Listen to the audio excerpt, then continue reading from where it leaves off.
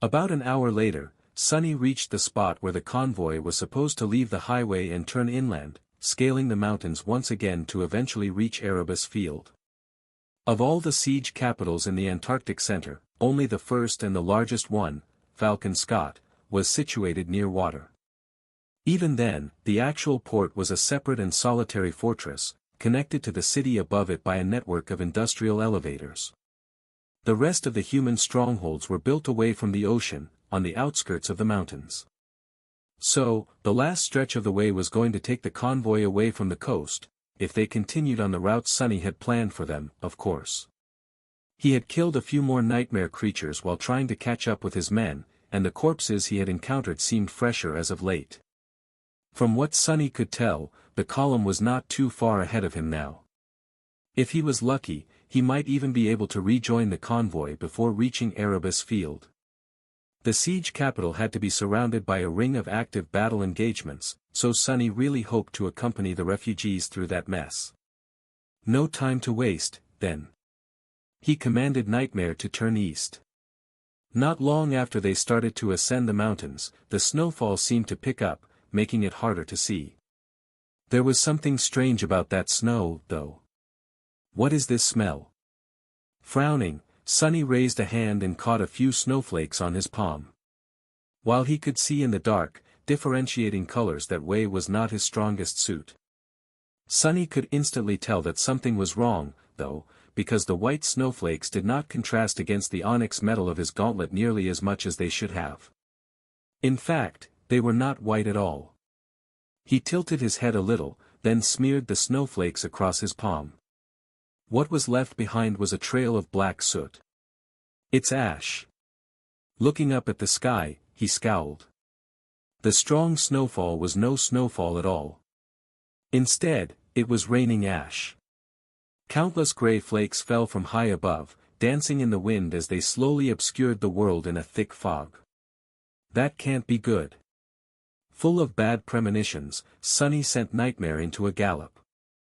They moved deeper into the mountains, following the twisted road. By now, Bloodweave had mostly dealt with the toxin, and his wounds were already healing. His essence was slowly being replenished as well, so overall, Sunny was in relatively good shape. Not enough to face something truly dreadful yet, but well on the way. Where the hell is my convoy? Just as he thought that, the scouting shadows noticed something ahead. Just short of the highest point of the nearest mountain pass, protected from the wind by tall cliffs, a group of battered vehicles was parked in a circle, with tired soldiers standing guard around it. He noticed Bell sitting on the roof of one of the transports, holding a sword in his hand. A sense of profound relief grasped Sunny's heart. They're fine. He let out a heavy breath, and asked Nightmare to go faster. A few minutes later, the figure of an infernal rider clad in fearsome black armor entered the circle of light surrounding the parked convoy. The soldiers flinched and raised their rifles, aiming at the frightening apparition. Sunny raised a hand. Don't shoot, bastards. What the hell is this, a mutiny? The soldiers blinked a couple of times, staring at him with wide eyes. Then, someone yelled. It's the captain. He's back. Thank the gods. Someone, tell the devils. There was no need to inform the irregulars, though. Bell was the first one to notice him, and just a few moments later, the whole cohort emerged from the camp to meet him. Sunny jumped off the back of Nightmare, patted the stallion on the shoulder, and then dismissed him. Then, he turned to his people. Kim was the first one to speak. Captain. You're alive. I mean, of course, you are. That rock of yours would have disappeared if you died. Luster grinned. See, I told you. Quentin glanced at him, then nodded with a smile. We shouldn't have doubted the captain, indeed. But, to be honest, sir, none of us believed that you would manage to stop a fallen titan, let alone live to tell the tale. All by yourself, no less. That is simply incredible. How did you even survive? Sunny stared at him blankly for a few moments, then said evenly. I didn't. As the members of the cohort looked at him with wide eyes, he scratched the back of his head and added. Being dead was not all it's cracked up to be, though, so I walked it off. Anyway, I found the empty transport on the highway. What the hell happened? The irregulars glanced at each other. Dorn sighed, then pointed to the convoy. It broke down in the middle of the road, sir. We had to stop and transfer the refugees to the other 3 vehicles. The abominations did not let us do it in peace, of course. It was a hell of a fight, but in the end, we managed to get everyone loaded up safely, broke through the crowd of nightmare creatures, and fled. We lost a couple of soldiers, but none of the civilians were seriously hurt. Sonny let out a heavy sigh. So, more people died. He closed his eyes for a moment. What is the situation now, then? Dorn's face darkened. The remaining transports are in bad shape and severely overloaded, sir. I don't think that they'll be able to travel for much longer. That was to be expected. Sonny waved a hand. Are they going to make it to Erebus Field, at least? And, by the way, why did you stop? Is there a large number of nightmare creatures between us and the city gate? None of the members of the cohort answered, which was strange in and of itself. What made Sonny really anxious, though, were the fallen expressions on their faces. What? Dorn remained silent for a bit, then turned his head in the direction of the mountain pass. It would be easier if we just showed you, sir. They walked through the camp, and then crested the slope of the pass.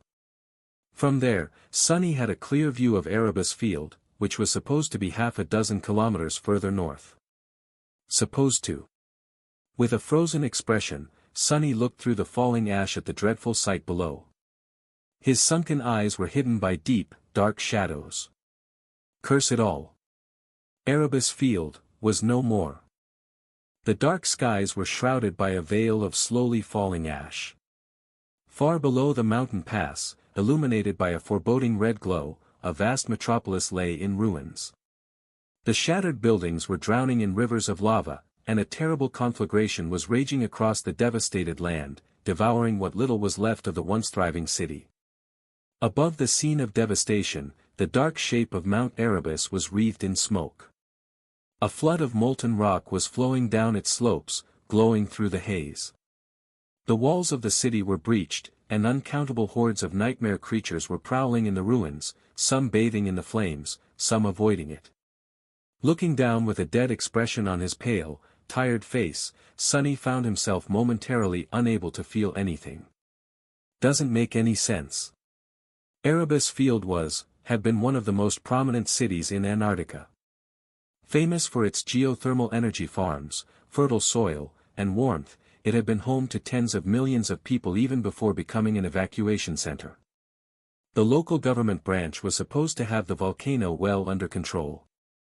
Even if all the safety systems they had in place were to suffer a cataclysmic failure, the city had possessed formidable fortifications long before being converted into a siege capital. With those in place and a whole division of the First Army working on reinforcing the defensive infrastructure, as well as the presence of hundreds of awakened and more than a few masters, Erebus Field simply could not succumb to something as mundane as a volcanic eruption. How did this happen? Sonny was supposed to guide the convoy to this stronghold, deliver the refugees to the authorities, rendezvous with Davis and his cohort of irregulars, and then resume acting in his usual capacity as the captain of a fast-response combat unit.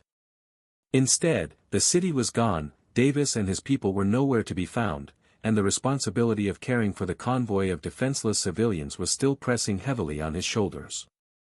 If anything, that weight had only become more burdensome. He was at his wits' end. With a sigh, Sonny rubbed his face, and then sat down on a nearby boulder. His eyes were still glued to the horrible scene below. He was simply unable to look away. The members of the cohort stood awkwardly around him, keeping silent. Sonny remembered that he was meant to be projecting an image of confidence as their leader, but was too rattled and angry to care. After a while, Bell cleared his throat. "We are awaiting your orders, sir." Quentin glanced at the swordsman reproachfully, then sighed. "None of us really knows what to do." The mood among the civilians is pretty dark, as well. Ah, everyone is a bit shaken, I think. We did check the maps, though. The next siege capital is to the northeast of here, over the mountains. About 300 kilometers away. Miss Beth and Professor Obel are currently searching for a good route. Sonny silently shook his head. There's no point. Siege capitals seem to be crumbling like sand castles these days. Who says that the next one will still be there by the time we arrive? If we even make it. The irregulars glanced at each other with uncomfortable expressions. After a poignant pause, Kim asked. What should we do, then? Sir. Sonny let out a heavy sigh, then looked north. After a few moments of silence, he said. Go to Falcon Scott. That is our best hope. Even if all other siege capitals fall, it will stand. It is the most fortified, and the First Army's presence is the strongest there. Most importantly, that is where St. Tyrus is. As long as she is defending the north, we'll be safe there. Sonny did not add that if something capable of taking Sky Tide out appeared, all of them would be better off committing suicide. Once saints started to die, mortals like them had no hope of making it out, really. He also did not mention that there were another 2,000 kilometers between them and Falcon Scott, twice as much as they had barely survived to get to Erebus Field from LO-49. Everyone here knew that, since the cohort had started this damned campaign at the distant northern stronghold. Returning to Falcon Scott would complete the calamitous circle. Granted, the situation would be slightly different as they moved further north. Since that was where the First Army had first established its presence, the territories between Erebus Field and Falcon Scott were far better entrenched than the desolate regions in the south, where the army had come last. There would be established evacuation corridors, or at least remnants of them. Supply depots, fortified outposts, well-maintained roads, perhaps they would even meet friendly forces on the way. Come to think of it, I should probably contact Army Command as soon as possible, to get detailed information about the big picture. The timing would be tricky, since the convoy was currently in a dire situation, with numerous nightmare creatures flooding the area. Sending even one irregular into the dream realm would diminish their ability to defend themselves, but it was better than remaining blind. His people needed sleep, anyway. Sonny lingered for a few moments, then said. Leave me for a bit. I need to think. Oh, make sure that the transports are as ready to move as they can be, while you're at it. He doubted that it would be safe to remain near the fallen city for long. The irregulars nodded, then backed off and headed toward the convoy's temporary camp. Left alone, Sonny forced himself to look away from the ruins of Erebus Field and stared up at the sky, which was dark and obscured by clouds of ash. Damn it. The 3 remaining civilian transports were overloaded and on the verge of irrevocably breaking down. Military vehicles should still be operational, but Sergeant Gear had probably run out of ammunition by now. What the hell am I supposed to do? As Sonny watched the sky, a black dot appeared above him. At first, he thought that it was just another flake of ash, but the dot moved too swiftly to be one. It dove down, slowly growing as it drew closer. A few seconds later, a black bird landed on a rock near him. It had glossy black feathers, smart round eyes, and a sharp beak that reminded him of spire messengers. With mild surprise, Sonny recognized it as a crow. He knew that one, at least. Birds were a little bit less extinct than mammals, so even though they were a rare sight in the outskirts, there were some. They usually did not last long, though. However, why is there a crow in Antarctica? Just as he thought it, the crow opened its beak and cawed. Its caws sounded terribly like words. Sa-ne. Sa-ne. As soon as the strange crow appeared, Sonny was ready to kill it. Summoning the Moonlight Shard would have only taken a split second, and a swift strike of his armored fist was going to do the job just as well. If it was an ordinary bird, of course. Which he seriously doubted. He did not expect the crow to speak, though. Sa-ne. Sa-ne. Is it calling my name? Sunny temporarily postponed his plans of killing the crow and stared at it for a bit. The crow tilted its head and stared back. Saw an A. He blinked, then shifted his vision and looked into the bird's soul. Sunny expected to see an orb of repulsive darkness, but what he saw instead were two radiant cores. The crow was an awakened monster, however, it was not a nightmare creature. Is it an echo, or am I losing my mind? Again. He hesitated for a little while, then said cautiously. Yes, I am Sunny. The bird jumped closer with a satisfied look, shook its entire body to get rid of flakes of ash clinging to the black feathers, and then cawed again. Jet! Jet! A spark of hope ignited in Sunny's heart. He studied the crow some more, then leaned closer and whispered. Did Master Jet send you? The small monster bobbed its head up and down several times. Jet! Send! Sunny closed his eyes for a moment, inhaling deeply. So she did not forget about me after all, huh? The crow appeared to be Soul Reaper's echo, which she had sent to find Sunny. It felt nice to be remembered. However, he was not sure how the black bird was supposed to help him, if that was Jet's intention at all. Was it simply a messenger to deliver new orders? Someone to guide him to Davis and his cohort of elite assassins? He hesitated for a moment. Why did Master Jet send you to find me? The small monster jumped a couple of times. Crow. Help. So it was not just a messenger. The echo was meant to assist him, somehow. Sunny tried not to get too excited. How are you going to help me? Are you going to lead me to Davis? The black bird silently shook its head, making Sunny frown. Why not? The crow tilted its head. Davies. Dead. Sunny let out a heavy sigh. So, pride was gone, his men probably hadn't made it out of Erebus Field, either. He did not know the cold man too well, but the loss of a full cohort of irregulars still hit him hard. Not to mention that Sunny's hopes of linking up with another powerful master were crushed. From what he knew, that was the first serious casualty the irregulars had suffered from the start of the campaign. His information was outdated, though. Who says that any of them are still alive? The irregulars, and especially their captains, were elites among elites. But with how unreasonably dreadful the chain of nightmares was turning out to be, at least in the Antarctic Center, there were no guarantees. Hell, he himself had all but died just a few hours ago. At least Soul Reaper was still out there, somewhere. A dark grimace appeared on Sunny's face. Looking back at the small bird, he asked in a dubious tone. How are you supposed to help me, then? The crow flapped its wings. Crow. Show. Sunny frowned. Show what? The bird stared at him for a few moments, then cawed again. Crow. Show. Then, it added. Saw an A. Follow. It wants me to follow it. He did not have too much trust in the mere awakened monster's abilities, but if Master Jet had sent it, then there had to be a good reason. In any case, Sunny did not have too many choices. Although he did not want to think it aloud, the convoy's situation was more or less hopeless. With failing vehicles and an ocean of nightmare creatures surrounding them, the chances that he would be able to keep the refugees alive were not too high. Sunny sighed, then nodded. All right. We'll follow you.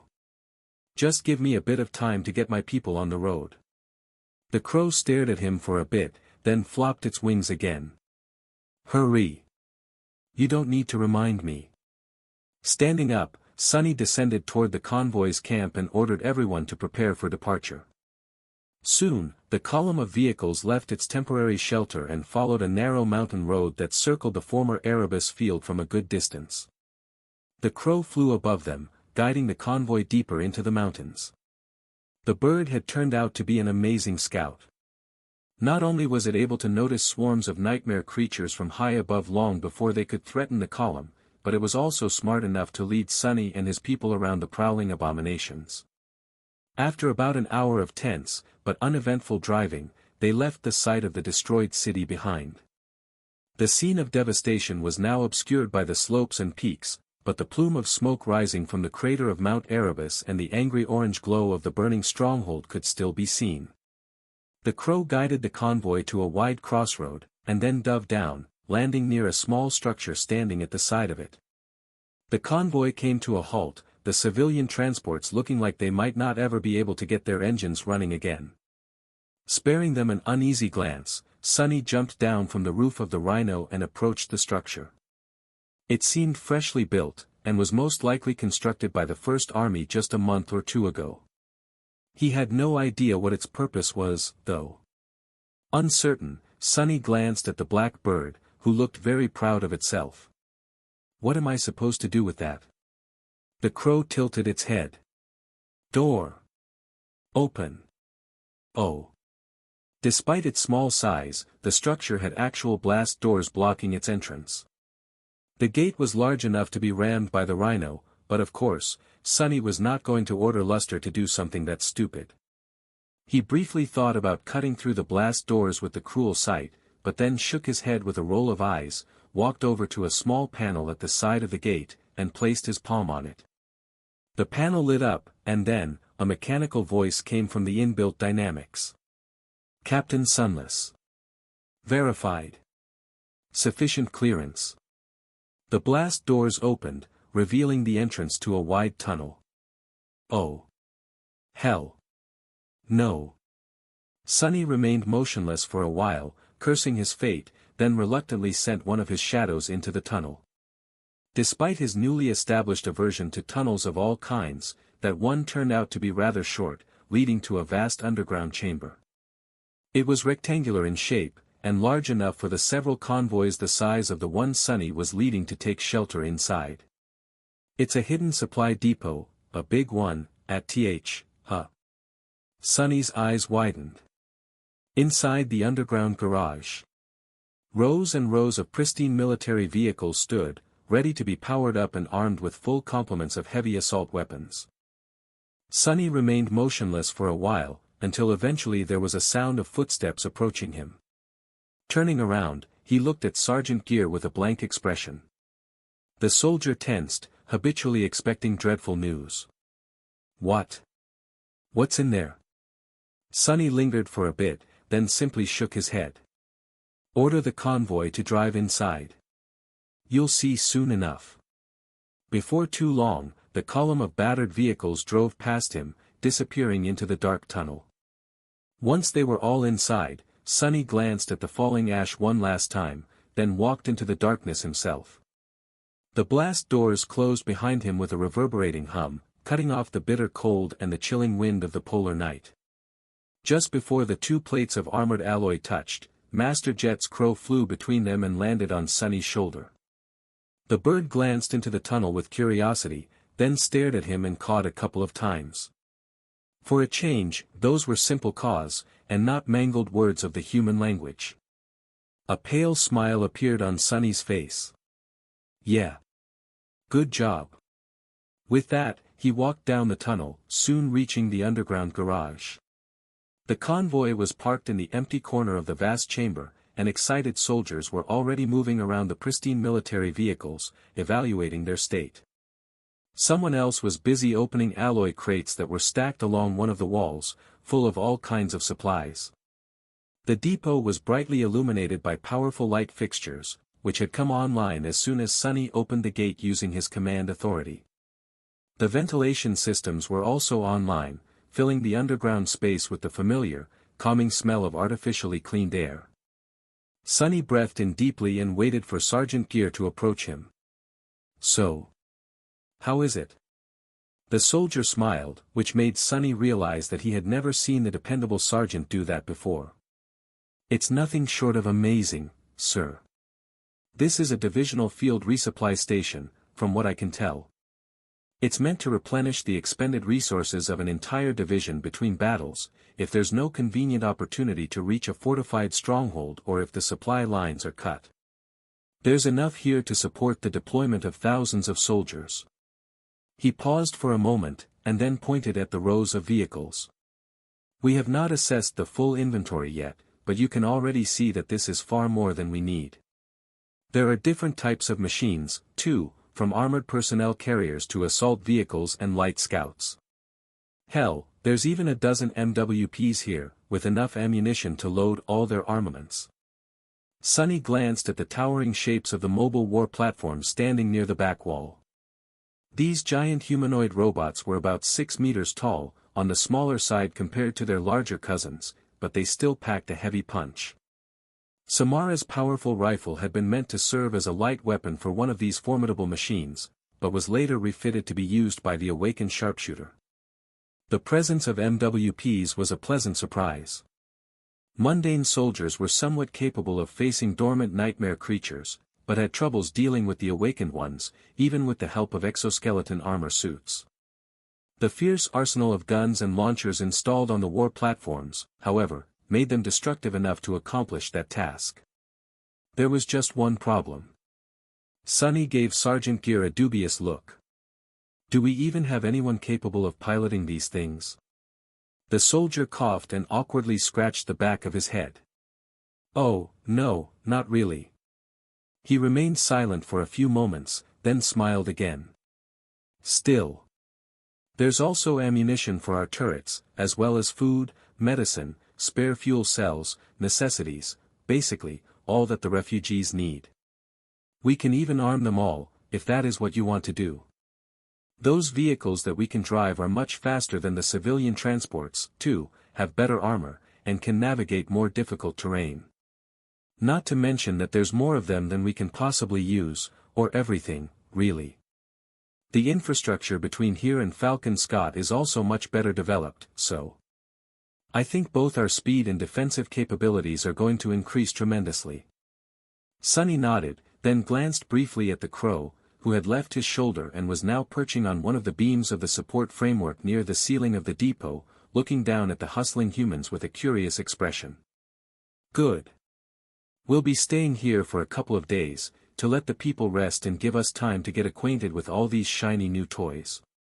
Make sure that everyone has a warm meal and a comfortable place to sleep." With that, he left Gear to figure out the logistics of settling in hundreds of refugees in an underground storage bunker that was not really meant to be used for such a purpose, and tiredly walked toward the Rhino.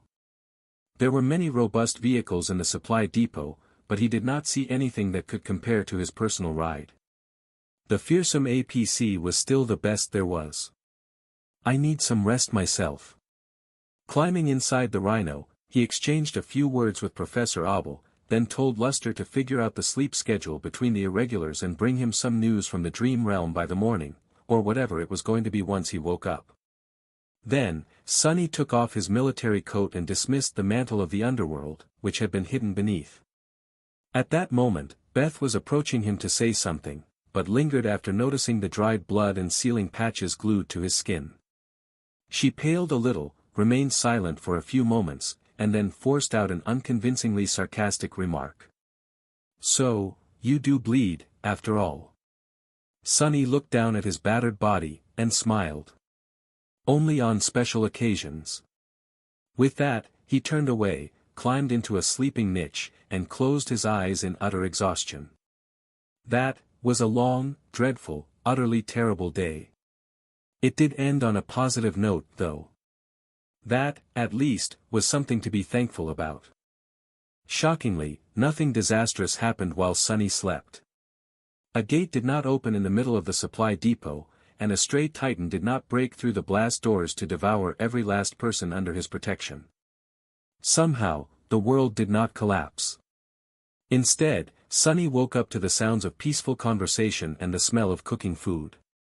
He remained still for a few minutes, then climbed out of the sleeping niche, checked on his healing wounds, and summoned the puppeteer's shroud to cover his bruised body. In the lounge area of the Rhino, several members of his cohort were eating a hearty breakfast. Surprisingly, Professor Abel was the one cooking, masterfully using rations scavenged from the depot supplies to create something that smelled unexpectedly tasty. Walking closer, Sunny heard Luster speaking with surprising enthusiasm. "Amazing! How did you even make this?" The old man chuckled. Ah, food was much more scarce during my youth than it is now. Ancient relics like me all know how to make a feast out of nothing, young man. Noticing Sonny, Luster pointed to his plate. Captain. You have to try it. He stuffed his mouth with something that looked like vegetable lasagna, which was rather strange, considering that military rations did not include fresh vegetables, and smiled. Oh. And we are also flush with water again. Shower is back online. That was a piece of surprisingly good news. The Rhino had a very robust water filtration system, but they had to start rationing it many days ago. The thought of an actual hot shower made Sonny smile. He sat down and curiously tasted Professor Obble's cooking. It was, indeed, rather delicious. Noticing his reaction, the old man chuckled. Everything pot slop. That's what we used to call this Frankenstein of a dish, back in my days. Times may change, but some things always remain the same. Sonny stared at his plate, and then frowned. What's a Frankenstein? Professor Obble gave him an amused look. Well, it is a fictional monster. A sort of jigsaw corpse reanimated by a troubled scientist. Actually, perhaps it was the scientist who was the monster. Sonny gave him an understanding nod. Ah, I see. A jigsaw corpse. I think I fought one of those before. Although it was more of a mountain of bones. I guess you could make bone broth out of that. The professor is really being too harsh on himself. His cooking does not taste like corpse meat at all. I should know. Ignoring the strange glance directed at him, Sonny shrugged and concentrated on his food. The first shift of the irregulars sent into the dream realm was not back yet, so there was nothing pressing for him to do. Sonny finished his meal in peace, then chatted with his men for a bit. One after another, they left to resume their work on preparing the convoy for eventual departure. Beth was probably dealing with the refugees, so she was nowhere to be seen. That left Sonny and Professor Obble alone with each other. The old man studied his face for a few moments, and then suddenly asked. How are you holding up, Captain Sunless? Sonny looked at him in confusion. Me? Fine. I guess. Professor Obble sighed. It must be hard, especially for someone so young. In this dire situation, you are responsible for the well-being of hundreds of people, but there is no one caring for your own wellness. So, that was why I asked. How are you, really? Sonny wanted to retort, but then thought for a while, and shrugged. Actually, it's a bit strange. Everyone here is fighting tooth and nail to survive. Most of them have no control over whether they live or die. Every minute might be their last, and they all know it, too. But not me. I am more or less safe. Unless I actively try to do something stupid, I will most likely survive even if the whole convoy is obliterated. My aspect makes it really easy for me to escape most dangers, you know. He hesitated, and then added with some uncertainty. So, the mental strain that I experience should be far less than that of all these vulnerable people. But, for some reason, it does not feel that way. I should not really care how many strangers die around me, but I do. It's like a mental hex, really, me caring, actually, it's exactly like that. Especially because I do find myself doing stupid things to prevent them from dying. Sonny frowned. Wait.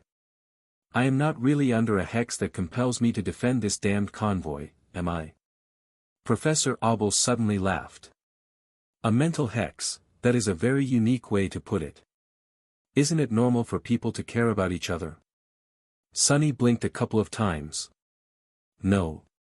Of course not. He shook his head, then added with slight bewilderment. No one ever cared about me, until I became powerful, and thus useful. That's just how things work. Sonny had been alone for most of his life. True, after becoming infected by the spell, he had made several good friends, but he had no illusions about the reason for the bond between them. If he had been someone weak and useless, people like Effie, Kai, even Nephi and Cassie, would have never wasted time on becoming close with him. And why should they? Well, there was Rain, too, but that was different. She was family, not a random stranger. Professor Abel let out a sad sigh and remained silent for a while. Eventually, he asked. So why do you think you care about whether the refugees and the mundane soldiers survive? Why are you risking yourself to help them? Sonny scratched the back of his head. That. I am actually not too sure myself. Maybe it's pride. These people are under my protection, so their deaths would demonstrate my incompetence. Makes sense. It is weird, though. I never really claimed to have something as useless as pride. The old man looked at him with a strange expression, then shook his head. Do you want to know what I think? Sonny raised an eyebrow. Yes. Professor Abel smiled. I think that you are giving yourself too little credit, young man. Sonny stared at him in confusion. Huh? What is that supposed to mean? The old man chuckled. Don't mind me. It's just an old man's rumblings, maybe you'll understand when you're my age. Until then, please keep caring for these poor people, stupid as it might seem. There's this one truth that I've learned after long decades, you see, humanity would have never survived without a bit of stupidity. The news Sonny's people brought from the dream realm was both disturbing and ominous. There was a wealth of updates on the state of affairs in Antarctica, but all of it was overshadowed by one simple fact. Army Command was seemingly unaware that Erebus Field had been wiped off the map. They knew that something had happened, but it was the members of his cohort who brought the first-hand account of the devastation to the dream realm, prompting an intense reaction. That did not bode well for Sonny.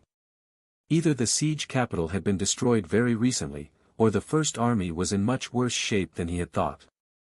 In any case, the situation meant that the validity of all information received from Army Command had to be taken with a grain of salt from now on.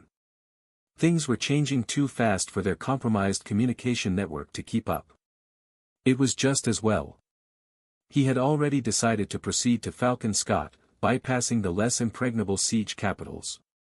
It was going to be their eventual destination, regardless, that much was clear. It seemed that the situation in East Antarctica was not as dire as the utter disaster of the Antarctic Center, which had much fewer soldiers and less resources allocated to it due to the smaller territory and population, but was being hit by the chain of nightmares much harder, for some reason. As a result, the previous plan was scrapped, and hastily replaced with a new one. The incoming naval convoys were going to be redirected to start ferrying the civilian population and the army contingent over the strait, to the larger and better protected eastern landmass.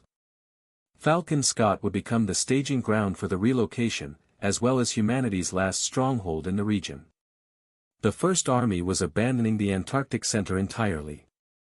So, there was no point in seeking shelter in any other siege capital, even if some of them could still be holding out. All divisions were going to retreat to Falcon Scott eventually, anyway, taking the civilians with them. Sonny sighed. Sounds like a plan. A plan that could very well end in disaster, but a solid one, nevertheless. Army Command was not entirely clueless. Master Jet had to have known about Erebus Field to send her crow after him, after all, so it was not like the entire leadership was compromised. It was just that there were gaps in the flow of information between the headquarters and the people on the front lines, which was detrimental, but inevitable for as long as the winter beast still lived. As much as it pained Sonny to admit it, everyone was doing their best in a terrible situation.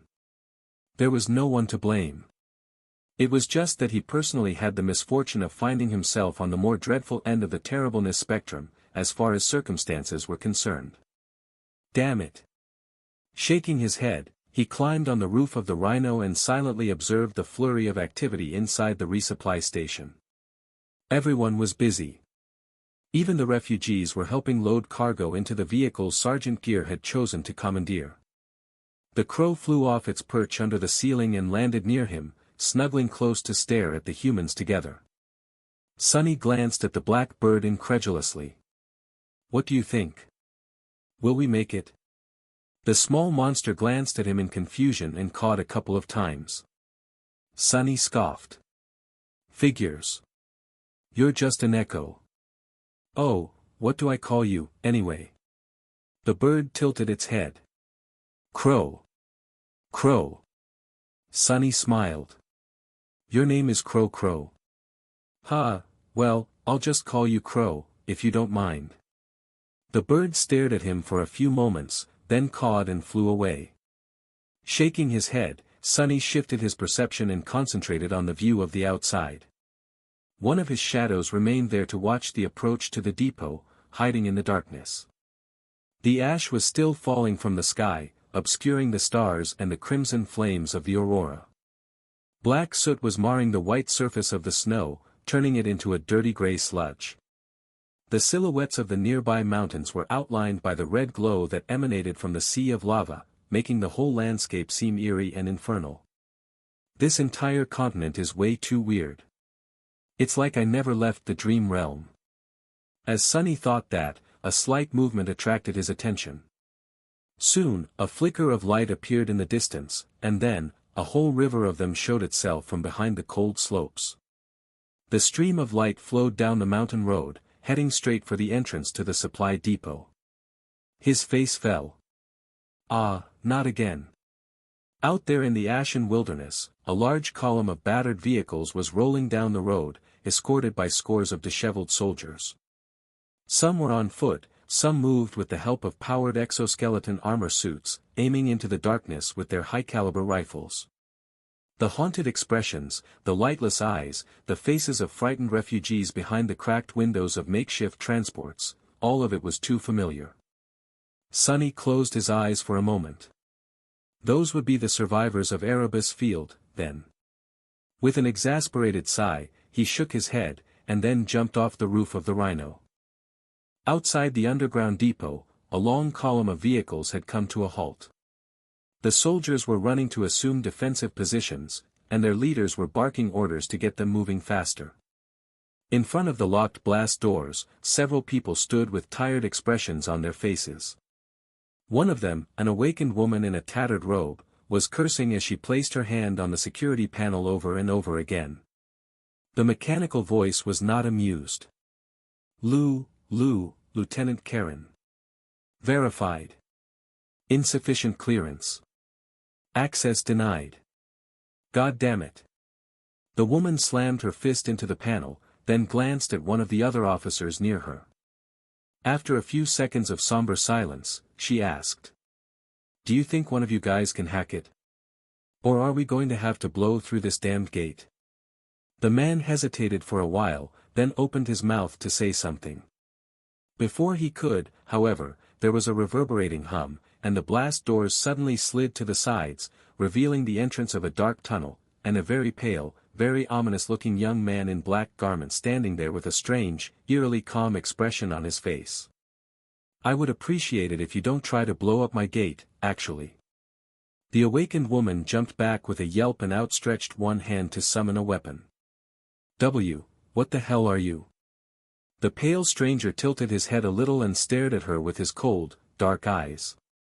Master Sunless, First Irregular Company. With that, he looked past the officers, at the long column of vehicles behind them. Suddenly, the young man's face grew a little lively. The awakened woman let out a relieved sigh. Oh, you're human, wait. Master? Glancing back at her, the young man suddenly smiled. Say, you wouldn't happen to have a few MWP pilots in that convoy of yours, would you? The new arrivals did, indeed, turn out to be one of the splinter groups of the Erebus Field survivors.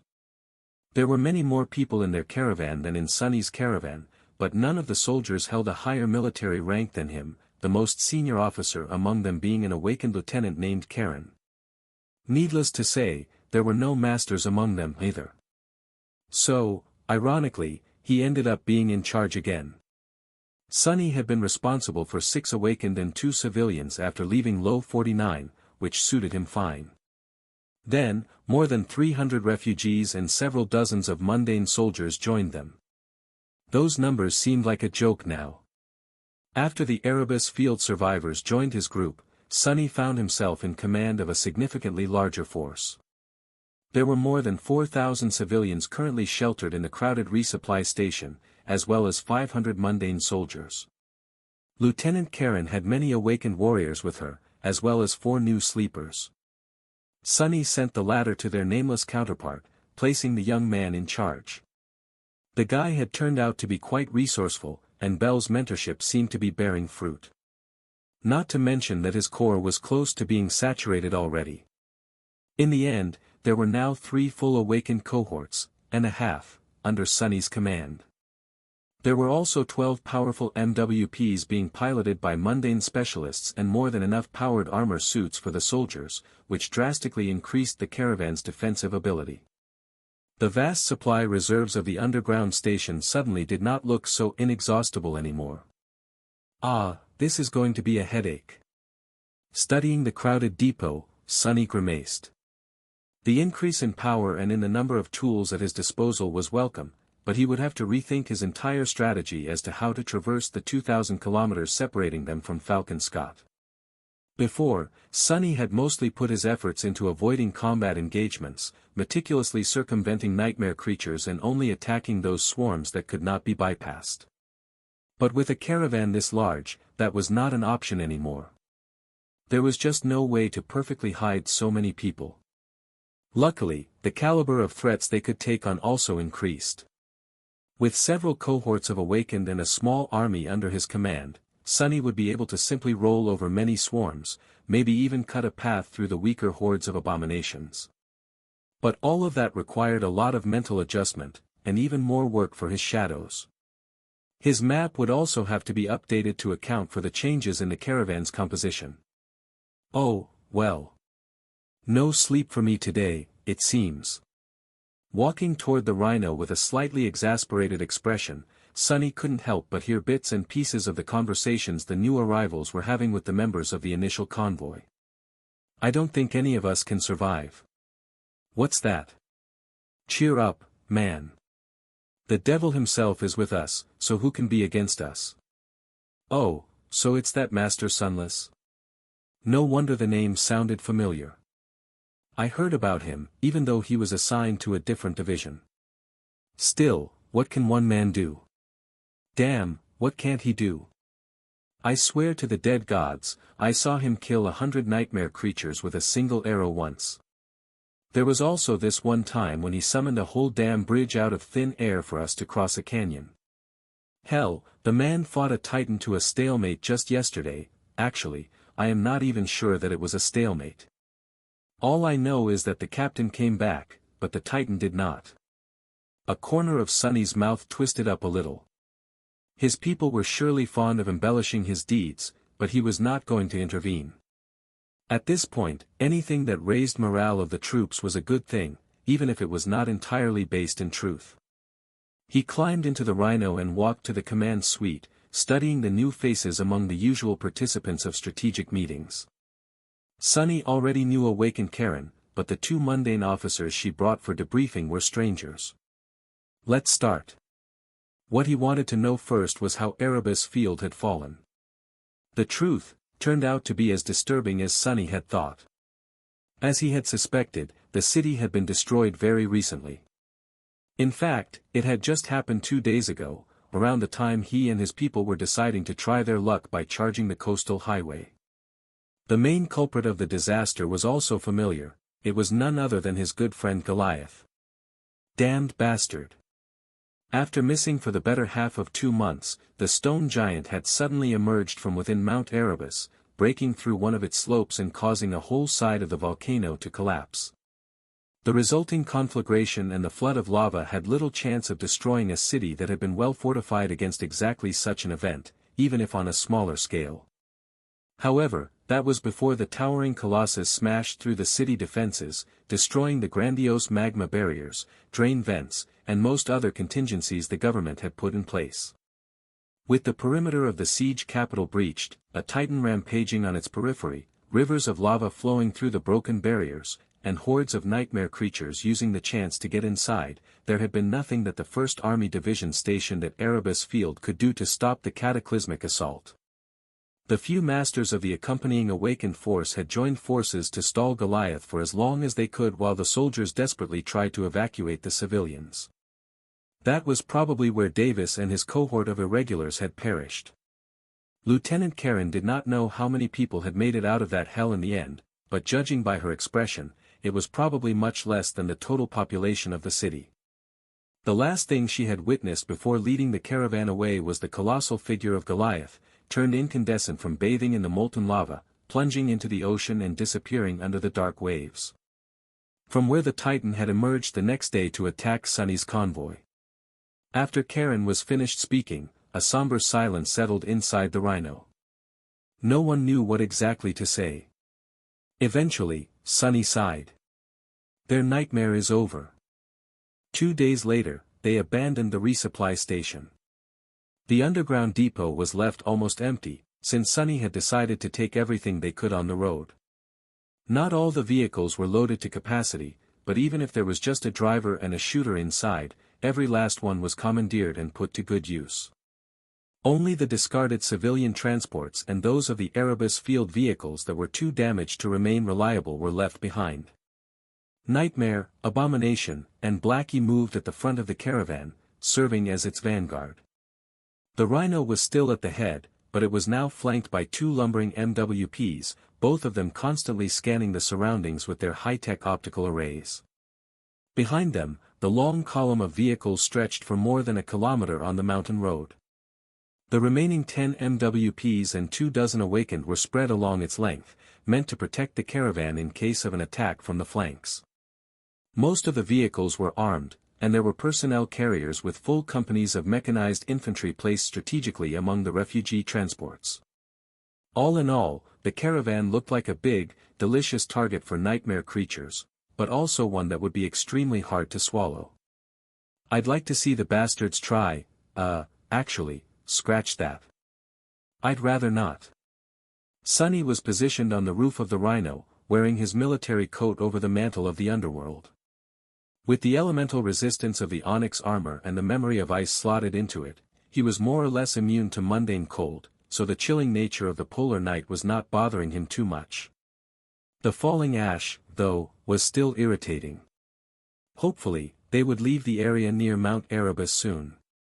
The wind was blowing in the other direction, which not only moved the clouds of ash away from the caravan, but would also make it harder for those nightmare creatures that relied on their sense of smell to detect the approaching humans far in advance. Still, he had no illusions that theirs would be a smooth ride. Luckily, Sonny was extremely well suited to serve as a guide. He had updated his map with as many details as he could and planned multiple suitable routes for the caravan. With his shadows scouting ahead and the crow keeping an eye out for hidden threats from high above, he was as informed about the surrounding area and the enemy movements as anyone could be. The shadows scouted most enemies long before the long column of vehicles approached, and the black bird with its magical eyes was able to notice anything that they missed. The combination was extremely effective. Information was the lifeblood of warfare, so Sonny had a considerable advantage. He was going to use it well to navigate the treacherous expanse of the Antarctic Center and reach Falcon Scott unscathed. His task had grown much harder because of the sheer size of the caravan, but on the other hand, the land they were traversing was also different from the complicated network of decrepit old roads in the south. The infrastructure between Erebus Field and the northern parts of the landmass had indeed been much more developed, and then expanded on by the First Army in the recent months to boot. Plus, they were moving away from the area that had been affected by the earthquake the most, so there were fewer signs of destruction and obstacles on their path the further north the caravan drove. The roads were wider and better preserved, the terrain was less rugged. It was not as flat and straight as the coastal highway, of course, but Sonny felt reluctant to return to the ocean just yet. Even if he did, it would only be to bypass an especially difficult region and then swiftly return to the mountains. Or not at all. At first, there were not too many nightmare creatures in the way, most of them that had been in the immediate area probably migrated to the ruins of Erebus Field and were yet to return. What little resistance the caravan did meet was promptly obliterated by the irregulars and Karens awakened. For the first day or so, the MWPs did not even have to fire a single shot. The next one brought more enemies with it, however. The caravan did not stop, with drivers working in shifts to keep it moving, so the destroyed city was now far behind them. Here, the abominations ran free, and plenty of them caught the scent of the large group of refugees. Swarm after swarm assaulted the column of vehicles, shattering against its defenses. The devastating barrage of bullets tore them apart, accompanied by arrows and magical projectiles tossed by the awakened. The MWPs let their monstrous Gatling guns and heavy mass drivers cut large swaths through the mass of abominations, sending swarms of explosive missiles flying from the mounted launchers from time to time. If the nightmare creatures got too close, destructive flamethrowers and awakened fighters made short work of them. If there were fallen or corrupted abominations among the swarms, Sunny and Nightmare charged forward before the creatures could do any harm to the refugees. With Sergeant Gear running logistics and organizing the mundane soldiers, Lieutenant Karen commanding most of the awakened, and Beth caring for the needs of the civilians, that was pretty much all he had to do. Dealing with the various powers nightmare creatures possessed was a bit challenging, but mostly, Sunny found himself unexpectedly free. Which was good, since he had plenty of time to address his tasks as the strategist and guide of the caravan, but still. Weird. Am I actually a little bored? Looking at the remains of another swarm that the column had all but rolled over, Sunny scratched the back of his head. He knew, of course, that this rate of progress would not continue indefinitely. In fact, they were bound to get bloodied as soon as he failed to lead the caravan past a real horde of nightmare creatures, which was getting harder and harder to do. That had not happened yet, though. Am I suddenly very lucky, or has my luck just been really terrible up until now? Sunny pondered about it for a few moments, and decided that it was probably both. The question was how long would the stretch of good fortune last? A few more days passed in the clamor of firing armaments and frenzied howls of dying nightmare creatures. The dark landscape of the Antarctic center flowed past the incessantly moving caravan, with the starlight and the undulating visage of Aurora Australis finally appearing from behind the clouds of ash, only to be devoured by the veil of snow. The blizzard was picking up again, making Sunny wonder if he was going to meet the second Titan raging in the region. He was not very enthused to make its acquaintance, to say the least. The journey was a strange one. Sunny was used to things going south fast, but the situation of the caravan was very different. Instead of something dreadful and devastating happening all at once, their circumstances were growing slightly more dire with every hour, bringing them closer to annihilation little by little. The confident pace the caravan had established after leaving the resupply station was long gone. Instead of rare skirmishes with weak swarms of nightmare creatures, they were now embroiled in a nearly unstoppable battle with the sea abominations flooding the northern reaches of the Antarctic center. The pressure on the awakened and the MWP pilots had increased tremendously, and the infantrymen had to bloody their bayonets on more than one occasion already. Worst of all was the inescapable corrosion that the multitude of gates were exerting on their tech. The military vehicles were shielded from the detrimental effects of the call to some degree, but very few had the same rare and expensive modifications as the Rhino had. They were managing for now, but there was no telling how long it would last. The problems were mounting. The casualties were mounting, too. During the harrowing push to Erebus Field, Sunny had lost only a handful of people to the vagaries of the spell and the deadly crucible of battle. Their losses were few enough to consider each one a poignant event. It was not so much for the current step of the journey. The caravan had grown too much, and the combat engagements they had to fight were too frequent and intensive to avoid losing soldiers. The attrition rate was not terrible, and in fact remained admirably low, but it seemed that every time Gear contacted him to give an update on the state of the column, more names had to be added to the list. Sunny was strangely bothered by it. He had thought that with the drastic increase in numbers, the loss of individual soldiers would not affect him too much, especially if the casualties were below expected. He had also thought that he would eventually grow numb to the news of people under his command dying. But he had not. The more of his soldiers died, no matter how few, the more bitter and angry he felt. However, the most powerful emotion he experienced was rather unexpected. Indignation. Sunny felt indignant about the fact that he was forced to watch good men and women die, to see mundane humans putting their lives on the line to protect the defenseless refugees, all the while the truly powerful ones were nowhere to be seen, embroiled into their own internal strife. Damned bastards. Maybe he wasn't cut out to be a leader, after all. That was not to say that Sunny was ineffective. On the contrary, he was doing a good job of leading the caravan and pretending to be an intrepid commander. However, it was all alien to him. It was something he was doing because the circumstances had forced him to, not because he wished to play that role. Living alone in the dark had been much more comfortable. Ah, good old times. There was another strange thing about the caravan's advance north, something that Sunny should have expected, but nevertheless failed to account for. Despite the slow attrition, the number of people under his command was not reducing. Instead, it was growing, ballooning, even. The further they drove, the larger the caravan became. There were other large groups of people who had escaped from Erebus Field, squads of soldiers that had lost contact with army command due to the blizzard, and evacuation convoys that had gotten stuck in a limbo after their destination was destroyed. All of them were happy to see a well-organized force moving north, especially since it was led by a master. So, they joined the caravan. Sunny could not really turn the stragglers away, and at that point, there was no point to. So, the 4,000 refugees under his protection turned to 5, then 6, and then 12. The 500 soldiers turned into more than 1,000. The 3 cohorts of awakened swelled to 7, and there were now 2 auxiliary sleeper cohorts instead of 1. There were many more vehicles, too. The bloated caravan stretched for 2 kilometers now, and showed no signs of stopping the rapid expansion. Looking at it, Sunny couldn't help but shake his head. That's just a recipe for disaster. At this rate, he was going to end up leading a whole division by the time they reached Falcon Scott. If they reached it. Hopefully, he would stumble on a colonel or 2 and push the command responsibility on them soon.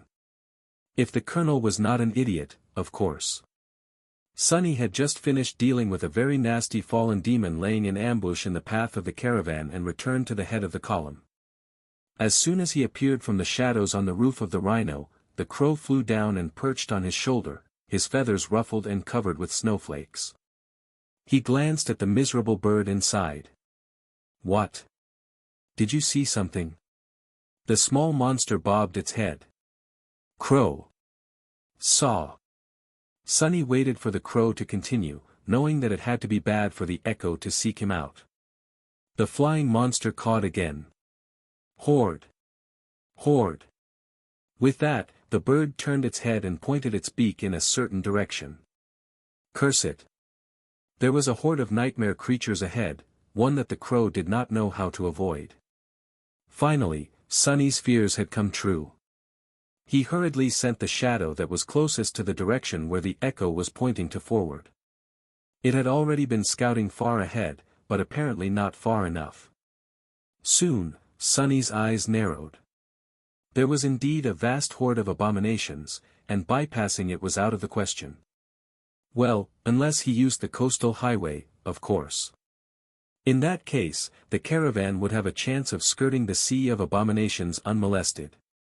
A slim chance, at that. They would also be risking a meeting with something even worse.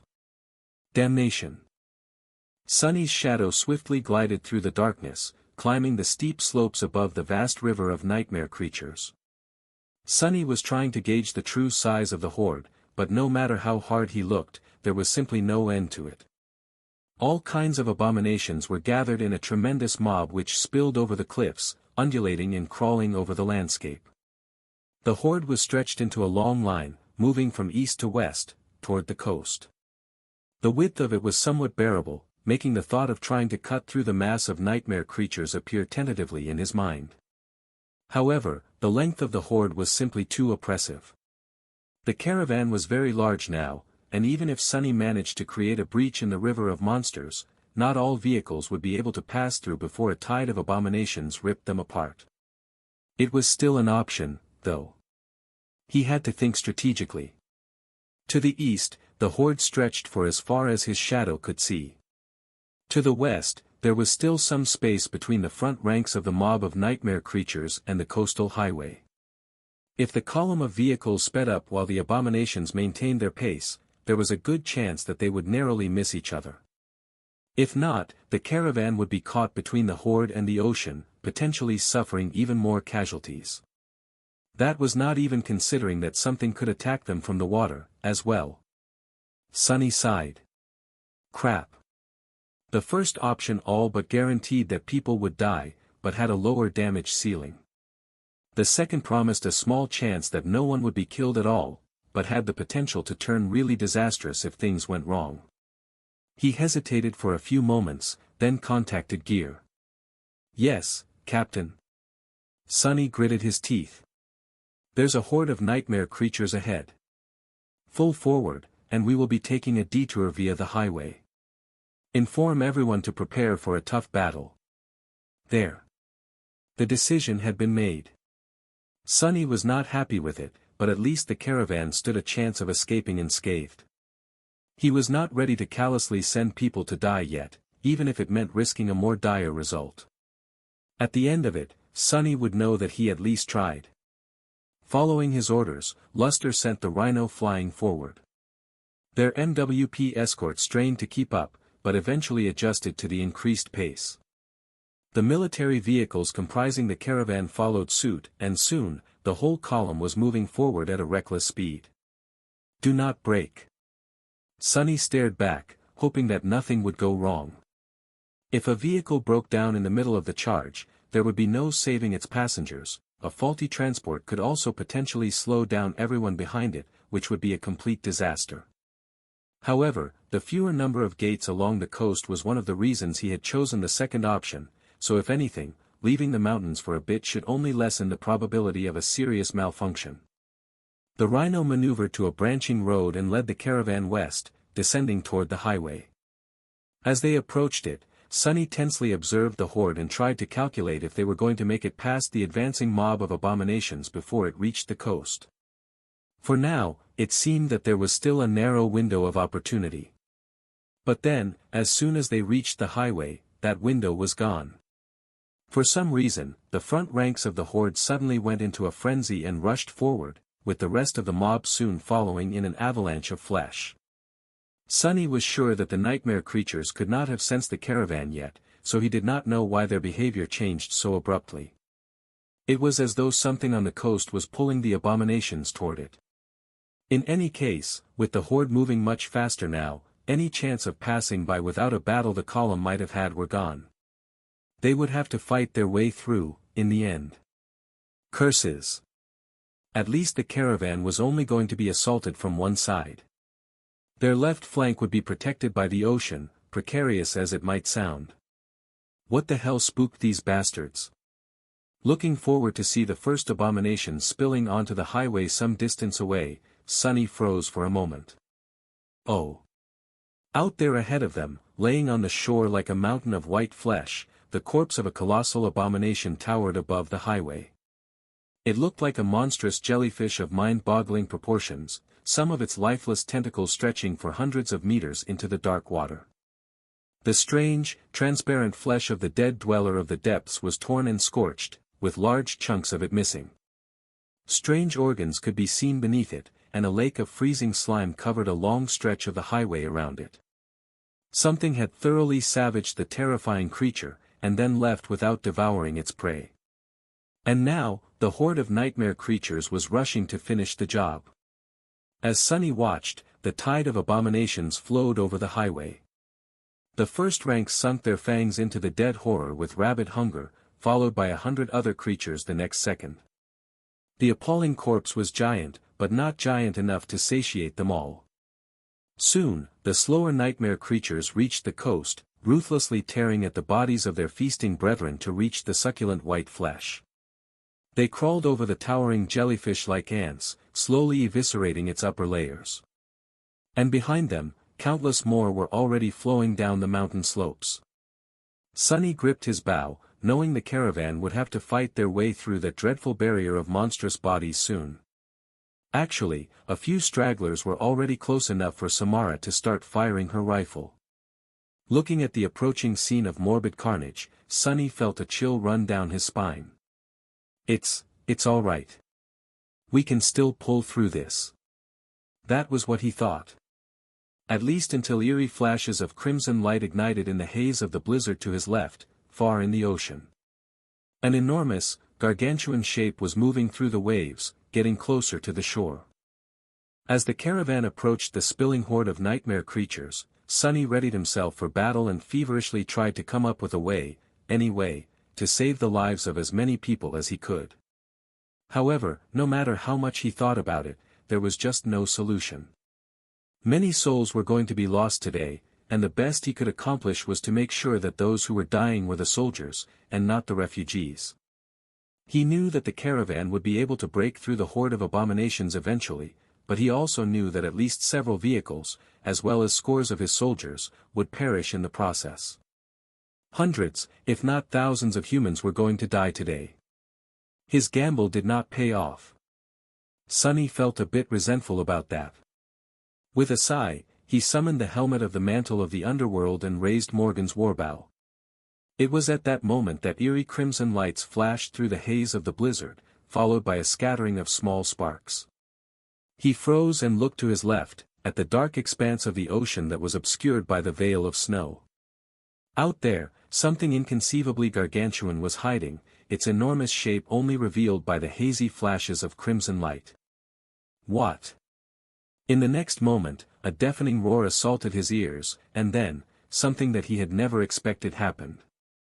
Ahead of the convoy, the mass of nightmare creatures were suddenly torn apart by a series of earth-shattering explosions. Bits of concrete, flesh, and bone flew into the air, creating a cloud of red fog. A moment later, flowers of angry red flame bloomed on the slope of the mountain, obliterating even more abominations. The whole world trembled. Sunny's eyes widened as he swiftly looked back at the ocean. The wall of the blizzard had been unmade, as well. And although the breach in the snowstorm was already closing, he still managed to catch a glimpse of the source of all that carnage. The gargantuan shape drifting on the waves, was a massive, battered battleship. He thought he even recognized the lines of its mangled alloy hull. The vessel was strangely slanted, one of its sides resting much lower than the other one, the deck railings almost touching the water. Its hull was marred by terrible scars and breached in many places, with some of the holes being large enough for the rhino to drive through, and was just what remained above the surface. The bow of the ship seemed shattered and deformed. It was a mystery how the vessel remained afloat. And yet, it was still capable of firing its armaments. The crimson light Sunny had seen were the batteries of starboard cannons unleashing hell, and the scattering of sparks was the salvo of missiles being launched from their nests. As Sunny watched, the ghostly battleship fired another barrage of heavy explosive rounds at the horde of nightmare creatures, this time aiming entirely at the slopes of the mountains. He blinked. I'll be damned. Did they really receive reinforcements? Sunny did not know where the wrecked vessel had come from, but he was not going to waste this opportunity. The intention of the unknown captain was clear. The first salvo somewhat cleared the highway, and the second one overshot it by a good degree, slamming into the mountain slope and obliterating a large swath of advancing nightmare creatures. Cutting off those who still remained on the road from the rest of the horde, for now, while simultaneously opening a path for the caravan. That was his chance. Silently thanking the daredevil who had used the sinking ship to come to their rescue, Sunny drew his bow and sent the strike of thunder flying forward. A moment later, it hit the mountain of white flesh, electrocuting scores of abominations that had been fighting to devour the giant jellyfish just a few moments before. All forward units, attack. The MWPs running beside the rhino simultaneously raised their bulky hands and opened fire. Their accuracy while on the move was not too great, but that was not important when massive Gatling guns were involved. Streams of heavy rounds whipped across the surviving nightmare creatures, ripping many to shreds. A moment later, two swarms of missiles shot from the shoulders of the lumbering machines, adding to the chaos. From somewhere further behind, heavy-duty mass drivers joined the fray, with the turrets of the assault vehicles soon following. The front of the caravan had once again formed into a wedge to open lines of fire for more attackers. Only this time, there were many more vehicles, awakened, and war platforms shooting. The already thin front rows of the mass of nightmare creatures covering the highway were all but erased from existence by their onslaught. A moment later, the rhino plowed into the remaining stragglers, painting itself with red. Sunny sent several arrows flying, and then dismissed his bow, summoning the cruel sight instead. As soon as he saw the APC clear the stretch of the road obstructed by the horde, he stepped through the shadows and appeared in the thick of the enemies descending from the mountains. Even though most of them were being destroyed by the continuous barrage from the mangled battleship, many were still getting through. The cacophony of bestial howls, thunderous explosions, and roaring artillery strikes was shaking the world, but he did not let it distract him. Now that the head of the caravan had broken through the blockade, the battle was not over. On the contrary, it was just starting. They had to hold back the tide of monsters to let the whole column drive through the created corridor, and then stall the abominations to let it escape. Moving with practiced grace, he butchered a lunging monstrosity that resembled a wingless bat, and then crushed another creature's skull with the butt of his spear. The dying wish weaved itself into existence, summoning the ire of the frenzied horde upon him, but also inspiring his soldiers. One after another, the cohorts of the awakened joined Sunny in building a wall of sharp steel along the edge of the highway. The MWPs stood behind them, drowning the mountain slopes with hellfire unleashed by their flamethrowers. Several personnel carriers stopped, releasing companies of mechanized infantry, each soldier clad in an exoskeleton suit of powered armor and carrying a heavy rifle. In a matter of minutes, the safe corridor was secured. Now, all they had to do was hold the line and show the abominations what the First Army was really made of. Devil is with us. Show them hell. Burn in fire, you wretches. Sunny was rather surprised by the enthusiasm the soldiers who had just recently joined his caravan were showing. Well, he was not going to complain. Maybe it was the effect of the dying wish, or maybe they just wanted to avenge Erebus Field and wash off the shame of defeat off their souls. Thrusting the cruel sight into the open maw of a fallen abomination, he suddenly felt a strange jolt run through the mantle of the underworld. Suddenly, the onyx armor felt slightly lighter. What is that about? Shaking off the weird feeling, he jerked the corpse of the nightmare creature off his spear's blade and looked around, searching for another target. Sunny and his soldiers held back the abominations while the long column of vehicles drove through the cleared corridor. The pressure the horde was exerting on them was dire, but not impossible to overcome thanks to the artillery support from the mangled battleship. The awakened and the mundane soldiers worked together, aided by the lumbering MWPs and assault vehicles. Soon, the whole mountain slope was torn apart and enveloped in flames. An angry red glow spread through the blizzard, making it seem as though the snow itself was aflame, and the sounds of firing armaments, detonating explosives, and bestial howls fused into an ugly, deafening litany. Sunny was busy dealing with the most threatening abominations, moving through the shadows to reach them in time. His swift figure appeared from and disappeared into the darkness, leaving a trail of death and devastation behind. Sometimes, it almost seemed as though he was existing in several places simultaneously, which fueled the zeal of his soldiers. For now, the line of defenders was holding. And every minute they did, more vehicles drove past the monstrous corpse of the giant jellyfish to clear the battlefield. So far so good. At some point, the cannons of the battleship grew quiet, and the rain of artillery shells stopped. Either the vessel had run out of ammunition, or the stress of sustaining the heavy barrage had turned out to be too much for its already failing hull, causing it to sustain even more damage. In any case, by that point, most of the caravan had managed to pass the advancing horde. With artillery bombardment gone and no killing field between them and the highway anymore, a flood of nightmare creatures rushed forward, aiming to slam into the defensive line of humans and rip them apart. That was when Sunny finally utilized shadow manifestation. He had not used it before in order to conserve essence for this exact moment, but now there was no point in holding back anything anymore. Rows of dark spikes rose from the ground, obstructing the advance of the abominations and forcing some to impale themselves on their sharp tips. Pushed from behind by the frenzied mob, more were run through, perishing right there and then. Others were simply slowed down. The spikes were soon destroyed, but their job was already done. The momentum of the horde was stalled, and the MWPs were able to create a wall of fire in its way. A few moments later, burning monsters burst through the flames, lunging at the defensive line with rabid rage. They were met by sharp steel and a rain of bullets. "Hold! We are not done yet." Following his command, the soldiers held. The awakened were burning through their essence, while the mundane fighters were exhausting their ammunition, but they held. 1 minute, then 2.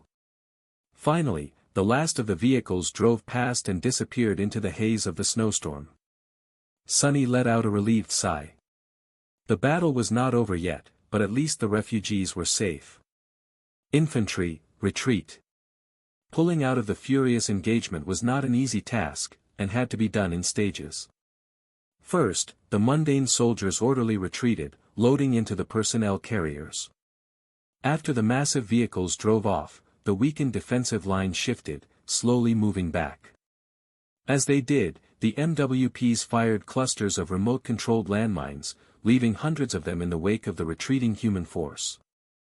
Once enough of the pushing nightmare creatures entered the blast zone, the mines detonated, momentarily shaking the world. The defenders used that moment to abandon the battle. The awakened jumped onto the roofs of waiting vehicles, which then sped away. The MWPs followed, turning their torsos 180 degrees to continue firing back as they ran. Sunny was left alone to face the wrath of the bloodied horde. Well, not quite. Nightmare emerged from the shadows with fury and bloodlust burning in his crimson eyes. Looking at the approaching tide of abominations, Sunny smiled coldly. "Come at us, bastards." The shadows surged around him, shooting forward like dark chains. At the same time, the cruel sight shined with incandescent light. He used the chains and walls of shadows to funnel the nightmare creatures, killing and maiming as many as he could with his spear. Nightmare rampaged in their midst, too swift to be caught and brought down, at least for now. But then again, they were not going to linger for long. All Sunny had to do was buy his soldiers time to put some distance between themselves and the enemy.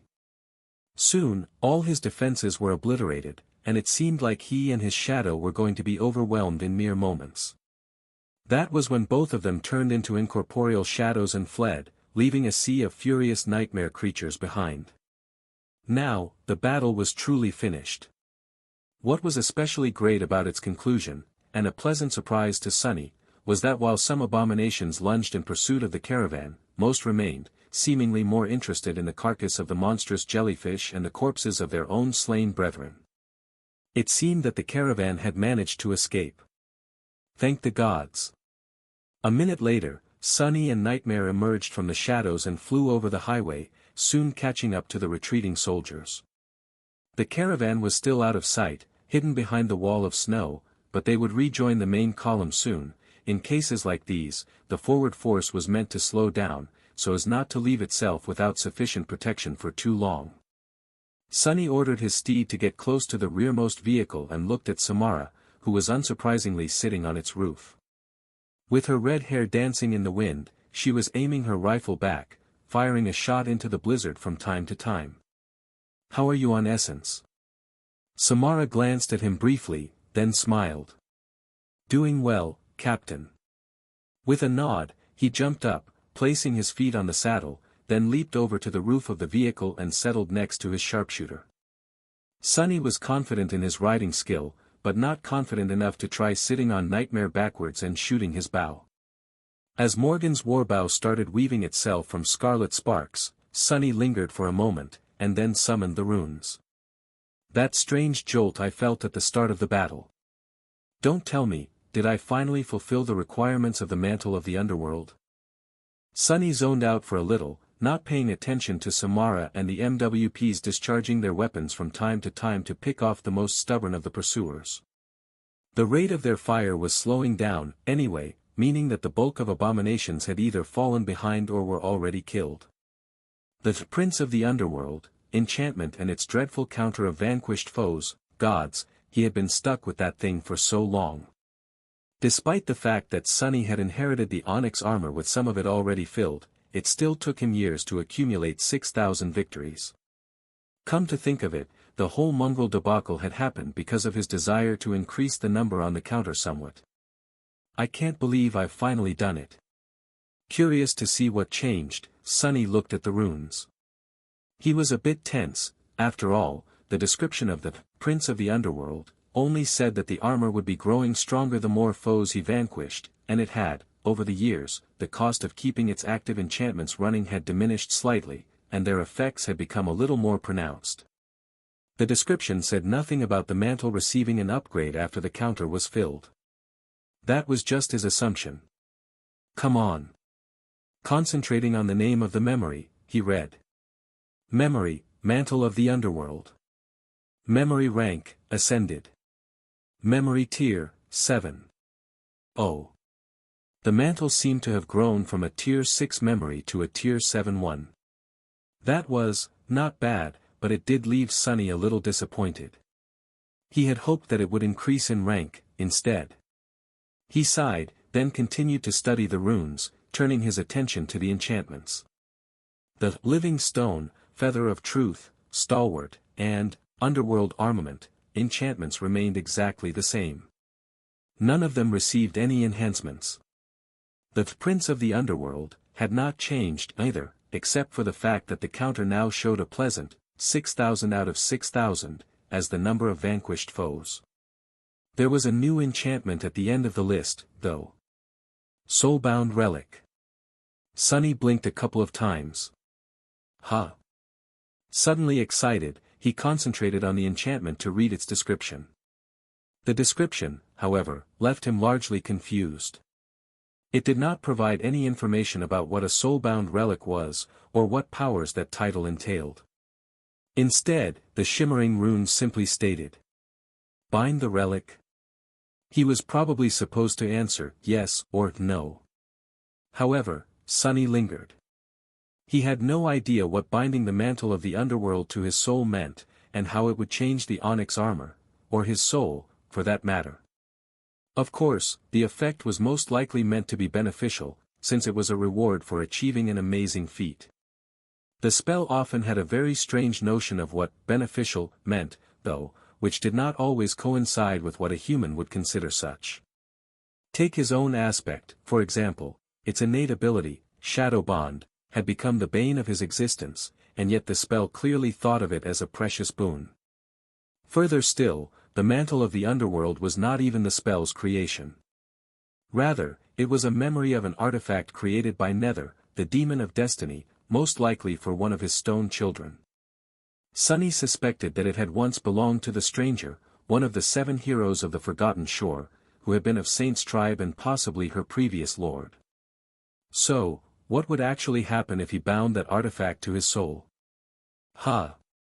He hesitated for a while, then dismissed the runes. Not because he had decided against activating the new enchantment, but rather because his shadows had noticed something strange on the road ahead, the tail of the caravan. The caravan, for whatever reason, had stopped. Damn it. That was outside the scope of the action plan he had established. Luster was not supposed to stop the rhino unless something truly drastic happened. Sunny prepared himself for the worst, but then relaxed a little after discovering the reason for the unexpected turn of events. It was honestly hard to miss. Slightly ahead of the convoy, beached on the cold shore, the mangled battleship that had helped them break through the horde of nightmare creatures towered like a vast mountain of metal. Up close, the damage done to it looked even more dreadful. Its hull was full of holes, and most of its cargo hold seemed to be full of water. It was obvious that the proud vessel would never sail again. People were emerging from the breaches in the hull, looking like tiny ants as they loaded into lifeboats and headed for the shore. Some of them had already reached land, and were now talking to a small crowd of soldiers from the caravan. Sunny let out a relieved sigh, told Samara to establish a perimeter around the rear of the column, and jumped off the vehicle, turning into a shadow. Gliding to the front of the caravan did not take him long. Returning to his human form near the rhino, Sunny dismissed the helmet of the mantle and headed toward the welcoming party. I should really thank whoever was in charge of that battleship. They saved our skin back there. As he neared the small crowd, he heard a pleasant, but strained voice asking a question. Your commanding officer, then? One of the soldiers responded. Oh, that would be the devil. I mean Captain. The representative of the ship interrupted him, sounding surprised and a little tense. Your commanding officer, is a devil? The soldier grunted. Not a devil. The devil. But don't worry, sir, it's just a nickname. I think. At that moment, Sunny finally reached them and saw the speaker. His eyes widened a little. Tall, handsome, with black hair, and eyes of an unusual, beautiful indigo color. No wonder the voice sounded familiar. Neve. The Nightwalker seemed a bit ragged and worse for wear, but it was unmistakably Master Neve of the House of Night, his temporary pal. Hearing Sunny's voice, Neve looked away from the soldier he had been talking with, then lowered his gaze a little and smiled in surprise. Sunless? Wait, is it really you? How are you here? Sunny coughed awkwardly, then glanced at the talkative soldier with murder in his eyes. Ah. That's me, actually. I'm the devil, in charge of delivering these fools from hell. Neve stared at him in bewilderment for a few moments, then glanced at the column of military vehicles that stretched far into the distance. You are the commanding officer. Things must have changed, then, not that I'm complaining. It's actually great to see a familiar face. I just thought that you were supposed to be in charge of a single cohort of elite awakened. Sunny sighed. Yeah, well, the situation is a mess, so I ended up being in charge of an entire battalion instead. As well as around 12,000 refugees. Anyway, thanks for the rescue. I really owe you one, Neve. That battle could have turned ugly without your ship's support. He studied the gargantuan shape of the beached vessel, finally recognizing it as the battleship that had delivered his cohort to Antarctica several months ago. Or what was left of it, rather. Neve let out an amused chuckle. Ah, yes, the rescue, truth be told, it is us who need to be rescued. As you can see, the ship is not exactly in great shape, and the crew, the ones who are still alive, are not in any way prepared for a long land-bound march across Antarctica. We are only truly capable at sea, and even then. He glanced at the mangled remains of the fearsome vessel. Ah, the sea turned out to be more capable than us, in the end. In any case, your caravan is pretty much our best hope. So, do you maybe have space in these vehicles for a few thousand shipwrecked sailors? Give or take. Sunny stared at him for a few moments, then smiled. Sure, no problem. That can be arranged. There's a lot of useful stuff left in those cargo holds, I assume. Come with me, and we can discuss the details. How the hell did your ship end up here, anyway? Wasn't the convoy supposed to be coursing between Falcon Scott and the Northern Quadrant? As it turned out, Neve's vessel was one of those that, like Ariadne, had been reassigned to patrol and relocation duty after the situation in the Antarctic Center worsened with the appearance of hostile titans. His last orders were to scout and secure the stretch of the coastal highway between Erebus Field and the northern parts of the landmass, probably for the upcoming exodus of the First Army to Falcon Scott. Sadly, Erebus Field had been destroyed, and the battleship met an adversary that was a little bit too tough for it. In the end, they had managed to kill the monstrous jellyfish, whose corpse eventually washed up on the shore, but not before sustaining catastrophic damage.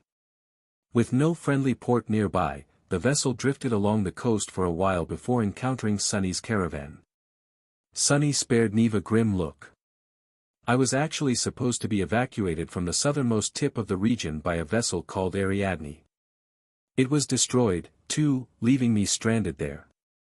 What was Army Command thinking, separating individual battleships from the convoy? Wasn't it obvious that it would be too dangerous for them to sail alone? The tall Nightwalker sighed somberly. Not as obvious as you might think. The coastal waters are not usually that dangerous, when compared to the true deep sea.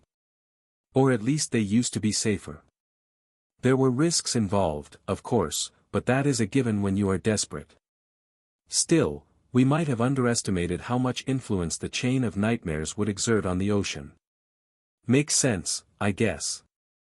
Sunny was not surprised that Army Command had chosen to send the division spread across the Antarctic center some naval support. Logistically, it was a risky, but somewhat necessary decision, considering that the winter beast had shut down the entire communication network across the landmass. And it was not like Neve's battleship had been immediately sunk. The fearsome vessel operated along the coast for close to 2 months before stumbling on the abominable jellyfish and suffering a Pyrrhic victory that led to its demise. If anything, Sunny was more surprised that the House of Night had agreed to play ball. Since when were the great clans so altruistic? That's a conversation for later. For now, both Neve and Sunny had a lot to do. The structure of the caravan had to be reorganized to make room for the surviving sailors, the sailors themselves had to disembark and reach land, the maimed battleship had to be scoured for anything that could be useful for the long journey to Falcon Scott. All of that required time, which meant that the column would remain static for a while. A proper defensive perimeter had to be established, guard duty shifts had to be set, refugees needed to be fed and cared for. Sunny might have as well given an order to make camp, but he was extremely reluctant to remain on the coast for an entire night. So, all these things had to happen fast. Luckily, he was not the only master defending the caravan anymore. Even though most of Neve's powers seemed to have to do with water, he was still an ascended, more than that, he was an ascended from a great clan. The Nightwalker was an absolute elite among fighters, with long years of battle experience under his belt and a vast arsenal of powerful memories stored in his soul. Having someone like that by his side made Sunny feel much more confident in their chances of reaching Falcon Scott in one piece. But, coming back to a vast arsenal of memories. Sunny looked at Neve with a strange expression on his face. The handsome man noticed it and raised an eyebrow in confusion. Yes.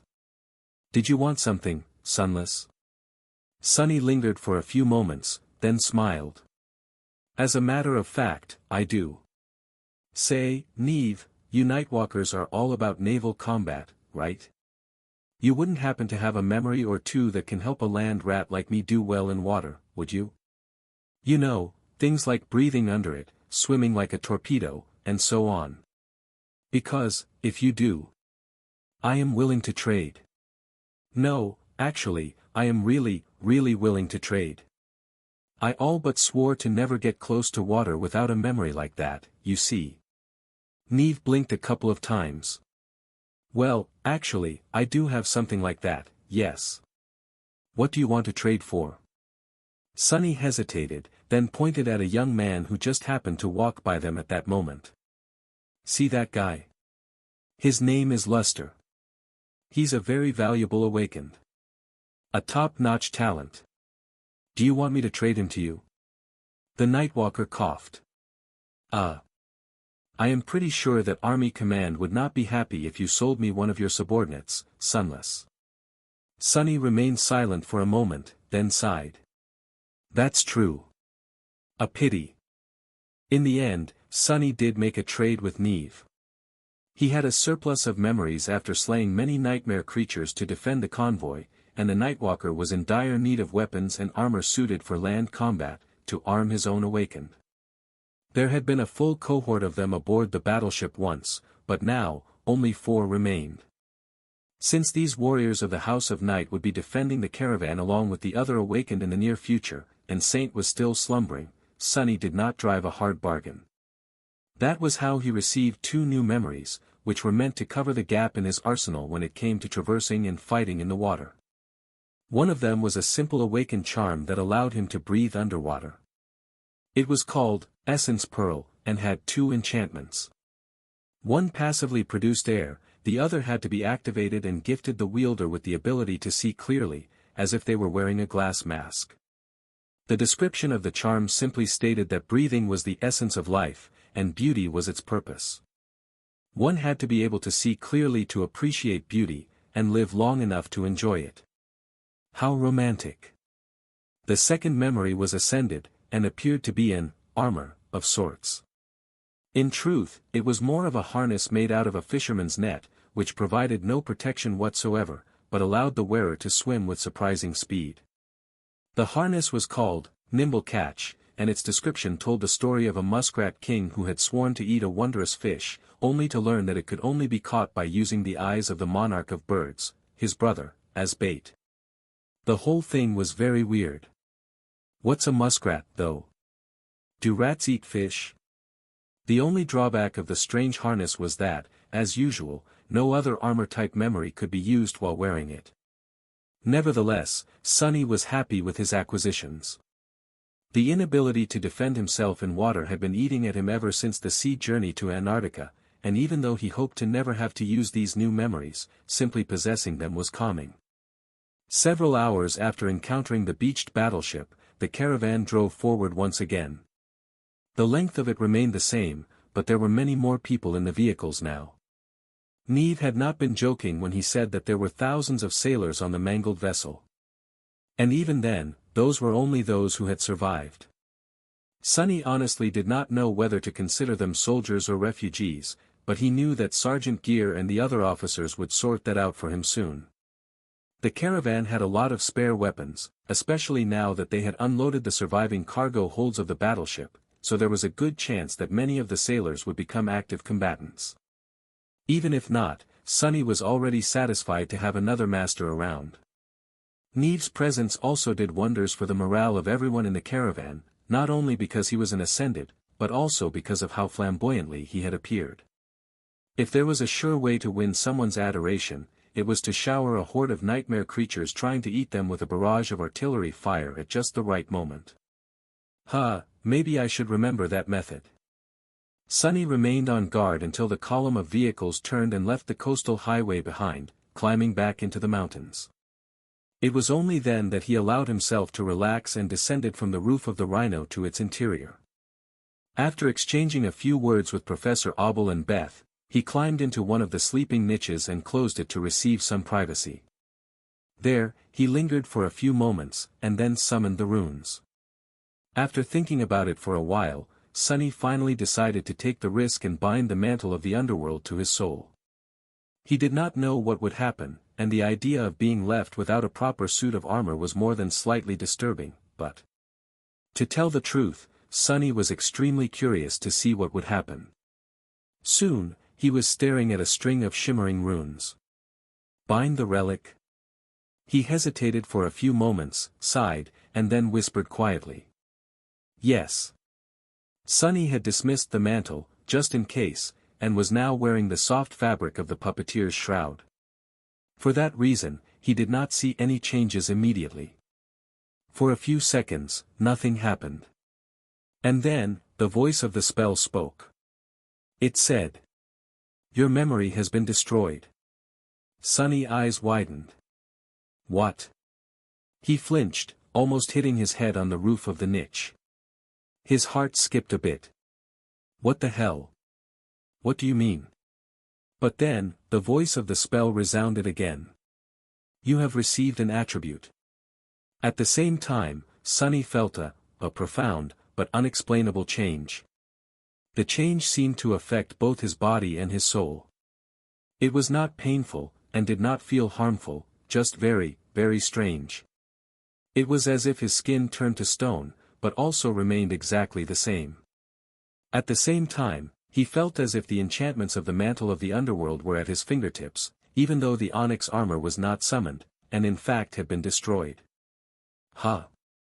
Sonny remained motionless for a while, trying to understand what had happened to him.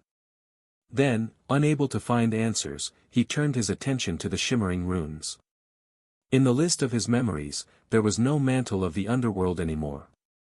However, he now possessed a new attribute. Holding his breath, Sonny read. Attributes: Faded, Flame of Divinity, Master of Shadows, Blood Weave, Bone Weave. And there, a new string of runes appeared at the end. Attribute: marble shell. Marble shell. Sunny stared at the runes with a thoughtful expression on his face, then concentrated on them. Immediately, new strings appeared in the air, forming a description. Attribute, marble shell.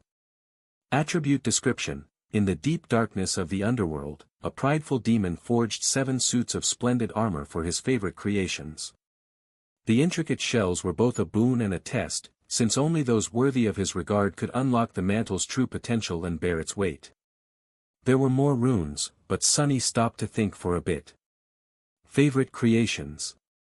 He knew that Saint and her kind were an artificial race created by Nether, the ruler of the underworld and the demon of choice, or destiny, depending on how one decided to translate the runes. He also knew that Saint's armor bore a strong resemblance to the mantle of the underworld, although it was not quite as impressive.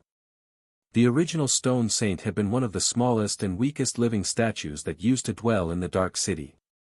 By the time Sunny reached the place of their battle against the fallen attackers, the bigger and more powerful warriors of her kind had already been destroyed, leaving only her, an awakened monster, to finish the fight. What he got from all that was that Saint had only been a foot soldier in Nether's army, most likely. The armor she wore was a true masterpiece of craftsmanship, but not something on the level of the 7 mantles, which had been gifted to the high-ranking officers of the Stone Legion by the Prince of the Underworld. Gods! If Saint is just a foot soldier, then just how terrifying was Nether's army? Well, they had to have been pretty terrifying, in order to challenge the gods. The stone saint he had killed on the desolate plaza of the Dark City was a pale remnant of her original self, as well, since the living statues had not been consumed by corruption yet during the war between the demons and the gods. Shaking his head, Sunny turned his attention back to the runes. The description of the marble shell was a bit unusual, since it included much more information than that of other attributes. He continued to read. Attribute traits: living stone, feather of truth, stalwart, underworld armament, mantle, shell, bound. The first 4 were just like the enchantments of the old mantle, with the exception of stalwart. The extremely high protection against physical attacks and the high protection against elemental attacks remained the same, but the moderate protection against mind and soul attacks had been elevated to high protection, as well. Very good. The defensive trait of the shell was passive, but the other 3 traits required essence to function. From now on, Sunny would have to circulate it through his own body in certain ways instead of pouring it into the memory to activate the effect. That was a bit weird. Luckily, he seemed to possess an instinctive understanding of how the essence had to be circulated exactly, and his control over it was intricate enough to achieve the desired result. The other 3 traits, however, were extremely interesting. The mantle and shell were connected, and in fact mutually exclusive. That was because those were not really traits, but actually forms that his new attribute could assume. The shell was a dormant form, while the mantle was an active form. As the shell, the armor existed under his skin, or rather, was his skin. Basically, it provided all the benefits of the mantle of the underworld, including access to its enchantments, albeit in a muted and somewhat weakened form. Sunny dismissed the puppeteer's shroud and stared at his arm incredulously. His skin looked, pretty much the same, but somehow even paler and smoother.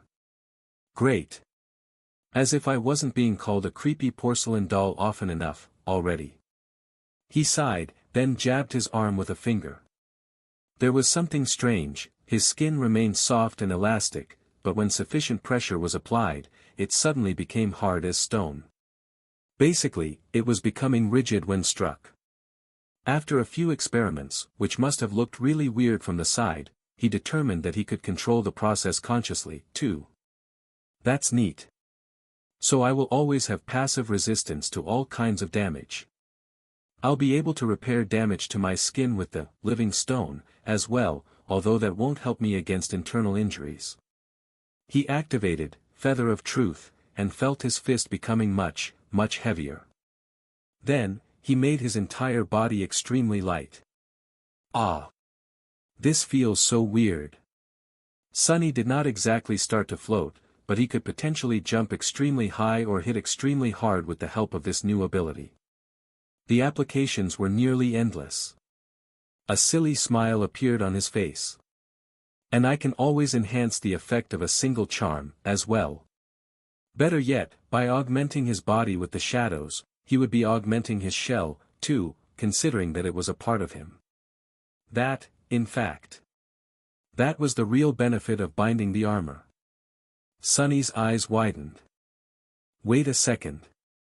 Had he not dismissed the puppeteer's shroud to take a look at his skin?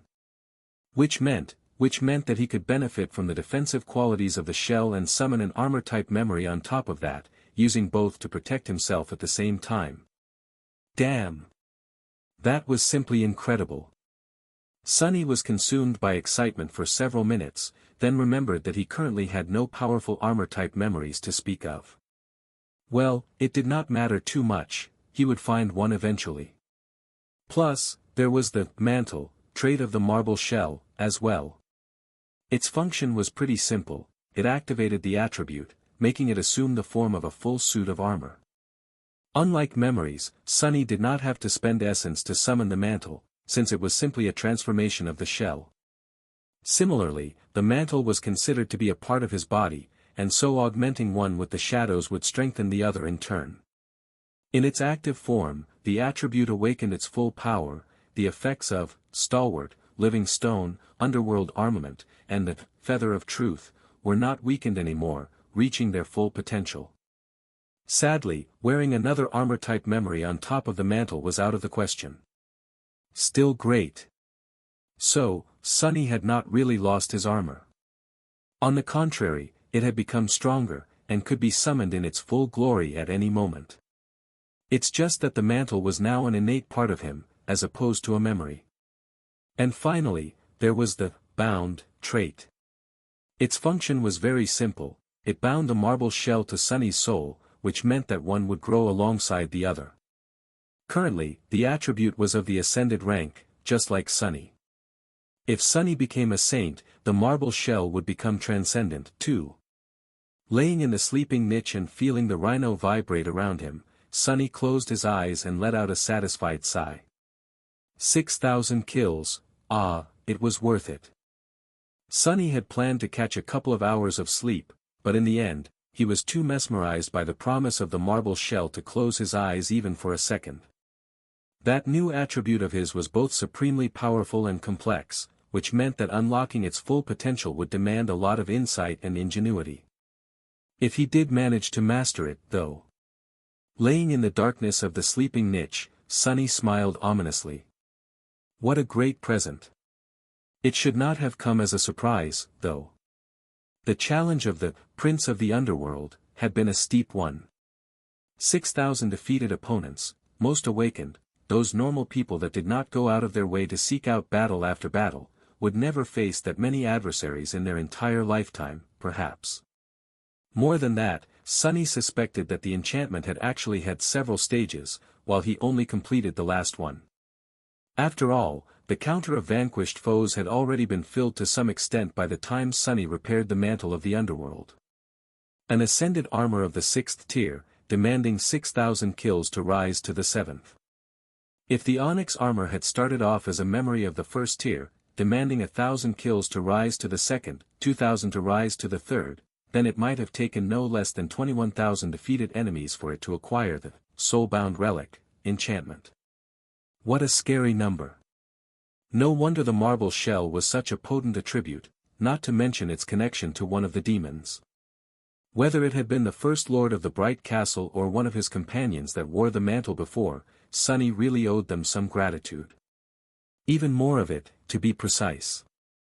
Regardless of the past, though, there was a lot for him to think about when it came to the future. Sonny instantly understood that the marble shell would drastically, and, most importantly, passively, increase his defensive capability and resilience. Yes, the dormant state of the attribute was a weakened version of its active form, and yes, the living stone trait only allowed him to mend his skin, as opposed to his entire body. Sure, he did not currently possess a powerful memory armor to synergize with the shell. But it did not matter. In a sense, Sonny himself was the armor now. What truly enthused him about the new attribute was the possibility of finally breaking one of the most ubiquitous laws of the nightmare spell. In the world ruled by it, attack almost always trumped defense. No matter how tough an armor was, a powerful and well-placed strike from a weapon of a similar rank would most often overcome it. Otherwise, he would have never been able to kill awakened nightmare creatures as a sleeper, or continuously challenge enemies that were, strictly speaking, out of his league. Everything had its limits, of course, but generally, that was how things worked. Not anymore, though. Not with what his aspect was capable of. Someone else would have found the marble shell a powerful aid in battle, but in Sunny's hands, it could be so much more. Possibly the most important quality of the strange attribute was that it had become a part of his body, and as such, could be augmented with the shadows at the same time. An ascended armor might be vulnerable to an ascended blade, but with 4 shadows enhancing it? Maybe not. That went for elemental, mind, and soul attacks as well, albeit to a slightly lesser degree. Add blood weave and bone weave to the equation, with the living stone on top of it all. Sunny might not be ready to go around slaying titans just yet, but he was halfway convinced that being hit by Goliath would not instantly kill him anymore. And that was just defense. The marble shell had the potential to do wonders for his attack potency and lethality, too. The Feather of Truth had always been an unassuming, but insidiously powerful enchantment. Now that it could be applied to his entire body, as opposed to only his armor, though, that really changed everything. Making himself lighter could drastically increase his speed and mobility. Making himself heavier could help Sunny weather powerful blows, as well as increase the impact of his own strikes. Force was heavily dependent on mass, after all, and it was hard to achieve one without the other. The second part of force was acceleration, so. If Sunny could learn how to skillfully weave 2 sides of the Feather of Truth together, his combat performance would take a significant leap forward. Wearing a light armor on top of the shell would be the most optimal choice, in that regard, since doing so would grant him a double layer of protection while not encumbering him too much. Sunny already had some knowledge of how to use the Feather of Truth in battle, but he was going to need to adjust to its new scope, as well as relearn a lot of things, both about the trait itself and about how he approached combat in general. It would demand a lot of time, practice, insight, and most of all thinking, not to mention perfecting his ability to guide essence in just the right way. However, dismantling and mastering battle styles was something Sunny was exceedingly good at, so he had no doubt that he would see some improvements very soon. A modest improvement was not his goal, though. He wanted to reach a state where using the Feather of Truth to its full potential was an instinct for him, to make it something that he did not even have to think about to do. That would be a bit harder to achieve. Not impossible, though. Sunny's personal progress in terms of pure combat mastery had been stalled for a while, so now, he was actually excited about a new challenge. Shifting his perception to one of the shadows to observe the dark landscape flowing past the moving rhino, he smiled wryly. Luckily, I have a whole continent of nightmare creatures to practice on. Eventually, Sunny climbed out of the sleeping niche and went about the business of managing the caravan. They had made it far into the mountains, and were already moving north, toward their true goal. The blizzard was still raging, reducing visibility to almost zero.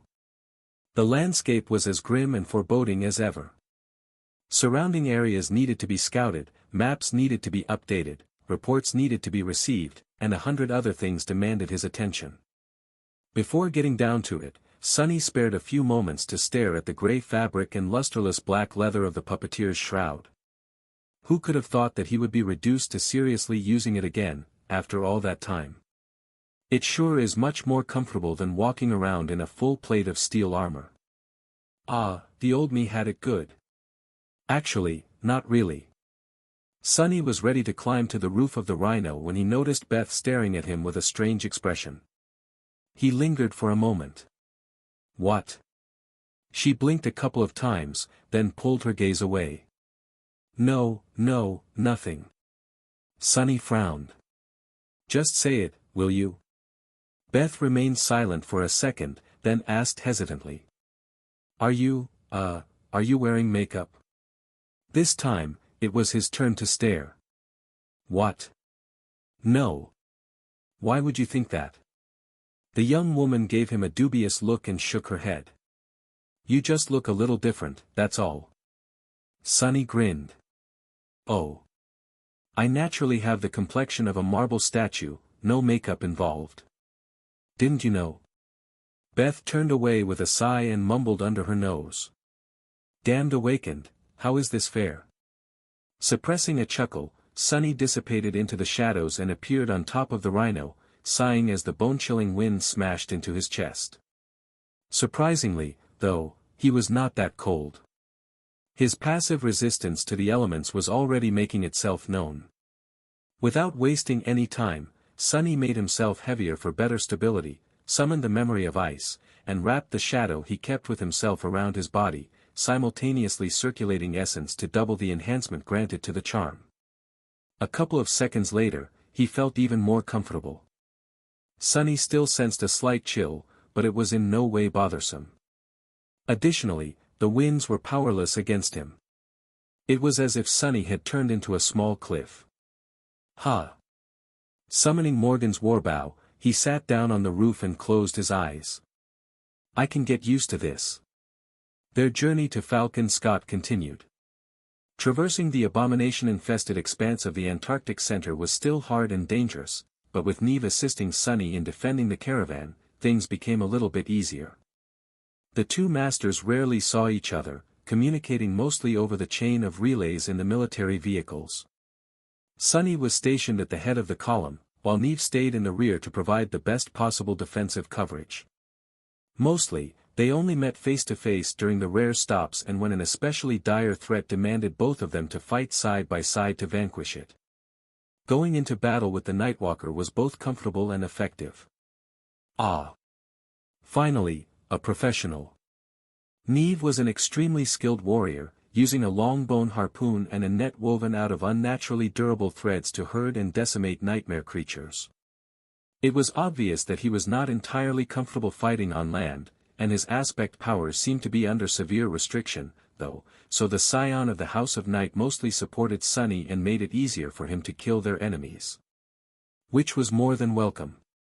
Neve was also more cautious than most masters tended to be. Not overly so, but enough for Sunny to notice the difference between the two of them. It was understandable, after all, the Nightwalker had a family to come back to. He carried more than one life on his shoulders. That perspective was a bit new to Sunny, and made him think about things that he had never considered before. Other than that, things were going, as expected. The caravan continued to grow, several more groups of Erebus field survivors joining it. By then, Sunny was secretly starting to thank the gods that Neve's ship had suffered catastrophic damage. Without the additional supplies looted from its holds, he would have to deal with a supply shortage pretty soon. As it was, though, he had enough to feed everyone and arm those who could and knew how to fight, for now.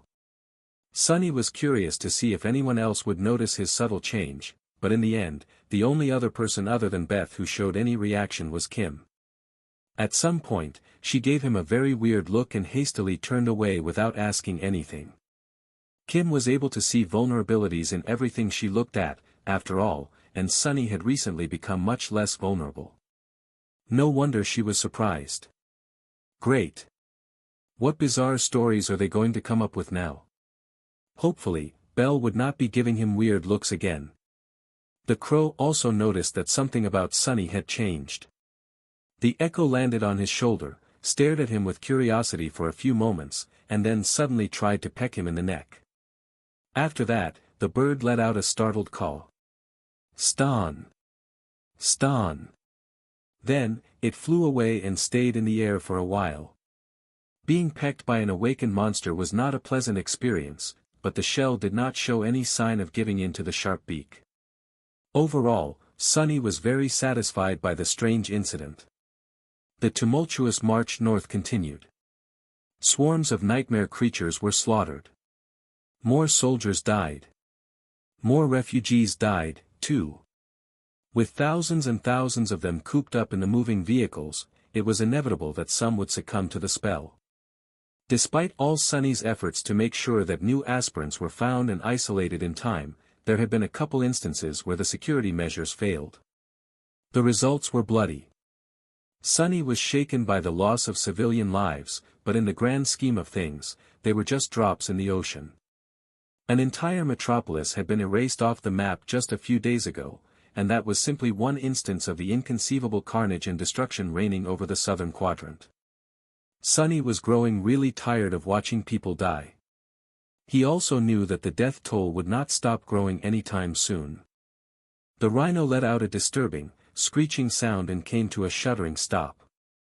Sonny remained on the roof for a few moments, looking down with a grim expression on his face, then jumped down. Landing softly in the snow, he took a few steps away and studied his battered APC. The mighty machine had seen better days. Its armored hull was littered with deep gouges and makeshift patches of scavenged alloy. The wedge-shaped ram at the front of the rhino was deformed and painted dull red, its deployment mechanism irreparably damaged and stuck in the lowered position. The 6 mighty wheels were still intact, but all the additional thrusters were either spent or destroyed. What worried Sonny the most, though, were the sensitive internals of the APC. Despite the fact that Kim and Samara had been desperately trying to keep them from deteriorating completely, most of the systems were slowly dying. The rhino had been put through too much abuse, and now, it seemed to be on the verge of failing. A sad, bitter sigh escaped from Sonny's lips. Damn it. Behind him, the rest of the caravan was in a similar condition. The column of dilapidated vehicles stretched for many kilometers, each showing some signs of battle damage and stress. Most vehicles had not suffered as much as the rhino, which served as the vanguard machine, but then again, most of them were also not as shielded and robust as the custom APC of the irregulars. After studying the state of the caravan for a minute or two, Sonny turned around and walked forward. Passing between the massive shape of Abomination and the much smaller, but similarly fearsome shape of Blackie, he stopped and looked at the vast valley below. As he did, the crow landed on his shoulder. Sonny and the 3 echoes remained silent for a while. The valley was covered in snow, but it could not hide the upturned soil and the signs of a devastating battle that must have raged here once. Craters and mounds of frozen earth littered the landscape, hinting at a heavy artillery bombardment. A ghastly mountain of charred bones towered near the slopes, and some distance away from it lay a graveyard of broken war machines. Thousands upon thousands of nightmare creatures were moving through the snow. Worse than that, 13 active gates ringed the valley, tearing reality apart. What a terrible place. Sonny hesitated for a moment, then looked at Neve, who had just reached the crest of the hill. The Nightwalker was looking down with a sour face, his broken arm still resting in a makeshift sling. He had been wounded in a random battle a few days ago, and was yet to fully recover. Sonny smiled. Yeah. It was even more terrible when 7 new gates opened right when we tried to deal with the 6 that had already manifested, encircling the whole division. That was how Antarctica welcomed us, all that time ago. Indeed, Sonny knew that valley well. It was where he had fought his first real battle in the southern quadrant, unleashing Saint to defend the mundane soldiers. Looking down, he could recognize the spots where he had slain the gate guardians, as well as the spot where the division had burned its dead before moving on. Was he feeling nostalgic? Well, it did not matter, anyway. What did matter was that the valley was only a day's travel away from Falcon Scott. They had finally made it, almost. In the end, it took the caravan 2 weeks to get here. June was almost over, but the long night of Antarctica still showed no sign of ending. The world was dark, as always, and full of abominable horrors, as always. Nothing truly noteworthy had happened in these 2 weeks. It had just been a constant, grueling, arduous struggle to survive.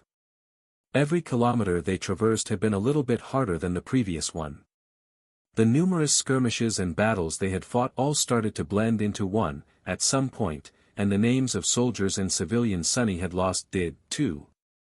All in all, few people died, comparatively. Considering the overall size of the caravan, the number of casualties was statistically insignificant. But people were not statistics. Sunny grimaced and looked away.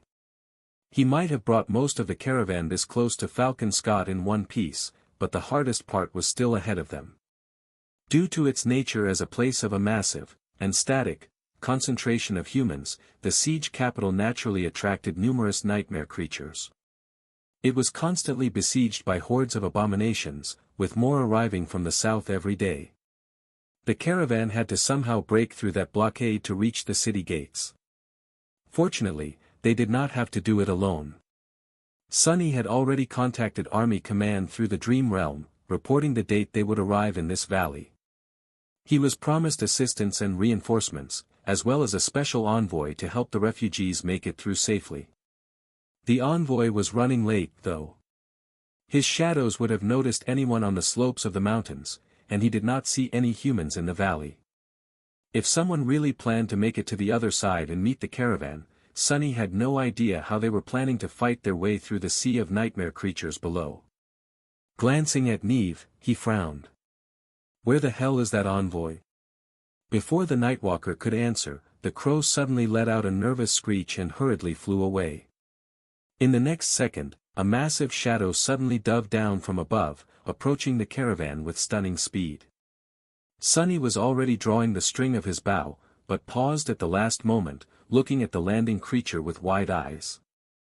Massive, powerful body that resembled that of a lion, mighty white wings, beautiful golden eyes of an eagle. In front of him, proud and majestic, was a very familiar griffin. The mighty griffin landed in front of the caravan, a cloud of snow rising into the air around it. A moment later, a human figure jumped off its back, landing not too far away from Sunny and Neve.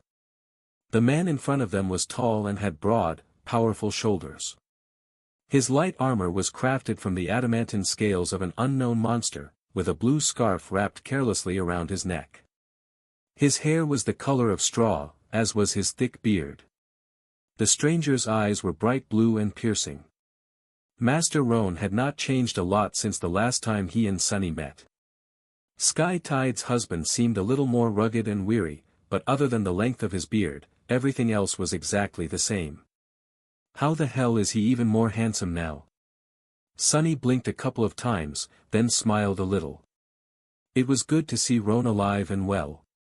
In retrospect, his sudden appearance made sense. Since the whole of the White Feather clan had been banished to Antarctica, where else would Roan be? The man in question, meanwhile, studied the caravan for a few moments, and then headed towards Sunny and Neve. As he approached, he paused slightly and stared at them with a strange expression. Then, a surprised smile appeared on Roan's face. Sunless. Wait, it's you. You're the famous devil of Antarctica. Sunny shifted a little, then cleared his throat in embarrassment. Yes. That's what people call me these days, I guess. Anyway, it is very nice to see you again, Master Roan. Really? Roan remained silent for a few moments, then suddenly laughed. Why did nobody tell me? It makes sense, though. You do love striking deals with people, in exchange for soul shards. As Sunny coughed, Neve looked at them with curiosity. You know each other? Still a little startled, Sunny nodded. Yes. Master Roan of the White Feather clan, meet Master Neve of the House of Night. The two of us are in charge of this caravan. The two ascended briefly studied each other, then exchanged nods. There was no real tension between them, but Sunny noticed that they were not entirely at ease with each other, unlike how they were with him. It was understandable. White Feather was a vassal clan of valor, while Neve came from the great clan Night. Politically, there was somewhat of a wall between them, which was probably only made taller by the fact that valor and song were at war, while the House of Night remained neutral. Would it continue to stay on the sidelines, though? That, nobody could tell. Master Roan offered a handshake to Neve, then glanced at the column of battered vehicles again. How many people do you have? It seemed that the time for pleasantries was over, and they were about to discuss business. Sunny was extremely motivated to get his people out of the open and to safety as soon as possible, so he was all for it. Looking back, he said. 4,000 soldiers, 30,000 civilian refugees, plus a few thousand shipwrecked sailors. I also have 100 awakened and around 20 sleepers, as well as my own cohort of irregulars. Oh, and a dozen or so echoes between all of us, including a couple of fallen ones. Abomination and Roan's griffin were currently having a staring contest, so the last point was self-evident. The handsome master gave him a long stare.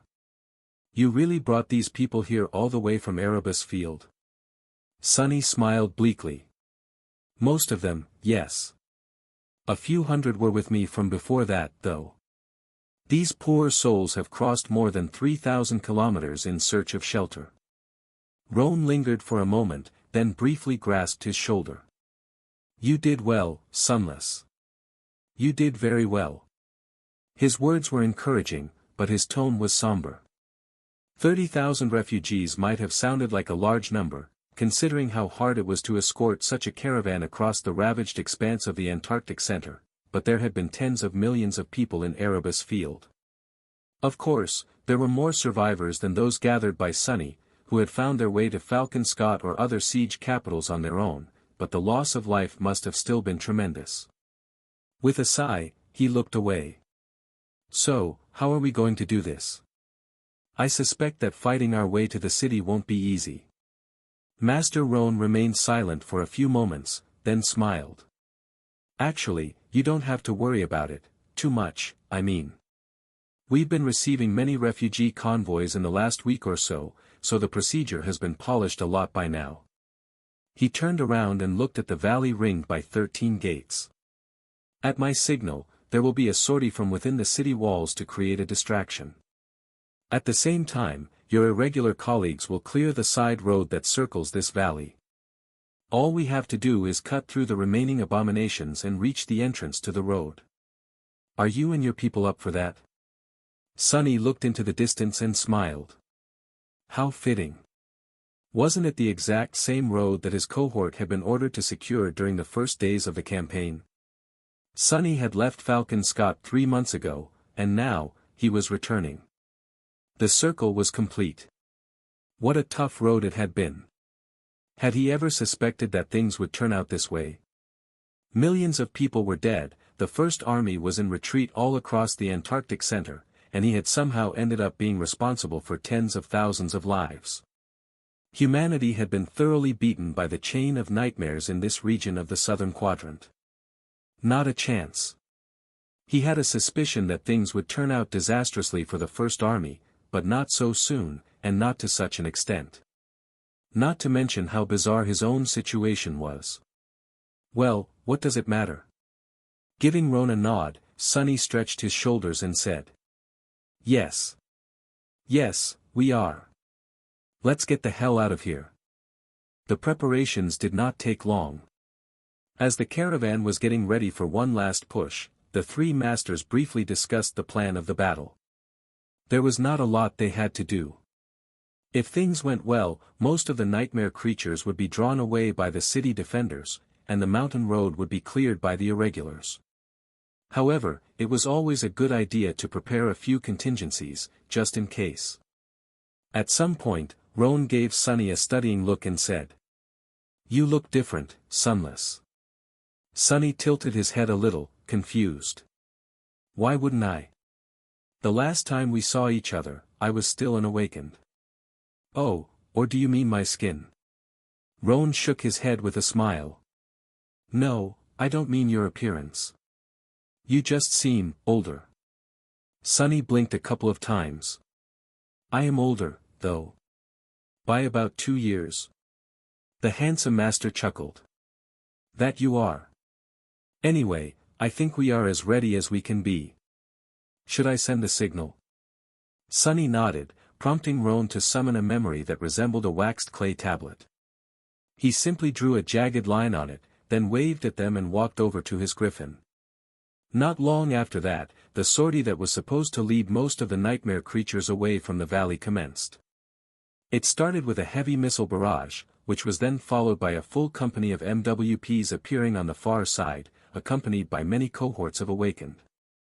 Sunny and Neve silently watched as the sea of abominations rushed forward, then glanced at each other and dashed toward their vehicles.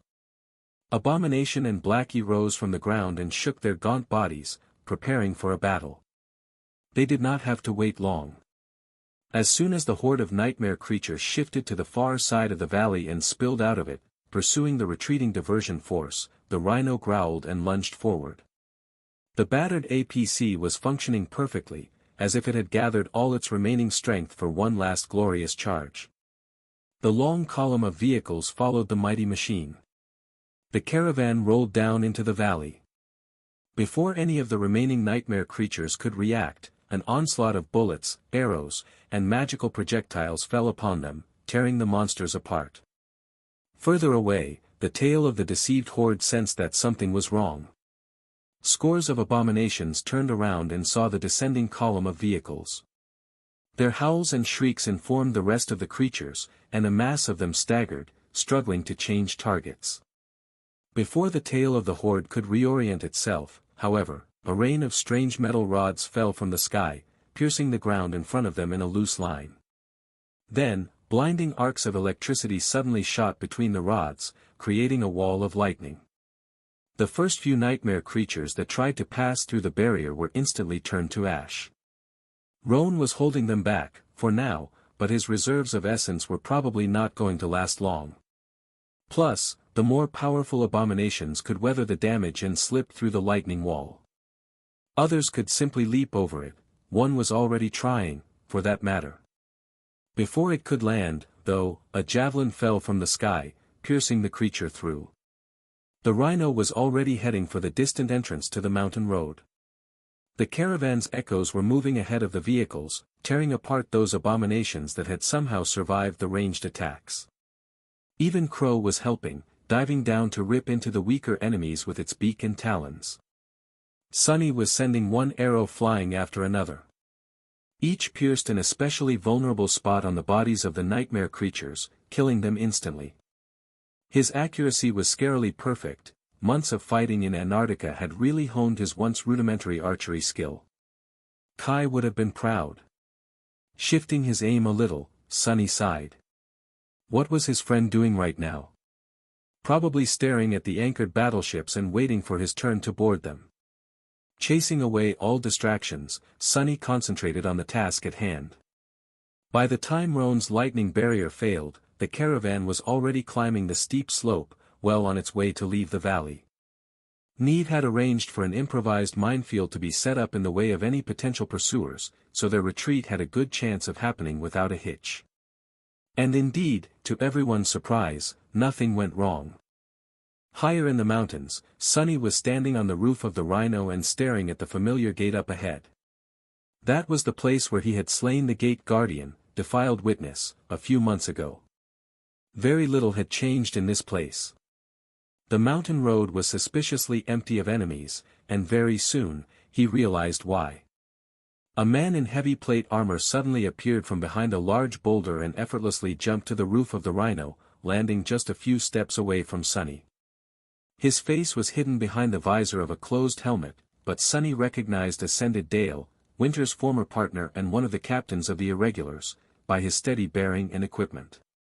Master Knight glanced at him and nodded curtly. Sunny grinned. Hey, Dale. You really are a sight for sore eyes. Say, have you always been so mesmerizing? The ironclad warrior stared at him for a moment, then shook his head. A calm voice resounded from behind the helmet. You're not too bad yourself, Sunny. With that, he dismissed his shield and summoned a powerful longbow instead. Now, would you please concentrate? We did the best we could, but it will still be a bumpy ride. And it was, indeed. But in the end, the caravan still made it safely to the gates of Falcon Scott. As the rhino drove past the mighty fortifications of the siege capital and approached a colossal, seemingly impregnable alloy wall, Sunny couldn't help but stare at it in wonder. Back when they had left, the city possessed robust defenses, but not nearly as fearsome. The alloy wall was at least 70 meters tall, surrounding the whole siege capital. Its many bastions housed devastating railguns, which seemed like they had been scavenged from decommissioned battleships. Thousands of turrets were placed along the wall's length, some aiming at the ground, some staring into the dark sky. Sunny could see lumbering MWPs patrolling the battlements. The killing field around the city was littered with countless corpses, most of the abominations utterly torn apart. Teams of engineers moved among them, gathering soul shards and valuable materials. The whole might of the First Army was gathered here, and the city itself had been converted into a fortress on such a scale that Sunny struggled to imagine the amount of effort, resources, and ingenuity that had gone into building these awe-inspiring fortifications. Falcon Scott looked like it was too large to fail. Sunny's whole attention was concentrated on the massive gates of the siege capital, though, which the caravan was currently swiftly approaching. As soon as the shadows of the city wall fell on him, he let out a quiet sigh and suddenly staggered, as if robbed of all strength. An intense, overwhelming sense of relief flooded Sunny's entire body. He slowly lowered himself to the roof of the APC. Hazy images of what had happened in the last few months flashed in his mind. The empty streets of LO-49, the eerie darkness of the underground tunnel, the terrifying silhouette of Goliath rising from beneath the ocean waves, and so much more. All of that was behind him now. We made it. The gates of Falcon Scott started to open, as if to answer his question. Indeed, Sunny was right. He had finally managed to bring his people to safety. All across the Antarctic Center, humans were retreating north, to the last bastion of their kind in this forsaken place. However, humans were not the only ones moving in its direction. There was a vast, hungry cloud slowly moving between tall peaks. Somewhere on the coast, a swarm of nightmare creatures was behaving strangely. Slowly and silently, the abominations were marching toward the murmuring waves. One after another, they walked into the dark water, only to disappear under its surface without a trace. A day later, the same eerie scene could be seen further north. Far away, deep in the mountains, a river of darkness was flowing through a deep gorge. If anyone could take a closer look at it, they would see that the darkness was actually composed of numerous small, black beetles. Devouring everything on their path, the beetles were heading north, as well. In some other place, a walking mountain seemed to be moving in the same direction. The stone giant was making its way across the ravaged landscape, the world shaking with his every step. His single eye stared blindly into the distance, as if capable of piercing thousands of kilometers to gaze at something hidden. When the moon appeared in the night sky, the giant's eye closed. There was also a blizzard raging somewhere far away. In its center, surrounded by a circle of absolute peace, a grotesque creature was hovering above the snow. Soon, the winds picked up, blowing furiously in a single direction. North, north, north. And on a slope of a jagged mountain, a powerful abomination was preparing to feast on the remains of an adversary it had killed. Before it could, however, the shadows around it suddenly came to life, and a dark silhouette emerged from them. The creature was tall and human-like, with jet-black bone plates covering its lithe and powerful body. Before the abomination could react, something moved, and a fountain of blood painted the snow red, soon followed by pieces of torn flesh and viscera. The dark creature raised the abomination's severed head with its hand, which was missing 2 fingers, and stared at it for a few moments. Soon, disturbing crunching sounds could be heard, drowned by the howling of the wind. When the creature was done with its morbid meal, it lingered for a few moments, and then looked north, its eyes burning with cold hatred. Below it, in the distance, a large city sprawled near the ocean. Falcon Scott. Rain had recently turned 16. For every teenager, that was a special date. It signified more than words could describe, because from that point forward, for about 2 or 3 years, they would be vulnerable to the infection of the spell. She had expected to feel a large change within herself, but to Rain's surprise, everything about her seemed more or less the same. The world around her, however, had changed a lot. Her daily routine was exactly as it had been before, but beneath the surface, everyone was acting differently. Her parents tried to hide their fear, but she knew how worried they really were. Her classmates were putting on a brave face, but none of them could act nearly as well as they thought they could. Even the teachers seemed much more subdued. The mood on the streets of the city was subtly different, too. Of course, Rain was not the center of the universe. Most of these changes had nothing to do with her, and were instead caused by the event that had everyone glued to the news portals, the grand evacuation of the southern quadrant. It was a historic event, after all. Granted, none of it had truly affected NQSC.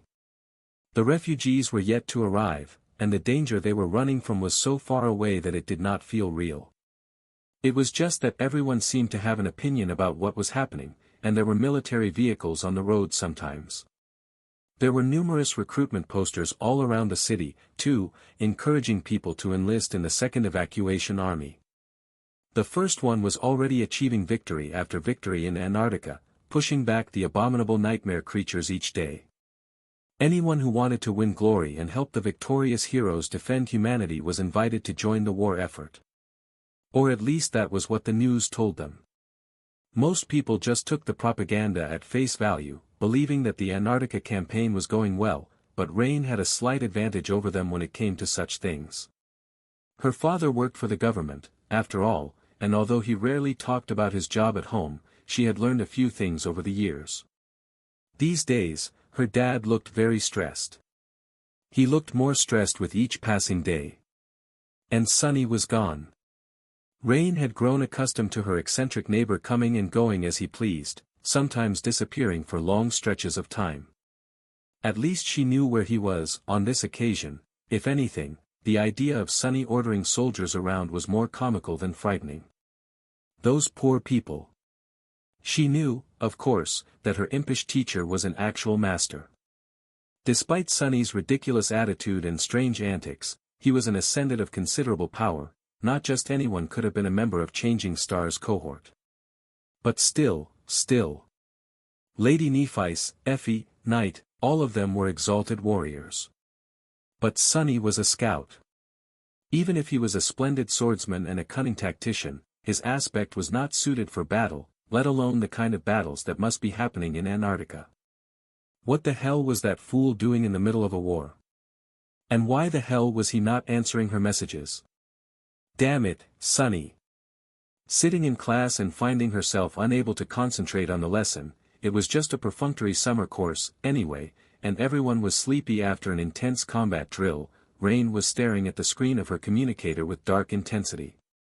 Things had been fine at first, but then everything went wrong. When Sunny stopped answering, she had not been too worried. For a couple of weeks. It had been 2 months now, though, and there was still no sign of him. At some point, Rain had grown concerned and, not knowing what else to do, contacted Aiko. But Aiko simply told her to relax, and that Sunny was definitely doing great somewhere out there. The petite young woman seemed to have a lot of confidence in Sunny's abilities, it seemed. And yet, Rain was ill at ease. It was funny, right now, she should have been worried sick about being chosen by the spell, but Sunny's strange silence bothered her much more. And so, Rain was staring at the screen of her communicator in the middle of a class. Her message log would have been embarrassing, if things weren't so scary. Hey, did you get my last message? Rain to Sunny, hello. Stop ignoring me. Why aren't you answering? Sunny. If you're too busy, just say so and I'll find something more interesting to do. What, not even an okay? Come on. Seriously though, are you alright? Did something happen? If I find out that you just forgot to read my messages, you are a dead man. You are not really dead, are you? Huh, just joking. What the hell, you did not even congratulate me on my birthday. Sunny, are you okay? Answer me, damn it. Sunny, answer me. I might be a little worried, so, please send me a message when you have free time. Please answer me. Rain gritted her teeth and put the communicator away. She tried listening to the lecture, although it was hard to hear anything with how much her classmates were whispering around her, gossiping about this and that. The class, the gossip, it all seemed so inconsequential. The whole classroom seemed surreal, actually. It was too peaceful, too warm, and too normal. Somewhere out there, millions of people were being displaced or dying. The loss of one of the four quadrants could have long-term and catastrophic consequences for all of humanity. The same thing that was transpiring in Antarctica could just as easily happen to other continents soon. And yet, people were behaving as if nothing out of the ordinary was going on. They just went about their lives, acting unconcerned. Did they not understand what was happening? Did they not know that soldiers were dying on the front line every day? That awakened were dying, too. Fools, damned fools. At that moment, one of her classmates turned around, leaned forward, and whispered. "Hey, Rain. Why are you so down lately? Wanna go eat something spicy after class? There's probably going to be food rationing for a while after those refugees arrive, so this might be our last chance to." Before Rain knew what she was doing, an angry response flew out of her mouth. "Is food all you're thinking about?" She blinked, realizing that she was standing, and that the whole class was staring at her. Apparently, she had forgotten to keep her voice down, and to remain in her seat. The teacher gave Rain a bewildered look. "Why, yes. This topic might not seem too interesting to you youngsters, but it would be unprofessional for me to be thinking about something else while presenting it. Now, please sit down and behave, young miss. Where are your manners?" Embarrassed, Rain returned to her seat and turned to the window. The class continued, and the gossip continued, too. Only this time, she was the subject of the whispers. Great. On her way home, Rain passed a familiar gray house. She paused for a few moments, looking at the porch where a certain insufferable master could often be seen in the past, drinking coffee and acting as if he did not have a single worry in the world. The porch was empty, and the house was empty, too. With a sigh, she turned away and continued walking. Why do I care about that idiot, anyway? Damned Sonny. Even if he sends me a message now, I won't answer. At that moment, her communicator vibrated, announcing that there was a new notification. Rain glanced at it absent-mindedly, and then suddenly froze. There was a new message on the screen. It read. Sonny, gods. What is up with all these messages? Are you a stalker? I was just stuck in an area without a network connection for a while, there was no need to assault my inbox. Anyway, happy belated birthday, I guess. How are you doing? Data transfers are limited where I am now, so I'll be short. I'm fine. Oh, and I received another medal. Pretty cool, right? Rain stared at the screen for a few moments, then took a shaky breath and started typing furiously. Cassie opened her eyes in the darkness. For a few moments, she was disoriented by the onslaught of colors and sensations. She was looking at the bright blue sky and the sea of white clouds rolling beneath the ivory tower. Sunlight was caressing her skin, and gentle winds were singing into her ears. She was enveloped in heat, red sparks flying from a crucible where molten steel was shining with an incandescent glow. A tired voice was chanting something in an ancient language, the alien words drowning in the clamor of the forge. She was locked in a small office, reading a document. The paper was cold to the touch, and smelled of fresh ink. Her vision was blurry from the lack of sleep, and her heart was heavy. The contents of the document were grave. There were other places, other people. It took her some time to find herself among the strangers. Cassie's was the only world that had no colors, and no shapes. It was dark, empty, and silent. She could feel the soft fabric of her pajamas touching her skin, and the warmth of her bed. The smell was all wrong, though. Wrong, but nice and familiar. Where am I? She frowned, and then remembered. These were not her chambers in the ivory tower. She had returned to the waking world, and was now in her room. She was home. Cassie allowed the perspectives of various people marked by her ability to fade into the background, and concentrated on her own. She rose from the bed and went to the bathroom to take a shower. The layout of her room was orderly and familiar, and she was careful to keep everything in its proper place. That was why she could orient herself without problem here, not needing any help. This darkness was safe. It had not always been that way, however. For the first few weeks after receiving her flaw, Cassie had been a walking collection of bruises. And then, the solstice was upon her. After a short, but pleasant shower, way better than anything they had been able to arrange in the ivory tower, she walked over to her wardrobe and got dressed. Her clothes were organized according to a strict system, with a tactile script tag added to each hanger to label colors, so Cassie could find anything she wanted quickly. Finally ready, she left her room and headed downstairs. Outside of her own space, she felt less confident. Her parents tried to be mindful of her flaw, but it was still something unfamiliar to them. In the years after becoming blind, Cassie spent most of her time someplace else, after all. How could they have grown accustomed to it? She was almost sure that there would not be a piece of furniture moved, or a random item left carelessly in the way. But the mere possibility of stumbling into something or falling down made her feel tense. Cassie felt like a stranger in her own home. She hated that feeling. Of course, nothing here could really harm her. Her ascended physique was beyond being bruised by a mundane accident, but today was a special day. She wanted to make it perfect. Cassie hesitated for a little, and then activated her awakened ability. With so many perspective mediums out there, her essence was in a state of delicate equilibrium. She had to be mindful not to spend more than she could passively replenish, and indulging herself without a real reason was not very responsible. Just for a little bit. Immediately, the world changed. Cassie was standing near the stairs, but she was also cautiously descending them. 1 step, 2 steps, 3 steps. Cassie lowered her foot to the first step, but she was also on the 4th step. Cassie reached the 4th step, but she was also on the landing. Her hand was sliding along the banister, but it was also hanging by her side. She did not smell anything in particular, but she could also feel the scent of her mom's shampoo and flowers.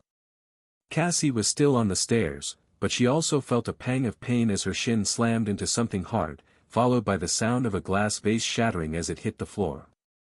There was nothing there before. Cassie moved to the side, avoiding the unfamiliar stand, and leaned forward a little to smell the flowers. The vase was standing still, and perfectly whole. At the same time, there was the sound of an opening door, and her mother's scent became stronger. Cassie turned to the closed door. The door opened, and her mother walked inside from the street. "Ah! My baby is awake." Cassie smiled and released her awakened ability. Instead, she sent her essence forward and substituted her sight with her mom's. Immediately, the full room came into view, including an unfamiliar wooden stand with a beautiful vase of natural flowers on top of it.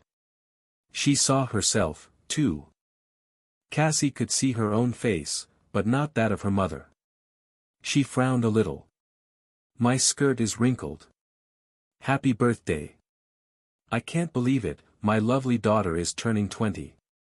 Cassie smiled. She didn't feel like she was 20, she felt like she was 200. Before she could say anything, her mom enveloped her in a hug. "I am so glad that you managed to come. Work is work, but a young lady like you should not forget about her poor, old parents. Would it kill you to visit more often?" "Ah, what am I saying? Visit, what visit? This is still your home, you know. You live here." Cassie's smile widened. "I know. And where are these friends of yours?" "What do you mean, no one is coming to the party?" "I get it that Lady Nephice might be busy, but what about the others? That young man, Sonny, the one you always mention. Where's he?" Cassie remained silent for a while. "He's busy, too. Ah, that daughter of mine is too nice. If it were me, I'd give these so-called friends a piece of my mind. Missing a birthday party is never okay." Cassie just hugged her mom tighter. She couldn't help but cling to her a little longer than she should have. That was because Cassie knew exactly how many more birthdays they would be able to celebrate together. She knew when her mother would die, and how. She knew when her father would die, too. She even knew the day of her own death, and where she would be entombed. Cassie knew a great number of things, and because of that, she felt sorry. Fate was not easy to break, and it could not be broken without paying a price. "All right, baby, let me go so that I can cook you a very special birthday breakfast." She reluctantly ended the hug inside. "I am not a baby, you know. I am an ascended already." Her mom laughed. "Who says that an ascended can't be a little baby? Now tell me what you want for breakfast." Cassie masterfully hid her sorrow and put a big, bright smile on her face. "How about eggs? With bacon?" Her mother was already walking to the kitchen. "No problem. We only have synthetic bacon, though." "Will that be all right, Miss Ascended?" Cassie followed, careful not to smash into anything else. "That's the best kind." There was a digital clock in the kitchen, and when her mother glanced at it in passing, the time was 10 in the morning. Cassie quietly sat down and turned to the clock, even though she could not see it. A few minutes later, when a delicious smell filled the kitchen, she sighed and stared into the distance, as if able to see something far, far away. Her smile faltered a little. "It is starting, then." Falcon Scott was not the largest city in the southern quadrant, but it served an important role. Situated dangerously close to the ocean, it served as an entry point to the Antarctic Center. A constant stream of people and cargo used to flow through it, making it the heart of the infrastructure of the region. The city itself sprawled across the foothills of the mountain range, perched on top of tall cliffs. At the bottom of the cliffs, an independent port fortress stood at the edge of the water, surrounded by its own ring of walls. The fortress was much larger and better fortified than the one Sunny had departed the northern quadrant from, and the First Army did not spare any resources to reinforce it even further. The port was connected to the city by a chain of industrial elevator platforms, which could haul a formidable amount of weight up and down. Due to that, the fortress could be supported by artillery fire from the city wall, and even if it fell, the enemy would have to scale the tall vertical barrier of the cliffs under a rain of defensive fire. Not that losing the port was an option, in the current situation. Several alloy leviathans were currently anchored near the fortress, swaying on the waves and flooding the dark ocean with the moving beams of powerful searchlights. The city itself was grossly overcrowded, housing 10 times its intended population. After all remaining siege capitals of the Antarctic Center had been evacuated here, Falcon Scott sheltered close to 200 million people. All of them were waiting for their turn to board the battleships and be transported over the strait, to the much better protected expanse of eastern Antarctica, where the First Army was still maintaining a semblance of control.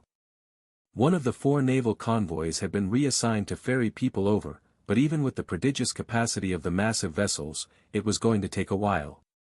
The fact that several of the battleships, like Neve's former berth and the Ariadne, had been lost to the ravages of the chain of nightmares did not make the process faster. That's more than half of the population of NQSC. Crazy. Sunny was looking at the live image of the city, which was projected onto a false window in one of the offices of the local government's complex. The city shone with a myriad of lights in the cold darkness of the polar night, with the ghostly aurora swirling eerily above. There were too many people everywhere, and most of them looked lost, disoriented, or outright defeated. The larger part of the complex, of course, was located underground, so the window had to be fake.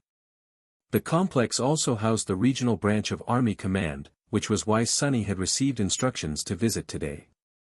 With a sigh, he turned away from the window, walked to the conference table, and sat down. Sunny was still wearing the puppeteer's shroud, but the difference was that he had been given time to sleep, take a proper shower, and eat a full meal. Much more important than that, the weight of tens of thousands of souls was not pressing down on him anymore. All in all, he looked pretty refreshed. Where is she? He did not have to wait long. A minute or two later, the door opened, and Master Jet walked inside. Soul Reaper looked pretty much the same as she had the last time he saw her. Granted, she was wearing the usual bodysuit instead of battle armor today, the bodysuit, but other than that, it did not seem like the hellish months of the Antarctic campaign had impacted her in a negative way. Noticing Sunny, Jet smiled. Well, if it's not young Master Sunless, valiant slayer of abominations and savior of men. It's good to have you back, Sunny. Sunny forced out a smile in return. Yeah, it's good to be back. How have the last 2 months treated you? Because, I had it a bit rough. Master Jet took a seat at the head of the table and gave him a humorous look. You have no one but yourself to blame. Who asked you to be such an overachiever? I sent you to retrieve one man, and you brought me 40,000 instead. I must say, if everyone here had this kind of attitude, the chain of nightmares would have been over in a week. Hell, we might have reclaimed America by now. Sunny glanced at her darkly. No thanks. Considering how many refugees were currently in Falcon Scott, 40,000 was not a large number. However, a few of those thousands were actual soldiers, and a couple more were experienced sailors. That was actually significant enough to make a splash, so the news of his return spread far and wide. All of them, both the refugees and the soldiers, also seemed to be very fond of telling tales about the devil's many exploits. Sunny was not entirely sure what kind of reputation he had earned, but he definitely had a reputation now. All throughout the city, people were familiar with his name. For better or worse. Oh, thanks for sending me your crow, by the way. It helped a lot. Jet grinned, but before she could say anything, the door opened again. Winter and Dale entered and took their seats. With only the 4 irregulars in the office, it seemed a bit empty. Sunny looked around. Where are Randall and Jesse? Master Jet lingered for a moment. They're dead.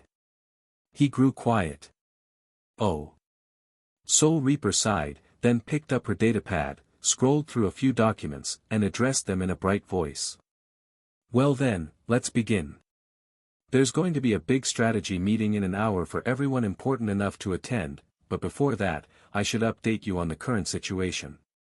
In the next few days, Falcon Scott is going to be besieged by an endless sea of abominations. Our task is simple, we must ensure that it doesn't fall for at least 3 weeks. The situation was both clear and grim. Sunny already knew some of the things that Jet told them, but some were a complete surprise. The First Army was planning to withdraw from the Antarctic Center, taking its entire population with them.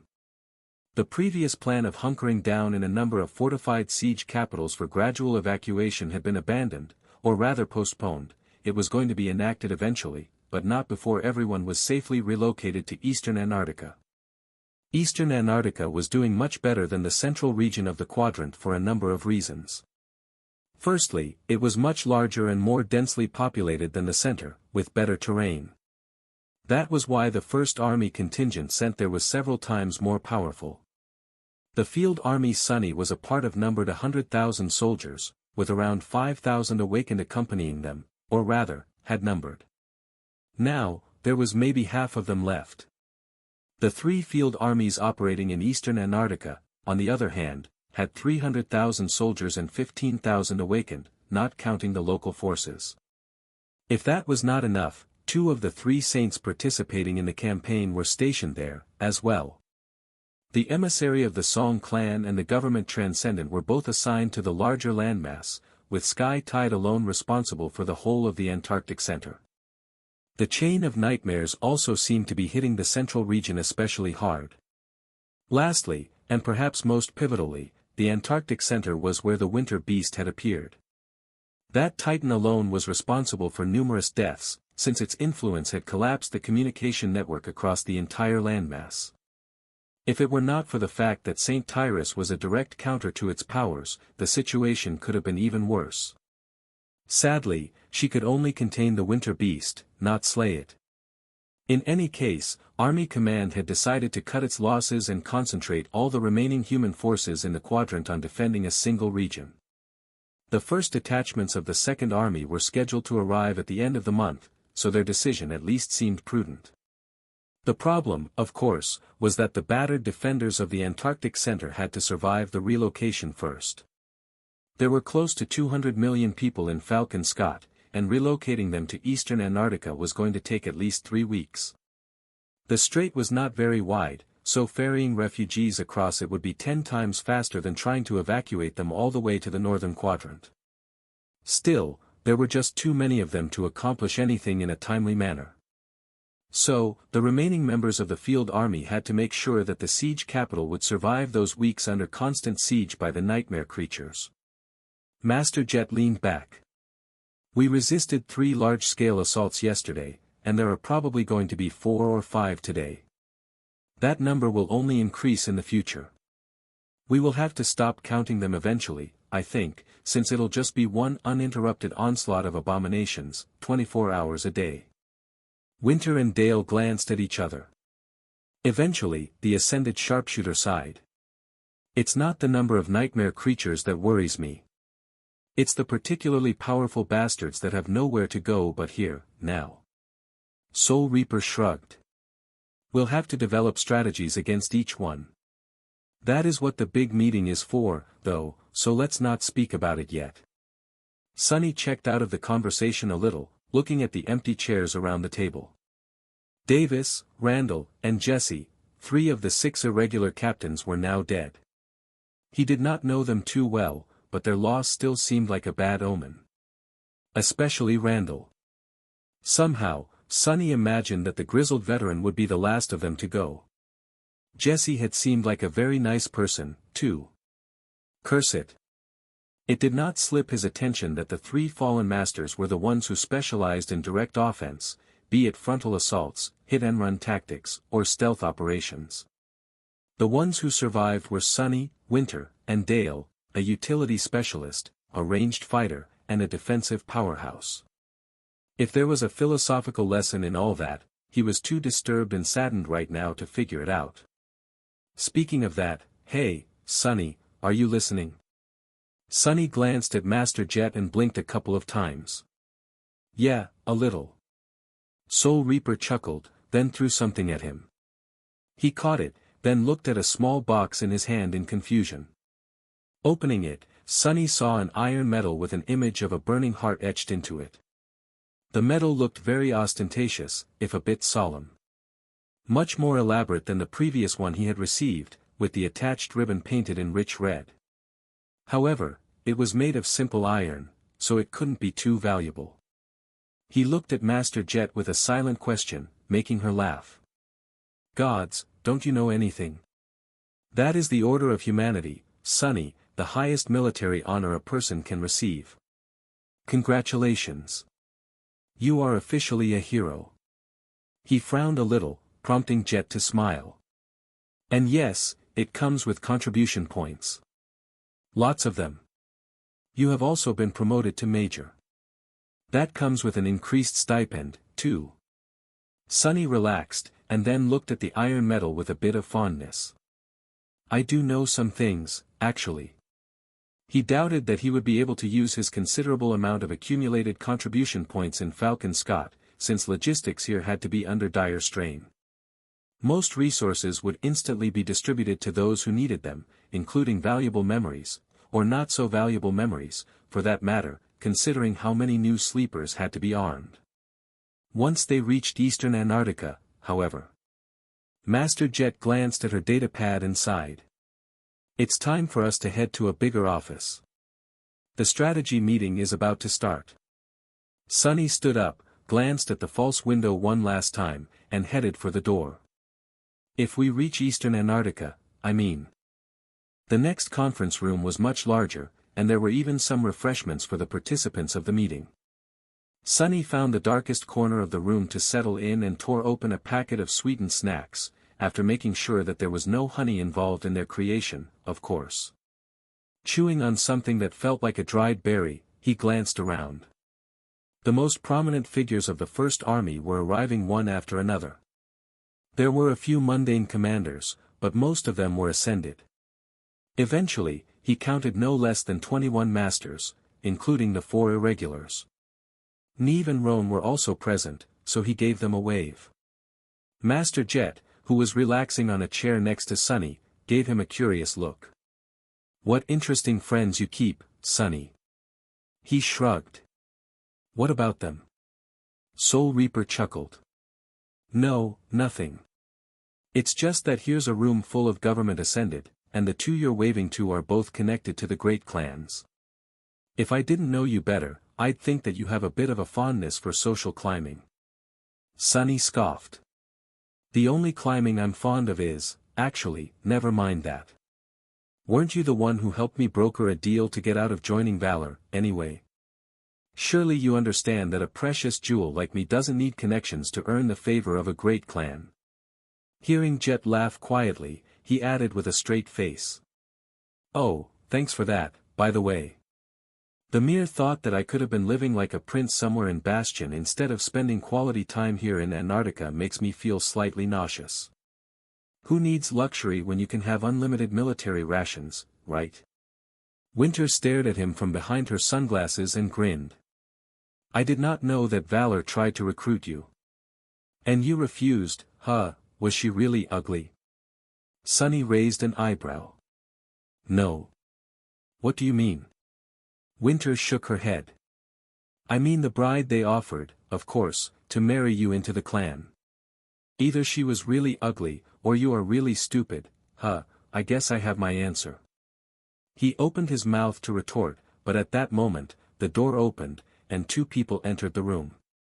The atmosphere inside instantly changed. The first of them was Saint Tyrus, just as striking and stern as Sunny remembered her. The second was a man with smooth ebony skin and perfectly white hair, his eyes glinting with shades of indigo and deep blue. Sunny had only seen the man once, and from afar, but he knew who the stranger was. Bloodwave, a transcendent of the House of Night. He was in charge of the naval convoy that had delivered the field army to the Antarctic Center, and the Saint Sunny had witnessed diving into the black water as a monstrous killer whale once. Oh. He is also in Falcon Scott. It made sense, in retrospect. The naval convoy was assigned to ferry the refugees across the strait, so of course, Bloodwave was involved. He was most likely in charge of making sure that nothing destroyed the ships during the relocation. The emissaries of the House of Night were not a part of the First Army, which was why Sunny failed to realize that there was actually a fourth transcendent in the southern quadrant right now. No, there had to be even more, since the other three convoys also required a mighty guardian to protect them. Initially, they were not supposed to involve themselves with the ground operation, but the situation seemed to have changed somehow. Sky Tide greeted everyone gathered in the room, then proceeded to take a seat at the head of the table. Bloodwave simply leaned on the wall after exchanging a few words with Neve, forcing a few masters to shift uncomfortably as his presence brushed against them. Sunny felt it, too. What an awesome man. As he studied the mysterious saint through his shadows, Sky Tide started the briefing. "You all know what must be done." Without wasting any time, Saint Tyrus briefly described the overall state of the First Army contingent, the scope of tasks in front of them, as well as the enemy forces arrayed against them. Her voice was calm and composed, as though they weren't facing an existential threat of dreadful proportions. To be honest, Sunny struggled to imagine Sky Tide losing composure in any circumstance. What would that even look like?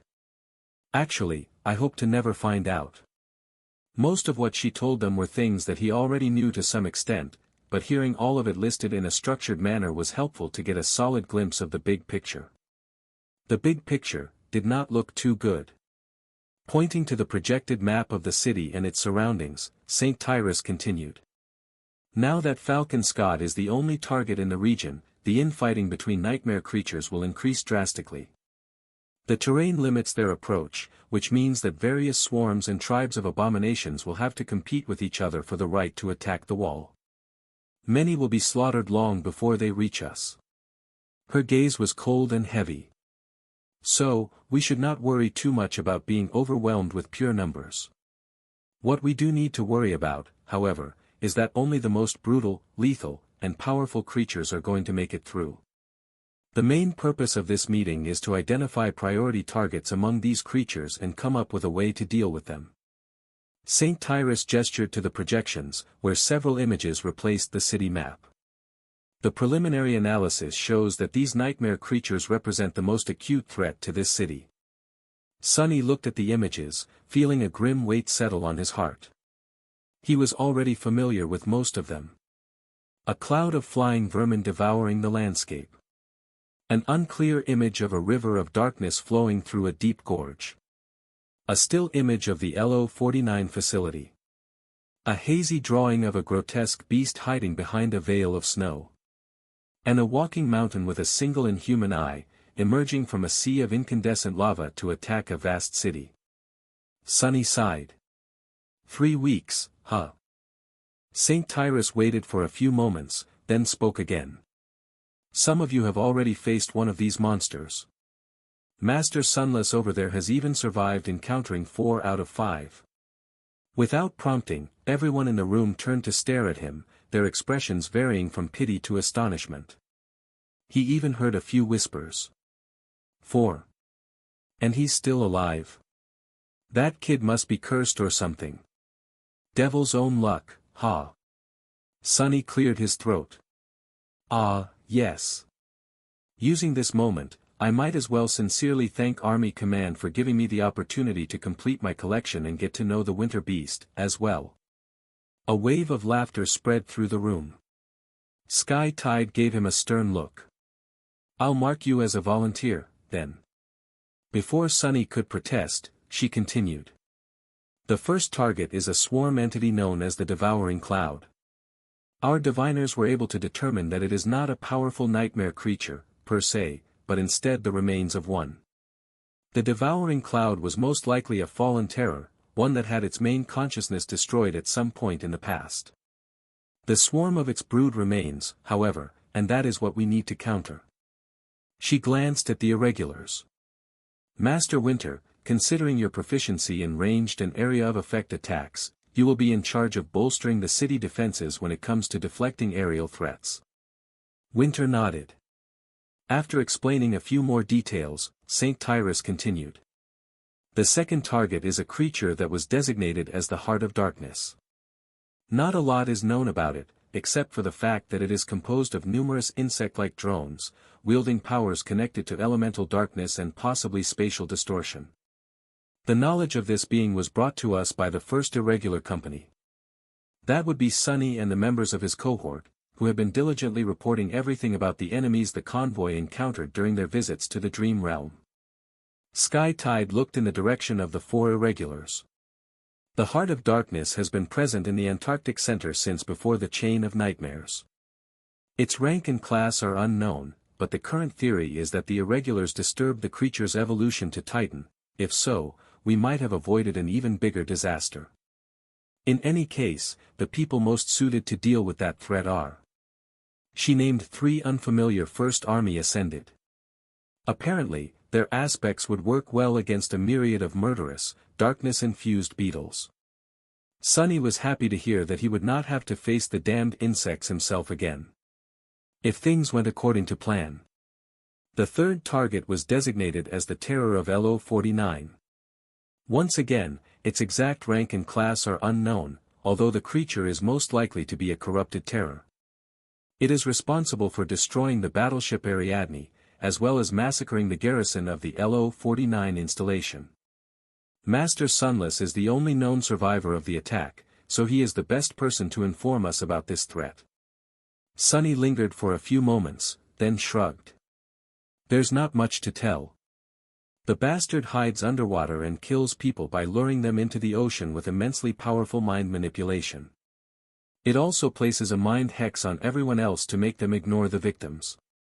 That is the pattern of behavior that I witnessed, which is not to say that the creature does not have other means of attack.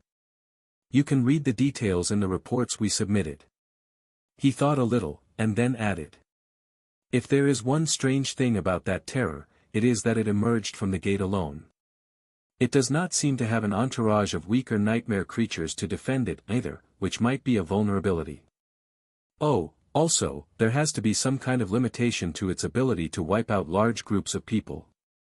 Otherwise, it would not have waited weeks to kill everyone at LO-49. Sky Tide nodded. Saint Bloodwave, Master Neve. Since the creature appears to be aquatic in nature, it is going to be your responsibility to hunt it down. The terror cannot be allowed to approach the city. The emissaries of the House of Night simply nodded. Sunny hoped that they had enough mind protection memories. Meanwhile, Saint Tyrus turned to the image of the winter beast. A hint of a contempt appeared on her beautiful face. The winter beast was recently confirmed to be a corrupted titan. I can't kill it, but I will contain it. Dealing with the creature will be my responsibility. Many of the people in the room paled at the mention of the creature's rank. Master Roan especially seemed to have a grave expression.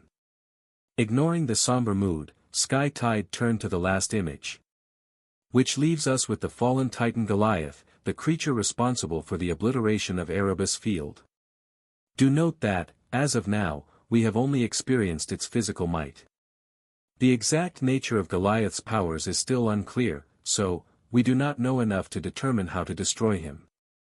The masters grew silent, staring at the frightening image of a stone colossus walking across a desolate landscape. In that silence, there was suddenly a calm voice. I'll kill Goliath. Everyone turned around, staring at Sunny with confused expressions. He smiled. What? The bastard owes me a new armor. Plus, I've never killed a titan before, should be an interesting experience. Most of them shook their heads. This is not a good time for empty boasts, kid. Sunny shrugged. As good a time as any. Saint Tyrus studied him for a few moments, then turned away. In any case. Before she could finish, though, several communicators in the room notified their owners about a received message.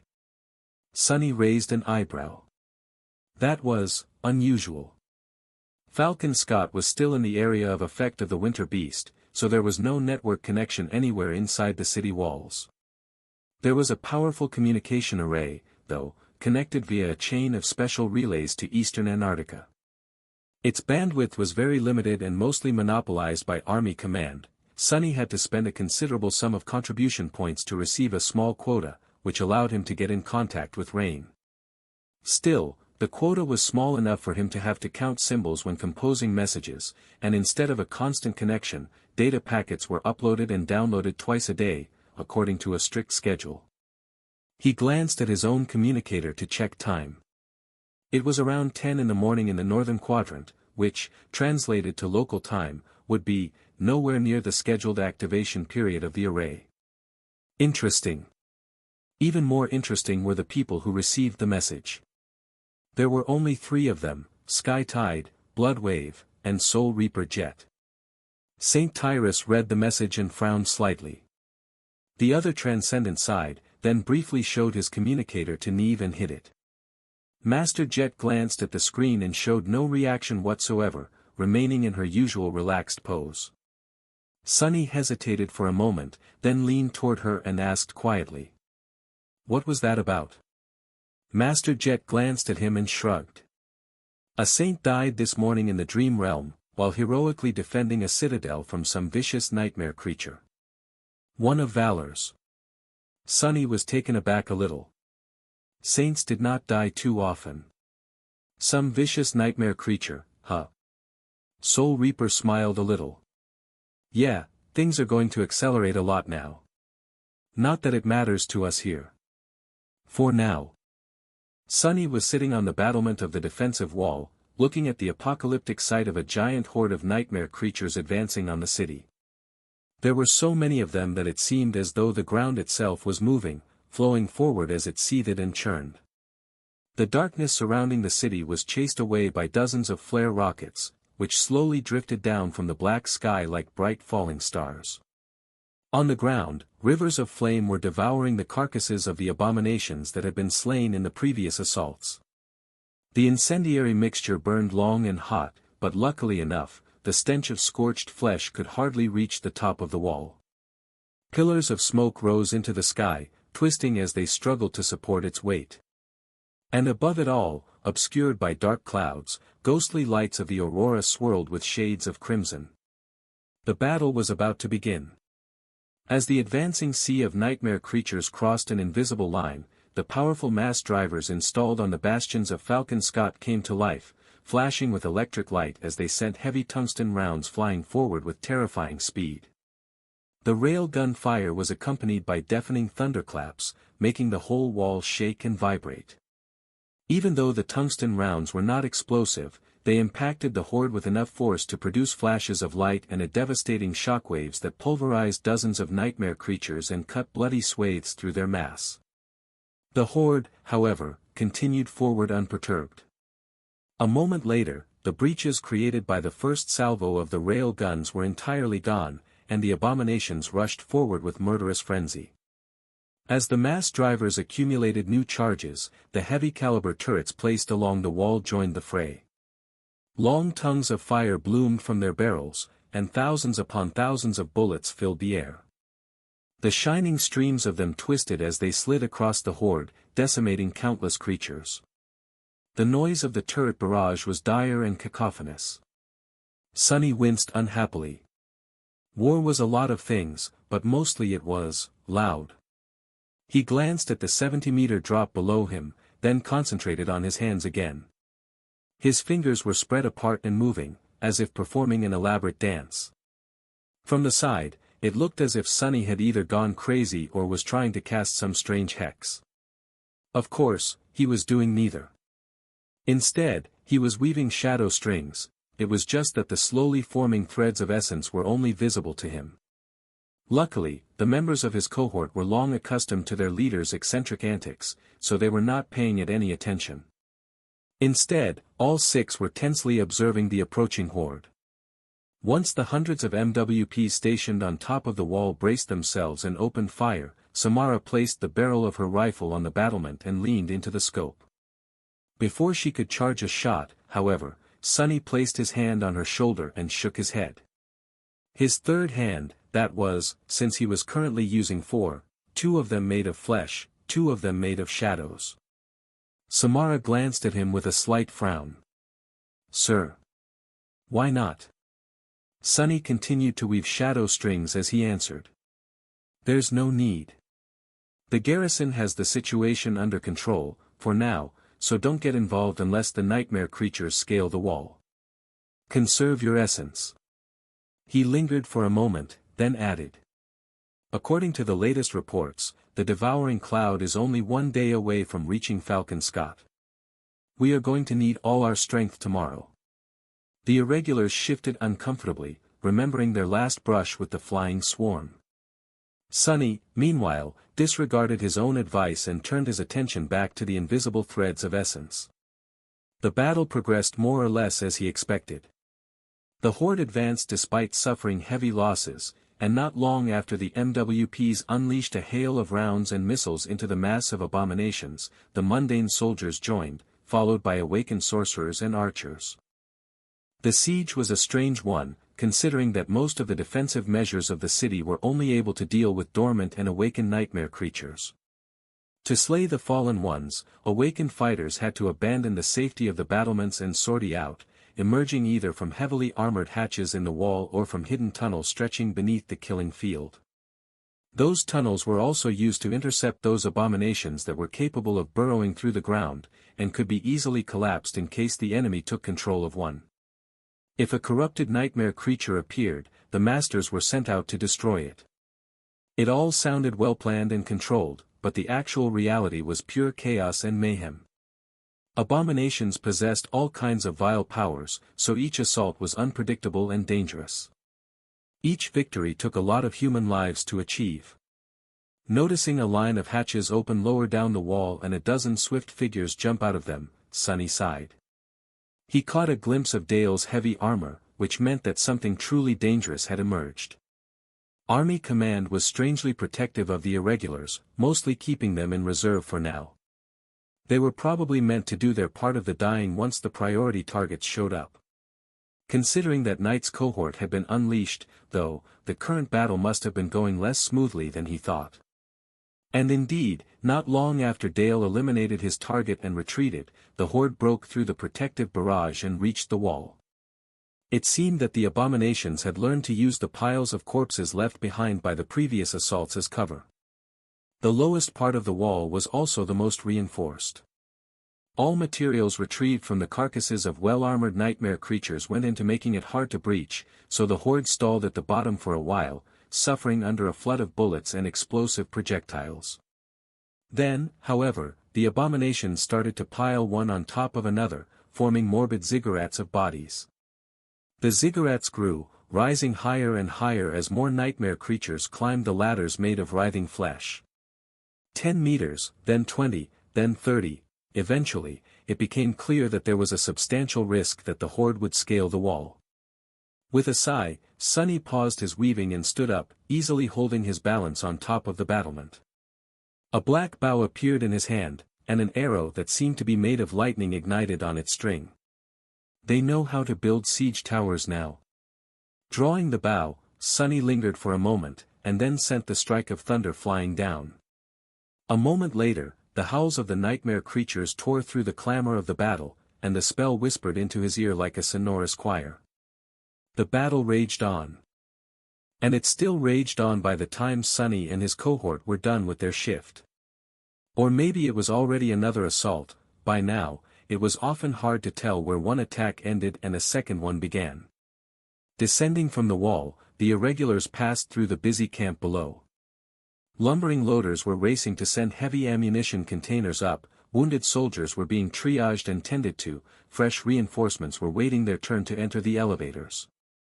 Here and there, a damaged MWP stood, being hastily repaired by a crew of technicians. Leaving the staging area, they soon reached the Rhino.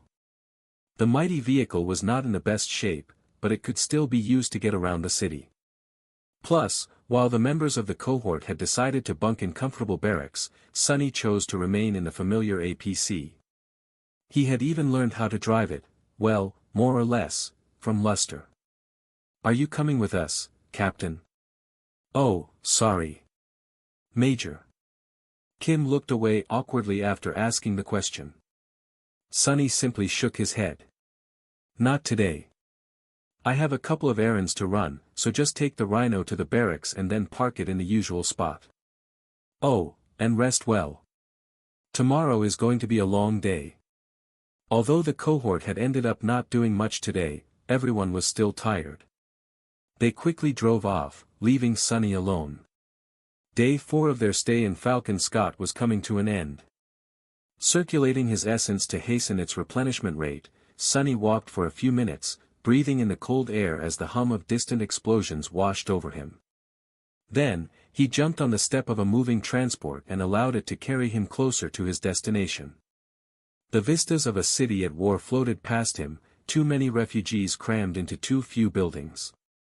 Everyone was doing their best to create some sort of passable environment for themselves and their neighbors, but there were a lot of problems, too. Most of these people were shaken and traumatized, some very close to breaking down.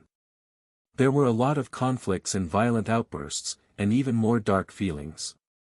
There were a lot of nightmare creatures being born from the bodies of failed aspirants, as well, since the spell ran rampant among the refugees and there were not nearly enough soldiers to find all the infected before the worst happened.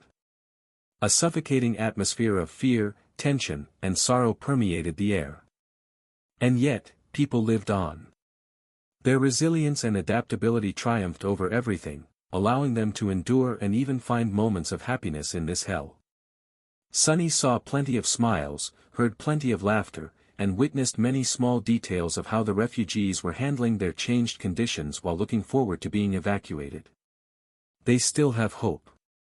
Eventually, he jumped down and walked the rest of the way on foot, reaching a section of the staging area where large white warehouses stood in several rows, surrounded by a mass of activity.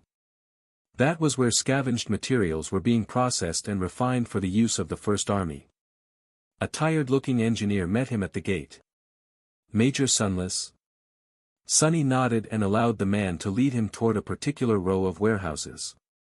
"Yeah, we received your request. The approval came fast enough, so as long as you have enough contribution points, you can cut a good chunk for yourself. Not that I know what you need it for, usually, it's the mundanes we arm with processed material that dream of wielding memories, not the other way around. Sunny smiled.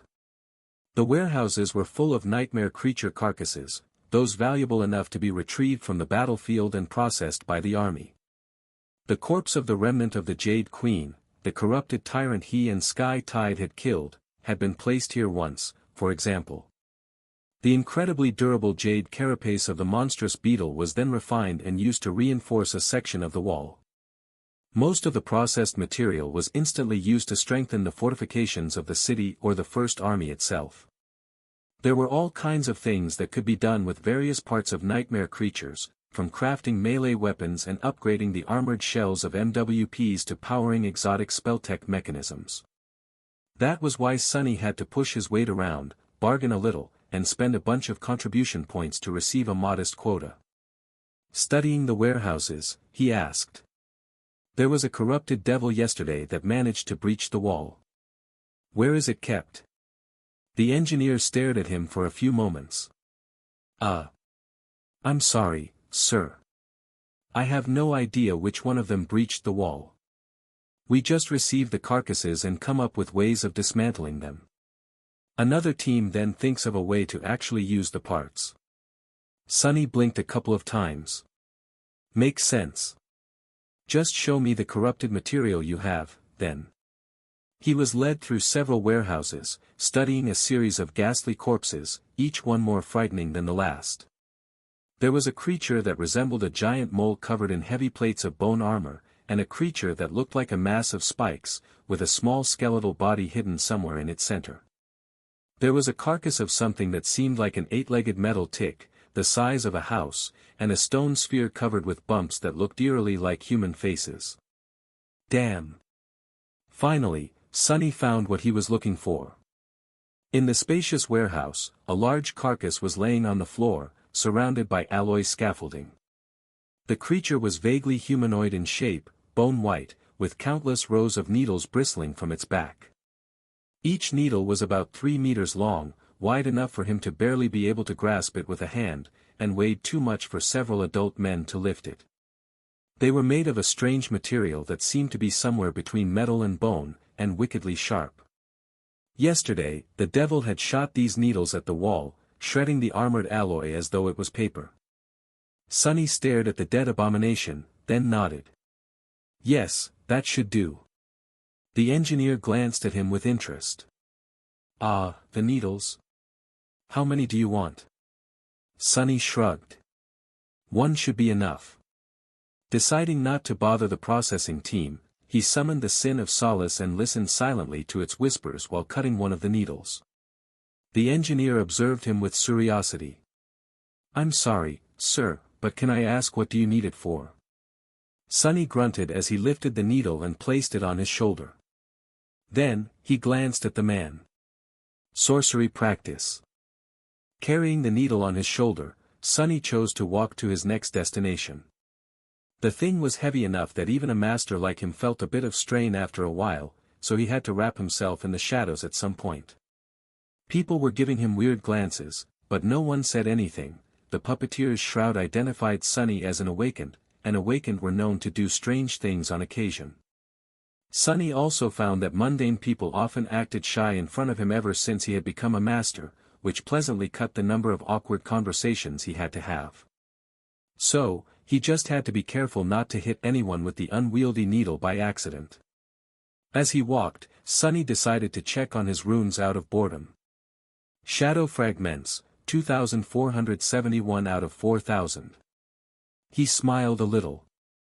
The siege of Falcon Scott might have been a terrible affair, but one thing it did not lack was enemies to kill. The rate at which he earned fragments increased a lot in the past 3 days. By now, the change made by each individual fragment was insignificant, but it added up. He was now considerably stronger than he had been at the start of the Antarctica campaign, and the Fifth Corps was not as unachievable as it had once seemed. Nephice was still far away from reaching Terror, too, which meant that he finally had a chance of catching up to her class, at least for a short while. Does it even matter now? In the end, both of us will either be titans, or dead. Nightmare was subjugating many dreams these days, as well. All in all, Sunny was in good shape. His cohort had been forged into one of the deadliest combat units on the continent, with each member honing their skills to a truly fearsome degree. All that was left to propel him to an entirely new level of power was for Saint to emerge from her evolution. Maybe, just maybe, they would indeed manage to hold Falcon Scott for 3 weeks. Sunny made way for a column of military vehicles and looked at the crowd of refugees around him. Yeah, doubtful. With a sigh, he made a turn and approached one of the hastily erected dormitory towers. This one looked more substantial than most, but not by much. Looking up, he saw a vast expanse of glowing windows, with thousands and thousands of humans taking shelter from the cold within. He glanced at the Devil's Needle, then awkwardly spun it and thrust the point deep into the ground. Taking it into the building would have been a hassle, and Sunny was sure that no one would steal it. The thing weighed more than any mundane human, or even a group of them, could carry away. The problem, though, was that the needle was so sharp that it continued to sink into the frozen soil under its own weight. Sunny stared at it resentfully for a moment, then repeated the process, this time thrusting it into the ground with the dull end. Finally satisfied, he walked to the entrance to the tower, where a lone civilian was shoveling snow away. As he was passing, the man flinched and stared at him with wide eyes. Sunny sighed inwardly. Am I really so scary? Captain? Captain Sunless, is that you? Surprised, Sunny raised an eyebrow. Yes. Technically, it's Major now. Do I know? Before he could finish the sentence, the civilian dropped the shovel and grabbed his hand, shaking it vigorously. Sunny froze. What the hell is going on? It is you. Master Sunless, sir, my family and I are only alive because of you. After Erebus Field, I thought, sorry, but you brought us all here. Thank you. Thank you so much. Sunny did not know how to behave in that situation, but thankfully, the civilian finally let go of his hand and hastily opened a small bag hanging on his belt. A moment later, Sunny found himself holding a carefully packed sandwich. Please take this. I know it's not much, but my wife made it herself. You probably don't get a lot of home-cooked food, standing there on the wall. Sunny wanted to return the sandwich to the man, but then lingered. The refugees were not starving, but he knew for a fact that most of the rations they had access to were no different from what he had been accustomed to in the outskirts. Getting the ingredients to make this simple sandwich must not have been easy, it was made with love and care. Which meant that this small, but sincere gift meant much more than it seemed. He smiled slightly. Thank you. I'll enjoy it well. The man seemed exceedingly happy to hear that and gingerly let Sunny go, picking up his shovel and returning to clearing away the snow while whistling a tune. Walking inside the building, Sunny glanced at the sandwich and frowned a little. He did not really know how to feel about the strange encounter. On the one hand, it was nice to see a tangible result of his efforts. After the caravan reached Falcon Scott, the refugees were quickly processed and assigned to various dormitories, so Sunny had not seen any of them again. On the other hand, the cheerful man was clearly deluding himself if he thought that Sunny had saved him and his family. All Sunny had done was postpone their deaths by a few weeks. They would only be truly saved once carried across the strait, to eastern Antarctica. Until then, a sharp sword still hung above their necks. All the more reason to hold the damn wall for as long as we can, then. Suddenly thoughtful, Sunny used an elevator to descend underground and approached a particular door. A few moments after he knocked, Beth opened it and gave him a long look. Oh. It's you. He raised a hand with a wide grin. I brought sandwiches. Well, a sandwich. She stepped aside to let him in and turned around. Professor. Your favorite awakened is here. Sunny dismissed the boots of the puppeteer's shroud before coming inside. That small action made him feel strangely nostalgic. Civilian life. How come I barely remember what it is? Sunny had no particular reason for this visit, apart from simply wanting to check on how the old man had settled in. From his first impression, the dormitory apartment was too small and barebones for someone of Professor Abel's stature. There were 5 compact bedrooms connected to a shared living room, kitchen, and bathroom, with 3 of the bedrooms occupied by other people. He could hear a child's voice behind one door, which meant that there might have been entire families of refugees living here. In that regard, maybe the fact that the professor and Beth each received an entire room for themselves was already a privilege. Still, what the hell? Maybe he should not have been surprised. Professor Abel was indeed a distinguished scientist who had made great contributions to humanity, but the Antarctic Center was the administrative center of the whole quadrant. With 200 million people concentrated in Falcon Scott, there must have been a whole lot of distinguished people waiting for their turn to be evacuated. Beth led him to the kitchen and put a kettle on the stove. Now that they were not busy trying to keep the caravan from falling apart, Sonny noticed that the young woman looked a bit haggard in comparison to how she had been at LO 49. There were dark circles under her eyes, a slight uncertainty to her movements, and a grim slant to her brow. Beth's temper, however, had not changed one bit. "Tell me straight, is the wall going to hold?" Sonny lingered for a bit, stumped by the frank question. "How should I know?" "Sure, it is going to hold, until it doesn't." Beth scoffed, pouring synthetic tea into 3 cheap alloy cups. "And yet you seem to be terribly calm." Sonny scratched the back of his head in confusion. "Do I seem calm?" "Well, I guess I am.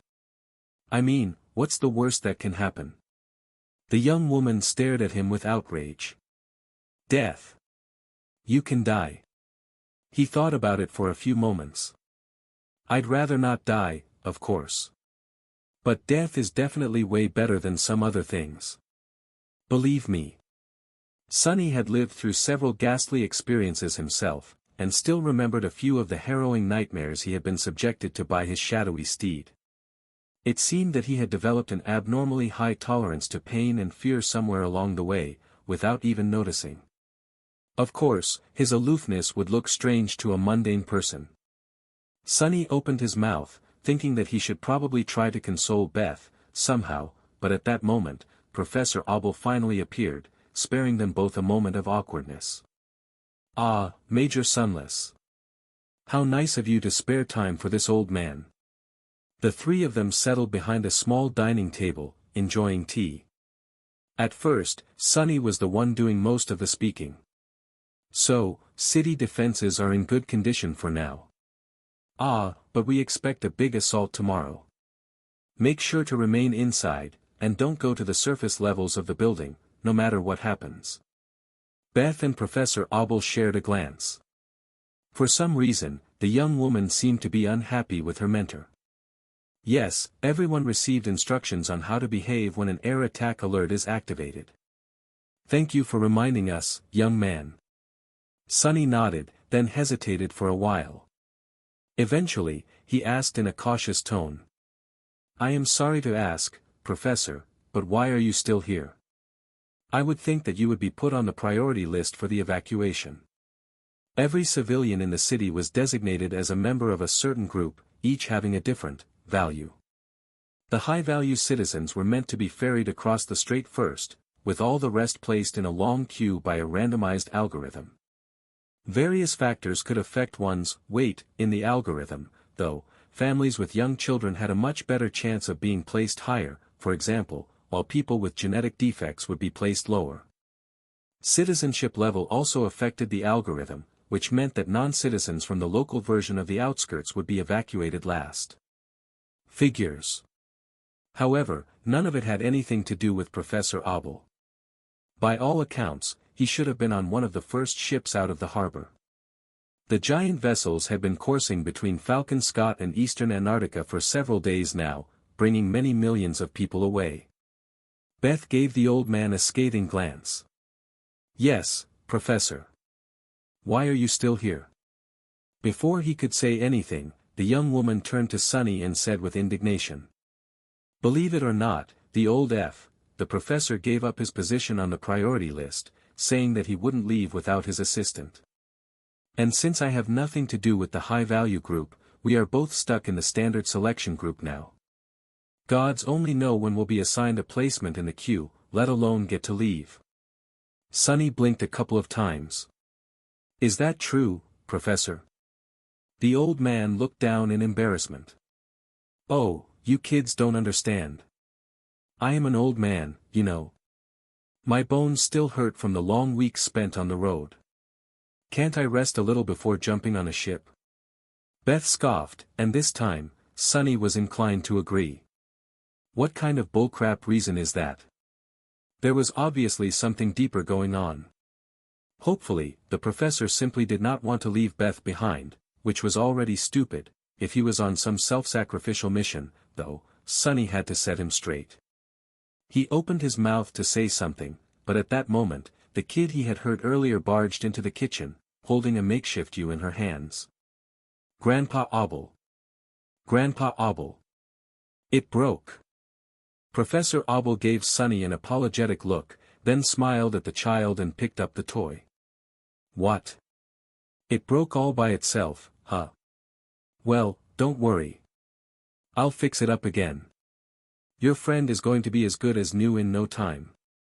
Sunny stared at the two of them, then said in a subdued tone. Professor, there's a difference between being brave and being suicidal. You have to get on a ship as soon as possible. The wall is not going to hold back the enemy much longer. Not everyone will. The old man patted the child on the head, then simply looked at Sunny and smiled. All the more reason for the army to make sure that it holds for as long as possible, then. It's not as if we're not trying. Wait, isn't that what I said myself? Sunny winced, then finished his tea in one gulp and stood up. I guess you are right. I'll be going, then. He glanced at Beth. Contact me if you need anything. With that, Sunny left the small apartment and returned to the surface. Picking up the devil's needle, he grunted and put it back on his shoulder. That old bastard, does he think that I want to be here? If I could get the hell out of Falcon Scott, like he could, I'd be relaxing in East Antarctica already. However. Actually, Sunny could leave at any moment, as well. A bit of desertion was nothing, as long as it meant that he would survive. So why was he himself staying? Damned professor, as if I don't have enough headaches, already. Grumbling quietly, Sunny carried the heavy needle as he headed toward the distant barracks. Sunny found the rhino without any problem, since it was parked near the military barracks. Getting the corrupted devil's needle through the main hatch had turned out harder than he had expected, so he ended up climbing to the APC's roof and lowering it through the upper hatch there. Eventually, though, he found himself inside the dark, silent interior of the slumbering machine. It was a bit weird to see the rhino so empty, but not unpleasantly so. With the whole APC to himself, Sunny felt as though he could relax and took off the mask of the confident commander that he was forced to wear in front of most people these days. Ah, that damn thing is so heavy. He dragged the needle to the armory, dropped it on the floor, and returned to the lounge area to take a quick shower. Then, feeling fresh and rejuvenated, if a bit sleepy, he summoned the endless spring, plopped down on a couch, and put his feet up, using the shadow chair as a footstool. Sunny took a sip of cool water, then carefully unpacked the sandwich and took a bite. The sandwich, indeed, had been made with love. It was truly tasty. Mentally thanking the generous refugee, Sunny enjoyed his meal in peace. It was going to be his last opportunity to rest tonight, so he made sure to chew as slowly as he could. Very soon, however, the sandwich was gone, and it was time to get to work. Sunny closed his eyes, sighed, and walked to the rear section of the vehicle. There, a small pile of memories lay on the holographic table of the command suite. Sunny summoned a few more, dropped them into the pile, and counted everything. A small grimace appeared on his face. Sunny had not only been keeping watch on the wall the past few days. After reaching Falcon Scott, which had become the hub of everything in the Antarctic Center, he had been very busy spending all of his contribution points, as well. Getting good memories was hard, but luckily, he was once again going for quantity over quality. Additionally, Sunny had no reason to stick to the official channels. Receiving anything through the Army requisition system was a tough and slow process, especially with the network being down most of the time, so he just traded his points directly to the awakened soldiers for the memories that were useless to them. He had even hired a few sleepers from the caravan to be his errand boys, which made the whole process faster. Not fast enough, though. Shaking his head, Sunny left the pile of memories alone, cleared some space on the table, and summoned 2 weapons. One of them was his old and loyal Tachi, the Midnight Shard, and the other was Morgan's warbow. Sunny concentrated for a moment, allowing his gaze to peer through the surface of the 2 memories. The intricate tapestry of ethereal strings hidden inside them was vast and mind-numbingly complicated. He could already feel a hint of a headache coming on. Sunny was trying to do something that he had never done before, a few things, actually. Firstly, he wanted to recreate an ascended enchantment, which were much, much more expansive and complex than the awakened and dormant ones he had mostly copied before. Secondly, he wanted to disassemble the structure of a particular enchantment into its basic elements, then heavily modify one of those elements and turn it into an independent enchantment of its own. And lastly, he wanted to create a functional memory from scratch. That he had done on many occasions before, but only in the most rudimentary form. The first 2 steps were already hard enough, but it was the last one that had turned unexpectedly troublesome. As Sunny had found out, not all materials had the capacity to sustain powerful enchantments. They would simply disintegrate under strain, or be torn apart by the raging essence. He needed refined material to create a powerful memory, hence the needle of a corrupted devil. Since Sunny was planning to use transcendent soul shards, nothing less would do. Actually, he wasn't really sure if the needle was good enough for his purposes, either. But it was his best bet. Sunny studied the weave of ethereal strings, and at the same time wove essence threads of his own. He was going to need a lot of them, so there was no time to waste. Minute passed after minute, merging into hours. Sunny continued sitting motionlessly in front of the 2 memories, with only the fingers of his 4 hands moving in the air. Eventually, his deep concentration was broken by the sound of an incoming call. Sunny lingered for a few moments, then slowly shifted his gaze to the communicator. As soon as he pressed on it, Master Jet's face appeared on the screen. She was chewing on a piece of roasted monster meat, seemingly very hungry or in a hurry to finish her meal. "Hey. How, is your side project going?" Sunny stared at her incredulously. "It's going. It would go better if I was not distracted by unexpected calls in the middle of the night, though, well, anyway. Did you manage to get what I asked for?" Jet swallowed the last piece of the roasted meat, wiped the juice off her lips, and smiled. "Yeah. I gathered all the memories that the members of my cohort have no use for. Anyway, why do you need them? That's a crazy amount of contribution points to waste on a bunch of Tier 1 trinkets." Sunny smiled from the corner of his mouth. "I am thinking of giving them to a beautiful lady." A spark of curiosity glinted in Jet's eyes. "Oh, better be quick with it, then. If she really is a lady, reaching her bedroom might be a slow affair. And we all might be dead very soon." Sunny blinked. "What? No, that was not what I—" Soul Reaper laughed. "Gods, Sunny, relax. In any case, are you prepared for tomorrow?"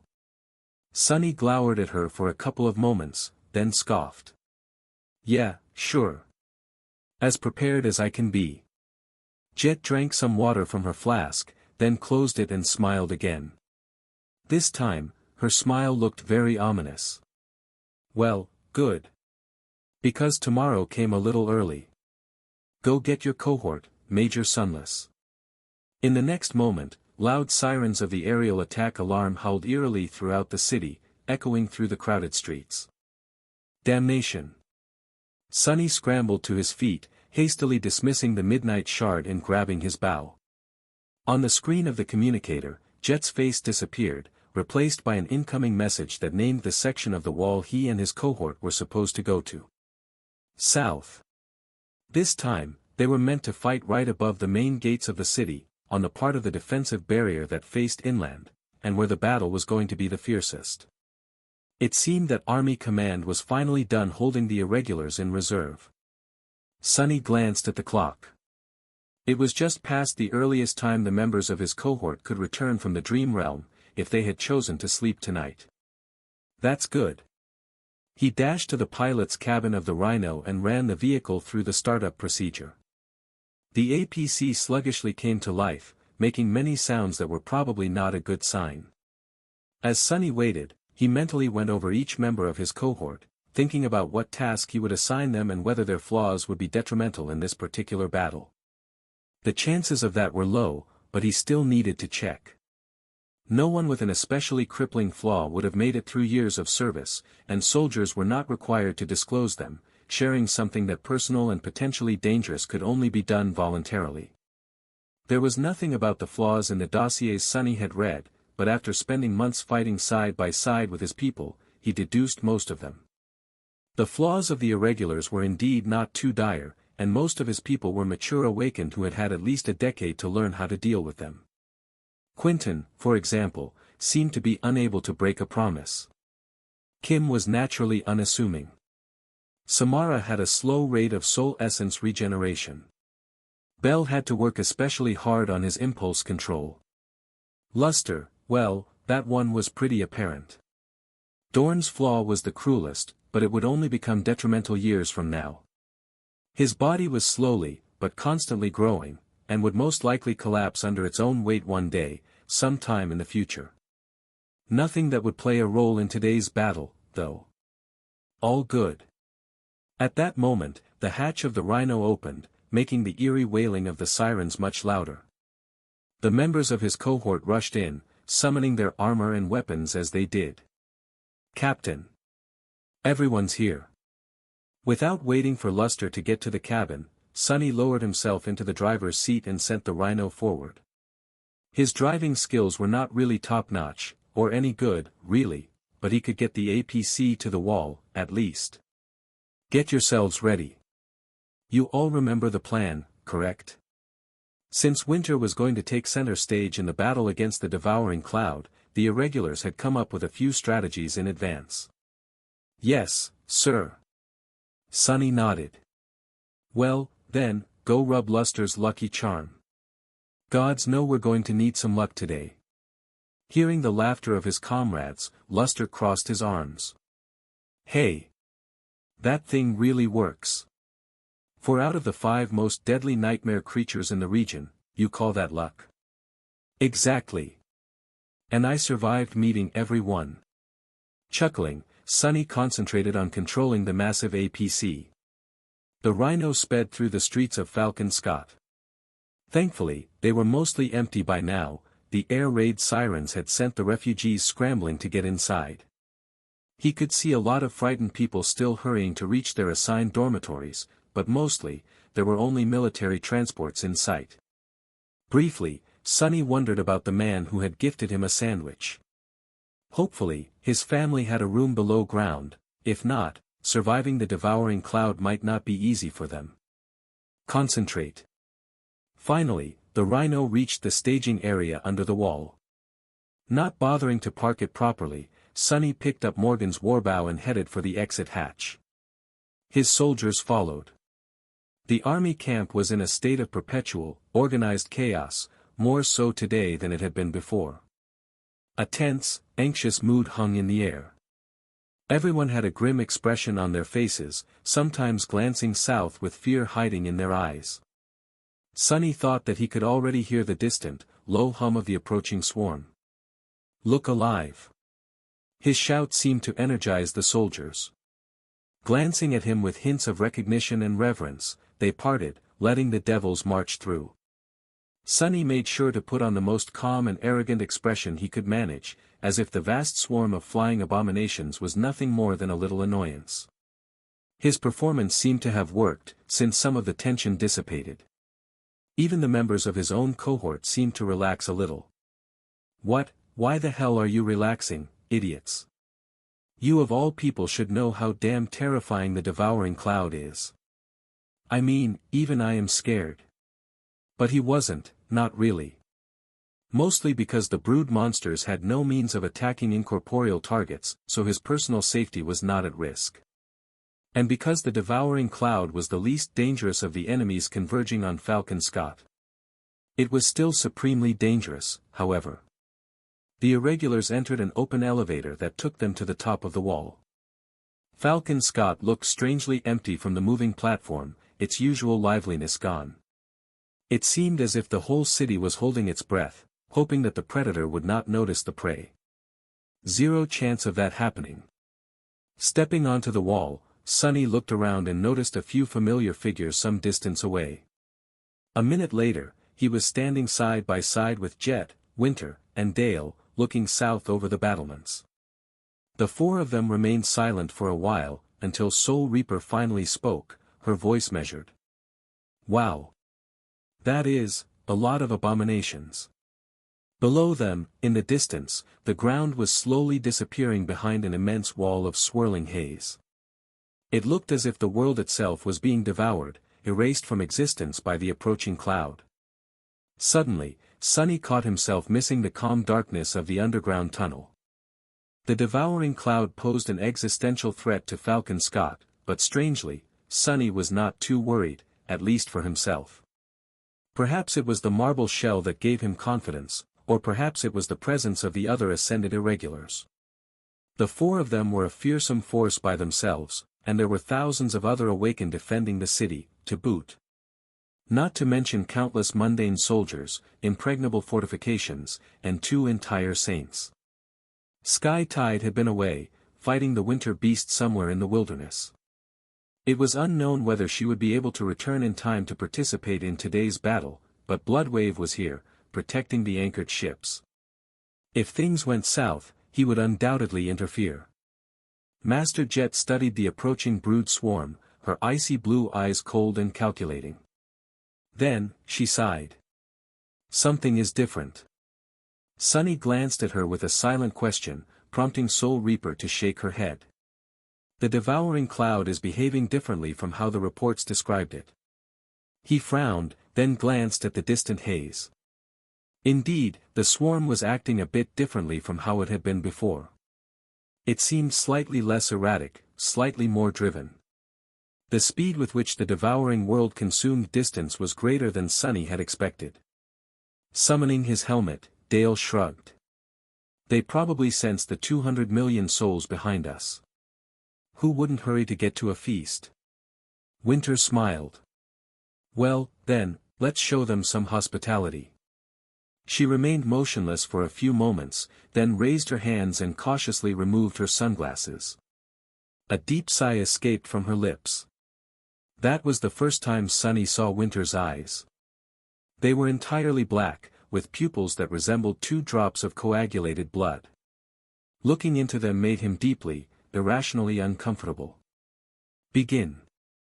Several awakened, 3 from Soul Reaper's cohort and 1 from Dale's, stepped forward. Following Sunny's nod, Luster did the same. In this battle, Winter was going to be the tip of their spear. Her aspect would play a key role, and so, it had to be augmented as much as possible. Several memories started to manifest in the air around the ascended archer, a beautiful handheld mirror, a small skull with a precious jewel embedded into its forehead, a silver coin with the image of a beautiful woman on one side and that of a hideous monster on the other, and at the same time, the 4 awakened activated their own abilities. One started to draw a complicated circle around Winter, saturating it with essence as he went. Another concentrated on the memories, somehow channeling more power into them. Luster simply placed his hand on her shoulder, and then sent Sunny a strangely pleased glance. That fool. Sunny rolled his eyes and walked a few steps away. He wrapped one shadow around his body and the other 3 around Morgan's warbow, then evaluated how much essence he had left. It was not as much as he would have wanted, but enough to summon the strike of thunder many times, as well as manifest countless soul arrows in between the shots. He would be able to activate the dying wish, as well, if the abominations managed to get close to the wall. Today, Sunny had a personal goal, to slaughter as many of the brood beasts as possible. Hundreds of them, or maybe even 1,000. With almost all the vile creatures being awakened, he would not be getting many fragments, but that was all right. What he wanted were memories, anyway, the more, the better, no matter how weak. What do you think, Sonny? Are we going to win today? He glanced at Master Jet, who was calmly spinning a simple shuriken in her hand. The aura of illusory cold radiating from her seemed especially chilling right now. He shrugged. Sure. Why not?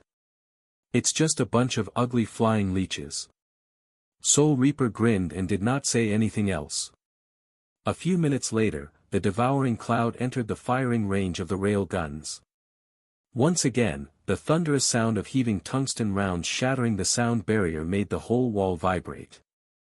Even though Sonny knew that the bombardment had to have killed countless creatures, it seemed as though the distant haze simply swallowed them. There was not even the smallest ripple or rift in the uninterrupted veil of flying horrors. Crap. Then, the turrets and the MWPs joined the barrage and unleashed a hail of bullets. Numerous tracer rounds flew from the wall into the rolling cloud of brood beasts. It was strangely beautiful, as though a shining rain was falling from the ground into the sky, struggling to pierce the black veil of extinguishing darkness. As if utterly untouched by the devastating onslaught, the devouring cloud continued forward without ever slowing down. By now, the hum of countless leathery wings had grown loud enough to seep through the clamor of the firing guns, spreading through the air like the murmur of a vast sea. The creatures were already close enough for the illusion of a hazy veil to fall apart into the harrowing visage of myriads of black dots swarming in the air. Sonny grimaced, then drew his bow and sent the strike of thunder into the approaching horde. Before the furious bolt of lightning reached it, he was already pulling on the string again, an arrow of pale gold appearing on it. A flash of stark, eclectic light illuminated a tiny portion of the swarm, followed by the whispers of the spell. Crap. At that point, the devouring cloud was supposed to slow down. It had just reached the edge of the vast killing field between the city wall and the mountains, coming into view of numerous piles of nightmare creature carcasses covering the ground. The brood beasts were supposed to turn their attention to that plentiful source of food before continuing toward Falcon Scott in full force. However, they did not. Acting in contradiction to all the analytical reports by Army Command, the swarm ignored the feast of rotting flesh completely, and instead accelerated forward even more. That was when Winter finally made her move. Taking a deep breath, she raised her bow and summoned a single, fiery arrow. Her black eyes seemed to become even darker still, and the crimson blood drops of her pupils shone with an eerie, ominous glow. The string of the bow rang, and the flaming arrow flashed through the darkness, leaving a blazing trail behind. When it hit, the darkness of the polar night was suddenly no more. The moment Winter's arrow reached the devouring cloud, a brilliant flash of light blinded everyone for a moment. A vast sphere of flame bloomed in the middle of the swarm, spreading far and wide like a rolling wave of destruction. Then, it collapsed on itself and exploded once more. Tongues of flame spread through the mass of abominations, swallowing countless brood beasts. Some were turned to ash, some fell down to the ground like burning stars. Others continued to burn as they streaked chaotically through the sky, their flesh boiling and dissipating. But they did not die before colliding with some of their vile brethren. The fire spread. As if possessing a mind of its own, it continued to spread from one abomination to another, until it seemed as though the sky itself was aflame. The darkness was chased out by the furious orange-white glow, and Sonny felt something that he had never expected to feel in the middle of winter in Antarctica. Scorching heat caressing his skin. He sucked in a shaky breath. Damn. It seemed that all their preparations were not in vain. Winter's opening was nothing short of breathtaking. It was outright frightening, if he was honest. But it was just an opening, nevertheless, although the devouring cloud had sustained considerable losses and had to slow down, it was in no way stopped. Already, some brood beasts were charging through the wall of fire, lunging toward the city. Grinning at the sight of the fiery slaughter, Sonny shook off his momentary shock and drew Morgan's warbow again. More. I need to kill more. Another bolt of lightning slammed into the swarm, reaping a multitude of lives. An arrow of pale gold pierced a brood beast clean through, then continued to fly forward, killing several others. There were so many abominations that Sunny did not even have to aim. The 4 cohorts of irregulars, as well as all the rest of the awakened defenders, poured all their strength into destroying the descending tide of winged horrors. Even though it seemed as if the sky itself was falling on them, vast swathes of it enveloped in flame, no one's courage broke. It was natural to fear for one's life, but with 200 million people depending on their protection, the soldiers of the First Army stubbornly clung to their positions despite the terror of the approaching swarm. By his side, Soul Reaper waved her hands, dozens of throwing stars appearing between her fingers and shooting forward with terrible speed, shredding a whole swathe of the swarm like a steel rain. A few steps away, Samara was methodically discharging her rifle, explosions of essence blossoming in the mass of nightmare creatures. Pieces of torn flesh and streams of blood rained down without stop. The rest of the devils were doing their part. Winter was not at all done with her part of the slaughter, either. One after another, enchanted arrows flew from the string of her bow. With 4 awakened elites using their aspects to augment hers and a number of powerful memories feeding her their power, the ascended archer became a source of shocking devastation. Sunny finally understood why Winter was sometimes called a walking artillery unit. There were a lot of arrows in her arsenal capable of widespread destruction, and augmented as she was, the scope of that destruction only grew. Thanks to her aspect, the arrows never missed. And with luster continuously feeding her soul essence, she had no reason to stop. The devouring cloud was melting in front of his eyes. More. Sunny strained his muscles to draw the string, the process of dismissing and summoning the strike of thunder back finally finished, just in time. A fierce bolt of lightning pierced the air once again. You have slain. You have received. And yet, even with all that destruction summoned upon the brood swarm, it was still advancing on the city. Half of the vast killing field had already disappeared in its shadow, and the first of the winged horrors were already reaching the wall. Somewhere to his left, a massive MWP stumbled, the appalling shape of a brood beast disappearing into the breach in the war platform's armor that it had just created with the circular, fleshy maw. The creature crawled into the pilot's cabin. In the next moment, the massive machine jerked erratically and stepped back, plummeting from the battlement into the darkness. Sunny uttered a silent curse. At the same time, Dale stepped closer to Winter. A spherical dome of transparent energy enveloped the two of them, as well as all the awakened standing nearby. Their arrows and bullets easily passed through the dome to hit the enemies, but when a lone brood beast lunged at Winter from above, it collided against the wall of shimmering energy as if against solid stone. The creature's body bounced away in a rain of blood. I guess it's time for Sunny. Now. Jet's voice confirmed his own thoughts. They briefly glanced at each other, then dashed away from the irregulars. Sunny dismissed his bow, took a deep breath, and summoned the sin of solace instead. Instantly, an insidious voice, his own voice, spoke into his ear. Ha! Are you still pretending that you can actually save anyone? You know. Shut the hell up. No one asked. Gritting his teeth, Sunny followed Soul Reaper until they reached a relatively empty section of the wall a couple of 100 meters away from the position of the irregulars. She shouted at the nearby soldiers, commanding them to retreat. Then, Jet turned to Sunny and flashed him a wicked smile. Are you ready? He nodded. Then activate that charm of yours. Sunny sighed, then poured essence into the dying wish. At the same time, he wrapped all 4 shadows around his body and activated the underworld armament, trait of the marble shell, enhancing the effect of the charm. His goals here were rather simple. He needed to give Winter as much time as possible to eradicate the swarm, and at the same time, prevent brood beasts from flying into the city. What better way was there to achieve both than to present the devouring cloud with an irresistibly tasty target? The plan was bound to work. Its only downside was that, for a while, Sunny would have to survive the attention of the entire swarm. Somehow, the world seemed trapped in a violent seizure. The darkness of the endless night was savaged, torn apart by the spreading wildfire and the disorienting flashes of numerous firing armaments. The cacophony of thunderous salvos and inhuman shrieks fused into an almost palpable force, pressing down on Sunny from all sides. Some distance away, above the burning hellscape of the killing field, the devouring cloud had reformed itself to create a breach in the wall of flames. A dark mass of brood beasts poured forward, rushing to reach the defensive barrier of the last human city. The incoming segment of the swarm swirled, forming into a long and vast protuberance.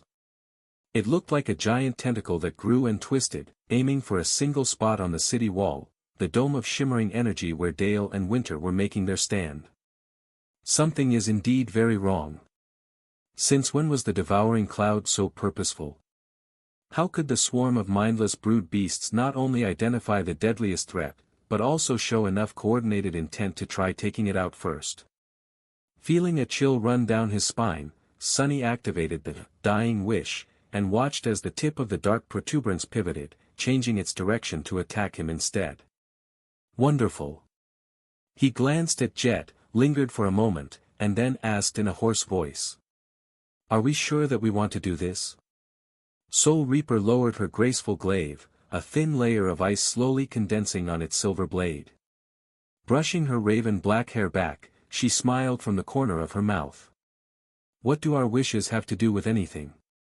Sunny looked back at the approaching swarm and sighed. Fair enough. At that point, most of the armaments on the southern section of the wall had concentrated their fire on the advancing protuberance. It was being torn by the heavy tungsten rounds of the rail guns, the squall of bullets unleashed by countless turrets, the sporadic rifle fire of mundane infantrymen, the memories and abilities of awakened soldiers.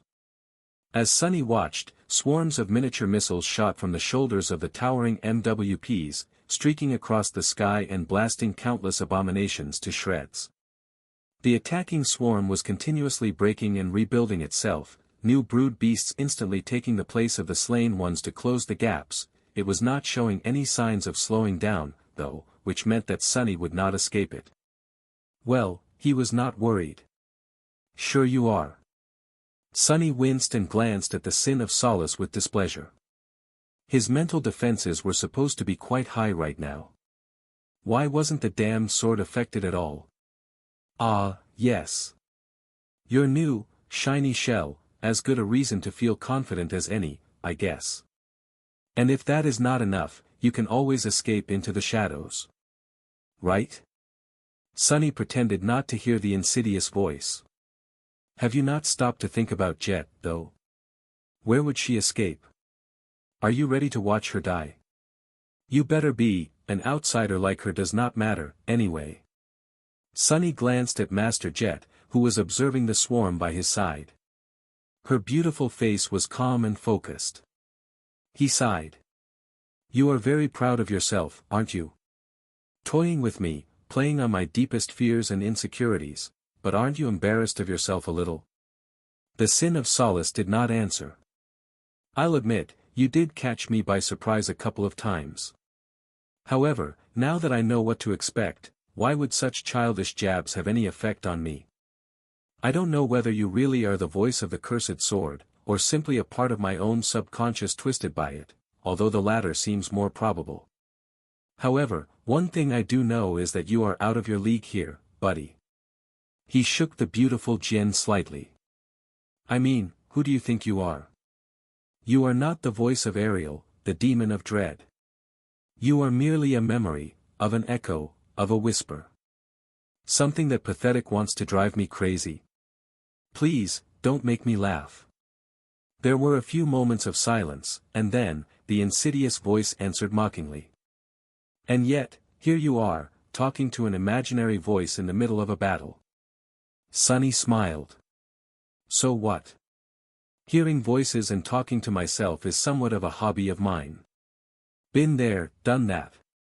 He pushed the annoying whispers to the back of his mind and concentrated on what was about to come. A small shadow suddenly fell from the sky. Sunny almost moved to attack it, but then held himself back. In the next moment, a familiar crow landed on Jet's shoulder, glanced at him arrogantly, and turned to its master. Swam. Swam. Jet patted the bird on the head with a small smile. Yes. I know. Now go, it is going to be too dangerous for you. The crow let out an outraged caw and spread its wings to make itself look bigger, but to no avail, she had already dismissed the echo, making it dissipate into a swirl of sparks. A few seconds later, the swarm was upon them. The first of the lunging brood beast was cleanly severed in half by Jet's glaive, two bleeding slabs of hideous flesh flying over the wall to fall into the siege camp below. But the next one was already attacking. Sunny allowed his mind to switch into the state of battle clarity, or rather, dive deeper into it, since clarity had long become like second nature to him. His thoughts accelerated, and his perception of the world became sharper, clearer, and more encompassing. He moved forward with light steps, the sin of solace flashing through the air to pierce the creature's body. Its flesh parted before the jade blade like water. At the same time, the shadows around them stirred, and a dozen black tentacles rose from them, grabbing the attacking brood beasts and tearing them apart. The tentacles were different and much more complex than the ones he had usually summoned before. These ones had joints and a semblance of structure, ending with crude, but nimble and powerful hands. Sunny's long hours of practice had not been in vain. He had pushed his grasp of shadow manifestation forward by a lot. Of course, using it burned through his essence. Everything Sunny did required him to spend essence, weaving shadow strings, repeatedly summoning the strike of thunder, sustaining and augmenting the effect of the dying wish, saturating his body with resilience and strength. Any other master would have been drained of all energy already. But Sunny's reserves of essence were vast and potent, more than 4 times the volume of almost anyone else of the same rank. At the same time, his control of it was nothing short of exquisite, allowing for near-perfect efficiency. He had a lot of fight left in him, still. The question was whether that would be enough. The swarm of brood beasts descended upon Sunny and Master Jet. The two of them moved with speed that would have seemed utterly inhuman to mundane soldiers. If any of them had remained nearby, curiously enough, a master would have been stunned just as much. Both ascended irregulars were showing a level of physical prowess that only those with extremely powerful combat aspects were supposed to possess. Soul Reaper's glaive turned into a blur as she spun it, dissecting scores of the ghastly abominations. The beautiful Jade Jian danced like a feather, harvesting life after life. Of course, neither Sunny nor Jet remained static, moving across the wide expanse of the battlement like a hurricane of cutting steel. They danced between the attacking nightmare creatures, never remaining in one spot long enough to be buried under their onslaught. Well. Sunny danced. His battle style was graceful and fluid, to the point where it seemed as though he had no rigid shape at all. Master Jet, on the other hand, fought with the dire and straightforward inevitability of an experienced butcher, slaughtering her enemies both methodically and ruthlessly. There was an awful beauty to her mesmerizing savagery, as well. Get ready. Sunny did not need the warning. The whirlwind of abomination surrounding them was already bad enough, but it was also just the beginning. Most of the protuberance of the devouring cloud had yet to reach them, and the situation was about to become many times worse. Oh, why did I come to this damned continent? Full of self-pity, he pivoted to the right, narrowly avoided a diving brood beast, and brandished the sin of solace to cut down another one. At the same time, he glanced over the edge of the wall, where a long stretch of the world was obscured by the swarm of abominations. By now, the two of them were surrounded from all sides, but most of the enemies were still coming from a single direction. The good news was that the dying wish was working, preventing the brood beasts from passing the wall and escaping into the city. The bad news was that he could not see the glow of winter's flames at all now, which meant that the part of the swarm attacking them was a second at most from growing much harder to deal with. There had to be really many of them to obscure the wildfire entirely. Sunny called upon the shadows, and a black wall suddenly rose between the battlement and the main body of the protuberance. Countless brood beasts slammed into it in the next moment, impaling themselves on the sharp spikes that shot from the black surface. Even more had to twist in the air to avoid the obstacle. That did not slow the swarm much, but it did funnel it somewhat, giving Sunny and Jet some room to breathe. At least for a moment. Then, things got really tense. Arg, damn it. There were too many brood beasts lunging at him to kill and evade them all. Sunny did his best, but it was still not enough. Even with the help of shadow hands, he was forced to receive several attacks head-on. Making his body as heavy as a slab of rock, Sunny gritted his teeth and stood his ground. A disgusting leathery body slammed into him. If he had not used the feather of truth to change his mass, the impact would have thrown Sunny to the ground, or even worse, off the wall. As it was, he only took half a step back, while the brood beast bounced back with the nauseating crunch of breaking bones. Ah, that hurt. Before Sunny could do anything, another creature tore into his forearm.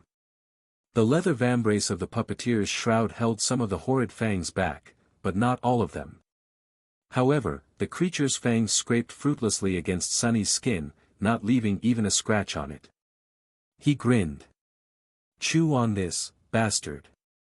With that, Sunny spun the Sin of Solace into reverse grip and easily cut through the abomination's long neck. Usually, it would have been hard to deal any damage from such an awkward position, but the jade blade of the cursed sword was so sharp that he did not have to put any effort into the cut at all. The brood beast's body convulsed and fell down. Its severed maw, however, was still stubbornly trying to gnaw on Sunny's flesh. Whatever. Ignoring the vice-like and unpleasantly moist grasp of the creature's jaw, he threw himself back into the battle. A few moments later, it flew off his forearm, pulled away by powerful inertia. Sadly, that was not the last abomination that managed to hit him. As their number grew and grew, Sunny started to miss more attacks. Most of them failed to penetrate the adamantine barrier of the marble shell, but a few did not. There were now shallow scratches here and there on his body, and their number was swiftly increasing. Master Jet was in a similar position, although she did not seem to be bothered by it at all. Even though her black leather armor was torn and shredded, revealing glimpses of alabaster skin and trickles of crimson blood, she fought with the same unrestrained, magnificent brutality. There was even a dark, wicked grin on her face. What is wrong with that woman? He wasted a moment to shift his sight and glance at her core, only to see that it was brimming with essence, full to the limit. That cost him another scratch, as well as a pang of envy. Damn it, Master Jet's aspect is simply cheating. To be fair, his aspect was somewhat of a cheat as well. More than that, both of them were fighting in nearly optimal conditions. Soul Reaper was well suited to fight against large numbers of weaker enemies, who could provide her with a nearly endless supply of essence, while Sunny was a true menace when surrounded by shadows. Throughout the cruel length of the polar night, the whole world was enveloped by shadows, and he was their master. And yet, both of them were in dire danger. Even if individual brood beasts did not pose much of a threat to the two ascended, thousands and thousands of them did. An army of ants was more than capable of killing an elephant. Whatever an elephant was.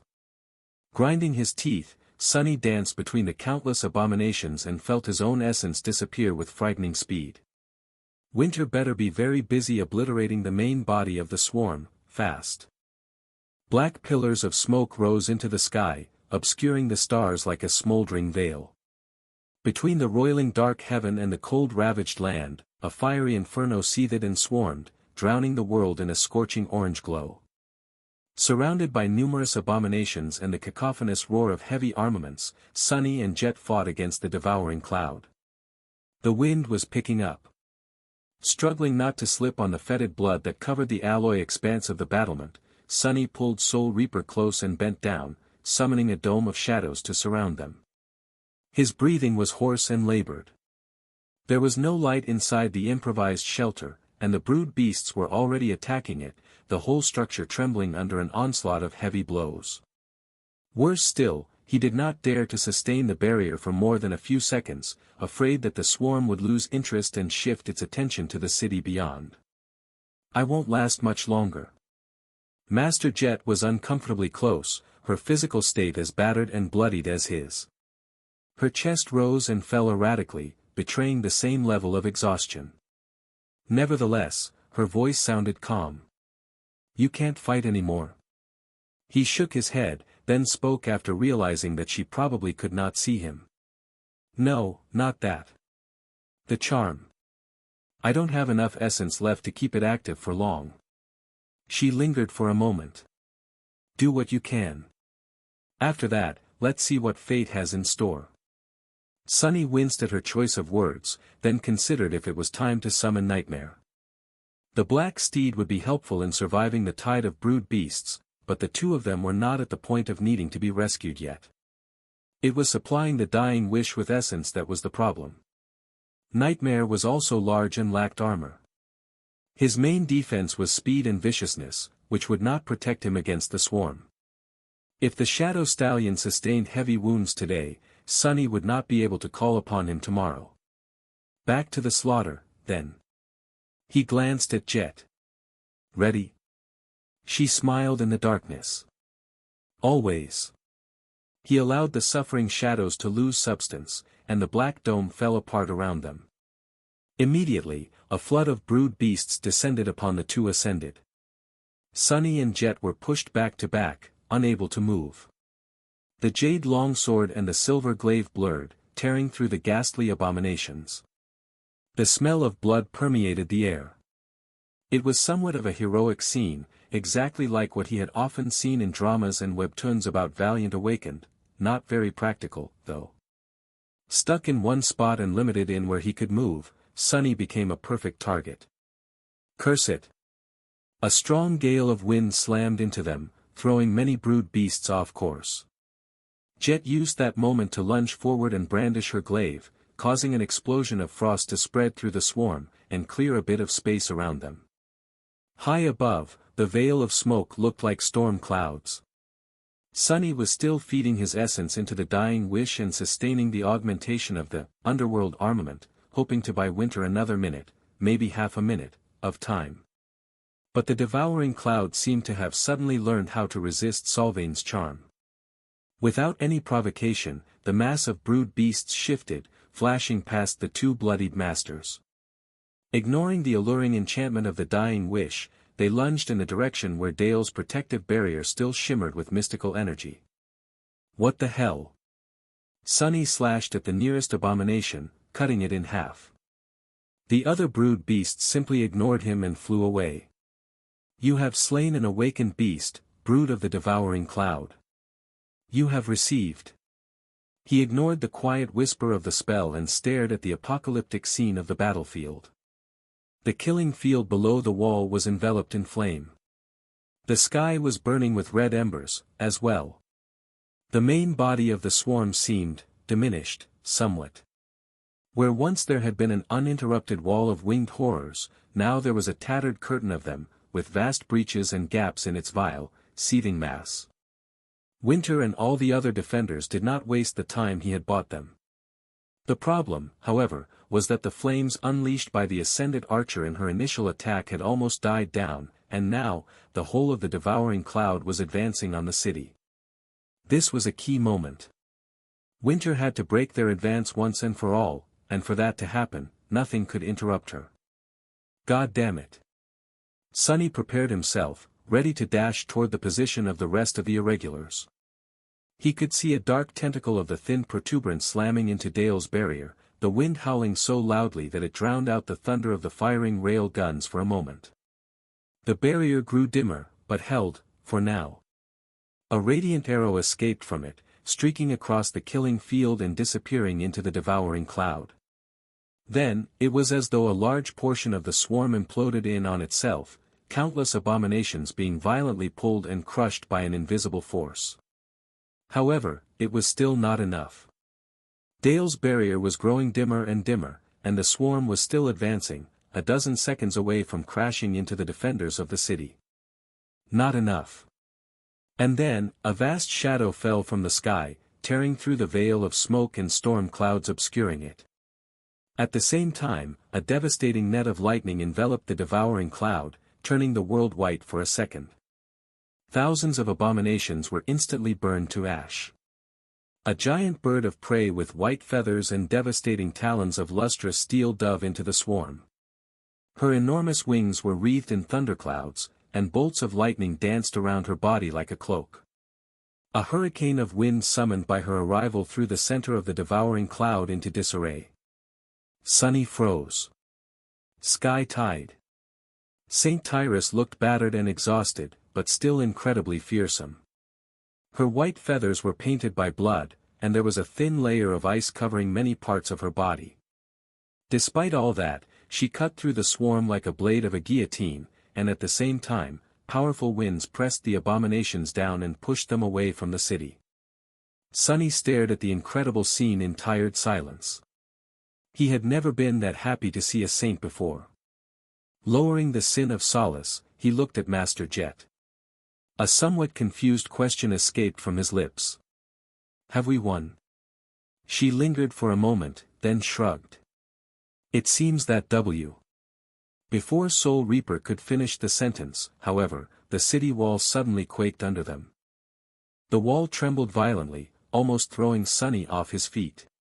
He caught himself from falling and spun, the sin of solace flying into a defensive stance. What the hell was that? Master Jet used her glaive to keep herself upright and looked around. For the first time since the start of the battle, her expression became grim. She did not answer for a couple of seconds. Then, her icy eyes widened slightly. Soul Reaper turned to Sunny, trying to say something, but he had already sensed it himself. A cold shiver ran down his spine. The call. The call of the nightmare had suddenly grown much louder, assaulting his mind with an onslaught of screaming whispers. In the next moment, the world came undone, and the piercing sound of tearing alloy filled Sunny's ears. The battlement beneath him was falling apart, and a strong aftershock of whatever it was that had destroyed it rolled through the air, throwing him away. No.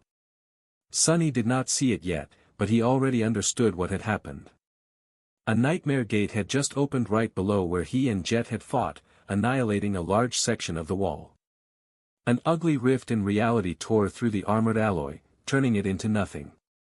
The vertical schism of pure nothingness played strange tricks with both light and darkness, making it appear simultaneously perfectly flat and inconceivably deep.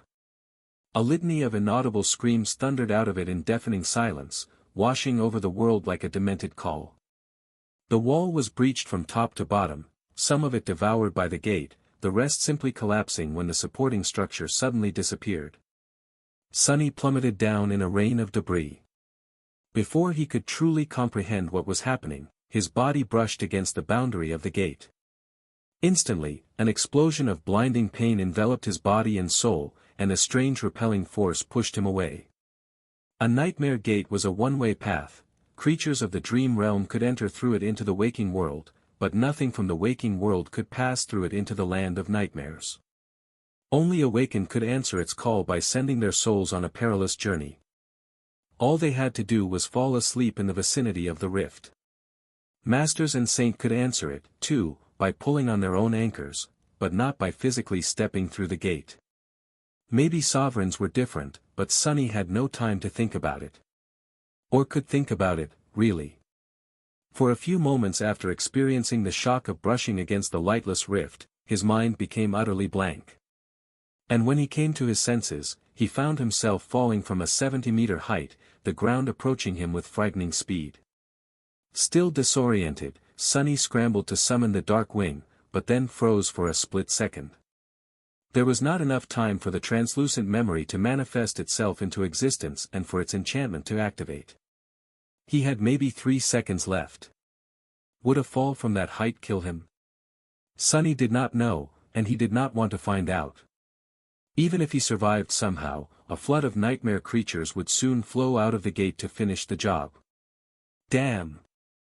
Something heavy and sharp suddenly slammed into Sunny's head. A torn piece of the wall's frame. Following an instinct, Sunny reached forward and called upon the shadows of the falling pieces of debris. They moved, sliding toward his body. Sunny made himself as light as he could, and then manifested the shadows. In the next moment, A vast mantle of darkness surrounded him like a streaming black cape, catching the wind and slowing down his fall. It was almost enough. He hit the ground hard enough to bounce off of it and black out for a moment. The mantle of shadows was torn apart and dissipated. Sunny rolled away, his body a mass of pain, vaguely recognizing the landscape of the staging area around him. He came to a halt after violently slamming into the feet of a loader robot, then weakly crawled under it, hoping to hide from the raining debris. It was good thinking. Not a second later, a piece of alloy that must have weighed several tons crashed into the ground in the spot where Sunny had been just a moment ago. That was all Sunny could do, though.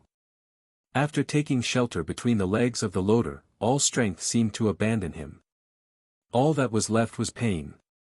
Arg! He was alive, at least. Bone weave and the marble shell, as well as his ascended physique, had protected Sunny's body from being severely damaged. He was a bit shocked, that was all. Arguably, touching the gate had caused much more harm. Sunny did not know what kind of damage he had received, but it felt serious. He knew he could still fight, maybe, but not right now. Right now, he could hardly move. Not good.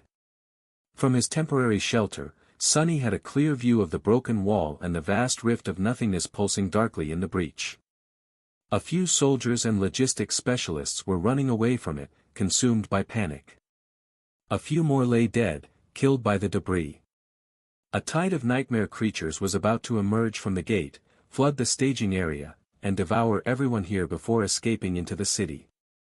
And Sunny was utterly defenseless. A cold voice suddenly resounded in his ear. "See. I told you that you're useless." Sunny gritted his teeth. "Shut up."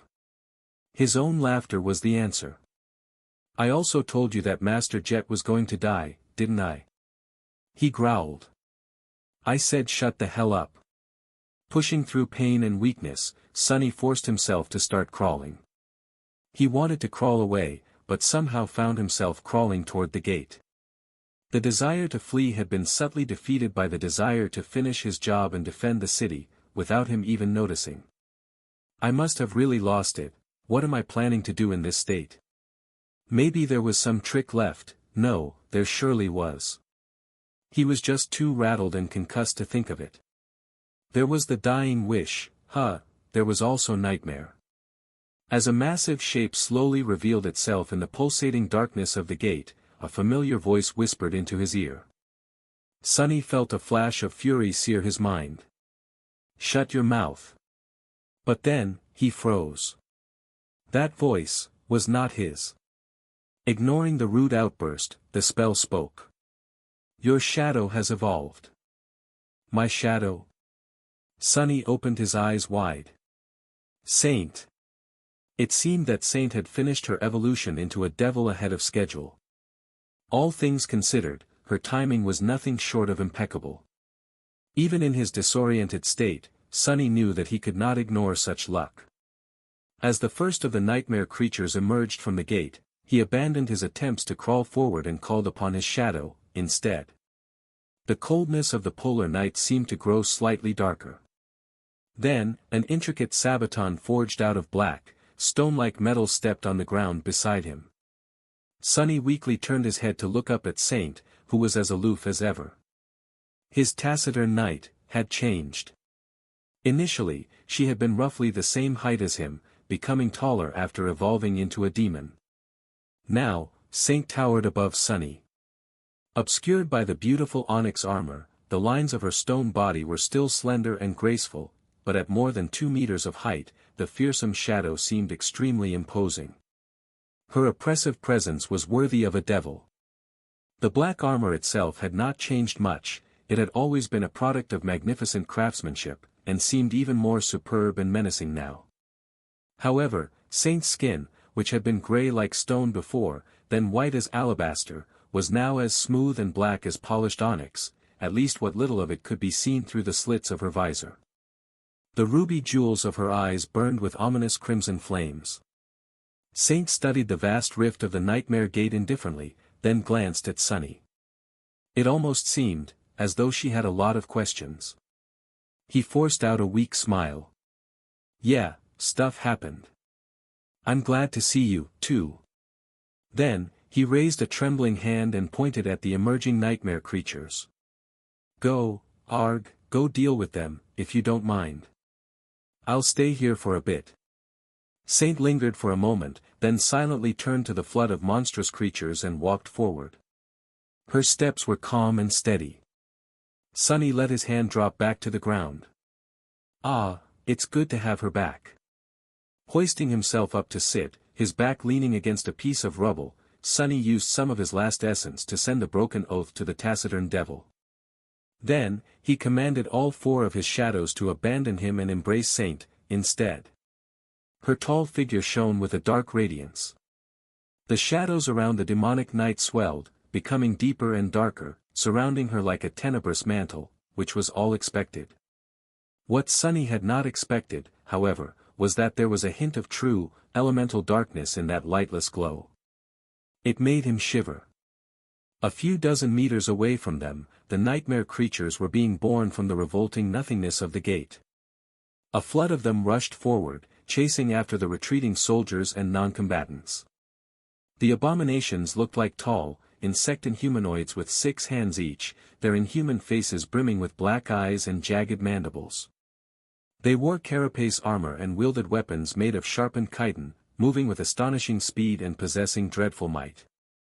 As Sunny watched, one of the creatures easily threw a piece of the broken wall that must have weighed a ton aside. Unfazed, Saint opened her arms, as if trying to embrace the broken, burning world. Darkness flowed from under her vambraces, over her palms, and into the air. A moment later, the flowing darkness formed into the shape of a familiar stone sword. It was whole once again, but utterly black in appearance. A feeling of dark, nebulous power radiated from its Stygian blade. On her other hand, a round shield of stone-like metal appeared, its surface the same polished onyx as the fearsome armor of the taciturn shadow. Walking toward the enemy, Saint raised her sword. And struck the rim of her shield twice with its blade, as if challenging the harrowing tide of monsters. Damn! Sunny was too weak and mentally shaken to do anything, so he just sat on the ground, using a piece of rubble for support, and watched Saint fight. His shadow had simply walked forward, and then dove into the mass of enemies as soon as the last of the soldiers ran past her. She collided against the arachnid warriors with her shield, sending a dozen of them stumbling to the ground, and then turned into a whirlwind of annihilating darkness, her sword slicing through carapace armor, flesh, and bone as if nothing could stop it. Black blood, severed limbs, and broken bodies covered the ground. Saint was an ascended devil now, and augmented by all 4 of Sunny's shadows. The broken oath received the same augmentation, sapping strength and vitality from her enemies. The graceful knight fought with stunning clarity and sublime skill, and yet, that was not enough to explain why Saint was so deadly and devastating. The abominations were not weak, it was she who was too strong, too fast, and too tyrannical. A simple evolution of one class could not explain the difference. A devil commands unnatural powers. That is what separates them from demons. Sunny's thoughts were slow and tangled, but he remembered that much. What powers had Saint received? Might as well take a look. It was not like Sunny could be of much use, currently. He lingered for a few moments, staring at the fearsome battle that was taking place merely 24 meters or so away from him. Saint was holding back the whole mob of nightmare creatures by herself, for now. He did not know how long she would last, or whether the abominations would flow past the slaughtering devil to escape into the city. If they did, he would be the first one to die. Sunny gathered his thoughts and activated the healing property of the dying wish first. That, at least, did not demand any essence, or maybe slowly accumulated it with each kill, creating a hidden reserve. The main effect of the enchantment had been deactivated long ago. A wave of healing energy spread through his body, repairing the damage done to it and lessening the pain. He was still weak, muddled, and suffering, though, whatever touching the gate had done to him seemed to be more than a mere physical wound. Whatever. Next, Sunny summoned Nightmare. He did not send the black stallion to join the battle yet, ordering him to stand guard above his master. Somewhat satisfied with these measures, Sunny glanced at Saint again, and summoned the runes. What the hell am I doing? Indeed. The wall of the city was breached, a menacing nightmare gate was towering above him, and not too far away, a furious battle was raging in the rabble of the staging area. And yet, Sunny was staring at the runes that shimmered brightly in the air in front of him. His vision was a little blurry, but the runes were clear and perfectly legible, as if existing outside of reality. Which they probably did. Oh, well. Sunny needed a couple of minutes to recover, anyway. He looked at the field of runes, searching for the names of his shadows. A new string of them replaced the old one. Onyx Saint. Onyx, huh? That had a nice ring to it. Marble Saint had turned into Onyx Saint. Was his marble shell going to evolve into the onyx shell, as well, once he transcended? Sunny would have loved to pursue that train of thought, but unfortunately, he couldn't. His thoughts were slow and erratic, refusing to consider anything too complicated. Giving up, he concentrated on the runes of Saint's name and started to read the descriptions. Shadow, Onyx Saint. Shadow rank, Ascended. Shadow class, Devil. Shadow attributes, Battle Master, Stalwart, Ember of Divinity, Heart of Darkness. Heart of Darkness, that's new. Sunny glanced at the mass of attacking arachnid warriors, catching a glimpse of Saint decapitating an especially menacing abomination with a swift slash of her black sword, then sending its body flying into the mob with a strike of her shield. Even before the rim of the shield connected with the creature's chest, the blade of the stone sword was already moving to deflect an incoming blow. She's not dead yet. He looked back to the runes. Attribute description: a vestige of an ancient darkness dwells in this shadow's heart, granting her tenebrous powers. So, Saint had not just destroyed the sphere of black stone in the tunnel, she had taken something from it. Sunny had expected as much. The spark of divinity was also gone, replaced by the ember of divinity. The light of divinity and true darkness now coexisted within Saint. Somehow, there was something interesting about that fact, but Sunny, in his pitiful state, could not quite point to what. Later. The sounds of the battle grew louder, and a little closer, forcing him to look past the runes nervously and then hurry up. The gate guardian could arrive at any moment. Sunny lowered his gaze. Shadow abilities: Weapon Sage, Underworld Armament, Mantle of Darkness, Blade of Darkness. 2 new ones. The name of the first ability was a bit familiar. He concentrated on it and read. Ability, Mantle of Darkness. Ability description: darkness embraces this shadow. When surrounded by darkness, and true darkness more so, her swiftness and might will increase. Her wounds will be healed, and her heart will grow fuller. Sunny blinked a couple of times. Well, that explains how she is so powerful right now. If there was one thing that Antarctica did not lack, it was darkness. Although the staging area was usually well lit, most tech nearby had been destroyed by the pulse of the opening gate. Saint was wreathed in shadows. The physical augmentation of the Mantle of Darkness seemed to be a formidable one, and combined with the embrace of his 4 shadows, it produced a truly terrific result.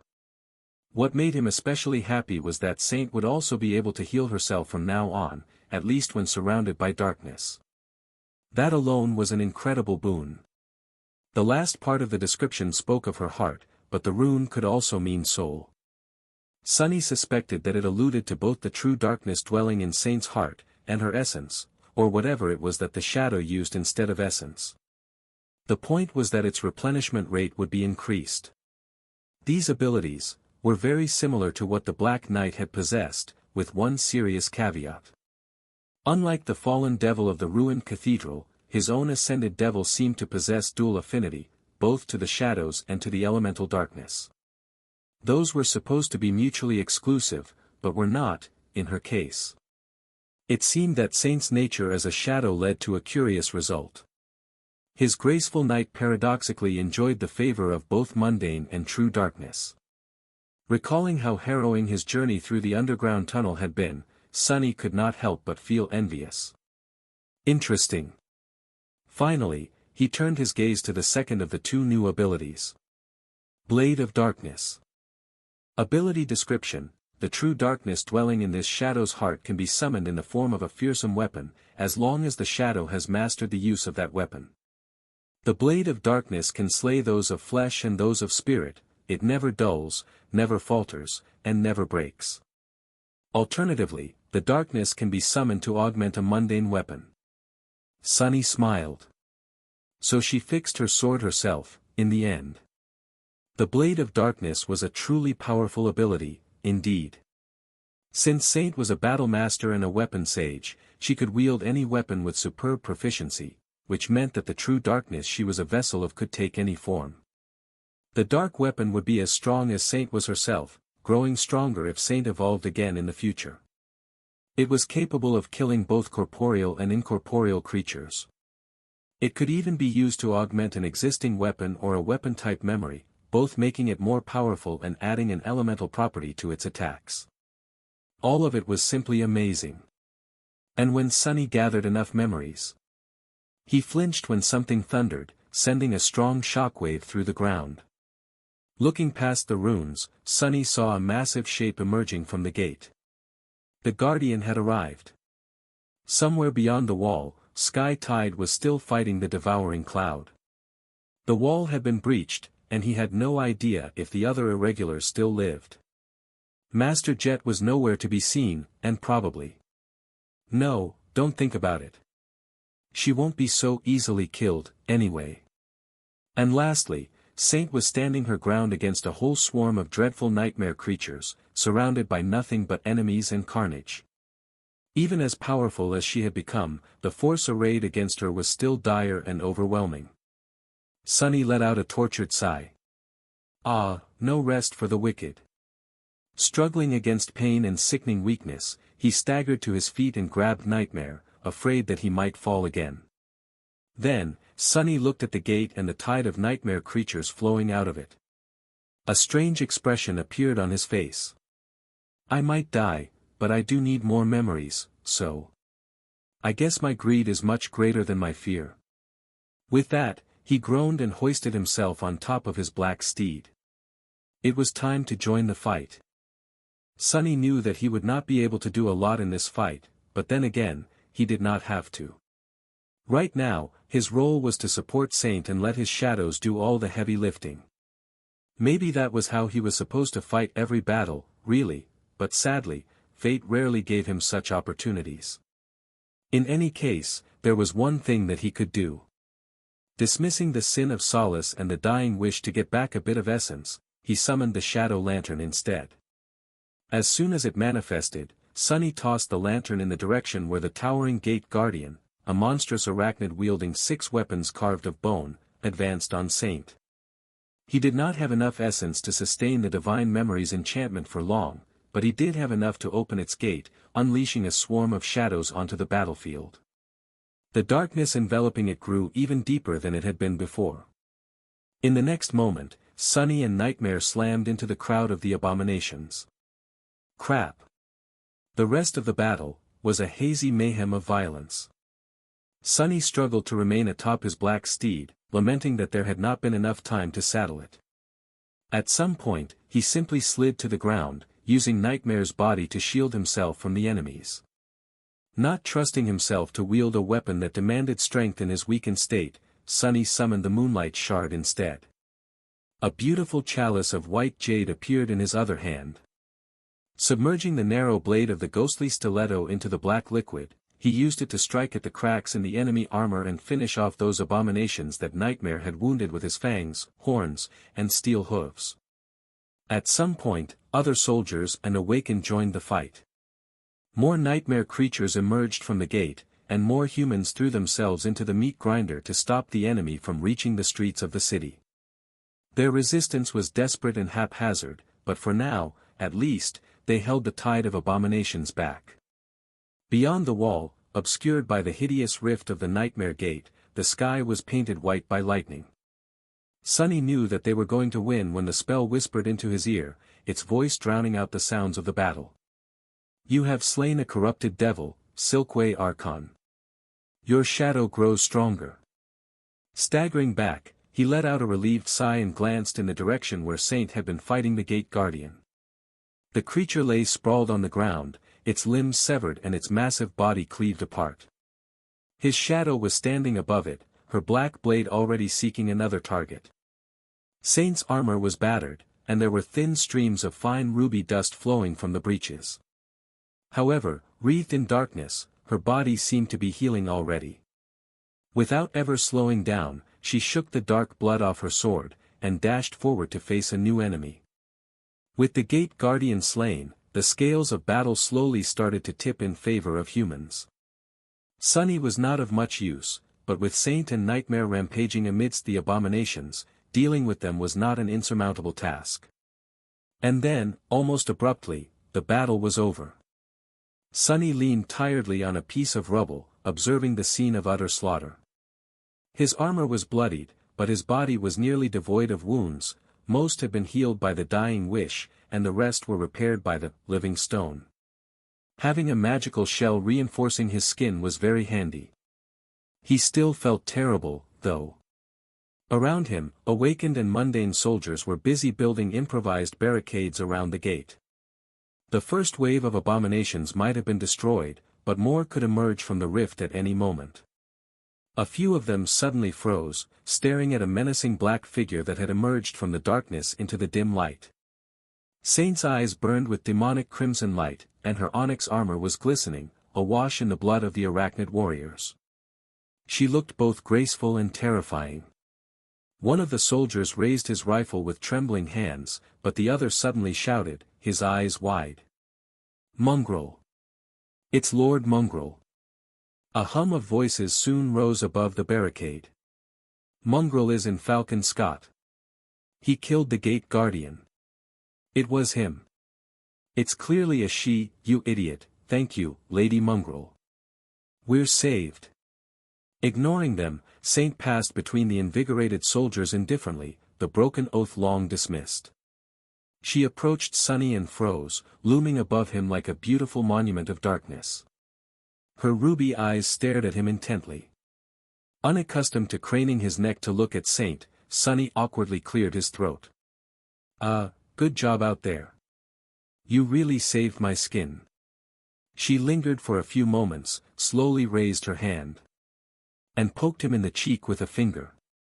Then, Saint tilted her head slightly, as if studying him. Her ruby eyes betrayed a hint of some unknown emotion, making Sunny blink. What is happening? Without saying anything, of course, the taciturn shadow then took a step back and turned away, looking at the gate. However, she seemed strangely pleased.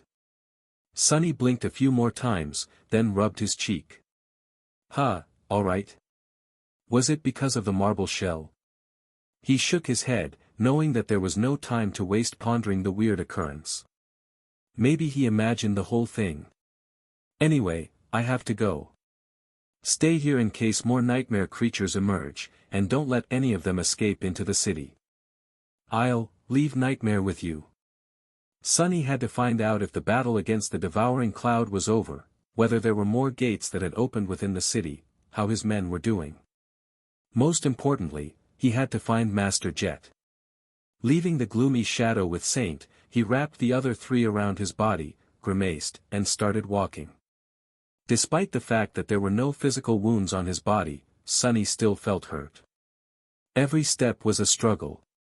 But what else was new? Whispering quiet curses, he summoned the cruel sight to use as a walking stick, and headed deeper into the staging area. Sunny did not have to wander the stretch of the staging area that had been ruined by the destruction of the wall for long. It was a mess, with collapsed prefab buildings laying shattered and broken, buried under piles of alloy debris. Finding anyone here would have been a challenge.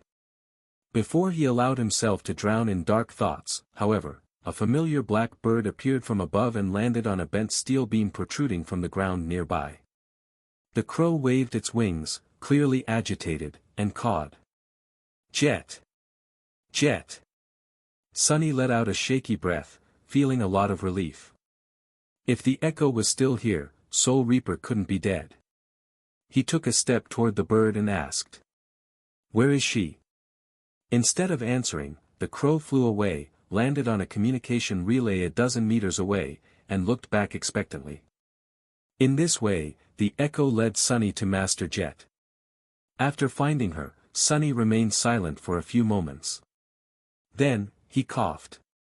Well, that was not what I expected to see. Jet was hanging upside down, her body caught in the jagged mess of torn alloy beams. One of them was piercing her abdomen like a hook, and her arm was caught between two others. Despite the ghastly situation, there was a calm and slightly annoyed expression on Soul Reaper's face. Yeah, well. Care to help me get down? I can do it myself, of course, but I would prefer for my insides to remain on the inside for a little bit longer. She could probably free herself. Simple alloy would not have held back a master for long, but with how thoroughly trapped Jet was, ripping herself off the hook would have probably exacerbated her wounds by a lot. Not everyone had the lineage of a tenacious demon to help them recover and skin as hard as enchanted marble. Sunny studied the tangled mess of alloy beams, then floated up with the help of the dark wing and carefully pulled Master Jet off the jagged hook. With a quiet hiss, she slid off the bloodied alloy and fell down, landing softly on her feet. Arg, damn it. Jet clutched her abdomen with a grimace, and then slowly straightened. Sunny landed nearby and looked at her with concern. Are you going to be alright? Instead of answering, Soul Reaper spat a mouthful of blood, then looked at him with a dark smile. Her teeth were all painted red, so the smile was not very reassuring. Don't worry about it. I am a very sturdy girl, woman. Whatever. The point is, it will be as good as new in a couple of days, even without a healer. Sunny scratched the back of his head, then hesitated for a few moments. Eventually, he said. I was afraid that you died. Master Jet laughed, then winced and clutched her wound tighter. Died? That's the last thing you should be afraid of.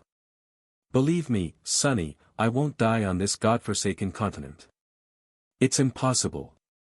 He shook his head at her bravado, then sighed. All right. Do you want me to tell you how the battle went? Soul Reaper waved her hand. Crow saw it. Good job handling the gate. I am a bit embarrassed that I wasn't there to help.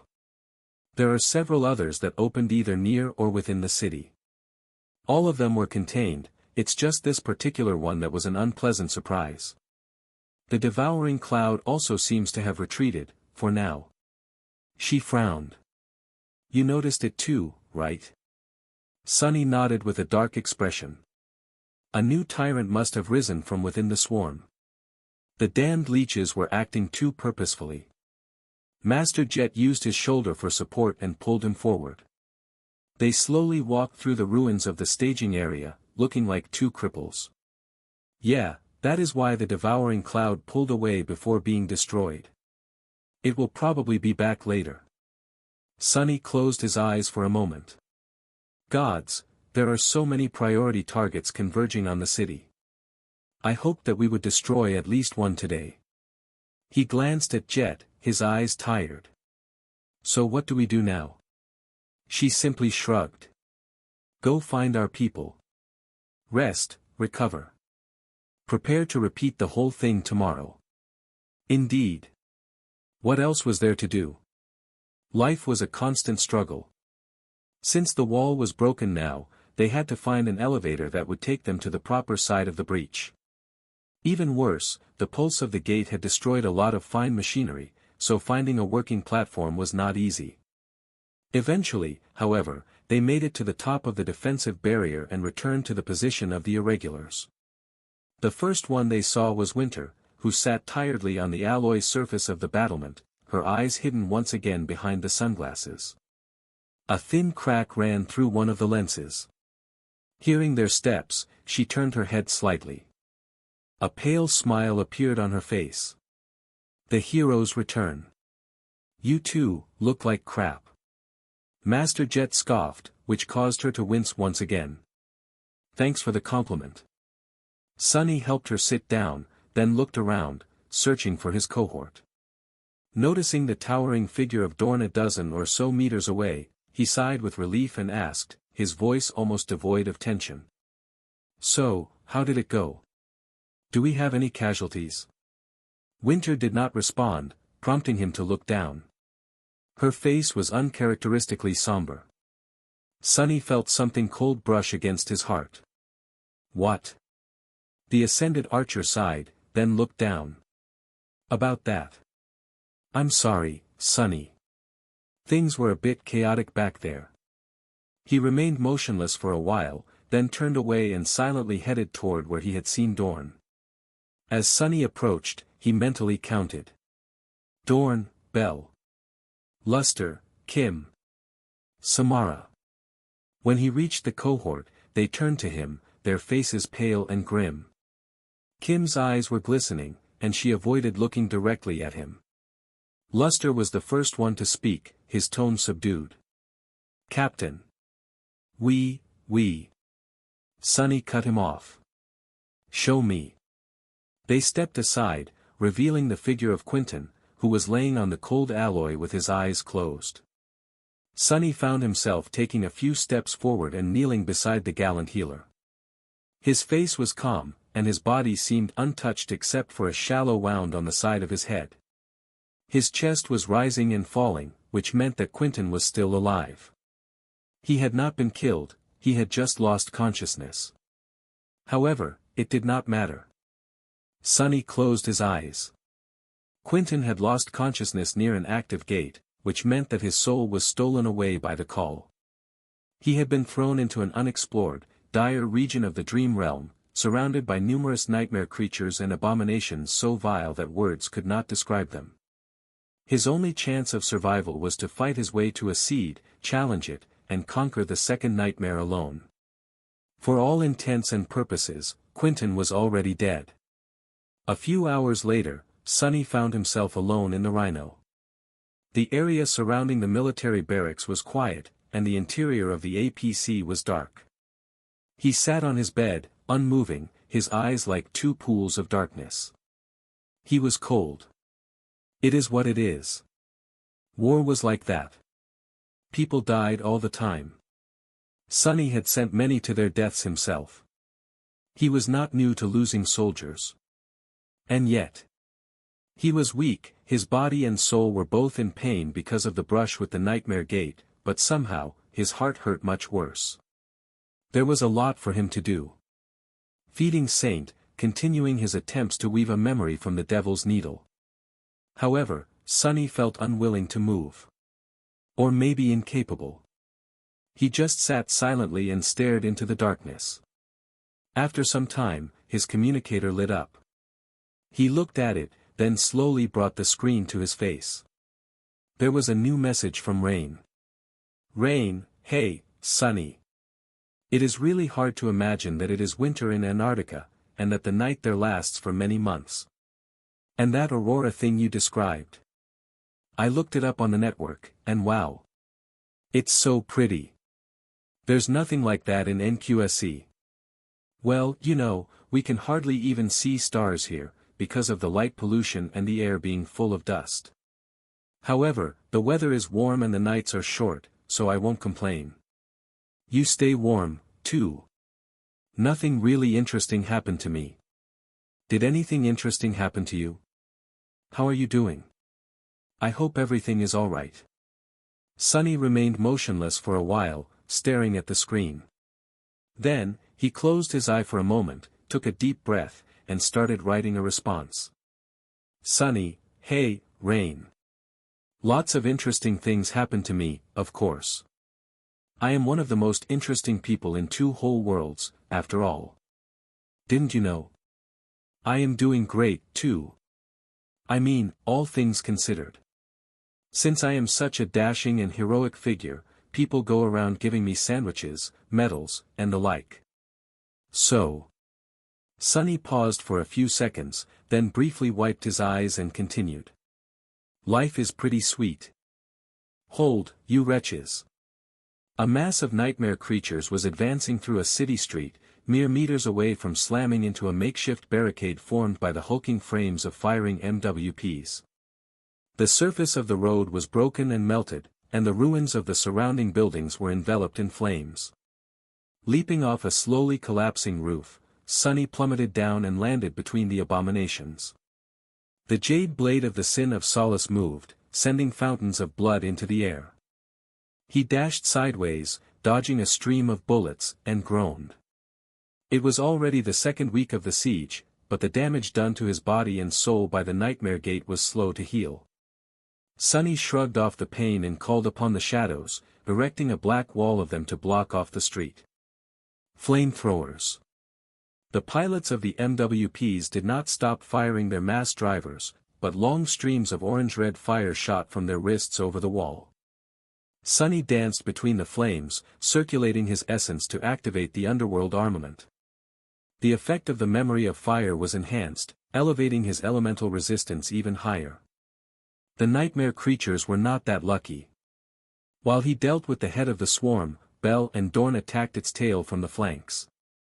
A sharp sword and a heavy sledgehammer made short work of the frenzied abominations, and at the same time, charged tungsten rounds flashed from a nearby dormitory tower, slaying the most dangerous targets without fail. Caught between the hammer and the anvil, the swarm swiftly melted. The last one to die was a hideous creature with hardy scales covering its reptilian body. Sunny simply struck the abomination with the edge of his palm, turning it as heavy as a boulder and as hard as stone. The reptile's skull shattered, disintegrating into a disgusting rain of blood and bone. Even before the heavy body touched the ground, the spell was already whispering. You have slain an awakened monster, scaled prowler. You have received a memory. His eyes glinted. Another memory. Wiping his hand with a revolted expression, Sunny looked around. Luster and Kim appeared on a nearby roof, signaling that none of the creatures escaped. He let out a sigh of relief. The situation was under control.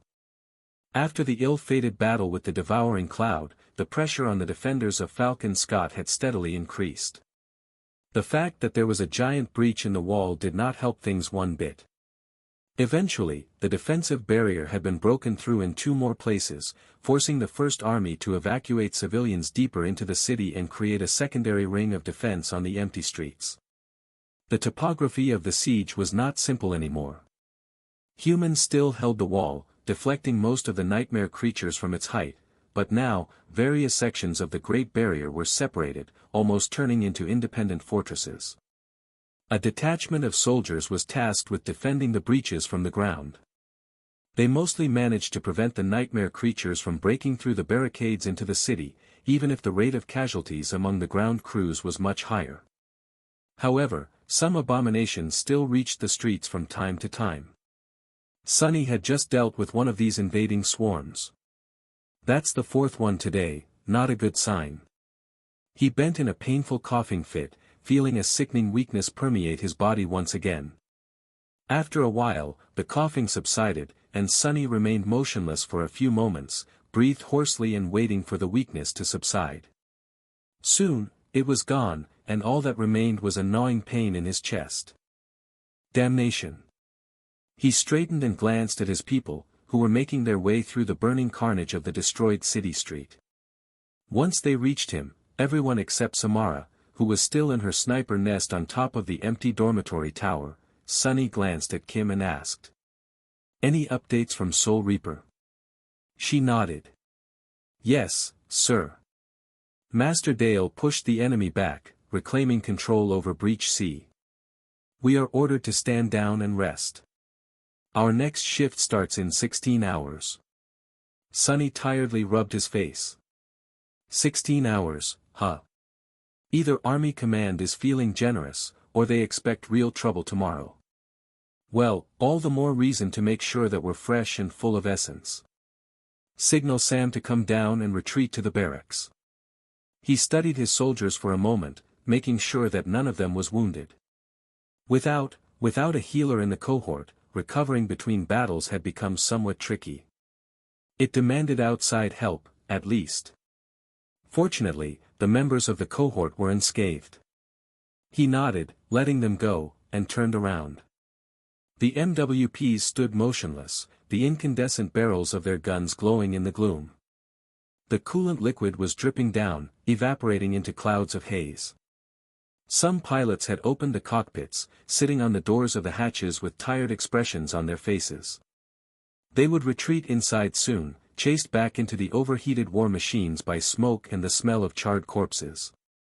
But, for now at least, the soldiers were enjoying the short moment of respite in the coldness of the never-ending night. Noticing Sonny, one of the pilots raised a hand and made it into a fist. Sonny returned a stalwart salute, and then silently walked away. A few minutes later, he stumbled, grabbing a wall in a dark and isolated alley. The Sin of Solace whispered, mocking him, but it was not too hard to suppress the hateful voice these days. Sonny rested for a few moments, and then took a step back. Saint emerged from the shadows, as silent and menacing as ever. Nightmare joined her, moonlight glinting on his adamantine horns. Sonny sighed and summoned the overpriced saddle. Fastening its straps on the black stallion, he glanced at the two shadows and said, "You know what to do. I'll return in 16 hours, be cautious today. Chances are, we'll have to go all out tomorrow." Saint nodded indifferently, then mounted the dark destrier and outstretched a hand. Sonny placed the hilt of the Sin of Solace into it, at the same time sending two of his shadows forth. Then, he watched the taciturn night leave as she headed in the direction of the wall. These days, the two of them worked in shifts. If the Devil of Antarctica was not defending Falcon Scott, the Guardian Angel of Antarctica did. Millions of people had already been evacuated from the doomed city, but millions more remained. The siege capital could not be allowed to fall, yet. Sonny coughed some more, uttered a quiet curse, and walked in the opposite direction of where Saint had left. As he walked through the empty streets, Sonny breathed in the cold winter air and tried to calm his wildly beating heart. He should not have been that fatigued, but he was. The strange ailment tormenting him had become less severe in the last couple of days, however, it was not gone yet. Ah, curse it. Sonny grimaced, then noticed a group of soldiers ahead and forced himself to put on the mask of a confident commander. Mundane humans looked up to masters, and if they saw one walking around with hollow eyes and a troubled expression, their morale would suffer. He had never thought that being preoccupied with concerns about people's morale would become something he bothered with, yet here he was. As Sonny walked closer, he heard bits and pieces of their conversation. "I saw Mongrel fight yesterday. Gods, he truly is a fiend. My whole unit would have been dead if not for him. I wish I could thank the man, but he is definitely not from the First Army. Maybe he's a legacy from a local Antarctica clan. No, haven't you heard the rumors? Mongrel is that master from the First Irregular Company. The devil. You lost your damn mind, fool. Mongrel is like 2 meters tall, while Master Sunless is on the shorter side. Believe me, I saw them side by side, the day the wall was first breached. Also, Mongrel is definitely a woman. Yeah, I saw it too. She even caressed his cheek, well, more like poked it. Wait, guys, do you think there's something going on between them? You are all idiots. Mongrel is obviously several people. Usually, hearing such conversations amused Sonny, but this time he remained detached and indifferent. The soldiers grew silent when he approached, straightened, and then bowed respectfully. He nodded at them in passing and continued on his way, uncaring. Ah. But that reminds me. Sonny summoned the runes and glanced at the description of Saint. Shadow fragments, 185/200. So close. With the 2 memories he received today, one from an awakened monster, the other from a fallen beast, the counter would increase by 2 fragments, bringing it to 187. From here, he only needed 13 more for Saint to transcend. He was somewhat pressed for time, but also had a few of his personal memories that could be sacrificed to accelerate the process. Things were still going according to plan. It's the weaving that is the problem. I feel like I am almost there, but the midnight shard is still giving me trouble. Too risky. Sunny pondered the intricacies of the spell weave, grimacing when the thundering clamor of the distant battle grew especially loud and made it harder to think. Gradually, the noise became quieter, although it never went away entirely.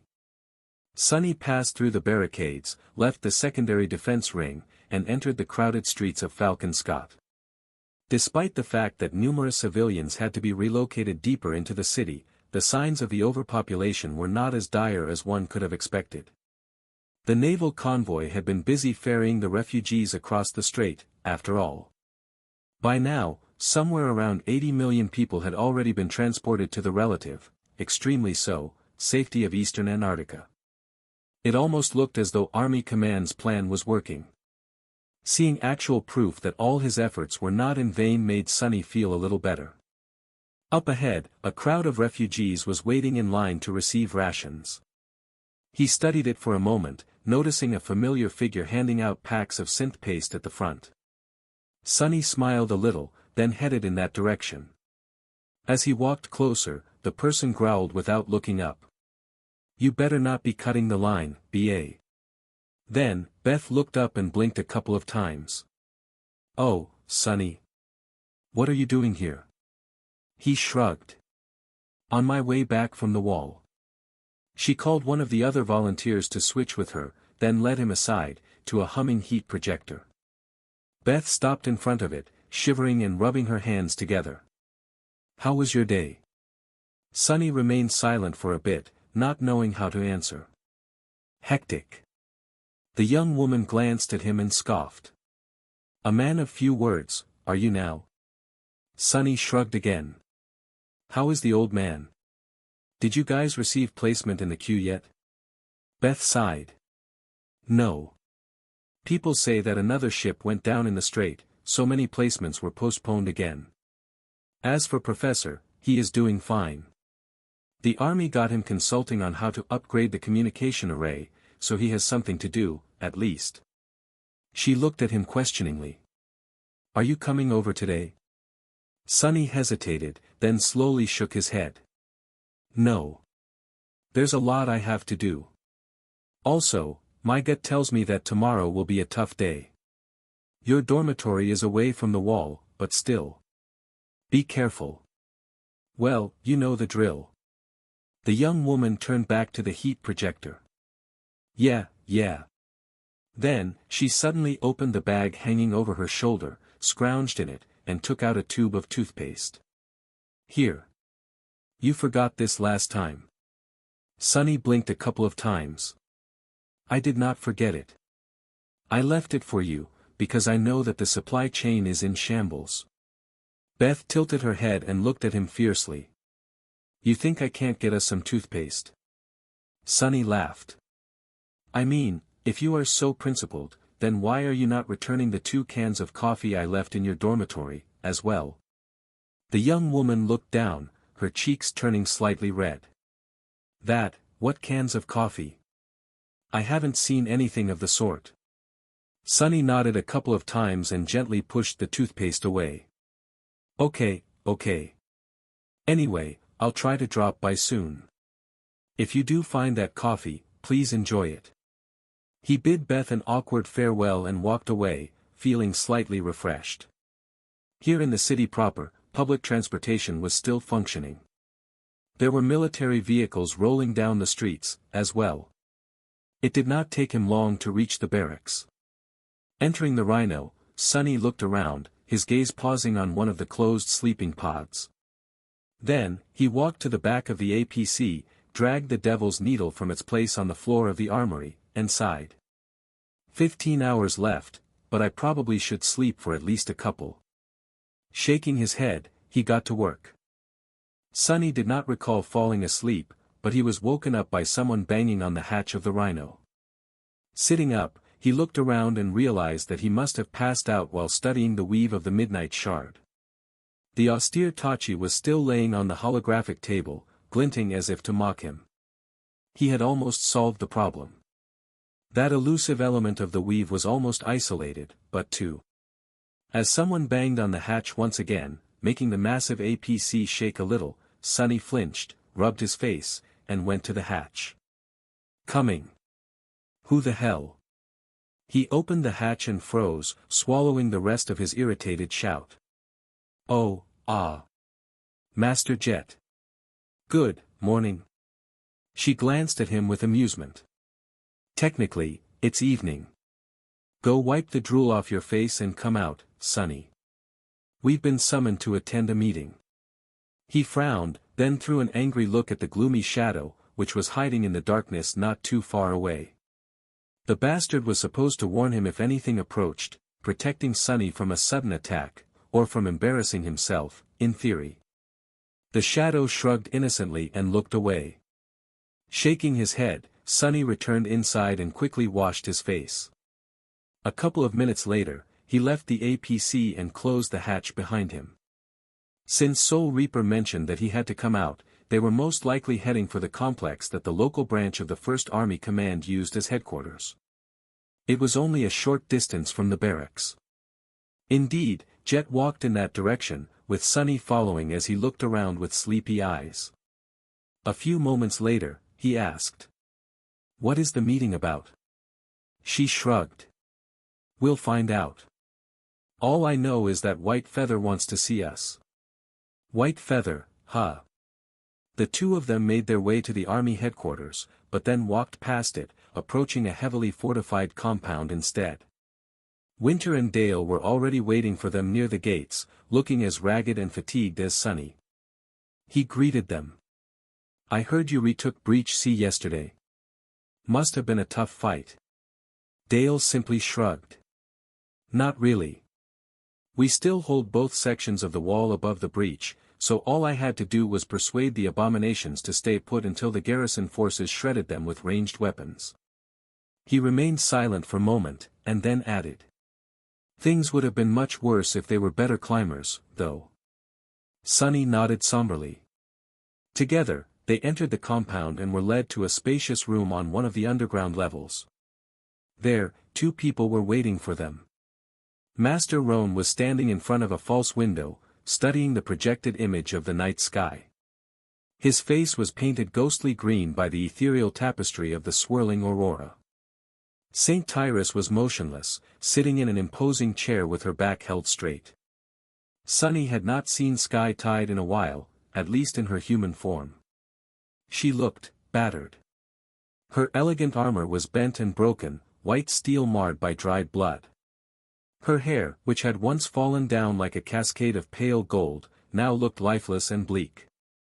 Her dazzlingly beautiful face was pale, blackened by ugly bruises. It seemed that holding the winter beast back was taking a toll on the transcendent of the White Feather clan. Her expression was still aloof and stern, however, and her amber eyes burned with the same fierce, cold resolve.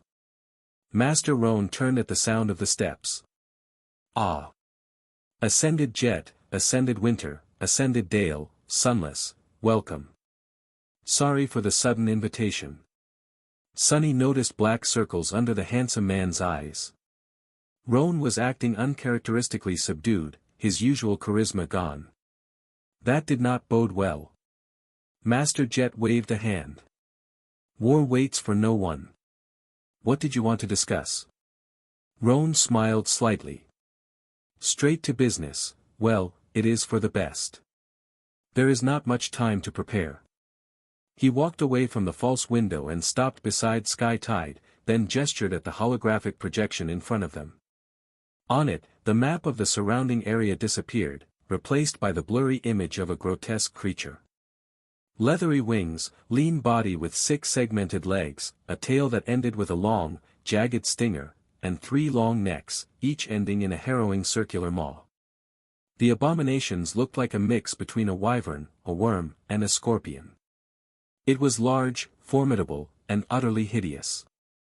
Our scouts have confirmed that the devouring cloud has produced a new tyrant. A fallen one, but still a dire threat to the survival of the city. The creature mostly hides within the swarm, controlling it from behind. Winter cursed. Yeah. We figured as much, after the last time. Master Roan slowly nodded. It is our priority to eliminate the tyrant. The devouring cloud will descend on Falcon Scott today. You will be the blade to strike its puppeteer down. The irregulars glanced at each other. After a short pause, Jet asked. How do you know that the swarm will come? Roan frowned slightly, but before he could answer, Saint Tyrus suddenly spoke. Because our clan will lure it here. The four ascended grew silent, looking at her incredulously. Sky Tide met their gazes with a calm expression, her face as motionless as ever. Somewhat stunned by that confession, Sunny asked. Why the hell would you do that? Sky Tide inhaled deeply, then turned away. Goliath draws near. We have to eradicate other threats before he comes. If they attack together, you can imagine the devastation. The window of opportunity grows narrower with each day, so we can't passively wait for the devouring cloud to return anymore. So, Roan and other awakened warriors of my clan will lure it here. Today. She glanced at the irregulars, studied them for a few moments, and added. Ascended Winter will contain the swarm. Roan will bring the tyrant down. The three of you will make sure that the creature never takes flight again. That is the battle plan. Sunny smiled darkly. What if Winter fails to hold back the swarm? What if Roan fails to isolate the tyrant? What if the three of us fail to kill it in time? Saint Tyrus looked at him for a while, her amber eyes both beautiful and cold. Then, she said simply. Don't fail. Master Jet laughed. Shaking her head, she patted Sunny on the shoulder and walked toward the projection of the fallen tyrant. All right. I like that plan. Let's discuss the details. The discussion did not take long. Soon, the irregulars said their goodbyes to Sky Tide and headed to the exit, each in a hurry to prepare for the coming battle. Sunny, however, stayed back after a bit of hesitation. When there were only three of them left in the room, Sky Tide, Roan, and him, Sunny glanced at the battered transcendent with a complicated expression. After a few moments, he said. You must have heard that another of Valor's saints was killed. Saint Tyrus stared at him silently, not saying anything. Sunny tilted his head a little. You and I have helped that monster escape from the Night Temple. If it weren't for you, I would have been dead, and Mordred would have still been contained. Do you regret saving me now that he is out there, slaughtering people? Sky Tide remained motionless for a bit, then shook her head. No. A pale smile appeared on Sunny's face. Why? She sighed. Years ago, when the young Prince of War came to the Chained Isles, I offered him my hospitality. Like any other awakened, he was under my protection, roaming the dream realm in search of something, much like you did. When Valor plotted to ambush and eliminate him, I followed orders and did nothing to prevent it. I have carried the shame of that wrongdoing ever since.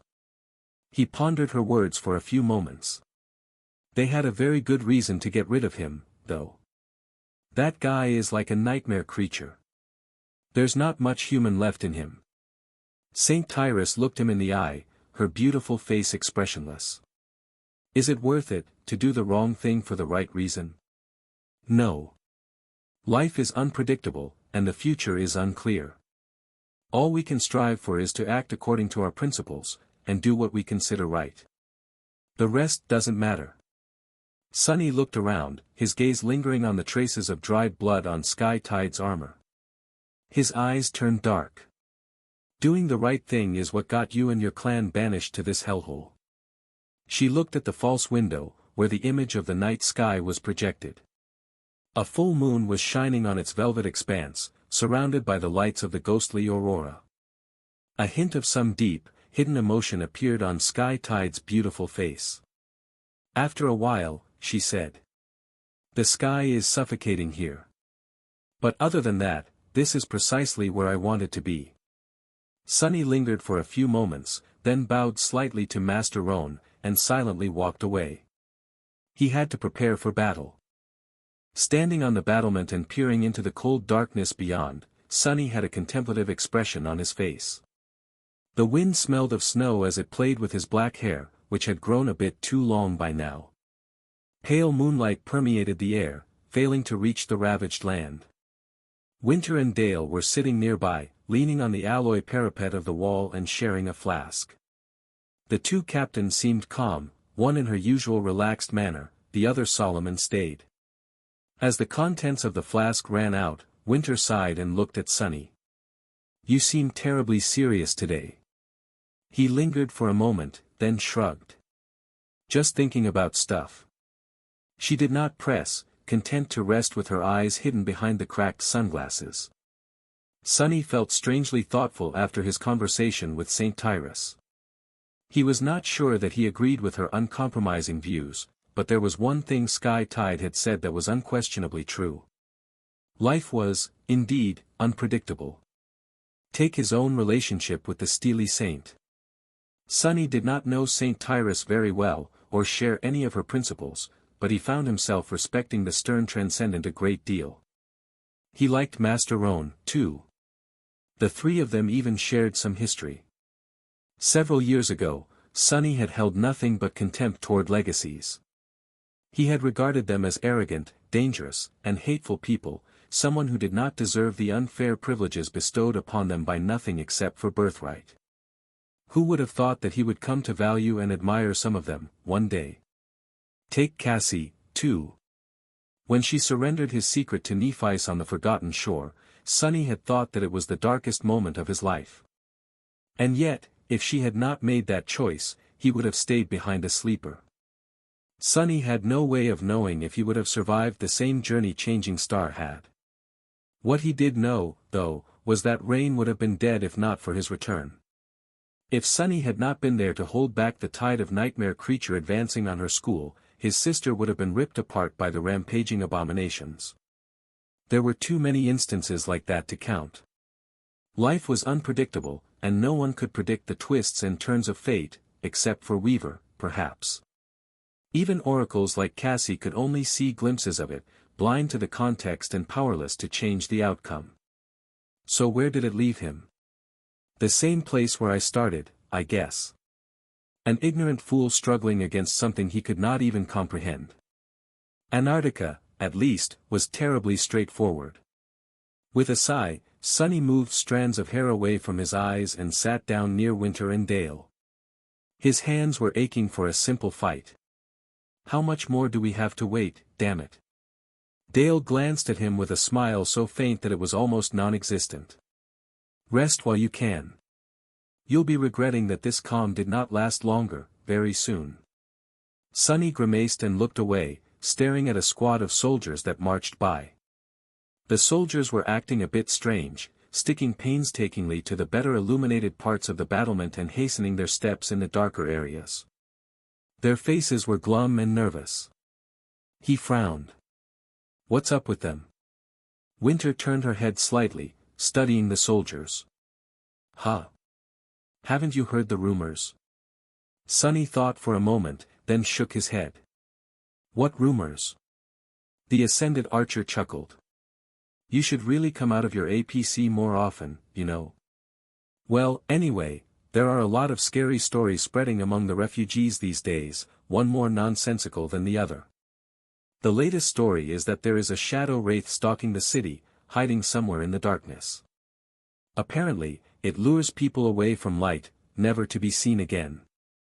She took a deep breath and then added in a more somber tone. Although, maybe there's some truth to that one. Soldiers are not usually easily spooked, but as you can see, they are on edge. Too many disappearances lately. Sunny frowned. In a city of 200 million, there were bound to be some disappearances, especially with the nightmare spell infecting people left and right. However, he felt concerned. A shadow wraith, that was right up his alley, no. There could also be a different explanation for the increased number of disappearances. The terror of LO-49 was known to start its meals in just that manner. In any case, he sensed some unease. A shadow creature. I don't know. They're extremely rare. I only ever met one in the wild, and even that was inside a nightmare. I'm not sure if any survived to this day. Well, there was that one little bastard who got a chunk of his flesh. Did scavengers need to devour a corpse to inherit new abilities, or would any piece of flesh suffice? What were the chances of the vile gremlin developing an affinity to shadows? Dale simply shrugged. If there is something strange going on, Army Command should already be investigating. Since we weren't officially informed, either the rumors are baseless, or the incidents are not serious enough to inform the irregulars. Regardless, we should concentrate on the task at hand. As if on cue, there was the sound of light steps, and Master Jet approached from further along the wall. The members of her cohort, now fewer than before, followed. She looked around briefly, then said, "I've just received the word. Roan and his people are approaching. The devouring cloud is in a frenzy, don't know what they did, but it worked. Prepare yourself." The rest of the defending force seemed to have received the same news. All along the southern stretch of the wall, a flurry of activity commenced. Soldiers were checking their weapons for the last time, awakened were summoning their memories, rail gun crews were hurriedly finishing maintenance procedures and dragging crates of tungsten rounds closer to the feeding mechanisms. Thousands of turrets came alive, turning their twin barrels toward the sky. Sonny stood up and stretched, breathing in the cold winter air. Looking at the members of his cohort, he grinned. Same deal as the last time. Hopefully, no GA, actually, never mind. I'm not saying it aloud. Just do well, and don't die. Pretty soon, the distant horizon turned hazy with a myriad of flying horrors. The scene was eerily familiar, the only difference from their last attempt to destroy the devouring cloud was that, today, the landscape was illuminated by pale moonlight. And that there were a few less irregulars standing watch on the wall. Sonny silently observed Winter, who was preparing to unleash hell. Once again, she was surrounded by several mysterious memories, and once again, a group of awakened used their aspects to augment her powers. He stood some distance away in the company of Master Jet and Dale. None of the three were going to participate in the ranged barrage, conserving their power for the sortie to hunt down and kill the tyrant. The atmosphere was tense, but not as oppressive as the first battle against the harrowing swarm. On the alloy battlement in front of them, a man in leather armor was sitting with his eyes closed, meditating. The falling snowflakes swirled in strange ways around him, as if following invisible paths. He was one of Dale's awakened, and someone of whom Sonny knew. The man possessed the ability to open stable spatial rifts, and had been one of the candidates he had considered when assembling the cohort. Since no one knew where the tyrant was going to fall after having its wings cut by Roan, the strike team would need to get around the perimeter of the wall fast. If Roan succeeded. Gods! Hearing Dale's quiet whisper, Sonny looked south and saw arcs of lightning dancing deep within the distant swarm. His face paled a little. There, inside it. It seemed that Roan and the awakened of the White Feather clan were leading the devouring cloud to the city with the smell of their own blood. Suddenly, the task of slaying the tyrant of the swarm seemed even heavier than before. So what? Nothing changed. Sonny had some contingencies, at least. Saint and Nightmare were currently guarding one of the breaches in the wall. Should the three masters prove inadequate, his shadows would help them reach and kill the broodmother of the swarm, or was it a father? Who cares? Sonny clenched his fists and watched as the horde of flying horrors swiftly drew closer to Falcon Scott. Soon, the city defense systems opened fire once again, and so did Winter. The mass of brood beasts obscured the sky, drowning out the light of the moon. In front of the swarm, a horde of nightmare creatures moved, seemingly as desperate to escape from it as humans would be. Caught between the devouring cloud and the wall of Falcon Scott, they launched themselves at the alloy barrier, dying in scores under the barrage of bullets and arrows. Somehow, today's battle felt more frenzied, more dire. Shrieks and howls of abominations fused with human shouts, all disappearing into the rustle of countless leathery wings. A dark expression appeared on Soul Reaper's face. Gripping her glaive, she said. Hold. Wait for the signal. At the moment, everything depended on Roan and his awakened. They had to lure the tyrant forward and bring it to the ground, so that the three elite ascended of the irregular company could sort it out, find it, and finish the creature off once and for all before it escaped. Seconds passed, then minutes, but the promised signal was not coming. Sonny felt his nerves reaching a breaking point when a swift shadow suddenly fell from the sky.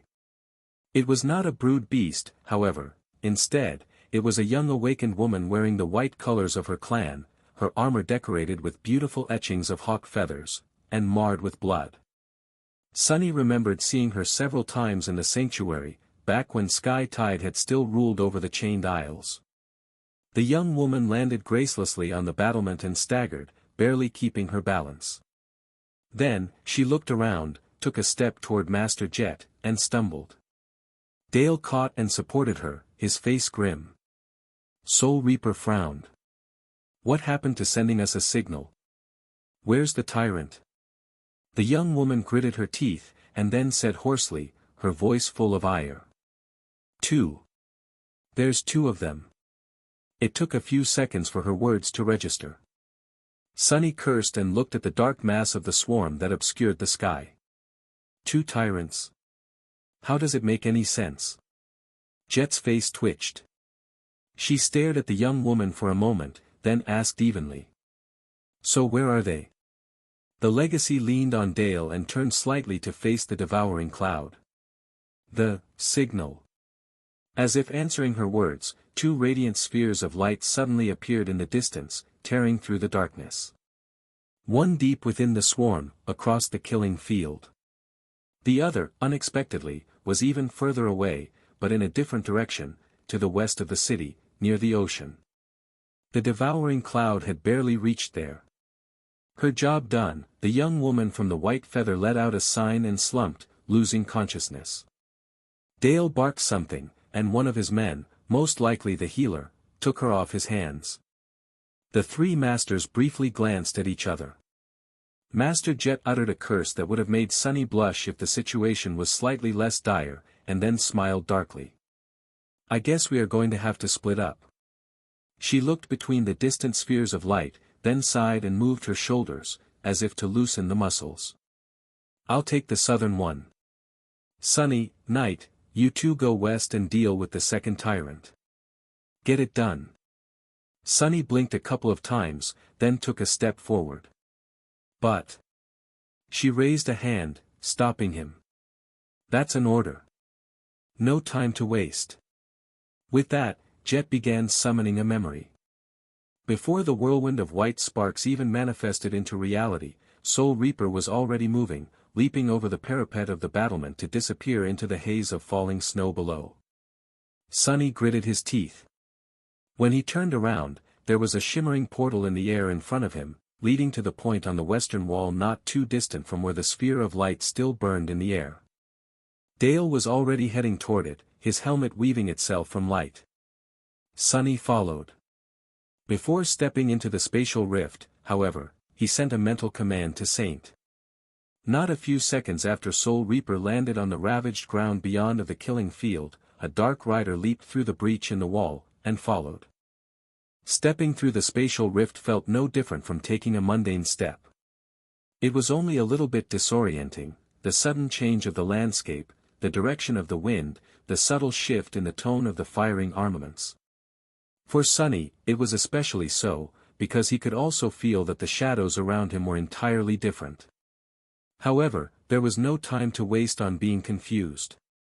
Forcing himself to focus, he followed Dale to the edge of the wall and peered down. Far below, there was a stretch of land flooded by attacking abominations, with brood beasts swarming above them, and behind those, the edge of a tall cliff that descended toward the shore. The dark expanse of the ocean stretched for as far as the eye could see, moonlight dancing on its restless, black surface. The sphere of light was slowly growing dimmer as it burned somewhere above and beyond the cliff. Dale spoke, his voice sounding slightly muffled by the helmet. We will have to fight our way through. Sonny nodded. I'll clear the way, you follow. The sin of solace was already manifesting itself into his hand, and shadows were wrapped around his body, filling him with resilience and strength. The marble shell was augmented, as well. Sunny lingered for a moment. What about when we reach the tyrant? We can't allow it to escape, and with Master Jet gone. The stalwart master shook his head. I'll trap it and us within the barrier. Then, either the tyrant dies, or we do. No one will escape. Sunny had already seen one of Dale's barriers, the one that allowed things to pass from within, but blocked everything coming from the outside. Today, he would see the second one, which functioned in reverse. More than that, he was going to be trapped inside that barrier with a damned fallen tyrant. If they wanted to be sure of the result, there was no better way. Great. I'll be going, then. Come down in a few seconds. Instead of summoning the dark wing, Sunny simply turned into a shadow, slid over the edge of the battlement, and swiftly glided down the surface of the wall. In a moment, he was already on the ground, emerging from the darkness with the jade Jian whistling through the air. By the time Dale landed behind him, using some sort of rope memory, half a dozen abominations were already bleeding on the ground. The defenders on that section of the wall had already received orders to support their sortie, as well, shifting their fire to help the Ascended create a corridor through the mass of nightmare creature. Granted, they were spread too thin between the devouring cloud and the abominations attacking the wall in a desperate attempt to escape from the swarm, so the results were modest. At least Sunny did not have to worry about catching a tungsten round with his back. Goddamn, great. Sunny and Dale rushed forward, fighting their way through the tide of frenzied nightmare creatures. The stalwart master used his heater shield and heavy flanged mace to crush and break the abominations, flinging their bodies out of the way. Sunny simply cut through them, rending the hideous body with the jade blade of the Sin of Solace. However, there were just too many enemies to kill. Even if Dale's plate armor easily shrugged off blow after blow, and Sunny could simply ignore most of the attacks that got through his defenses, the weight of the horde threatened to push them back. More than that, they were constantly accosted by the brood beasts from above, making it much harder to remain alive. For now, they had not met a creature powerful enough to be a lethal threat, which was a testament to how incredibly durable both masters were, but it was only a matter of time. Sunny growled, and then called upon the shadows. Instantly, dark hands rose from the ground, grabbing the abominations and either throwing them aside, or outright tearing their bodies to pieces. Black chains whipped in the air, obliterating lunging brood beasts. If you have a good memory or two, use them now. Dale bashed a leaping abomination with his shield, turning its body into bloody paste, and tore something off his belt. In the next moment, there was a blinding flash, and then a sound akin to the roar of an angry dragon shook the world. Sunny smelled the carnage before he saw it. In front of them, a morbid path of charred corpses cut through the horde. Dale pushed Sunny forward and lunged into the momentary rift in the mass of nightmare creatures. That one has to accumulate charges for a long time. We won't be able to use it against the tyrant. Sunny snarled as he ran. We need to find the damned bastard first. Don't hold back. A few minutes of frenzied slaughter later, battered but alive, they reached the edge of the cliff and plunged down. Sunny had turned into a shadow once again, while Dale used an enchanted rope with a vicious hook tied to its end. The hook had been ruthlessly thrust into the flesh of an especially massive nightmare creature just a second before. Down on the stone beach, there were much fewer abominations. Some of them had already been cleaned to the bone by the brood beasts, while others were alive and full of murderous fury. Some distance away, Sunny could see the tall walls of the port fortress and the shapes of gargantuan ships resting on the waves. As he looked around in search of their prey, something flew from the darkness, forcing him to jump aside. It turned out to be a massive chunk of bleeding flesh that had been the torso of a nightmare creature seemingly only moments ago. Looking at where the chunk of flesh came from, Sunny witnessed a chilling sight. Out there ahead of them, halfway to the dark water, a towering being besieged by a mob of abominations. 6 segmented legs, a tail with a long stinger, torn and broken leathery wings, and 3 terrifying circular maws swaying on the ends of long necks. As he watched, one of the monstrosity's maws shot down, biting into the body of a powerful nightmare creature. With a violent twist, the creature came undone, rivers of blood and viscera spilling onto the cold stones. At the same time, the other two maws shredded a couple more abominations, swallowing large chunks of them whole. The tail stinger shot forward with blinding speed, piercing another and pumping poison into its convulsing body. Sunny looked at the macabre scene with dark resentment. Be careful of what you wish for, I guess. They had found the tyrant of the devouring cloud. As Sunny watched, the tyrant tore apart several more abominations, devouring their flesh with its 3 enormous maws. This creature, it was on par with the Lord of the Dead that Sunny had faced in the catacombs below the Dark City. Back then, he was merely a sleeper. Now, he was an ascendant himself, and an abnormally powerful one at that. His loyal shadows were indisposed, but he was accompanied by Dale instead. There was no reason for this fight to be too hard. However, they had a big problem. The more nightmare creatures the tyrant killed and devoured, the more invigorated it seemed. The gruesome wounds on its wings were already healing, and very soon, the monstrosity would be able to take flight again. Sunny could not allow that to happen. Glancing at Dale with a somber expression, he said, "It's now or never." Above them, a swarm of brood beasts separated from the dark mass of the devouring cloud, rushing down to protect their ruler. Dale nodded and silently lunged forward, closing in on the tyrant to trap the creature, and the two of them with it, inside a barrier of shimmering energy. Sunny followed, cutting down several abominations that had tried to bar their passage. However, the towering monstrosity seemed to have sensed the approaching threat, or maybe grew tired of the relentless attacks by the other nightmare creatures. It suddenly jumped, soaring high into the air, its broken wings raising a powerful gale. The tyrant had not managed to stay in the air for long, at least not yet, but it succeeded in creating some distance between itself and the pursuers. Then, moving with stunning speed, it turned in the direction of the port fortress, and ran. Sunny's eyes narrowed. Damnation! It only took him a split second to make a decision and shout. "I'll slow it down. Catch up as fast as you can and set up the barrier." With that, he left Dale behind and turned into a swift shadow. Flying with terrible speed across the stone beach, Sunny pursued the tyrant. The creature barreled forward like a speeding train, its 6 legs turning countless stones into rubble and dust. Its wings were healing more and more. Close enough from the port fortress to be seen from its walls, Sunny finally overtook the monstrosity and jumped out of the shadow right in front of it. The sin of solace flashed, severing one of the creature's limbs, and it toppled heavily to the ground.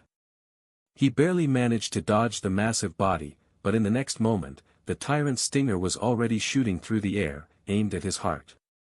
Ah! Sunny blocked the terrifying jagged spike with the flat of the jade jian, at the same time turning his body as heavy as he could.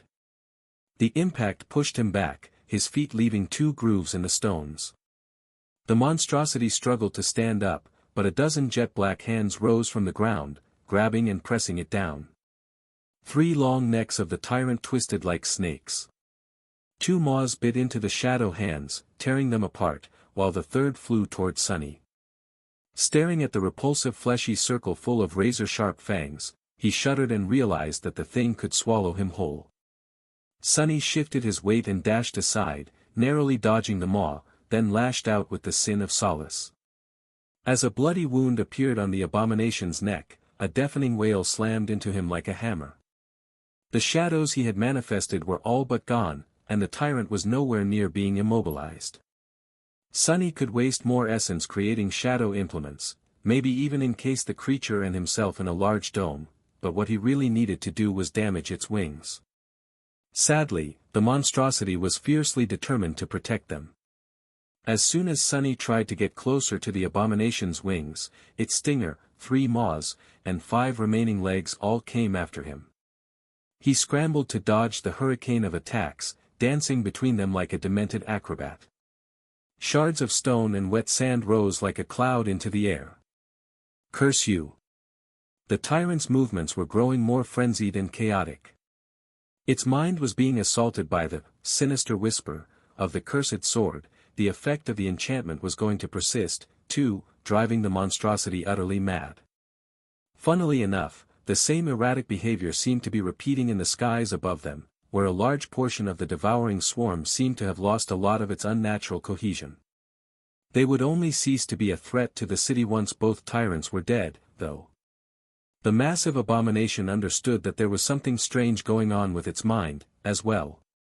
It tried to disengage and lowered itself to the ground, as if preparing to jump again, only this time its wings might have been healed enough to allow the tyrant to fly. No. Before it could escape, however, a dome of shimmering energy suddenly appeared around them. The tyrant jumped, slammed into the roof of the dome, and plummeted back down. The heavily armored figure of Dale slammed into its body, a flanged mace falling down to crush another of the creature's legs. The three of them were now locked inside the barrier. The tyrant would not be able to escape anymore. However, the dome of energy was not particularly large. It barely encompassed the enormous body of the winged monstrosity and a few meters of the stone shore around it, leaving Sunny and Dale no room to maneuver. It was like being locked in a tiny cage with a very angry, starving tiger.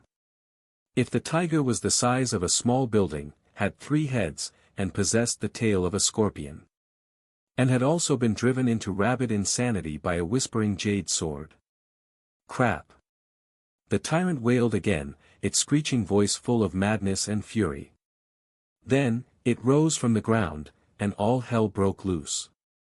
Trapped in the small bubble of the energy barrier, the tyrant turned into a murderous hurricane.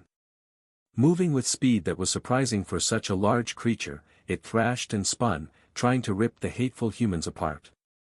Sunny and Dale had managed to dodge or deflect the barrage of devastating attacks, for now, but avoiding being crushed by the sheer mass of the frenzied monstrosity was even harder. The barrier was just too small to move away, leaving them no choice but to try and straddle it. That had not been a good choice. Even on the tyrant's back, the 3 maws and the stinger could attack them freely. More than that, the abomination instantly rolled on the ground, throwing them off. Sunny barely avoided being buried under the mountain of flesh. Just a handful of seconds after Dale had erected the barrier, he felt the salty taste of blood on his tongue. Both ascended were battered and wounded. Of course, the tyrant was not unscathed, either. 3 of its legs were gone, its body was covered with a multitude of deep cuts, and one of its necks was halfway to being severed. Better yet, the creature seemed to have surrendered to its most primal instincts, driven into madness by the sin of solace. The bestial rage of the tyrant was terrifying, but it would have been much more dangerous to fight the monstrosity if it had retained its inhuman intellect. A smart enemy was infinitely deadlier than a senseless one. Now, all they had to do was put it down. Cut off its head. I'm trying. Dale's shield was wedged into one of the tyrant's necks, and as Sunny yelled, he hammered its rim with his mace, as if driving a nail into wood. The heater shield sliced through the flesh of the abominations like a blade, causing a river of black blood to spill onto the stones. Half deafened by the creature's shriek, Sunny manifested a wall of shadow to defend Dale from one of the remaining 2 maws. The wall shattered under the monstrous assault, but by that time, the Ascendant had hammered his shield one last time, and one of the tyrant's heads flew off. Damn! After that, Sunny had to worry about himself. The wounded creature shifted, slamming him into the barrier with the towering bulk of its body. Bone weave and marble shell saved him from being turned into bloody paste, but he was trapped, crushed, and unable to breathe. What's worse, there was no escape. Well, for most people. Sunny simply dissipated into the shadow projected onto the creature's body by the shimmering barrier, and appeared on the other side of the abomination, his sword already falling to bite into its side. Just like that, the dire battle continued. Sunny and Dale were one mistake away from being severely injured or killed at every moment, but neither of them had made that mistake yet. As time went on, their enemy grew more and more frenetic, but the 2 masters only grew more effective in their attempts to butcher it. They were learning how to better hurt it with every blow, dodge, and step. Dale's armor cracked, but in return, the tyrant's stinger was shattered by the heavy flanged mace. Sonny was now bleeding from a deep cut above his left eye, but in return, one of Tyrant's maws was missing half of its fangs. Using a momentary opening created by the monstrosity throwing all of its weight against the barrier, Sonny finally managed to position himself for an all-out attack. He dashed forward, turning his body light to create momentum, and slashed the Sin of Solace across the base of one of the creature's necks. The Jade Jian seemed to laugh as it sliced through the tough hide, steel muscles, and unbreakable bones of the tyrant, emerging from the other side of its neck in a fountain of blood. The second of the 3 maws fell to the ground. One more. Dale received an earth-shattering blow on his shield and slid back with a low grunt. His hand trembled a little. The barrier won't hold for much longer. We must, hurry. Sonny did not need to be reminded. He already felt that the shadows surrounding them were changing, the shimmering energy was growing dimmer every time the tyrant slammed into it. By now, most of its shine was already gone. But the creature had lost most of its weapons, as well. It was bleeding heavily, maimed and wounded, its speed gradually decreasing. Sonny knew not to let his guard down. These last moments were often the most deadly, both because human fighters tended to get overconfident when the victory neared, and because their enemies would often abandon all caution in one last desperate attempt to destroy the opposition and survive. Still, this had to end quickly. Risky. The thought flashed through his mind, but Sonny was already moving. Pushing himself forward, he deflected a glancing blow from the creature's tail, and slammed into the tyrant like a cannonball. Thrown off balance, the monstrosity reeled, and then threw itself into a fierce retaliatory attack. Sonny managed to dodge its legs, but not its maw. He simply slashed at it with the Sin of Solace, feeling the flesh part before the jade blade. At the same time, the creature left itself completely open to Dale. The stalwart master lunged forward, his mace suddenly igniting with a dangerous red glow. The moment it connected with the base of the tyrant's last remaining neck, the flanged head of the mace exploded with ominous light and something thundered. Sonny saw the shape of the abomination's neck melting in the furious red light as it was torn apart. Then, for a second, he could not think about anything anymore. Moments before it died, the tyrant managed to grab his shoulder with its maw and fling Sonny into the air. Feeling a pulse of tearing pain, he found himself flying backward away from the dying creature. His back connected with the weakened barrier, and shattered it, the marble shell turning rigid from the impact. Sonny landed gracelessly a dozen meters away from the convulsing body of the tyrant, rolled for a few meters more, and came to a stop at the edge of the water. A pained groan escaped from his lips. That hurt. He slowly sat up and glanced at his shoulder. The leather pauldron of the puppeteer's shroud was pierced in several places, and there were deep scratches on his skin. The tyrant's fangs, however, had not cut deep. The lacerations were shallow. He took a shaky breath and looked up. High above, the devouring cloud seemed aimless and lost. Without malevolent purpose guiding the swarm of brood beasts, they were being slowly obliterated by the city defenses. Saint and Master Jet must have finished off their tyrant, as well. Sonny glanced at Dale, who seemed rather battered, but alive. We won. By all accounts, he was supposed to feel jubilation and relief. Even though the battle was not over, the irregulars had accomplished their task. Today, the First Army was going to celebrate a victory. However, Sonny did not feel relieved. Instead, he felt cold. Very, very cold. And frightened. What the hell is this feeling? Struggling against a deep sense of unease, Sonny shivered and turned to the black waves, his hand reaching for the hilt of the Sin of Solace. Just as he did, the water parted, and someone, appeared from below it. Sonny froze, staring with wide eyes. His face paled terribly. There was a man walking out of the ocean, water streaming from his armor. He was tall, with a powerful build. His hair was dark, and his bloodless face was empty, not a hint of emotion hiding in his hollow eyes. Instead, there was something different in them. Something vast, alien, and terrifying. The man slowly emerged from the water and took a steady step towards Sunny, towering above him like a hollow wraith. The empty gaze of his glassy eyes fell down. Sunny's hand shook. Stunned, he tried to crawl back and whispered in a faint, trembling voice. "Vern." For a moment or two, Sunny's mind was empty. He crawled back, looking up at the familiar figure towering above him. Vern, it was Vern. There was no mistake. Or something wearing Vern's corpse, at least. His shadow was much more vast and dreadful than a human's shadow was supposed to be. The hollow gaze of the dead master pursued Sunny, his face still and unmoving like a mask. Behind him, the dark waves stirred, and more figures rose from the water. Men, women, dozens of them, hundreds even. They marched forward like an army of the dead, silent and emotionless, their eyes drowning in darkness. All their shadows were wrong. The people of LO49 that Sunny had left to die. He recognized all of them, staring at the undulating surface of the ocean in horror. The terror. Strangely, it was the contemptuous laugh of the cursed sword that shattered his paralysis.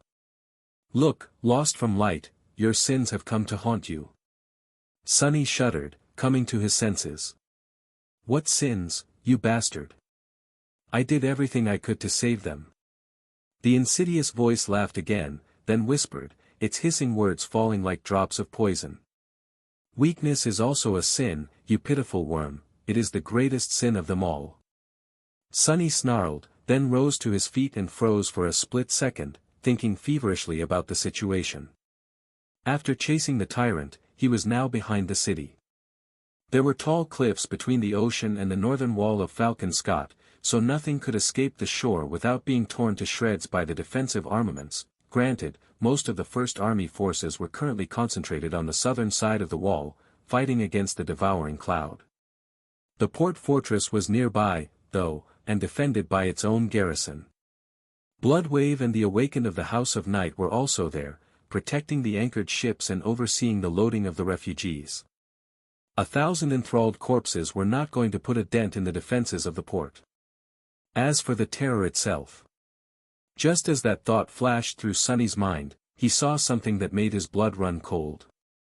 There, behind the slowly advancing figures of the drowned residents of LO49, the black water seethed and boiled, releasing even more thralls.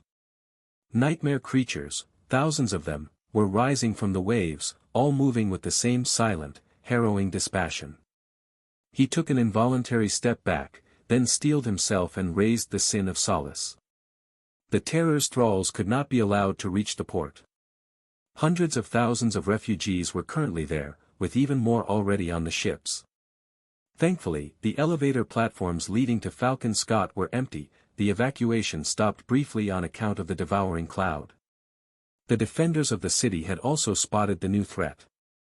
Powerful beams of light fell from above, illuminating the silent horde. A moment later, a hail of bullets was supposed to tear into it. But it didn't. The spotlights moved on, as if not noticing anything. Instead of an obliterating barrage of heavy rounds, all that came were a few sporadic streams of rifle bullets. The armaments on the wall of the port fortress were silent, too. Sunny felt a chill run down his spine. The hex.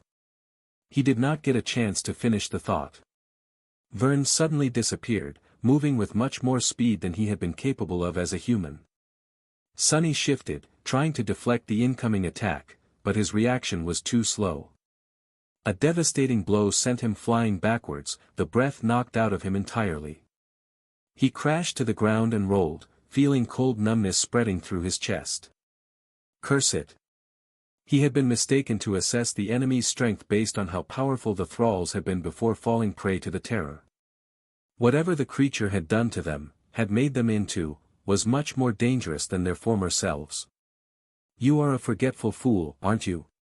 Struggling to inhale, Sunny gritted his teeth. Indeed, he had already known that the Hexed people were capable of showing unnatural strength. Why would the thralls be different? If anything, their change would be greater.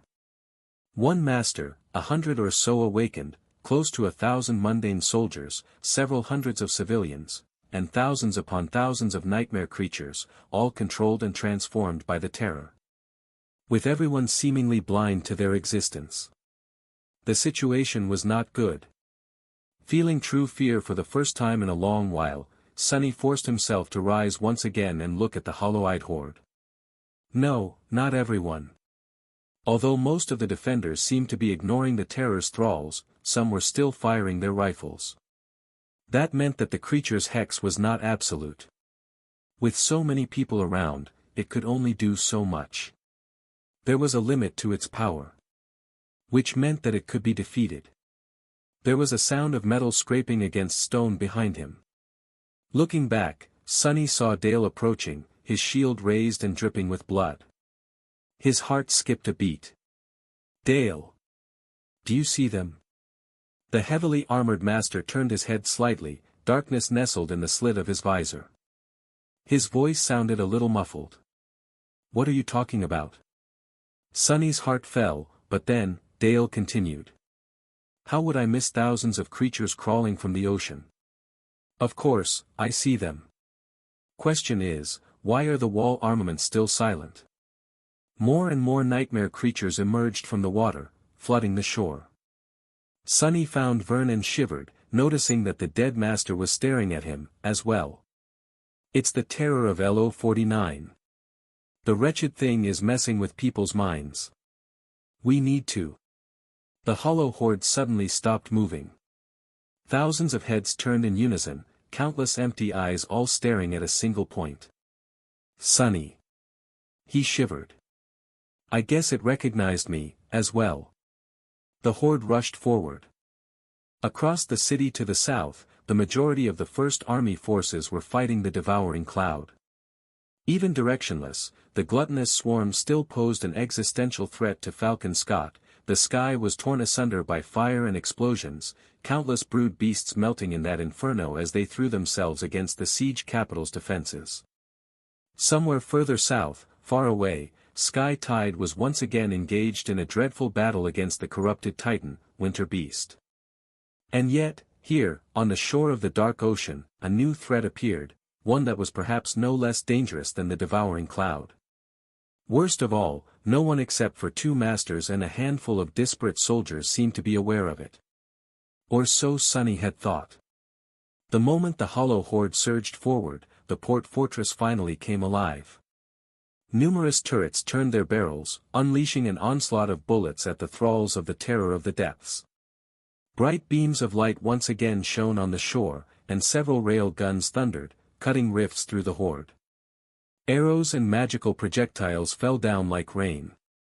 The thralls had turned out to be too powerful to be obliterated by the sudden assault, but they did slow down for a moment.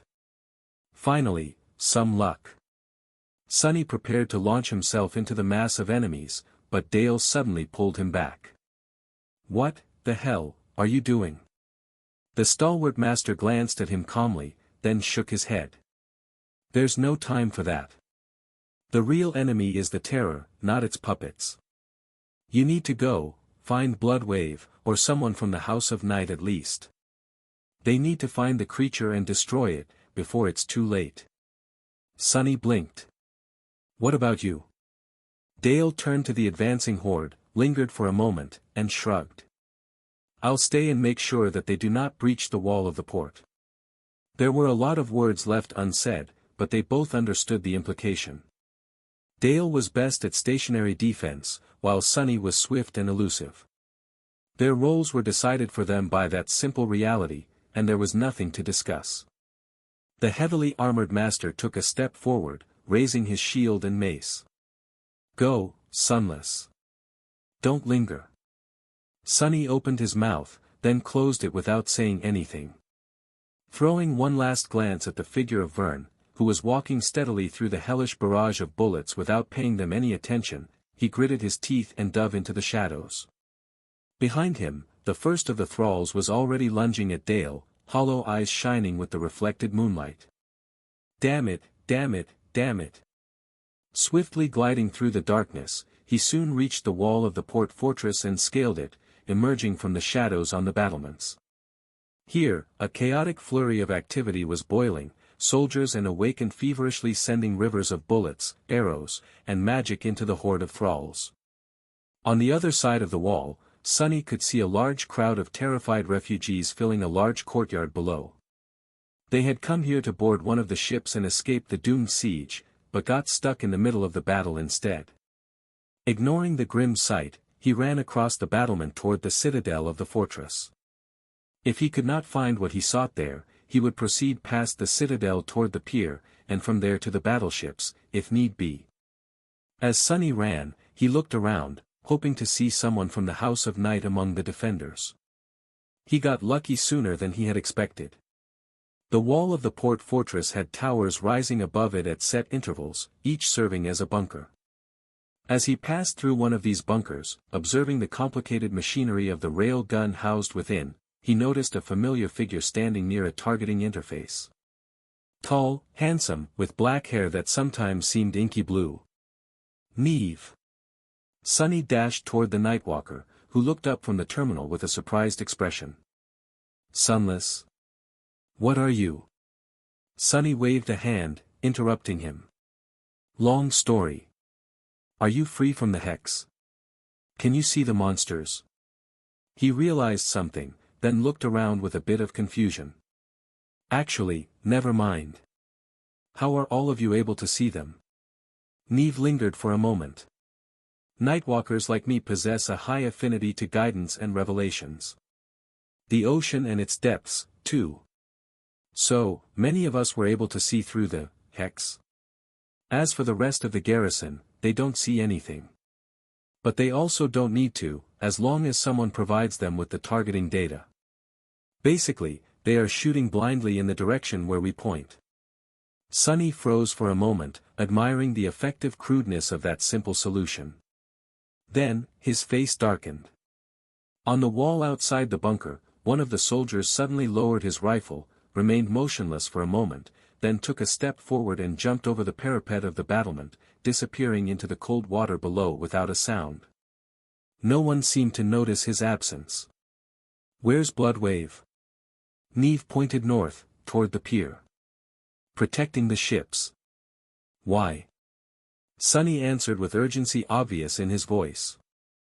This battle can't be won unless the source of the hex is destroyed. The terror of LO-49, we need to find and kill it. Staying on the defensive will only allow that fiend to propagate its influence throughout the city, killing countless people and growing its army. The House of Night and your saint are our best bet. The Nightwalker stared at him for a few moments. His tired face paled a little. You want us to abandon the ships, dive into the ocean, and fight the terror in its territory? Sunny simply nodded. Exactly. And I'll dive with you, too. Neve hesitated for a bit, then sighed. Well, all right. Follow me, then. I'll take you to see my uncle. Sunny blinked a couple of times. Wait, that's it? I thought I would have to persuade you. The Nightwalker gave him a strange look. I was persuaded the moment you said, this battle can't be won unless. That terror is one of the priority targets, anyway. So, come. Let's hunt the bastard down. As Neve and Sunny made their way across the wall of the port fortress, the battle grew louder behind them. Sounds of screams rose into the night sky, and the battlements beneath them shuddered. Ignoring all of it, they rushed forward. As they ran, Neve yelled. Have you ever fought in the water? Sunny spared him a tense look, remembering the harrowing journey across the dark sea of the Forgotten Shore. The boat Nephi's had built of demon bones did not survive till the end. Once. The Nightwalker let out a nervous laugh. How did it go? Sunny gritted his teeth. I'm alive, aren't I? There was not much choice, anyway. Neve was probably the only ascendant of the House of Night inside the fortress, the rest were protecting the battleships sailing across the strait. Bloodwave was going to need all the help he could get, so Sunny had to join the hunt for the dreadful terror. Plus, he wanted to. The abominable creature deserved to die, and especially so by his hand. Won't be easy, though. Sunny had a couple memories that would help him perform well underwater, but he lacked the experience of fighting in the depths of the ocean. Worse than that, shadow step and shadow manifestation would be nearly useless there. A shadow needed a solid surface to exist, and those were hard to find where he was going. Actually, Sunny was not sure how his aspect would function underwater. Much more distressing was the fact that he did not know a lot about the terror of LO-49, and what the abomination was truly capable of. The fact that it relied on mind attacks and manipulation suggested a lack of physical might, but even then, such things were highly relative when it came to corrupted creatures. Really, he was not even sure that the terror was of the corrupted rank. What the hell am I doing here? The sin of solace laughed, forcing him to grimace. It did not matter. Even disregarding the fact that he had a personal score to settle, the creature had to be destroyed to protect the city. But what are you doing risking your life to protect that city? It's not like you, lost from light. Sunny did not really know how to answer, but he refused to let the voice of the sword distract him from the task at hand. They were already on the pier, moving swiftly to its end. Some distance away, two gargantuan battleships rested on the black waves. He looked around, not noticing the distinct figure of the enigmatic saint anywhere. Where is Bloodwave? Is he aboard one of the ships? Neve gave him a confused look as he took his midnight blue coat off. Beneath it was a black wetsuit, an armor memory already weaving itself from sparks of light. What do you mean? He's in the water, of course. Below the ships. Sunny blinked. Oh. Of course. He hesitated for a moment, then dismissed the puppeteer's shroud. Left wearing nothing but his underwear, Sunny shivered in the wind, his pale skin was painted black by the shadows wrapping around his body, and his lean muscles seemed like they had been cut from matte obsidian. He sighed, then summoned three memories. First, a large and beautiful white pearl appeared in his hand. Sunny lingered for a moment, then placed it on his tongue and closed his mouth. The essence pearl would allow him to breathe and see clearly underwater. Then, a piece of an icy blue crystal inlaid in a frame of dull metal appeared, hung around his neck on a black string, the memory of ice. Using two charms at once would consume essence faster, but Sunny had to protect himself from the lethal cold of the winter ocean. It was only possible to augment one at a time with the underworld armament trait of the marble shell, so he chose the blue crystal. Lastly, a harness made of a fisherman's net wrapped around his torso, the nimble catch. With that, Sunny was more or less ready to dive into the water, at least physically. The only problem was that he needed both hands to swim, but that was easily remedied by fastening the sin of solace to the nimble catch. The harness was very handy in that regard.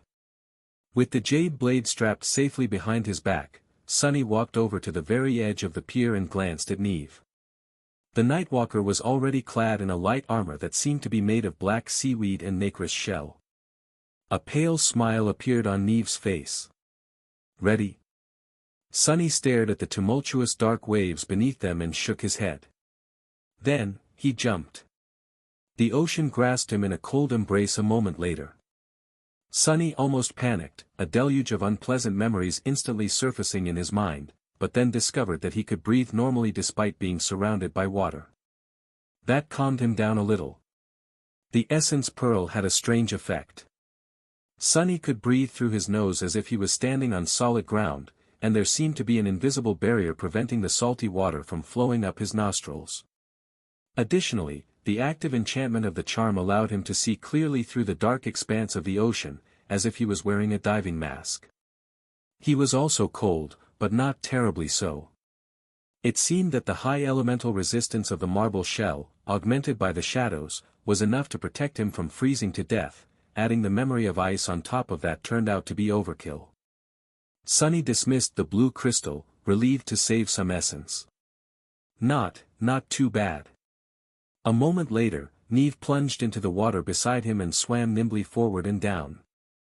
Sunny had learned how to swim during his wilderness survival lessons back at the academy, and practiced it a few times on the forgotten shore, and yet, one glance at the scion of the House of Night made him feel embarrassed. The Nightwalker moved through the water with great speed and ease, looking like some kind of graceful aquatic creature. It almost seemed as if he was more comfortable in the water than he had been on land. Maybe he was. Sighing inwardly, Sunny followed. His movements might not have been as natural and graceful as Neve's, but with the frightening strength of an ascended devil and the help of the nimble catch, he found himself more than capable of keeping up. They dove deeper into the dark water, soon reaching the ships. Sunny felt a tremendous shadow floating silently below, a few moments before he saw it. There, in the darkness, a monstrous killer whale was waiting, watching them with giant blue eyes. Sunny had seen Bloodwave in his bestial form once from afar, but up close, the Saint of Night was much more terrifying. The creature he had transformed into looked somewhat like a killer whale, its hide black and white, the lines of its body smooth and predatory. However, it was much, much larger than any mundane beast had any right to be. There was a patchwork of ugly scars covering its hide, and steel armor encasing its long fins, edges sharp like blades. Its enormous eyes glowed in the darkness of the ocean with blue light, full of willpower and intelligence. Even knowing that the giant killer whale was actually a human, Sunny couldn't help but feel tense in front of the great predator. Since the beginning of the siege of Falcon Scott, Bloodwave had rarely shown himself. He mostly remained underwater, protecting the anchored ships and fighting those nightmare creatures that would try to attack the city from the depths. Army Command did not dare leave the port fortress and the vulnerable vessels without a defender. And yet, today, that was exactly what had to happen.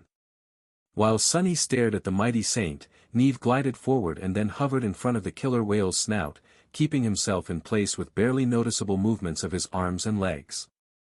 The tall master looked tiny beside the giant creature. Ha! Sunny realized that he did not know how to communicate with others underwater. He couldn't really speak, or even open his mouth, unless he wanted to lose the essence pearl and suffocate. There was probably a system of signs one could learn, but he had not done that in advance. The world was silent. Not quite, actually, the ocean was full of sounds. They were just strange and muffled, reverberating through his bones as if he was hearing them with his entire body. The noise of the battle above was like a low, all-encompassing, distant roar. Sunny knew that sound was supposed to propagate very far in the water, but had no tools to distinguish and interpret what he heard. Nevertheless, the Nightwalkers seemed to possess some method of sharing information. A few moments after Neve approached Bloodwave, the killer whale shifted slightly, staring into the depths of the ocean. His pupils narrowed. Then, a strange thing happened. The eyes of the great predator remained clear and blue, but the water itself seemed suddenly tinted dark crimson around them. Sunny felt extremely uncomfortable, as if Bloodwave did not like what was happening at all. Then, the sensation passed as swiftly as it had appeared, and the ocean was normal once again. Neve turned around and beckoned for him to come closer. Struggling against the instinctual fear of large predators, Sunny swam toward the monstrous killer whale. Once he got close, there was suddenly a familiar voice in his ears. "My uncle agrees. We have to kill the terror." Sunny stared at the Nightwalker silently. Neve tilted his head a little. "Oh, you can't speak. Well, there's nothing to discuss, anyway. All the available information about the creature was already given to us by Tyrus of White Feather. We can only attack the terror and do our best. How is your resistance against mind attacks?" Sunny made a fist and raised his thumb. He doubted that any master had better mental defenses than him. Plus, he was already inoculated against the terror's hex. The Nightwalker nodded. "Good. Taking our awakened into the depths would just mean giving the creature more puppets to control. The three of us will have to hunt alone.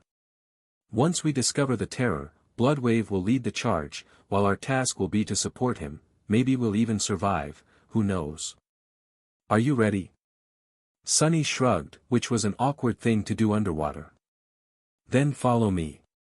Neve swam even closer to the great beast, gliding parallel to Bloodwave's back. Reaching the dorsal fin that stood tall like the mast of a ship, he grabbed onto a small depression in the armor encasing it, and gestured for Sunny to do the same. Great! I am going to ride a damned saint into the depths of a damned ocean.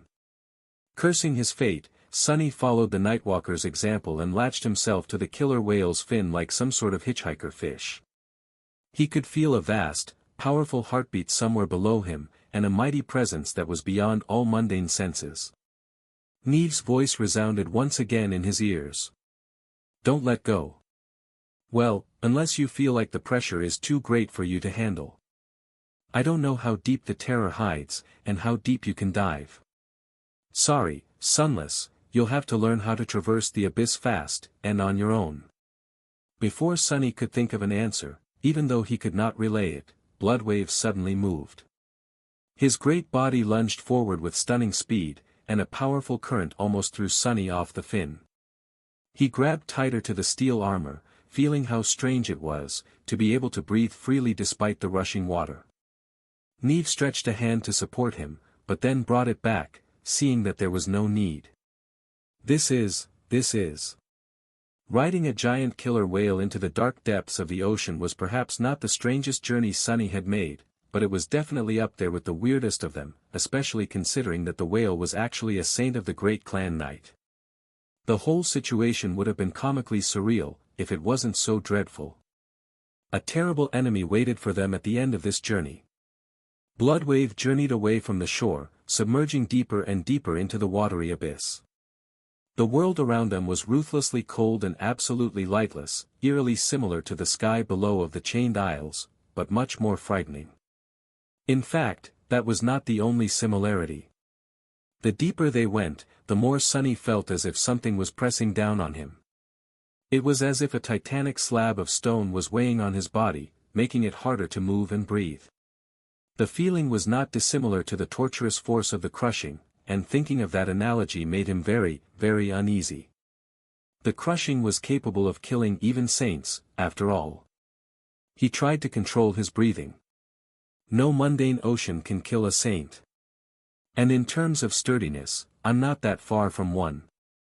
Down and down they went. The deeper Bloodwave descended into the vast, boundless, dark abyss of the ocean, the more disturbed Sunny felt, and he had already been deeply uncomfortable before taking the plunge into the shallows. There was nothing but emptiness and oppressive darkness both above and below them, stretching endlessly into the unknown. Even though Sunny could see through the water, unlike how it had been in the impenetrable darkness of the cursed sea of the forgotten shore, he was still distressed. The depths of the ocean were not a place meant for humans, they were its opposite. Coming here voluntarily was nothing but pure madness. I might have misunderstood the Nightwalkers. They are all lunatics. He shifted slightly and glanced at Neve, who was holding tightly to the fin of the monstrous killer whale. The currents battered them, and the pressure was slowly growing unbearable. The scion of the House of Night was not exactly calm, but his unease was caused by the prospect of fighting a corrupted terror, not the watery abyss itself. Strangely, Sunny feelings were reversed. The terror of LO-49 was a harrowing foe, indeed, but he had faced plenty of those. The ocean, on the other hand, was an alien, unfamiliar, and fundamentally hostile space. It was abysmal in the purest sense of the word. Grimacing, Sunny pulled himself closer to Bloodwave's fin and waited.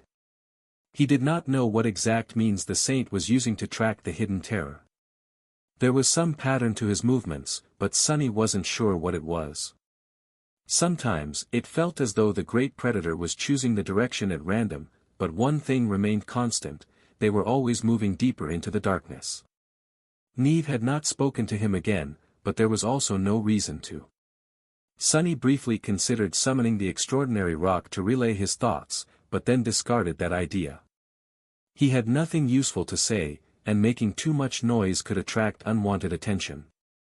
Who knew what horrors hid in the dark depths, beside the terror?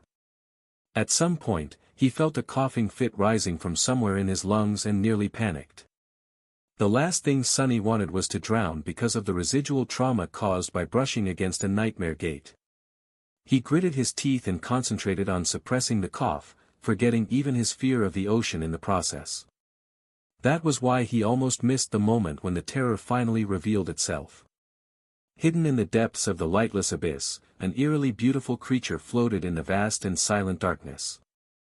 Feeling a slight tremor run through the enormous body of the giant killer whale and hearing its booming heartbeat change pace, Sonny looked into the distance. He shivered. From a distance, the terror looked akin to a strange, ghostly flower, a lily, perhaps, or a white lotus. Its pallid petals flowed and danced slowly in the darkness, some stretching for hundreds of meters into the empty abyss, some swirling around the small nebulous shape hidden in their center. The sight of it was both breathtakingly beautiful and deeply terrifying. The wide ribbons of white looked both like the petals of a flower, and like the long tentacles of an ethereal creature, too alien to be described with words. When they got closer, however, Sonny discovered that they were neither petals nor pale flesh. Instead, he thought that he was looking at long stretches of white, flowing cloth. He did not know if he was right, or how it even made sense. And that was not what Sonny was preoccupied with at the moment, either. There were other shapes surrounding the ghostly white blossom, hundreds of them. Drowned bodies surrounded it like a morbid barrier, humans, nightmare creatures, and things he could not name. They floated silently around the terror, unmoving, their empty eyes staring blindly into the darkness. Some had cloth petals wrapped around them like a burial shroud.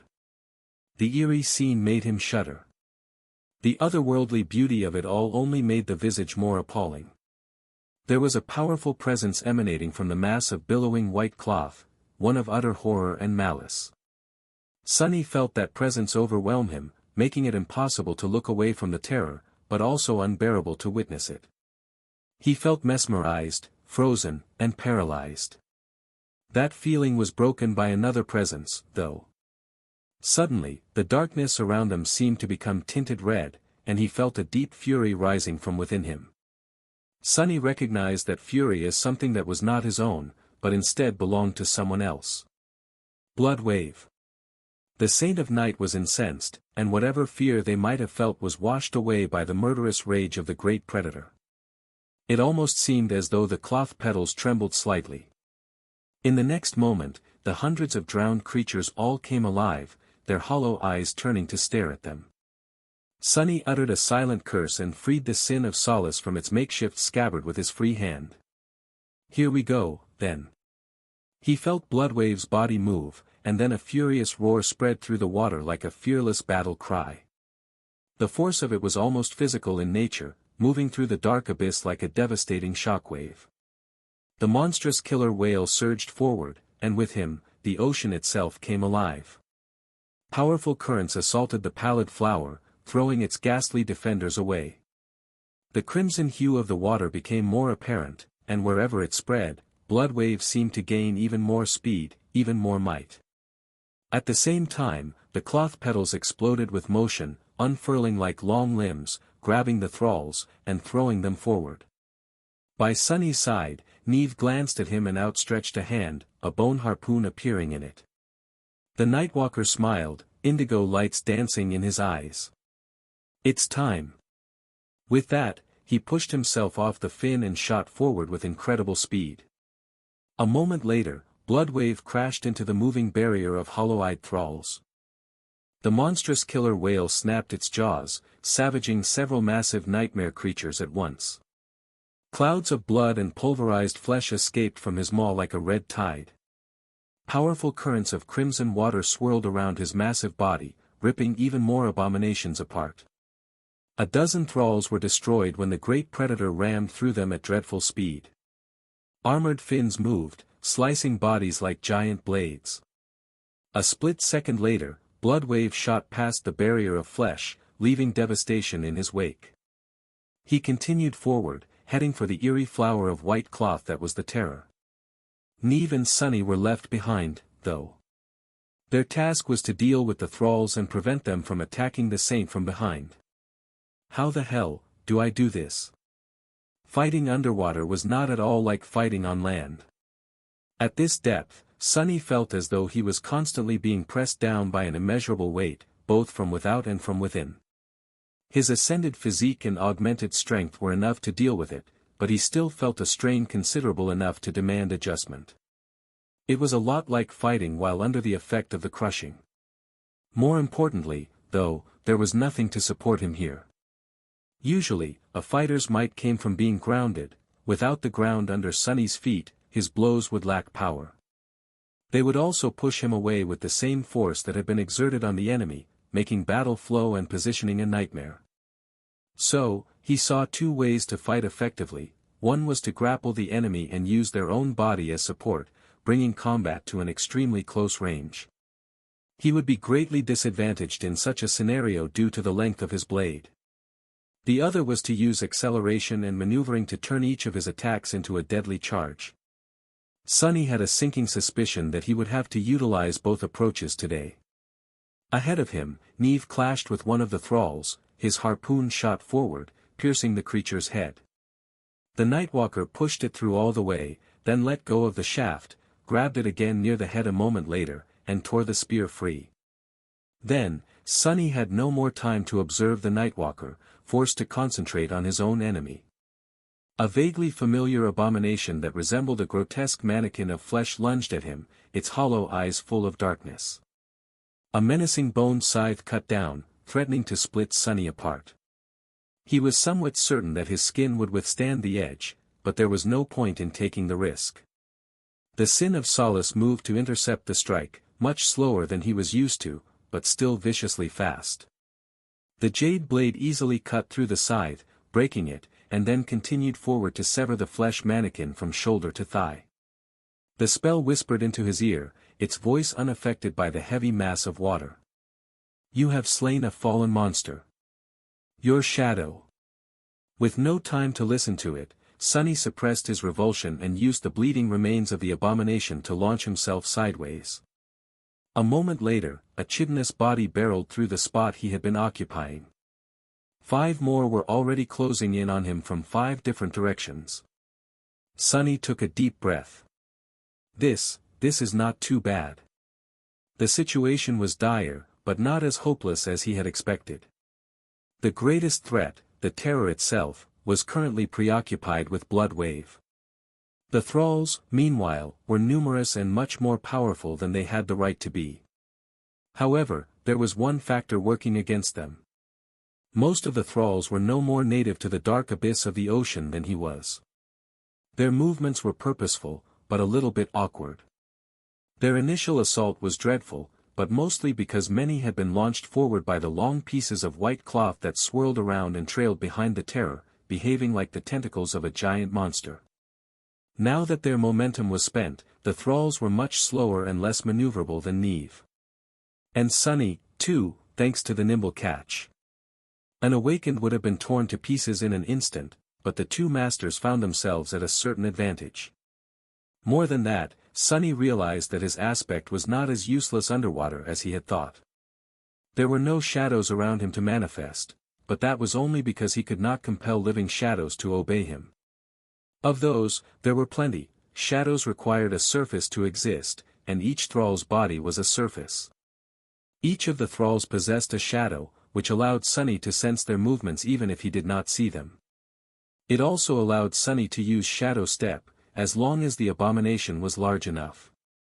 As 5 thralls lunged at him, Sunny swam forward, dodged the claws of an especially large nightmare creature, and dove into its shadow, appearing on top of the chitinous monstrosity that had missed him a few moments earlier. The Sin of Solace plunged through the thick carapace, instantly killing the abomination. "You have slain a fallen beast. Your shadow." Sunny almost grinned. So many fragments. He pushed himself off the convulsing carcass, narrowly escaping the cloud of blood, and looked up just in time to see Neve clashing with another thrall. The bone harpoon once again struck first, beheading the hollow-eyed creature. However, this time, the Nightwalker was a split second too late to dodge the incoming attack. Even though the thrall had lost its head, the creature's tail still flew forward, carried by momentum and inertia. The long, vicious spike at the end of the tail struck Neve square in the chest, easily piercing the nacreous shell armor and plunging deep into his body. Then, it emerged from his back. Sunny's eyes widened. No. But then, something strange happened. The scion of the House of Night seemed to ignore the terrible wound, and in fact, there was no wound. Instead, it was as though Neve's body had turned into liquid, the spike pierced that liquid and then flew out of the master's side without leaving a trace. A second later, Neve turned solid once again, already attacking the next thrall. His movements were swift, graceful, and flowing. Sunny tore his gaze away and lashed out with the sin of solace to deflect a blow from a hollow-eyed thrall. Neat. Behind them, Bloodwave had finally reached the beautiful, harrowing white blossom. The monstrous killer whale cut through the crimson darkness, descending upon the ethereal blossom of flowing white cloth. His mouth opened, revealing a palisade of terrifying fangs. His blue eyes had turned deep red, glowing like spotlights and full of murderous intent. As the great predator approached, the pallid flower exploded with movement. The shorter petals swirled, creating a barrier of white cloth around the small, unclear shape hidden in their center. The longer ones, which had been drifting gracefully on the currents, suddenly contracted and shot forward like tentacles. Bloodwave roared. Powerful currents surrounding his body churned, surging forward to meet the petals. He dodged nimbly, continuing to move forward as his jaw closed on one of the white tentacles. There was no blood, no torn flesh, and no crushed bone. It was as though the petal was indeed nothing but white silk, and damaging it was like cutting a piece of lifeless cloth. Sunny did not see much of what happened after, because he had his own problems to worry about. There were just too many thralls around him, all powerful enough to pose a serious threat. Even with most of them assaulting the port fortress somewhere far away and above, the Terror's drowned guard was enough to kill him and Neve 10 times over, if they were not careful enough. Damn it! Propelling himself forward through the dark water, Sunny collided with a hideous creature made of iron and bone. The sin of solace passed through the abomination's body, cleaving it apart. However, the next thrall was already upon him. 2 human hands wrapped around his throat, trying to rip it open with dreadful strength. Sunny's skin turned hard as stone and resisted the pale fingers, but he still found himself being strangled. Using shadow sense to perceive the shape of the enemy, Sunny slashed back with the jade sword, severing both of the arms. Tearing the cold hands off, he twisted and kicked back, pushing himself and the thrall away from each other. His adversary was hindered and maimed, but not eliminated. And more were already closing in. This is not going to work. He was doing well, for now, but death was only one mistake away. Sunny relied on his superior speed and maneuverability to slay the thralls, which meant that the moment he was immobilized or stalled, the tables would be turned. He was not a stranger to fighting with everything on the line, but not in an environment as strange and unfamiliar as the depths of the ocean. It was far easier to make a fatal mistake in a place the rules of which he did not know. Sunny willed himself to swim forward, then hesitantly turned onto his back and looked in the direction where Neve was battling a throng of abominations. The Nightwalker moved with ease and graceful precision, navigating the dark waters like a creature born in and for the depths. He certainly knew the rules. An idea slowly formed in Sunny's mind. He adjusted his battle strategy in order to always keep Neve in his sight, earning a few shallow scrapes as a result. Sunny was a talented fighter, possessing combat intelligence on par with the best of the best. He had plenty of insight into the underlying laws of conflict, and much better than that, his mastery of shadow dance allowed him to read most of his opponents like an open book. And that was exactly what he had been doing throughout this battle, like most of the battles of the Antarctica campaign. There were too many thralls around to truly grasp all of their patterns, but their rudimentary battle styles were also crude and unsophisticated. Sensing the movements of their shadows for a few moments was enough to gain a shallow, but sufficient level of understanding. However, that approach might have been the wrong one, today.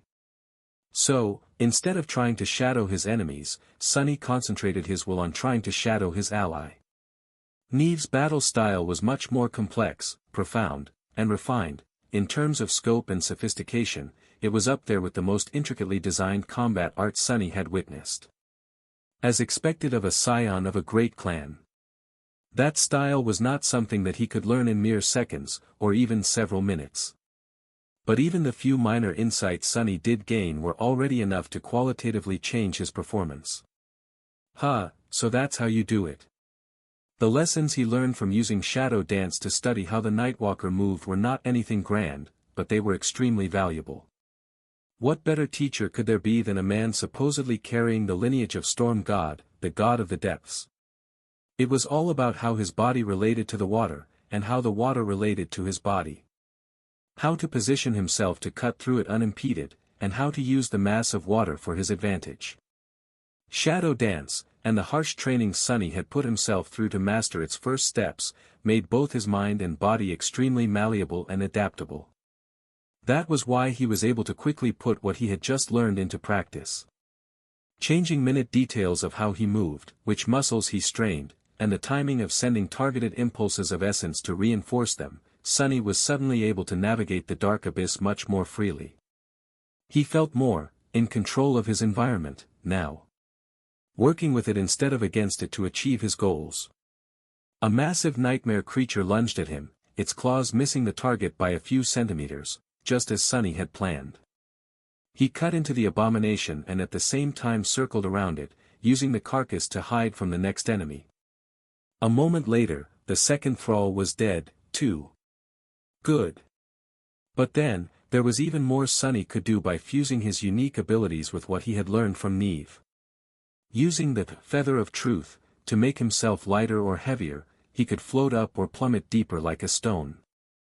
Using shadow step, he could jump between the large abominations. He could even turn incorporeal and cling to their bodies as a shadow. If he used all of this smartly, the ocean would not be as inhospitable. In fact, it was even a little liberating.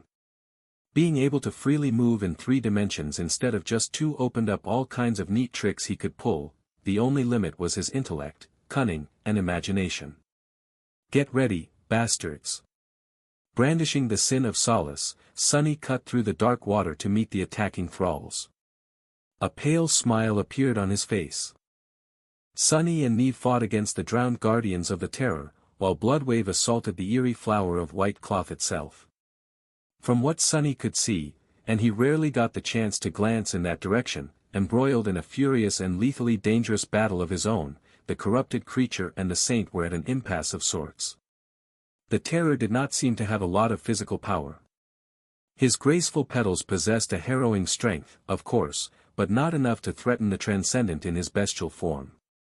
Not all saint transformations were those of beasts, and out of the ones that were, not all possessed overwhelming physical might. But Bloodwave certainly did. The monstrous killer whale attacked again and again, and the pallid blossom avoided his teeth and fangs again and again. Its shorter petals danced, making the terror glide away, moving in irrational and mesmerizing patterns. The sight of it was eerily beautiful. Its longer petals, though, some of them hundreds of meters long, slithered through the crimson darkness like white tentacles, battering the great predator and trying to wrap themselves around his enormous body. Nevertheless, Bloodwave did not seem hindered. A few of them were already torn apart, swathes of billowing white cloth drifting silently into the dark depths. Some distance away from the 2 clashing giants, Sunny and Neve were feverishly battling the legion of hollow-eyed thralls. The cold abyss was littered with blooming clouds of blood and sliced remnants that floated around them like a morbid veil. Almost 100 abominations had already been slain, but twice as many still remained. Curse it. The Nightwalker was a good partner in this battle, perhaps even the best Sunny could have hoped for. And yet, he still missed his shadows. Granted, neither would have been of much help in the depths of the ocean. Stone knights were not exactly the best divers, and neither were horses, as far as he knew. Sunny, meanwhile, had grown somewhat confident about fighting underwater. He had managed to learn a few things by observing Neve, and understood how to deal with the unbearable pressure by borrowing from his experiences with the crushing. Everything was going well. Sunny decapitated another thrall, then spun, bringing the sin of solace in front of him. A creature that had been hidden by a cloud of blood suddenly lunged forward, only to impale itself on the jade Jian. He had sensed its shadow long before the abomination appeared in view. His lungs were burning, which was a concerning thing when one was deep, deep below the surface of the ocean. However, Sunny knew that it was just a sign of physical exertion. The essence pearl was still supplying him with a steady stream of air to breathe, and although he felt tired, that tiredness was nowhere near being debilitating. With every kill they made, the number of thralls attacking Sunny and Neve diminished. They had already survived the assault of the full 300, so fighting against the remaining 2 was much more manageable, and it would only grow more manageable soon. So why do I feel so uneasy? Sunny shivered, allowing himself to drift down for a brief moment. Indeed, despite the fact that they seemed to be prevailing, his heart was growing heavier with each kill. It did not make any logical sense, but nevertheless, Sunny's intuition seemed to be telling him that he was missing something. But what?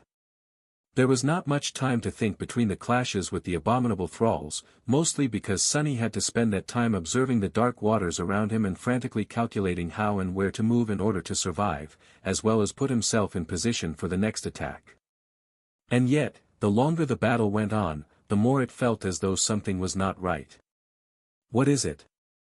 He would have said that it was too easy, but it was not. Fighting hundreds of menacing thralls underwater was one of the hardest and most demanding battles he had the misfortune of going through in the southern quadrant.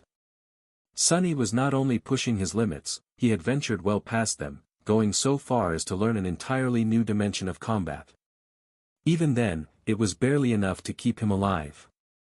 Perhaps it was the fact that the terror of LO-49 had yet to launch a devastating mental assault on them, or pull some other diabolical trick. Not that it was not already doing more than enough. In fact, the powers that the pallid blossom wielded were truly harrowing. It was controlling thousands of thralls that laid siege to the port, spreading its hex through the garrison of the fortress and the First Army soldiers manning the northern section of the wall, puppeteering hundreds of abominations that sought to kill Sunny and Neve, and fighting a powerful saint, all at the same time.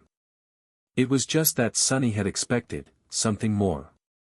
The bitter defeat he had suffered at LO-49 left a mark on his heart. Although he did not want to admit it, the truth of the matter was that Sunny was afraid of the terror. Was that fear irrational? The marble shell gives me high protection against mental attacks. It is currently an ascended attribute, one rank below the terror, but it is also augmented by my shadows.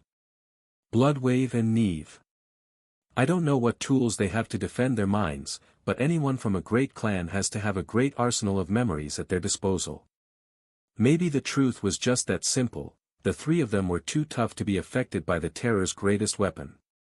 As he dispatched another thrall and briefly met Neve, the 2 of them grasping hands to propel each other in different directions, the sin of Solace sighed. Such a fool. Sunny grimaced, raising the jade Jian to meet another enemy. He had grown accustomed to the cursed sword striking at all his deepest insecurities, the lack of education and intelligence, mostly emotional, being one of them. However, why had the sin of Solace spoken now? What was I thinking about? The 3 of them being highly resistant to the terror's most powerful means of attack, and before that, about how many things the creature was doing at the same time, from fighting Bloodwave to controlling the assault on the port fortress. He continued to slay one thrall after another, becoming more and more distracted by the feeling of impending doom. His intuition was almost screaming now. I don't get it. I don't get it, damn. Sunny tore through a group of abominations, gritting his teeth. Luckily, there were much fewer of them left, so he had some space to think. Because of that, a random thought found its way into his mind. I wonder how Dale is doing. Then, he froze, which almost cost him an eye. Dale, and the other defenders of Falcon Scott, must have obliterated a lot of the thralls on the shore by now. And here in the depths of the ocean, Sunny and Neve had killed their share, as well. And the terror, which had been spread thin, controlling all of them, was freed from the burden of commanding the thralls. With each of its puppets the humans destroyed, the creature was gaining back the ability to concentrate all its powers into a single point. Suddenly chilled to the bone, Sunny turned around to see the battle between the terror and the saint. But he was a few moments too late. Some distance away, the ethereal flower suddenly swirled, its beautiful petals billowing outward like a current of white silk. Ghostly tentacles of flowing cloth shot toward the charging saint, too swift and insidious to dodge. As Sunny watched in fear, Bloodwave's head became enveloped by the silk, his glowing eyes disappearing from view. The body of the monstrous killer whale shuddered, moved weakly, and then grew strangely still. Gods! He saw something much more frightening, as well. Two of the longer petals were already flying through the dark abyss, approaching Sunny and Neve. They were fast, too fast. Inescapable. He had no time to dodge, or even react. There were no thralls close enough to hide in their shadow, and not enough time to try and swim away. All Sunny managed to do was slash forward with the sin of solace. The jade blade met the white petal, cutting through the cloth. A small piece of it drifted away, but the petal was not slowed down at all. It seemed to unfurl into a vast expanse of billowing silk, surrounding Sunny from all sides. Then, he was wrapped in the cold whiteness, encompassed and immobilized by it. The feeling of smooth satin brushing against his naked skin made Sunny shudder. Damna, Tyan. Then, the world grew still. The dark abyss of the ocean disappeared, replaced by an eternity of fluttering white cloth. His exhaustion and fear disappeared, too. His memory, foresight, awareness, intent, and resolve were gone. His mind was empty. Sunny vaguely remembered having thoughts, desires, and hopes. But those words seemed senseless now, their meaning unfathomable. In fact, the word he had used to describe himself, Sunny, was meaningless, too. What a strange one it was. Surrounded by billowing silk, he sensed movement. There were shadows moving around him. He was moving, too, being drawn closer to the largest one. With each passing moment, his sense of self was dissolving more and more. Soon, it would be gone completely. And then, something new, something old, something darker, something, waiting, was going to take its place. He felt at peace with that. He felt empty. The emptiness was comforting. There was just one thing blemishing the peaceful white flawlessness of the empty satin world. A sinister, mocking voice. It whispered into his ear, gloating. Here we go. A pathetic end for a pathetic fool. Spurred by the hateful voice, his own voice, Sunny suddenly remembered. Lost from light. That was his name. That one memory unlocked all the rest like a key. What is going on? He struggled against the white cloth enveloping his body, but it was hopeless. The terrifying understanding flooded his mind, making him remember what had happened, and what was happening. What was probably about to happen. Sunny's consciousness was strangely split, one part of it sensing the reality of being dragged through the mass of water by one of the terror's petals, the other still lost in the endless expanse of billowing silk.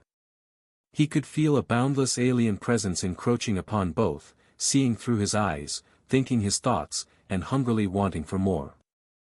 Its progress was slow and labored, but inevitable. Sunny tried to fight against the harrowing invader, throwing all of his willpower into a fierce assault, but it simply shattered against the vast, ancient, malevolent enormity of it like glass. Ah, not good. His thoughts were slowing down. Suspecting that fighting the terror in the mindscape was a futile endeavor, Sunny tried to free himself from the physical bonds instead. However, his arms were pressed tightly against his body, and the white cloth refused to part before the blade of the sin of solace, like the flesh of other nightmare creatures usually did. He wasn't going to cut through it while only being able to move his wrist a tiny bit. Curse it. Sunny could vaguely sense the shadows of Neve and Bloodwave some distance away from him. It seemed that he was the only one trying to struggle against the terror's petals. Both were probably still mesmerized, why was he not, then? The sin of solace and possessing a true name might have helped, but it could not have been the only reason. Bloodwave was the enigmatic saint's true name, as well, and yet the monstrous killer whale was motionless, silently drifting on the currents in the dreadful embrace of white silk. Which meant that this small degree of awareness was probably the result of Sunny's unreasonably high resistance to mental attacks. Even though he now shared his head with the terror, a part of his mind was still fighting against it. What good was it, though, since Sunny could neither free himself nor stop the creature from replacing his very self? As he was drawn closer and closer to the beautiful blossom of white silk, he could feel himself growing, insubstantial. With each moment, his thoughts became less his own. His eyes stared at the silken veil, moving on their own. As if something else was looking through them. Finally, Sunny felt true horror. He had been scared before, but never like this. Sensing something else take possession of his body, while utterly helpless to resist the slow dissolution of his will, it was the realization of all his deepest, most guarded fears. And it was being done by the terror of Lo-49, the hateful, abominable creature that had already defeated him once. Full of dark resentment, Sunny gritted his teeth, and summoned two memories.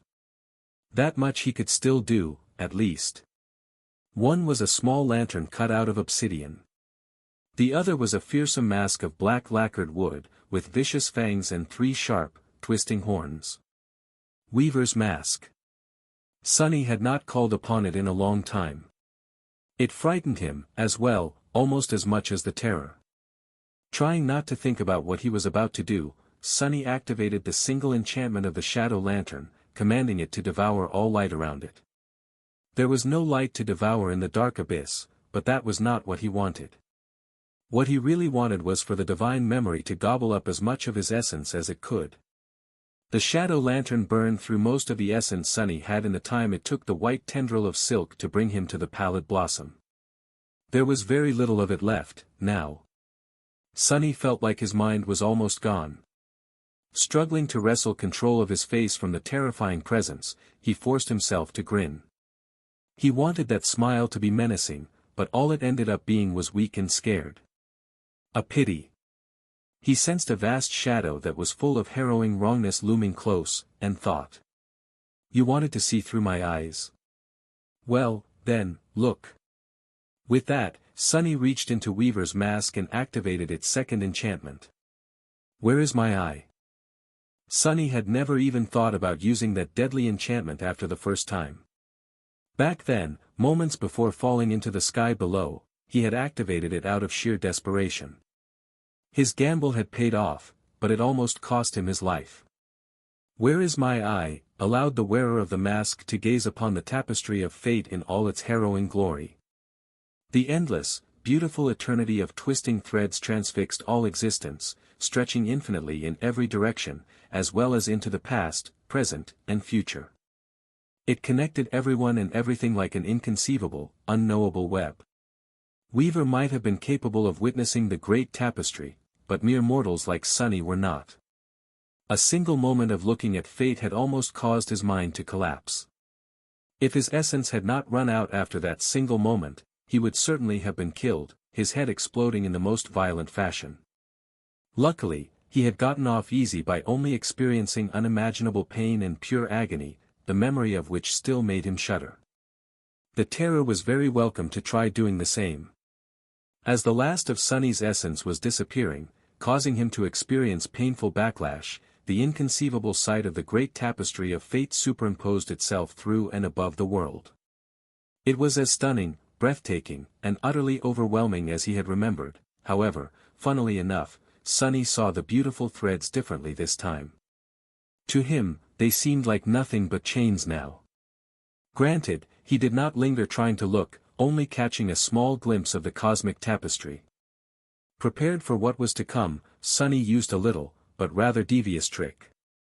His consciousness was still split between reality and the illusion of the endless expanse of billowing white silk that the terror had created to mesmerize its prey.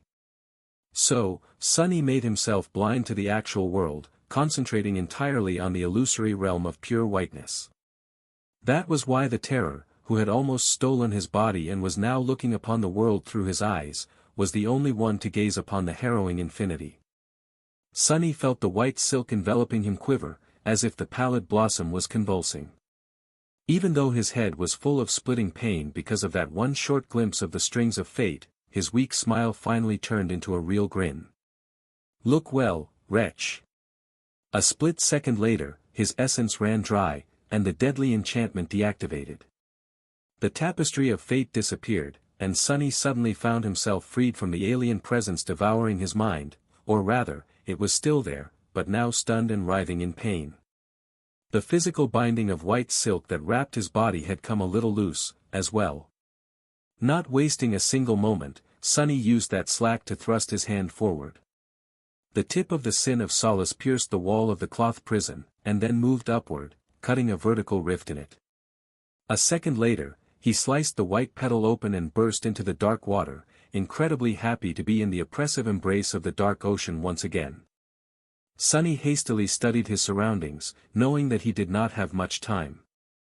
Witnessing the tapestry of fate had not killed him as an awakened monster, so he doubted that it would kill a corrupted terror, if that was truly what the dreadful flower of silk was. In any case, the creature would most likely not stay stunned for too long. Currently, the pallid blossom seemed to be seizing, its petals contorting in grotesque convulsions. The graceful harmony of their eerily beautiful dance had been broken, replaced instead by chaotic and jittery movements devoid of any logic. The thralls appeared to be pained and disoriented, too. Looking at the agony consuming the abominable creature, Sunny became even more convinced that fate was something that only gods were meant to see, or maybe no one at all. If even a corrupted abomination of great and terrible power was reduced to a convulsing mess, what hope did mere humans have of withstanding the sight of eternity? Shrugging off his own pain, Sunny glanced briefly at Neve and Bloodwave. They seemed to be showing signs of life, but had not even begun trying to free themselves yet. Chances were, the terror would come to its senses before they ever could. He had to finish the battle himself. Gripping the hilt of the sin of solace, Sunny propelled himself forward. He fought against the weakness that had been left behind by draining all of his essence, pushing his body through the water as fast as he could. The nimble catch had turned into a useless piece of net, its active enchantment silent. Luckily, the enchantment of the essence pearl was a passive one, so he could still breathe. His muscles and his lungs were burning by the time he reached the white flower. It had only been a dozen seconds or so, but the convulsions of the billowing petals were already growing weaker. Feeling cold terror grasp his heart, Sunny gritted his teeth and dove into the mass of white silk. His goal was the small shape hidden in the center of the petals. Swimming between the dancing swathes of white cloth, Sunny could not shake the feeling that he would be caught again at any moment. That his mind would be devoured, and his will would be replaced by something alien and vile. Nevertheless, he pushed forward. After an eternity of fear, he finally reached the heart of the pallid blossom. And there, he saw. Sunny froze for a moment. In front of him was a shape wrapped in white silk. He could see the vague contours of a human body, desiccated and short in stature. It was feminine and small, almost delicate. Pressed tightly against the wrappings, a hint of a face could be discerned, 2 hollow pits where eyes should have been, and a larger one of a mouth that seemed to be open in a silent, eternal scream. A cold understanding suddenly dawned on him. Looking at the expanse of white cloth extending from the wrapped body, he realized that what he had thought to be a flower was not a flower at all, it was simply a great burial shroud of white silk, its sleeves and draping drifting in the cold dark water. Sunny lingered only for a split second, then grabbed onto the desiccated body, coming face to face with it, and drove his sword through its heart. A strange, sorrowful sensation overwhelmed him for a moment. Then, the white cloth around Sunny suddenly exploded with frenetic motion, and soon grew still. In the silence that followed, the spell whispered solemnly into his ear. "You have slain a corrupted terror." The voice of the spell resounded in the boundless darkness of the ocean, making Sunny shudder. "You have slain a corrupted terror, Sibyl of the fallen grace. Your shadow grows stronger." As the veiled body drifted down, wreathed in billowing white silk, one last whisper brushed against his ears. "You have received a memory." The terror was falling down, deeper and deeper into the cold abyss. Sunny spared one last glance at the pallid blossom of the great burial shroud, knowing that it would be consumed forever by the dark depths soon. Then, he turned away and tiredly pushed himself in the opposite direction. Sunny was not in great shape. His mind was slowly recovering from the dreadful mental assault, but his head was in the throes of a splitting headache thanks to catching the smallest glimpse of the tapestry of fate. His body felt weak and feverish, still suffering from the backlash of draining all of his essence. There were the remnants of the trauma caused by touching a nightmare gate, as well. Sunny felt like he was about to cough his lungs out. Holding it back was not an easy task.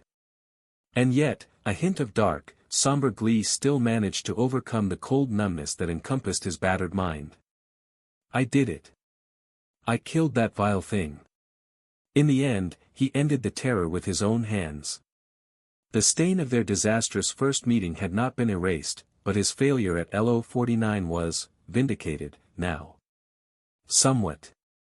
Or rather, it would be if he managed to return to the surface alive. Which, looking at the dark expanse of the ocean around him, Sunny was not sure that he would be able to do. Curses. The terror. Sibyl of the fallen grace, was dead and drifting lifelessly into the lightless depths. However, its thralls had not perished with their master. They seemed directionless and sapped of power, but there were still almost 100 of them left. In his current state, and especially without the active enchantment of the nimble catch, Sunny did not count his chances against the creatures as high. A dark grimace contorted his pale face. Essence.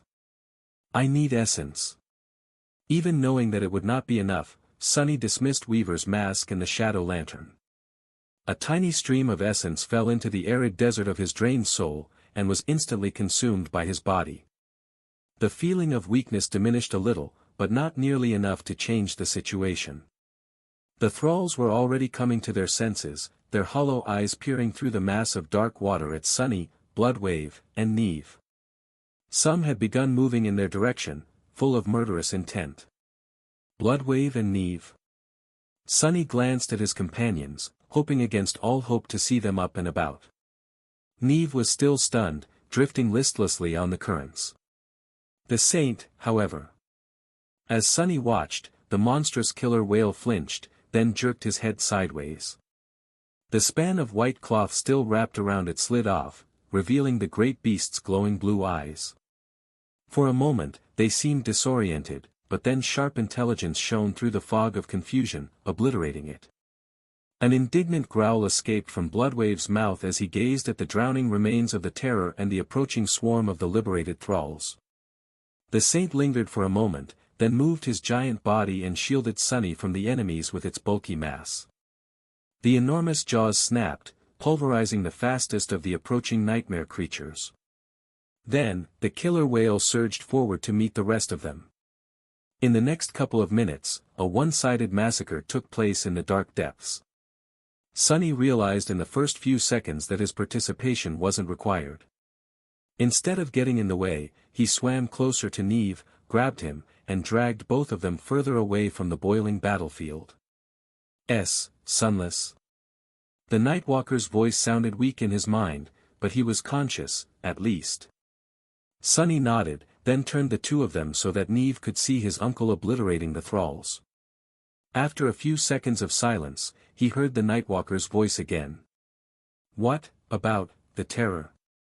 Sunny thought for a moment, then dragged his finger across his throat. Ah, good. The two of them watched silently as Bloodwave tore the 100 abominations to shreds. Watching a saint in action was a sobering experience, to say the least. Sunny shuddered at the thought of having to battle someone like that directly. And yet, the terror of LO49 had dealt with the fearsome transcendent, only to end up being dealt with by Sunny. So. Don't get a big head now. Sunny was all but certain that Mordred had already killed a saint. However, knowing how diabolical that fiend was, that clash might not have been a direct battle either. On the other hand, Sunny could easily imagine the Prince of Nothing doing exactly that and crushing a transcendent in a straightforward fight, somehow, in order to terrify the rest of his enemies and break their wills. Would Sunny be able to do the same? I have no reason to find out. He had no desire to kill saints. If anything, Sunny wanted to have more of them around, the more, the merrier. The position of the First Army in eastern Antarctica was much better than here, in this godforsaken hell, and the Second Army was already on its way. However, the chain of nightmares was far from being over. Who knew what would happen in the coming months? It had taken Bloodwave no more than 2 minutes to annihilate the thralls. Sunny had thought that the Saint would rest for a bit after having to fight a corrupted terror and its minions, but the great predator did not waste any time. Returning to where Sunny and Neve were floating, he studied the two masters with one of his giant glowing eyes, then shifted slightly. The tall fin that they had ridden into the depths was now right in front of them. Sunny helped Neve find a handhold, then tiredly clutched the steel armor himself. Time to go back. The pallid shape of the slain terror had long ago disappeared from view, devoured by the lightless depths. The mangled corpses of the thralls still drifted around them, slowly being carried away by the currents. Ignoring them, the giant killer whale bellowed and surged forward. This time, he was moving up. On the way back, Sunny couldn't help but retreat inside himself. He did not know what was happening on the surface, whether the port fortress still stood, whether the devouring cloud had breached the walls of the city. The very idea of a world outside of the cold, dark, muted, oppressive abyss of the ocean seemed strange and distant. Chances were, he would have to fight again as soon as Bloodwave delivered them under the walls of Falcon Scott. However, Sunny was too tired, both physically and mentally, to care. He just wanted to forget about everything and rest, at least for a short while. Luckily, the killer whale seemed to be moving much slower as they ascended from the depths. That, most likely, was done for the benefit of Sunny and Neve. Even though they were masters, they were still fundamentally humans. Neither would have died from the decompression sickness, but it could do a lot of damage to their already strained and battered bodies. Actually, Sunny was not sure if he was even susceptible to the bends, considering how strange and tenacious his blood was. However, he welcomed the short moment of respite. Somber and unchanging, the dark ocean remained the same as they retreated from its cold depths. The only difference Sunny could feel was the slow, gradual lessening of the pressure that weighed on him like a slab of stone. With each minute, his body seemed to become a little lighter, and breathing was a little easier. He closed his eyes, allowing the cold currents to carry him. Right. There was a memory. I should, probably, study it before we return to the battlefield. Sunny was in no shape to fight, but he might have no choice but to join the battle soon. He had to use any advantage there was. He summoned the runes and watched as they shimmered in the darkness, slowly forming into coherent shapes. Before turning his attention to the memories, he briefly checked the list of shadows. Both Saint and Nightmare seemed to be alive. Relieved, Sunny let out a mental sigh and looked up. A new set of runes appeared at the end of the list of his memories. Memory, Shroud of Graceless Dusk. He lingered for a moment. That was the second memory in his arsenal named after a burial garb. Was the spell trying to insinuate something? Too apathetic to care, Sunny shrugged and continued to read. Memory rank, Transcendent. Memory tier, 6. Memory type, Armor. He closed his eyes again, for a moment. A transcendent memory of the 6th tier was the strongest he had ever received after slaying an enemy. Of course, it was, since Sybil of the Fallen Grace was the strongest enemy he had ever slain. There was the spawn of the vile thieving bird, as well, but Sunny did not really consider that victory a true, honestly earned kill. In any case, the Shroud of Graceless Dusk had to be an extremely potent memory. And it was an armor, too, something that he desperately lacked at the moment. Lucky. Somewhat encouraged, he opened his eyes and looked back at the runes. Memory description: Sibyls were the heralds of the gods and conduits of divine grace. Many mysteries were known to them, and so were many truths. There was one being, though, who knew much more, the graceless caitiff, demon of dread. He knew every truth there was, because he knew everyone's fear, even that of the gods. And so, seeking salvation from the end, the Sibyls abandoned the mortal realm and guided their people on a long and arduous journey. They led them far away, across the lands consumed by war, to the tomb of Ariel. There, they found solace, safety, and shelter. In time, the voices of the gods grew silent one after another, leaving behind only a vast and dreadful silence. That was how the Sibyls embraced the estuary, and that was how they fell. Sunny frowned. That guy again. By now, he was all but certain that the region of the dream realm where the chain of nightmares had originated, and the black pyramid hidden within, had something to do with Ariel, the demon of dread. Was the pyramid really his tomb, then? How would a demon die, and who would build him an opulent grave? And what did the great river that allegedly flowed back in time have to do with any of that? Its estuary was mentioned in the description of the stifled scream as a place where a dreadful secret had been hidden. Was this the same estuary? The Sibyls had been, apparently, some sort of oracles that received revelations from the gods. Once the gods died, those revelations obviously stopped. The timing didn't really make sense, though, because the tomb of Ariel had seemingly existed long before that. Mysterious. With a tired sigh, Sunny tried to ignore the myriad of questions and turned his attention to the enchantments of the graceless dusk. There were no less than 6 of them. Enchantments: blessing of mind, blessing of soul, blessing of spirit, blessing of flesh, sublime silk, blessing of dusk. Somewhat invigorated, he studied the descriptions. Blessing of mind, enchantment description: this memory enhances one's mental acuity. Blessing of soul, enchantment description: this memory enhances one's rate of passive soul essence replenishment.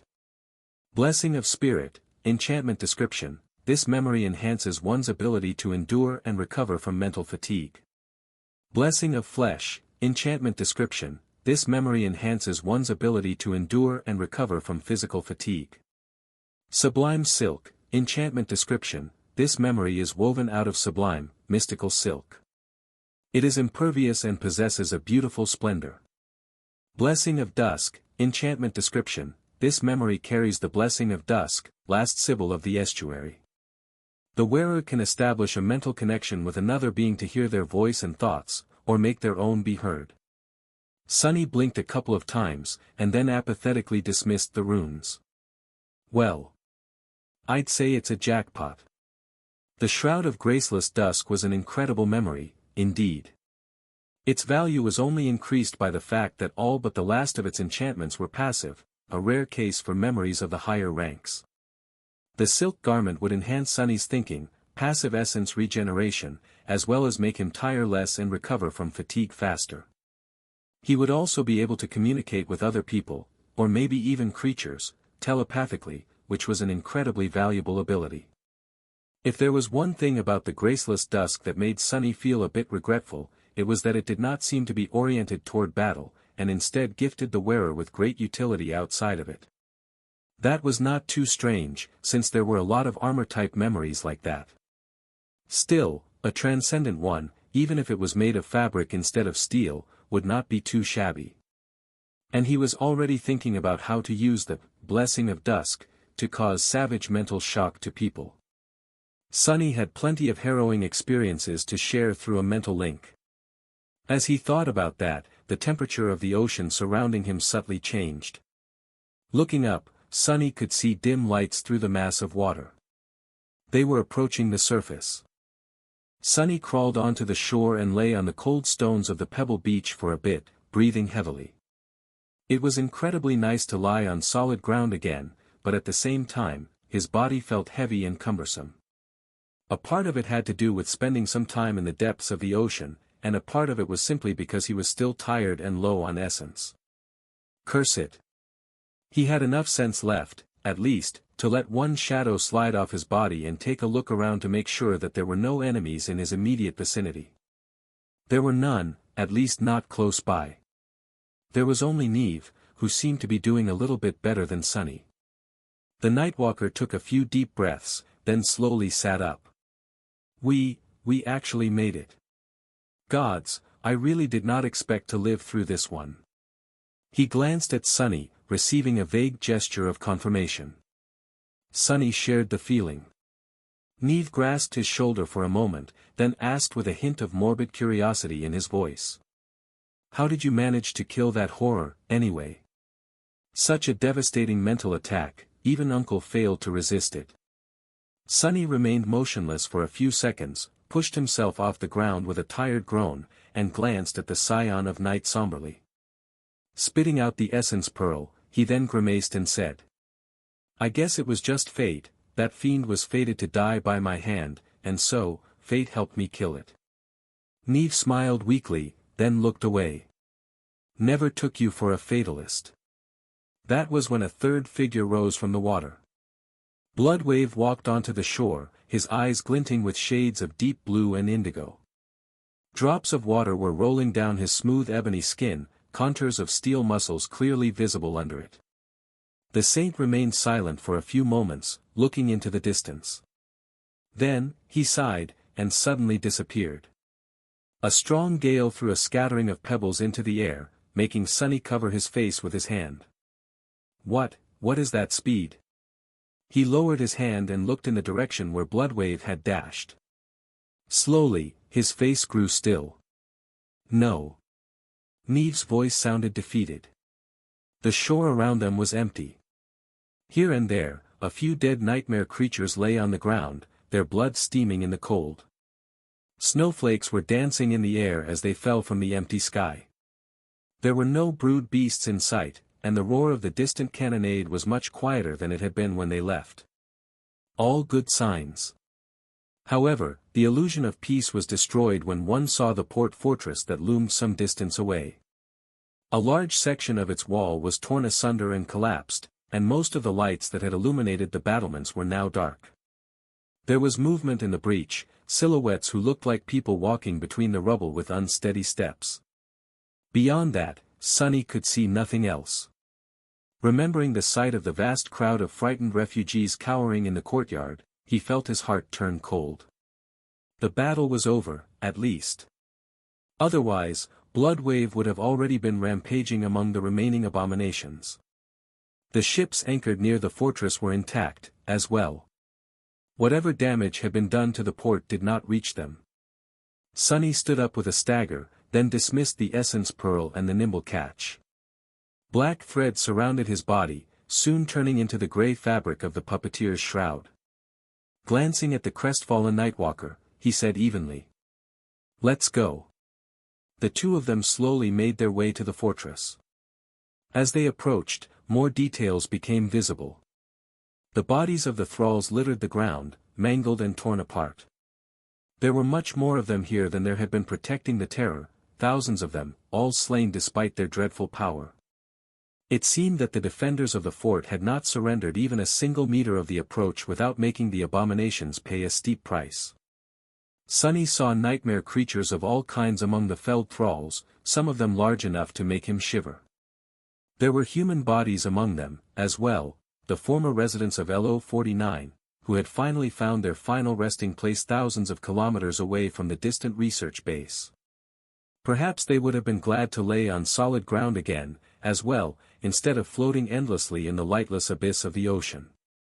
When Sunny and Neve walked closer to the breached wall of the fortress, they saw the bodies of the First Army soldiers among the dead thralls, too. Mundane humans, awakened, there were too many of them to count. Sunny felt a bitter feeling grasp his heart. This was a part of his victory, as well. He had been proud, gleeful, and elated after killing the hateful corrupted Terror, happy to receive a powerful memory. However, his victory was made possible because most of the creature's drowned guard had been drawn away by the defenders of the port. While Sunny was fighting the Sibyl in the depths of the ocean, these men and women were dying here on the shore to give him a fighting chance. That did not diminish his accomplishment, however, it did put it in perspective. Cruelly so. Suddenly, Sunny remembered something Master Jet had told him once, years ago, while driving him to the gates of the academy. No one can survive in the dream realm alone. The waking world, it's no different from the dream realm these days, is it? Maybe it never had been. Passing between the soldiers that were walking among the bodies, recovering the dead humans and hopelessly searching for wounded survivors, Sunny climbed the rubble to enter the breach and looked at the courtyard of the fortress that was revealed behind it. The refugees were alive, pressed against the opposite wall of the yard and pale with terror. There was a light barricade built to shield them from any potential enemy, with soldiers vigilantly standing guard behind it. The battle seemed to have been the most fearsome just beyond the breach.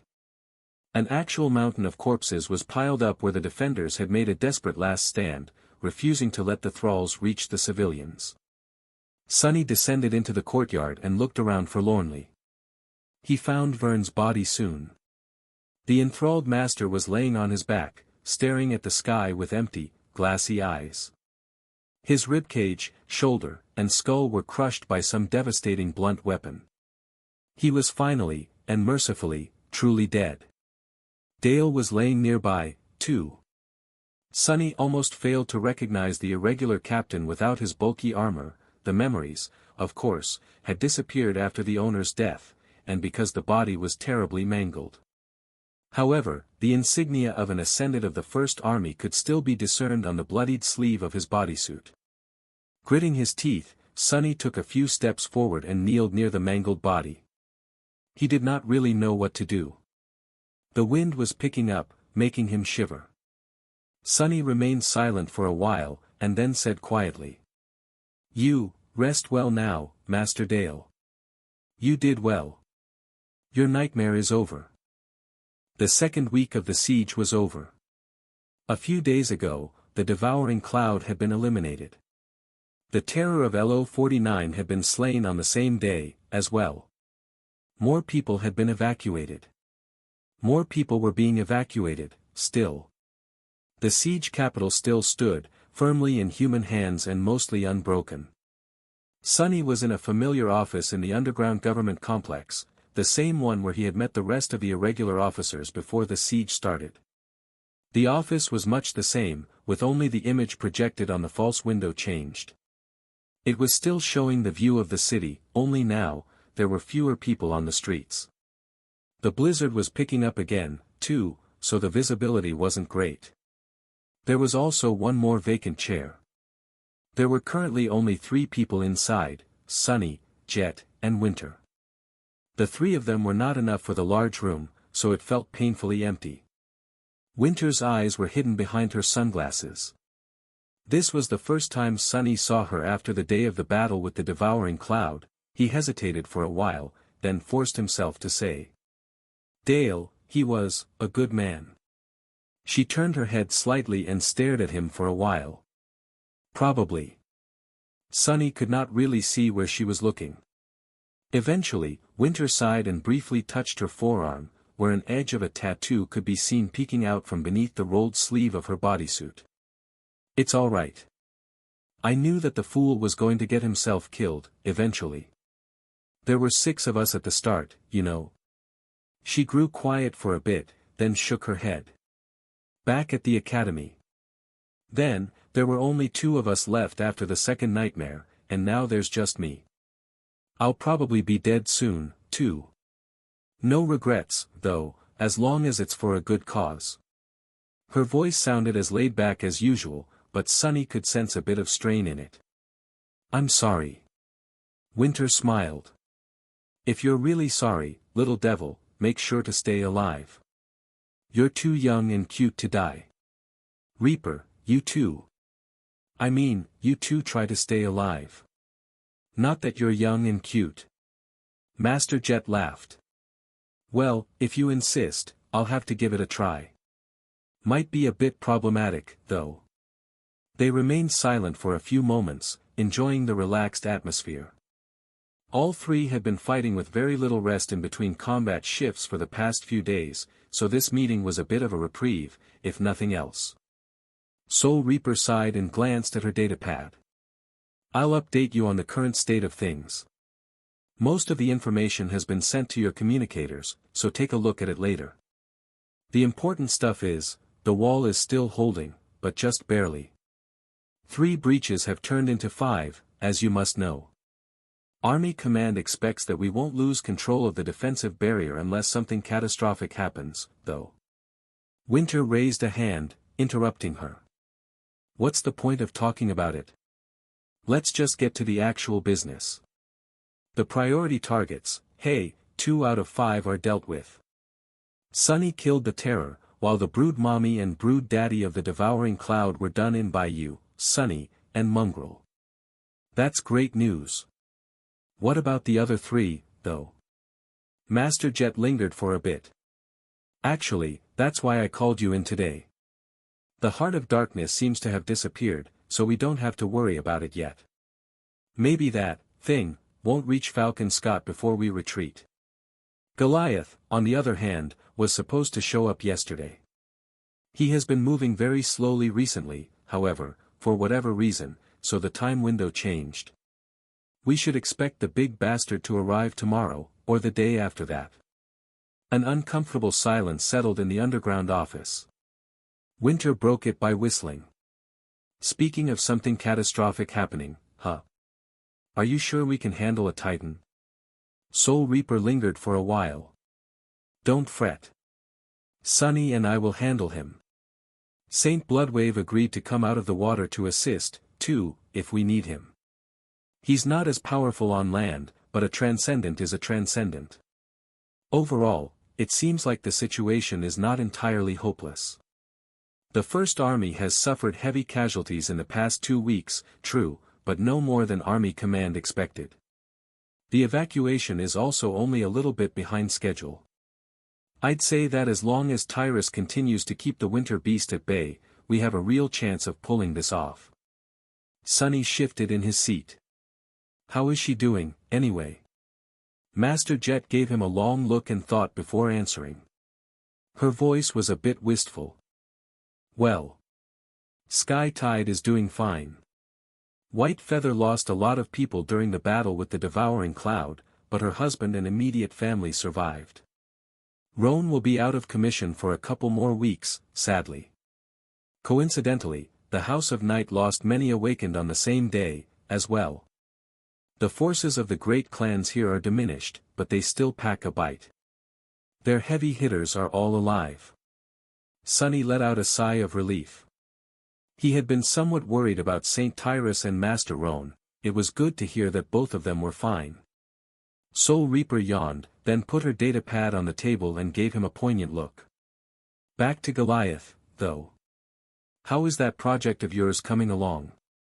He stared at her for a moment or two. That depends. Have you gotten those memories I requested? Jet winced. No. There are a lot of sleepers that need to be armed, and a lot of memories being lost every shift with people carrying them dying before having a chance to transfer anything. I'll be able to receive a few in a couple of days, but we probably don't have that long. Sunny sighed, then gave her a bitter smile. That's fine. The project is all but finished. I have a few spare memories as an emergency replacement, it's just that I would have preferred not to waste them. Winter gave them both a curious look. Are you two talking in code? What project? What memories? You guys are not trying to buy a boat on the black market and sail into the sunset together, are you? Soul Reaper grinned. Just a little something Sunny has cooked up in that devious head of his, to solve our Titan problem. I'll tell you if we have some free time today. She glanced at the clock, the smile disappearing from her face. That said, you should go get to it, Sunny. Don't linger. Army Command has been known to make wrong estimations before. He nodded, then stood up and spared the two women one last glance. They were probably not going to see each other again until Goliath showed up, and maybe never again, after. He remained silent for a moment, then smiled. We don't need to buy a boat on the black market, by the way. My Rhino is a fully amphibious vehicle, so it can take us over the strait no problem. As long as nothing swallows it on the way, of course. Anyway, if something happens, you are both invited, so. With that, he winked and hurriedly left the office. Once Sunny was outside, however, his smile disappeared, and was replaced by an expression of focused concentration. This is it, then, no more time to waste. Sunny followed the network of underground tunnels to reach the barracks, and then emerged from them near where the rhino was parked. Breathing in the cold air, he spent a moment to enjoy the lack of desire to cough. The strange trauma he had received after touching the nightmare gate was all but gone now, and walked forward through the darkness. Snow was crunching under his feet. Weird. Is this a good sign, or a bad sign? The street illumination in the city often went awry because of the numerous gates outside and within the wall. Usually, the army technicians and civilian personnel would fix and replace the damaged components promptly, but this section was barely lit. No one seemed to have cleaned the snow in a while either. Had the state of the city deteriorated to the point where no one bothered with these things anymore, or was it simply the result of so many people having already been evacuated?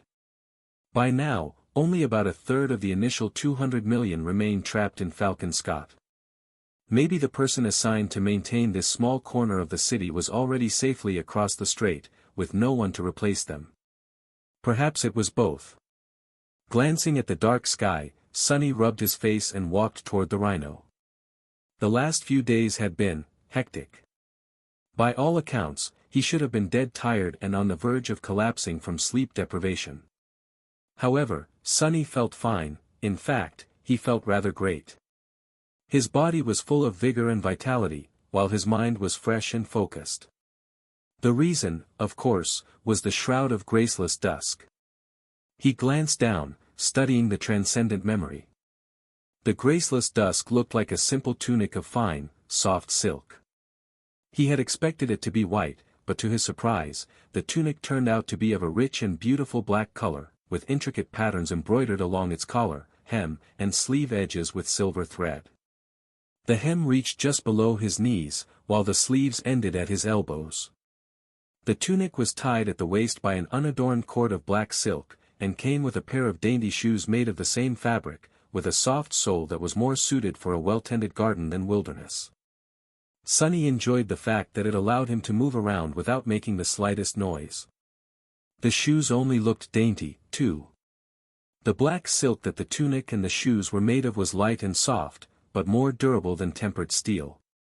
Sunny had tested how impervious it was, exactly, and was surprised to find out that the cruel sight could not pierce the thin fabric no matter how hard he tried. It did not burn, get wet, dissolve in acid, or suffer damage from any other elemental attacks he had at his disposal. Only the Sin of Solace managed to cut the black silk, and even then with a lot of trouble. Which was not to say that the graceless dusk could serve as a good suit of combat armor. The tunic itself left his forearms, shins, head, and neck exposed, while the soft shoes only covered his feet and ankles. Worse than that, neither were rigid. While the black silk was very hard to pierce, it did nothing to stop blunt attacks and concussive trauma. The marble shell could deal with that, to some extent, but it was still not an ideal situation. However, Sunny did not really care. The graceless dusk did not make any noise and was extremely light, not constraining his movements at all. More importantly, the other benefits of the transcendent garment far outweigh its lackluster defense. The 4 blessings were a great boon, as well as the reason why he felt so invigorated despite the recent lack of rest and sleep. The blessing of flesh, and the blessing of spirit, made him tire much slower, both mentally and physically, while the time he needed to recover from fatigue was drastically cut. In the days after the battle with the devouring cloud, Sunny had only slept for a couple of hours at best, and yet he felt very refreshed and energized. The blessing of soul, meanwhile, boosted the rate at which his essence regenerated. That was an awfully pleasant and valuable benefit, especially here in Antarctica. Finally, there was the blessing of mind. That one was the strangest, but also the most powerful. The enchantment did not exactly make him smarter or more insightful, but it did make his mind more productive. It was as though there were several compartments within his head now, each capable of running a separate task concurrently, as long as it was not too demanding. That made simple calculations and analyzing clear information easier and faster. The effect was not new to Sunny, since he had been doing more or less the same thing for a long time. in order to control his shadows. He was long used to perceiving and comprehending the world from several different viewpoints, which all but required him to sort of split his consciousness into several streams. However, after doing some research due to the graceless dusk, he had discovered that most people found such a task to be hard, or even impossible. In any case, his already deviant ability to partition his mind and multitask was boosted even further by the blessing of mind. Needless to say, all of that was extremely useful when applied to weaving. With his mental capacity increased and his essence regenerating at a much faster rate, Sunny had finally been able to crack the case and turn the devil's needle into a memory. He was not sure that he would have been able to achieve quite the same result without the boost provided by the 4 blessings. There was the 5th blessing, too. The blessing of dusk.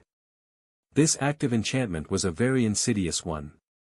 It allowed Sunny to establish a telepathic connection with another person, or even several, to communicate with them through words and other, more crude means of sharing information such as emotions and vague images. Sadly, he could not simply read their minds, since the communications had to be intentional. That said, the recipients of the link were also unable to refuse it. If Sunny wanted, he could bombard them with the most gruesome and loud thoughts, causing something akin to a mental shock. Those with weaker minds were outright stunned, while those with resilience and discipline were at least bound to be disoriented. Of course, the first person Sunny had tried to communicate with telepathically was Saint. To his disappointment, the blessing of dusk did not work on her at all, probably due to the shadow's immunity to mind attacks. He still did not know what was going on in that beautiful onyx head of hers. And speaking of Saint, entering the dark interior of the rhino, Sunny called the taciturn knight forth. She stepped out of his shadow, the plume of her helmet brushing against the vehicle's roof. Suddenly, the massive APC seemed cramped and narrow. Looking up at his loyal devil, Sunny smiled. "Are you hungry? How about a late-night snack?" The graceful knight stared at him indifferently, not showing any reaction. The ruby jewels of her eyes glowed with menacing crimson flames, revealing no emotion. Sunny sighed. "Oh, come on, don't you understand what is happening? Just emote, please. It won't kill you. I think." Saint remained silent and as aloof as ever, causing his heart to ache. Cursing under his breath, Sunny looked away and summoned the runes. The shimmering symbols appeared in the air in front of him. Name, Sunless. True name, Lost from Light. Rank, Ascended. Class, Devil. Shadow cores, 4 out of 7. Shadow fragments, 2,973 out of 4,000. Memories, Silver Bell, Puppeteer's Shroud, Midnight Shard, Extraordinary Rock, Prowling Thorn, Endless Spring, Dark Wing, Moonlight Shard, Weaver's Mask, Broken Oath, Autumn Leaf, Cruel Sight, Covetous Coffer, Heavenly Burden, Memory of Fire, Memory of Ice, Strike of Thunder, Morgan's Warbow, Shadow Lantern, Bone Singer, Shadow Chair, Overpriced Saddle, Dying Wish, Sin of Solace, Bitter Cusp, Stifled Scream, Weaver's Needle, Essence Pearl. Nimble Catch, Shroud of Graceless Dusk, Siege Souvenir, Incessant Seeker. His shadow fragments were already closing in on 3,000. That was not the important part, though. Sunny studied the list of his memories with a pained expression, then looked down and concentrated on Saint's name. Shadow, Onyx Saint. Shadow fragments, 196 out of 200. He was so close, she was only 3.5 fragments away from saturating the counter. Sadly, there was no time to hunt for memories anymore. There was no time for Saint to slowly recover in his core in case she got wounded either, which was why he had not sent her to defend the wall in the last couple of days. Sunny could have gone and begged for a few memories from people he knew, but there was no need. He had been prepared to fail to reach his goal on time. All it meant was that he had to sacrifice several memories of his own. The problem was that he cherished all of his memories. They were all useful in their own way. Some were integral to his battle prowess, some were a form of insurance for unexpected situations. The dark wing and the heavenly burden, for example, were far from stellar memories. However, he needed them in case there was no way to avoid an aerial fight. Other memories possessed useful enchantments that he wanted to replicate one day. Some memories Sunny had outgrown, but was attached to them sentimentally.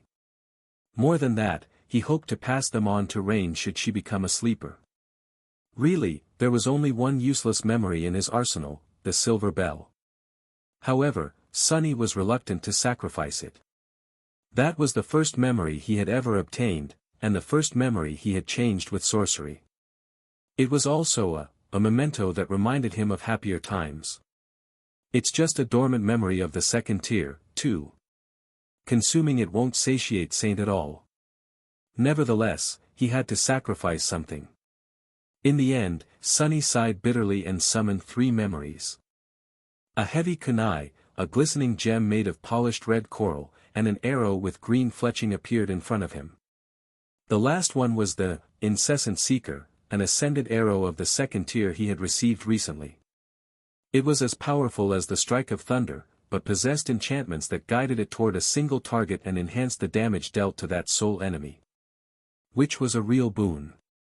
However, Sunny had many other ways to deal high damage to a single target. The second memory was the broken oath. As always, Sunny winced when its soul-eroding aura started slowly dissolving his own soul. It was a great charm that had served him well many times in the past, and synergized perfectly with Saint's immunity to soul attacks. Its power as an awakened memory of the first tier was not great, though. With the caliber of enemies Sunny was facing these days, it was like a drop in the ocean.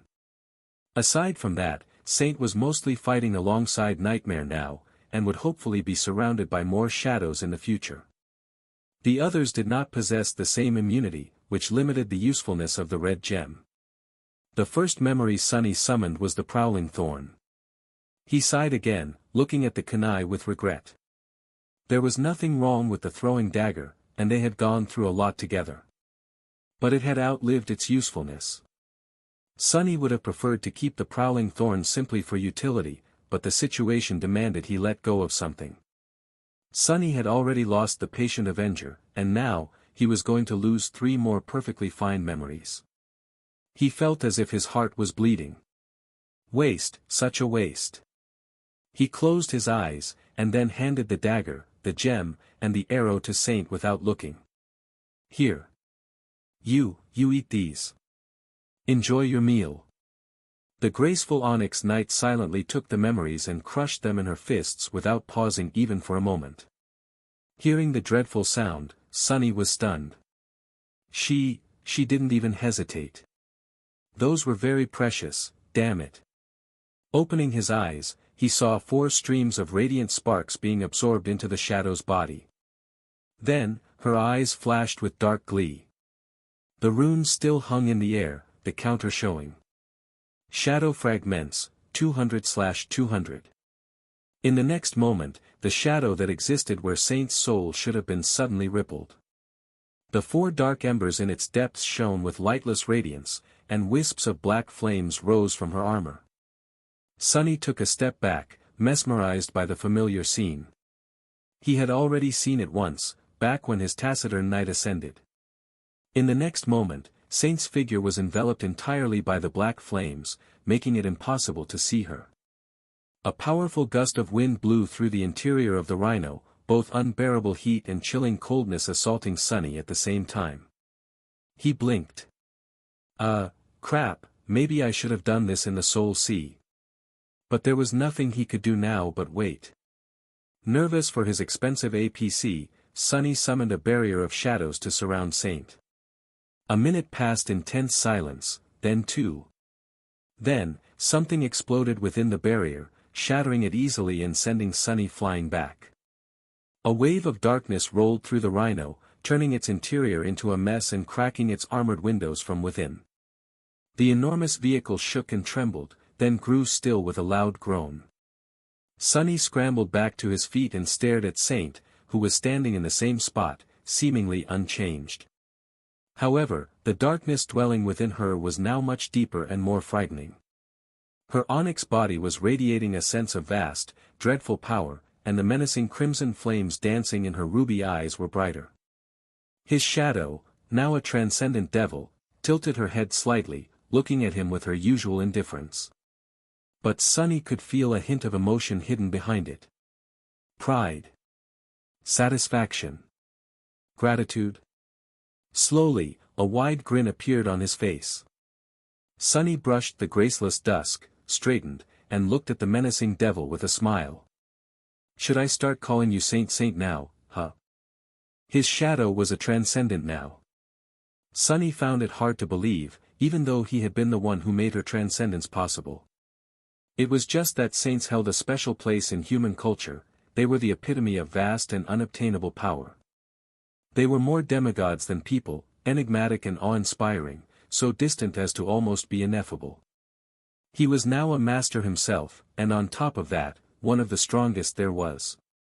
But even still, a huge gap separated Sunny from someone like Sky Tide or Blood Wave, which he did not dare test. To think that a similar existence now served him, it was hard to comprehend. Saint's transcendence, without a doubt, marked a new chapter in Sunny's rise to power. Of course, it was unclear where the Onyx Knight was truly equal to the mighty saints of the human race. In terms of purely physical prowess, she was at least on par with them, and most likely far superior.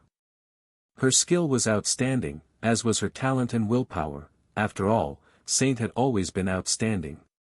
She often triumphed over adversaries that were much more powerful than her. But so were human transcendents. There was no such thing as an average saint. Each and every one of them were the absolute best of the human race, battle-hardened warriors of utmost talent, resolve, and ability, with thousands upon thousands of bloody fights under their belt. There was also one fundamental difference between humans and creatures such as his shadow. Humans possessed aspects, while creatures did not. Saint had just gained her powers, wielding elemental darkness to strengthen her body and her weapons. However, every human transcendent wielded a powerful aspect and was armed with several potent abilities, including the transformation. They were also all carriers of the nightmare spell. Simply put, Sunny did not know who would end up victorious if Saint fought a human transcendent. He had a feeling that, by herself, the Onyx Knight would lose. However, if she was augmented by his shadows, the result might be very different. Luckily, he had no intention of combating Saints any time soon. Dismissing the shadow, Sunny sighed and spent some time cleaning up the mess her transcendence had made of the interior of the rhino. The APC was in a sorry state, but still functional. See, the day is only getting better and better. Or was it night? Here in Antarctica, it was always night, so sticking to the old notion of time was getting harder and harder. He made himself a late supper, or an early breakfast, and settled in the lounge area for a few minutes. After a while, his communicator made a familiar sound. It seemed that the siege capital's communication array had activated, as it usually did twice a day, sending packets of data to those with a bandwidth quota. Sunny looked at the new message with some relief. Rain was doing fine, it seemed. Her response was shorter than usual, but she was obviously not experiencing any symptoms of being infected by the spell. He had always been worried about his sister, and after observing so many mundanes being killed by the first nightmare here in Antarctica, and having killed many monstrous abominations their bodies had turned into, that worry only grew stronger. Sunny sighed. She's okay. She's safe. There is no reason for her to contract the spell, to begin with. And even if she does, Serpent is with her. Sunny missed his serpentine shadow. It would have been tremendously useful during the Southern Quadrant campaign, considering how dire his need for essence had been from day one in this cold hell. Not to mention the versatile and powerful nature of Serpent's abilities. And yet, Sunny had not regretted leaving it with Rain even once. Her safety took precedence, and he had many other ways to protect himself. If anything, experiencing the bitter hardships of the Antarctica campaign without the Serpent had given him an opportunity to learn how to manage his essence with utmost efficiency, as well as vastly improve his control over it. Thinking of his shadows, Sunny suddenly felt curious about their relationship to his class. Even though the soul serpent was currently away, each of the shadows occupied one of his cores. Did it mean that he would only ever be able to control 7 of them, at most? If that were the case, maybe the dismal rate at which he received echoes was not such a terrible thing. He might have been very upset if someone like Kurt, the awakened psychopath he had killed in the waking world, prevented him from turning Nightmare into one of his shadows. That time, his dislike of the man, and of the idea of owning human echoes, had prevented Sonny from wasting fragments on the transformation, but he would have caved in if given a better opportunity. Or, wait, would he have even been able to make Kurt into a shadow without losing Saint or Serpent? He was just an awakened monster back then, possessing only 2 shadow cores. I'm rambling. Sonny remained motionless for a few moments, staring into the distance. He was thinking about unnecessary things to distract himself from what was about to come. Goliath was approaching. The creature that had almost killed him once. The fallen Titan had already destroyed 1 siege capital, so there was a real chance that Falcon Scott would be destroyed by the abominable giant, as well. Sonny and Jet were determined to slay the gargantuan creature of stone, but anything could happen. Even if their preparations worked, there was no telling what damage would be done to the city wall before the Titan perished, if he perished. This day might turn out to be the last day for many, many people. Maybe even Sonny himself. He closed his eyes for a moment. Over my dead body. Well, obviously, that's kind of a given. With that, Sonny forced a pale smile onto his face and picked up his communicator. His response to Rain did not contain any of the grave worries that gnawed at him. Even though she was smart enough to read between the lines, Sonny made an effort to hide the ugly truth as well as he could. That was for his benefit, too. While writing messages to Rain, Sonny was almost able to believe in his own lies. Not knowing the truth was a solace. Some time later, the members of his cohort approached the Rhino. Belle, Doran, Samara, Kimmy, Luster, walking inside, they froze for a moment, studying the upturned interior of the APC and the cracks in its armored windows with stunned expressions. After a while, Luster cleared his throat. Sir, what happened? Sonny gave him a deadpan look. I had a lady over. She transcended. The young man laughed nervously. Ah, good one, sir. After that, he practically ran to the pilot's cabin to check on the internal systems of the Rhino. As Luster went through the diagnostics, he kept mumbling under his nose. Gods, did he crash it into a Titan? This damage, oh, my poor baby. Sonny shook his head and addressed the rest of his soldiers, speaking loudly enough for Luster to hear, as well. Prepare yourselves. Army Command is certain that Goliath will reach the city either today or tomorrow. In any case, we won't be leaving the wall until he does. This is going to be the big one, guys. His soldiers grew somber, their eyes full of calm determination. Sonny nodded. Don't worry about the Titan himself. Colonel Jet and I will take care of the big bastard. However, Goliath is not going to show up alone, and, judging by how Erebus Field fell, there is a big chance that the wall will be breached. I don't need to tell you how important it is to prevent the nightmare creatures from getting inside. However, if the situation becomes hopeless, be ready to retreat to the secondary line of defense within the city. He paused for a moment, looking at them with a serious expression. Don't be stupid and die an unnecessary death. I need you alive, to fight tomorrow, and the day after tomorrow, and the day after that. Dying might as well be considered desertion, at this point. No one is allowed to die without my permission. Understood? The members of his cohort grinned, then saluted. Yes, sir. Wouldn't think of it. I am scared of you way more than I'm scared of death, sir. I wouldn't dare. Sonny blinked a couple of times at that last one, then nodded. That's great. Let's go, then. Soon, the Rhino started and moved forward with some effort. They drove across Falcon Scott, where a lot of streets were now empty, and a lot were unlit. Snow piled high in some areas, and in others, crowds of refugees were anxiously hurrying through the cold. Luster was stubbornly sticking to only the well-illuminated roads, for some reason, which made the progress a bit slow. The wall steadily grew closer and closer. Before they reached the secondary defense ring, however, Sonny suddenly ordered him to stop the APC. The young man looked back with a silent question. Sonny hesitated for a few moments, then said, "Wait for me here. I won't be long." With that, he left the Rhino and walked toward a familiar dormitory tower, which happened to be nearby. No one was cleaning the snow in front of its entrance, this time. Sonny stood there for a minute or two, staring at the flimsy doors with a grim expression. Eventually, he sighed. Even if the whole city is destroyed, this damned dormitory must remain standing. I'll make sure of it. With that, he turned around and started walking away. When he did, however, he almost stumbled into someone approaching the dormitory. "Watch where you're going, Edie, huh?" "Sonny." He sighed and looked up, noticing Beth and Professor Obel. They must have been returning from their own shifts, Beth at the volunteer center, the old man at the engineering wing of the government complex. The young woman blinked a couple of times, staring at him with surprise.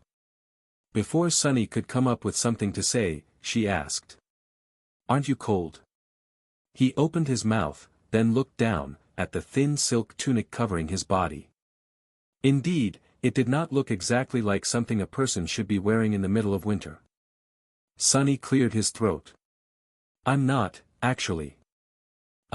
Elemental resistance, you know." Beth scoffed. "You're still a human, are you not? Put something warm on, for spell's sake. I imagine fighting on the wall with a running nose is not a great idea. Ascended snot is still snot." He looked at her silently for a few moments, then suddenly laughed. "Ah, yes. I am still a human, that's true. Thanks. I'll try to remember that." Professor Obel took a step forward, smiling. "Were you on your way to visit us, Major Sunless? Come, there's no point in standing here, in the cold." Sonny smiled, then lightly shook his head. "No, I was actually on my way to start the shift on the wall. Army Command is expecting a big fight, so it's all hands on deck, well, even more so than usual. In any case, make sure to remain inside and be careful in the next day or so. Things might get a little hectic." The old man nodded with a sigh. "I see. Well, we won't keep you, then. Please stay safe." He moved forward, but then paused and patted Sonny on the shoulder. Maybe you'll stop by after your shift, then. It's nothing much, but Beth received a bit of extra rations today. We are planning to cook up a feast for everyone who is still waiting for a ticket, in our block. I will save you a portion." Sonny remained silent for one moment too long, then shrugged. "Why not? It's a promise." He watched Professor Obel and Beth disappear inside, then slowly turned around and walked back toward the Rhino. As he walked, the smile disappeared from his face, replaced by a dark, ruthless expression. Deep shadows nestled in his eyes. It's time to kill a Titan. What happened at Erebus Field could not be allowed to repeat itself. Goliath had to die, and Sonny was just the person to kill him. An eye for an eye, a death for a death. Sonny was a very petty and vindictive person, and the two of them, they had a score to settle. The winds were howling as they crashed into the colossal bulwark of the city wall. The soldiers of the First Army were shivering on the battlements, staring into the hazy mist of the blizzard with grim expressions. These were the lucky ones, the less fortunate were far below, on the ground, ready to defend the breaches with their lives. Because of the ugly rifts in the defensive barrier of the city, the logistics of the siege had become much harder. Today, it was especially so, since no one knew the direction from which the Titan was going to attack. Goliath could come from the south, marching across the ravaged landscape and shaking the earth with his every step. He could come from the north, emerging from below the dark waves to attack the port fortress first. For all Army Command knew, he could even crawl from under the ground. The scope of the Titan's abilities was still a mystery. That was why the defenders were dispersed along the whole perimeter of the wall instead of congregating at one or several of its sections. However, Sunny and Jet, as well as their 2 cohorts of irregulars, had found themselves in a familiar spot, right above the main entrance of the siege capital, not too far away from the nightmare gate that had torn through the wall not too long ago. Sunny was sitting with his back against the alloy parapet, meditating. Soul Reaper was standing nearby, looking across the vast killing field, the landscape obscured by the veil of snow. Both were trying to ignore the whispers of the call. It was more than a bit annoying, to have to deal with it on top of the sickening anxiety of waiting for the start of the battle. Sunny sighed, then looked up at Master Jet. His hair was getting in the way, so he brushed it aside. Before he could speak, she suddenly asked. "Why don't you cut it?" He coughed in embarrassment. "Oh, the thing is, mundane scissors and auto barbers stopped working on me. I should probably just use a sharp memory and cut it myself. Yeah, that's what I'll do, one of these days." Jet looked away with a smile. "I know a guy back in NQSC. He's very in demand, as one of the few awakened hair stylists around. There are many saints among his clientele, but if you want, I can get you a recommendation." Sunny laughed. "Sure. When we're back in NQSC." He remained silent for a few moments, then asked. "How sure are you that we'll be able to destroy Goliath?" Soul Reaper hesitated. "As long as you pull off your part of the plan, pretty sure. Bloodwave will step in if something goes wrong, too. It's a shame that Sky Tide is away fighting the Winter Beast again, but we should be all right without her." Sunny nodded. "I think so." However, Jet interrupted him by raising a hand. He grew quiet and raised an eyebrow. She looked into the darkness with a calm expression. "Listen." Sunny did so, hearing nothing but the wind and the stifled breaths of the thousands of soldiers surrounding them. Then, a muffled sound reached his ears from somewhere far away. Boom. And then, after a long and arduous pause, again. Boom. Sunny stood up, staring into the blizzard. Suddenly, he felt a chill creeping up his spine. "He's coming." From a vast distance, the thunderous steps of the colossal giant were rolling over the world. Even though the soldiers could not see anything because of the raging snowstorm, the sound alone made them pale and grasp their weapons with trembling hands. Boom, boom. Boom. Each one assaulted them, almost like a mental attack. Jet tried to contact Army Command, then cursed when the interference made it impossible.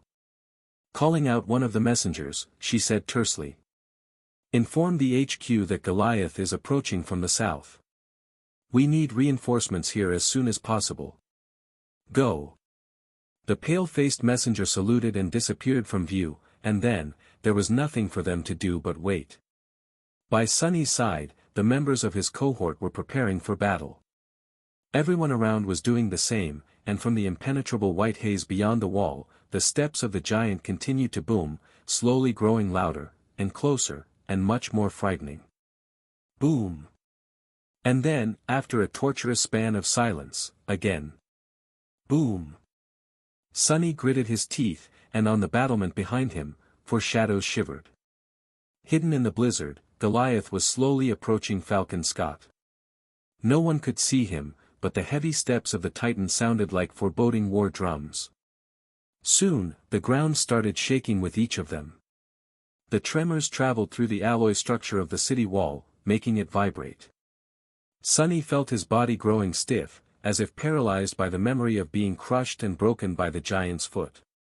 Humans could not really recall pain, but remembering the feeling of being hurt was very easy, especially if one was hurt terribly. He had almost died that day. He should have died, if not for a couple of memories and a bit of luck. His body remembered being destroyed. Snarling, Sunny shook off the paralyzing fear and peered into the blizzard, hoping to see the hateful shape of the walking mountain. Instead, he just heard. Boom. Boom. Damnation. Boom! Boom! Suddenly, the thunderous steps stopped. A moment later, a rift appeared in the wall of the blizzard, and for a few moments, he could see far and wide. Sonny's eyes narrowed. Out there at the edge of the killing field, a giant creature stood in front of the mountains. Taller than the city wall by far, the Titan looked like a mountain himself. His vaguely humanoid body was broad and misshapen, made of uneven, weathered stone. He had 3 mighty arms, and one enormous eye that stared at the soldiers of the First Army with an alien, cold, terrifying malice. The milky eye was completely white, having no iris and no pupil. Behind and around the Titan, a vast and dark sea of bodies was undulating as it flowed down from the slopes of the mountains. Nightmare creatures, a stunningly large horde of them, were following the fallen Titan. For a moment, the world seemed frozen. In that dreadful instant, Sonny forced himself to smile. All of it, him coming to Antarctica, marching with the First Army across its cold expanse, surviving LO-49, clawing his way back north with a train of refugees, the long weeks of fighting at Falcon Scott, had been for this moment. He looked at Goliath with murderous intensity. "Come here, bastard." In the next moment, as if answering his call, the giant stepped forward.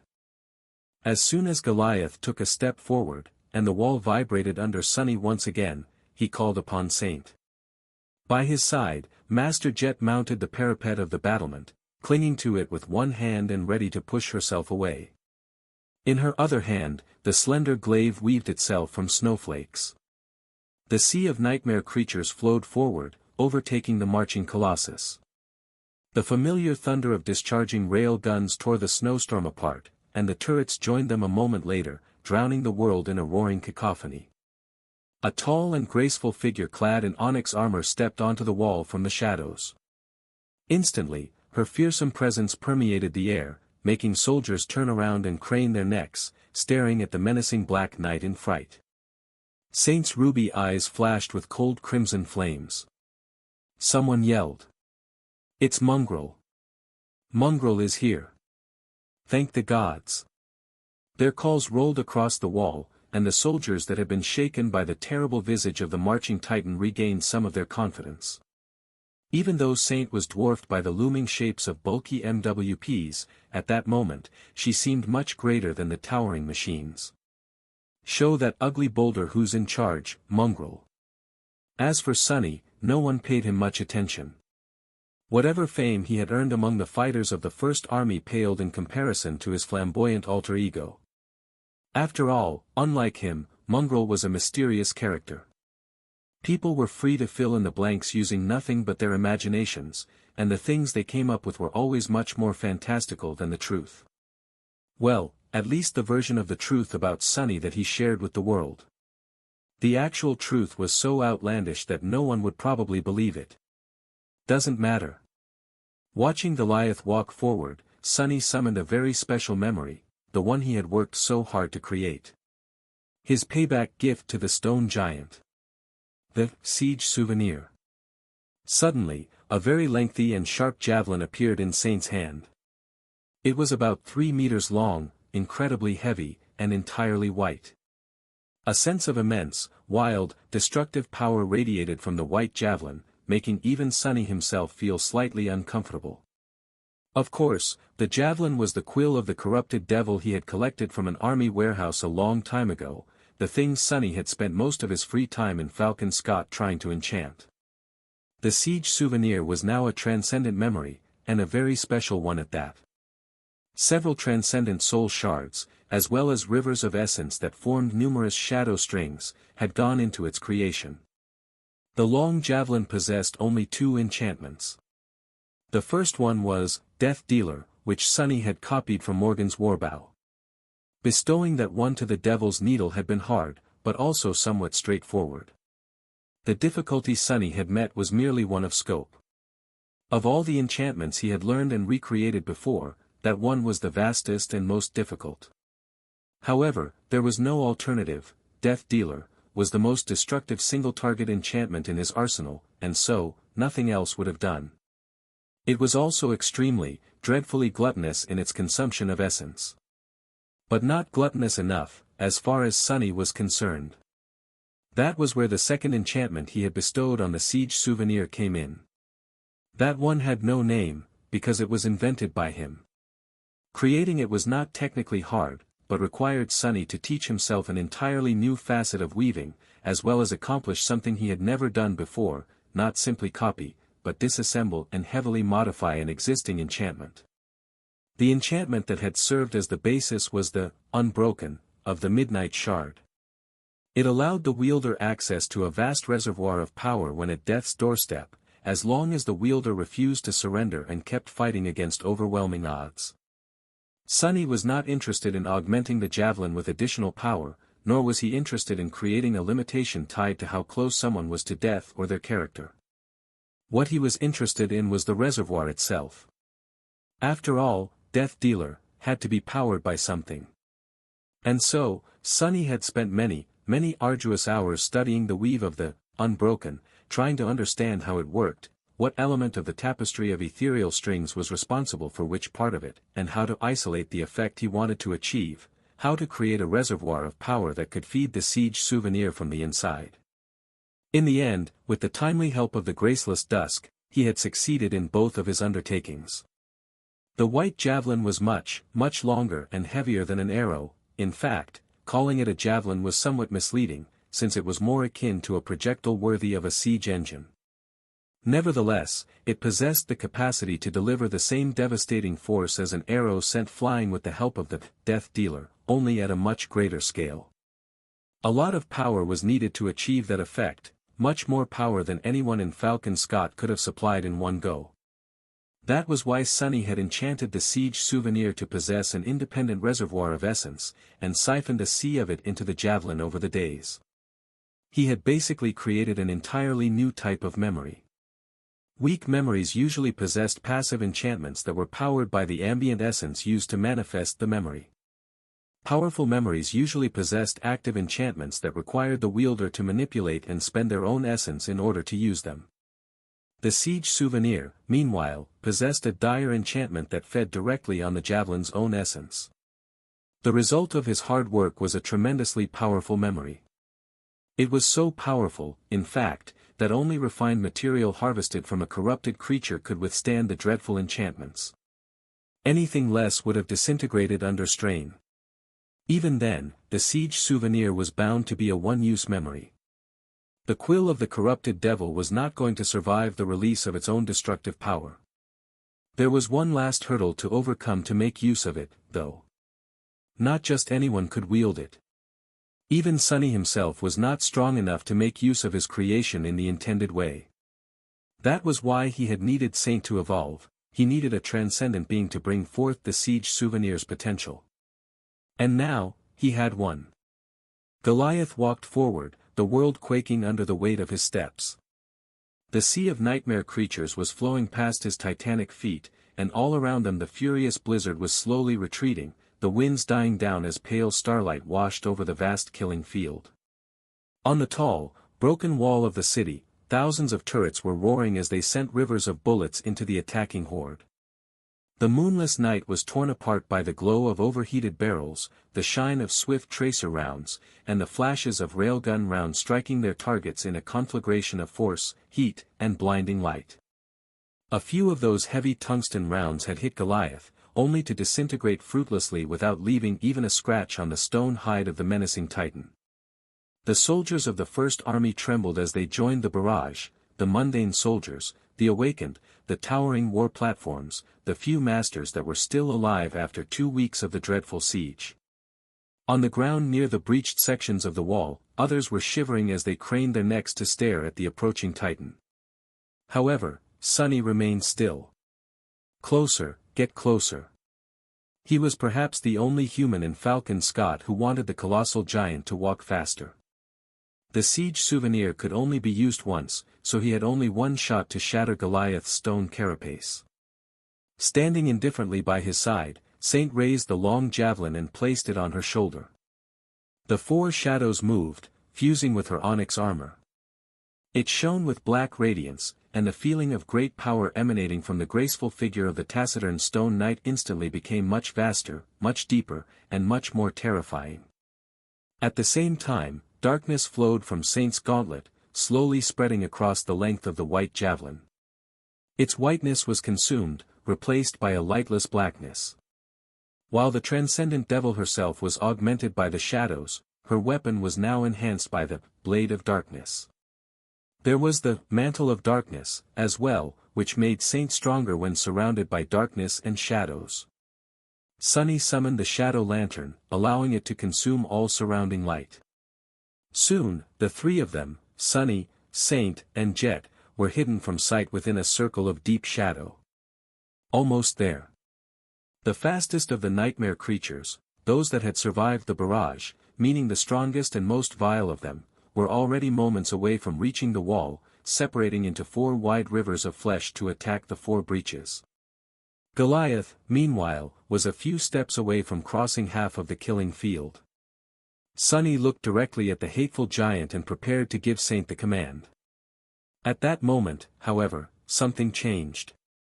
The Titan's massive, malformed head turned slightly, and his soul eye stared back. Sunny shivered. There were thousands and thousands of humans on the wall, and all of them must have looked like mere ants to Goliath.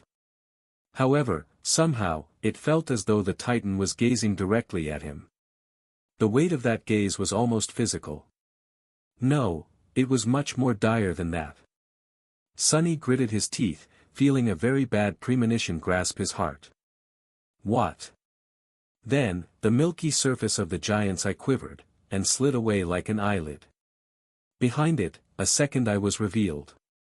Unlike the first one, which was white and had neither an iris nor a pupil, that one was of a furious red color, as if made of pure magma, and had 3 incandescent pupils floating in its depths, like windows into a scorching inferno. Suddenly, Sunny was enveloped by unbearable heat. He felt water streaming down on him, and looked up to see the snow clouds melting in the skies above. Bizarrely, it was raining in the middle of the polar winter. Beneath him, the 70-meter-tall defensive wall of the city suddenly moved and groaned. Glancing over the parapet, Sunny saw with horror that the impregnable alloy, it was melting, too. All around him, the mighty MWPs were collapsing into puddles of liquid metal, the pilots screaming as they burned alive. The barrels of the powerful turrets disappeared into streams of incandescent drops, and the mighty railguns grew silent. A few meters away, Samara screamed and flinched back from her rifle, a vicious burn marring her cheek. Across the entire southern section of the city wall, the great defensive barrier bent and deformed, moments away from collapsing entirely. Countless people plummeted to their deaths or were consumed by the immolating heat. All of it happened in an instant. Gods!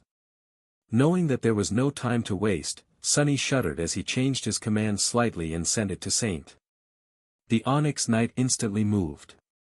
Taking a single step, she raised the javelin behind her. For a moment, Saint's entire body turned into a graceful arch, from the tip of her foot, to her hip, to her shoulder, to her fist. Then, her hand whipped forward, and the battlement under her shattered from immense pressure. Even her vambrace cracked, shards of onyx falling down like precious gems. At the last moment, the 4 shadows slid from her fingers and wrapped themselves around the siege souvenir. The long, immeasurably heavy javelin shot forward with the speed of lightning. Immediately, there was a deafening boom of sound barriers being pierced, and a powerful shockwave rolled across the battlement, throwing people off their feet. The artificial memory streaked across the black sky like a line of pure darkness, creating a whirlpool of hurricane winds in its wake. A split second later, it hit Goliath right in the eye. There was a flash of light, and then a world-shaking thunderclap. And then, the sound of shattering stone. The siege souvenir plunged right between the Titan's 3 pupils, disappearing into the red molten eye entirely. Then, it burst from the back of the giant's head in an explosion of broken stone. Your memory has been destroyed. As Sunny watched in stunned silence, vast cracks snaked through Goliath's head. The colossus froze in a strange pose, its torso leaning slightly back. His eye was completely destroyed, and his head. His head shattered and fell apart, giant slabs of stone plummeting down from a great height. The walking mountain swayed, twitched, and then slowly started to tilt. Everyone, both the humans and the nightmare creatures, froze, watching the titan fall in utter shock. Sunny blinked. What just happened? As if responding, the spell whispered softly into his ear. You have slain a fallen titan, minor shard of the stone titan. Your shadow grows stronger. The colossal, headless body of Goliath tilted forward, and then started to fall. Because of its enormous size, it seemed as though the giant's corpse slowly floated through the air instead of crashing down in an obliterating avalanche of stone.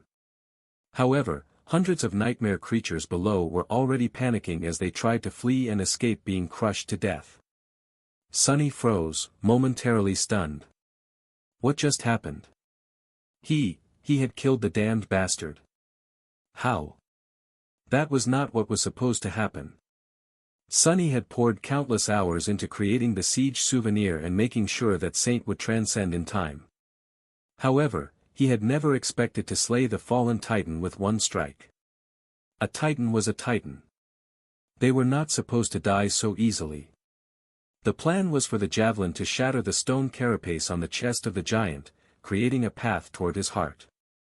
Master Jet was supposed to enter the breach and destroy Goliath's soul cores from within, while Sunny and Saint would attack from the outside. Together, they were meant to slowly bring the giant down, and maybe even survive the process. When the Titan had revealed his incandescent eye and started melting the city wall, Sunny was forced to switch targets and command Saint to aim for the eye instead. He had never thought that Goliath would be killed by that single strike. Was that eye the Titan's Achilles heel? Kim had not noticed a pronounced vulnerability after they encountered the giant on the coastal highway, though.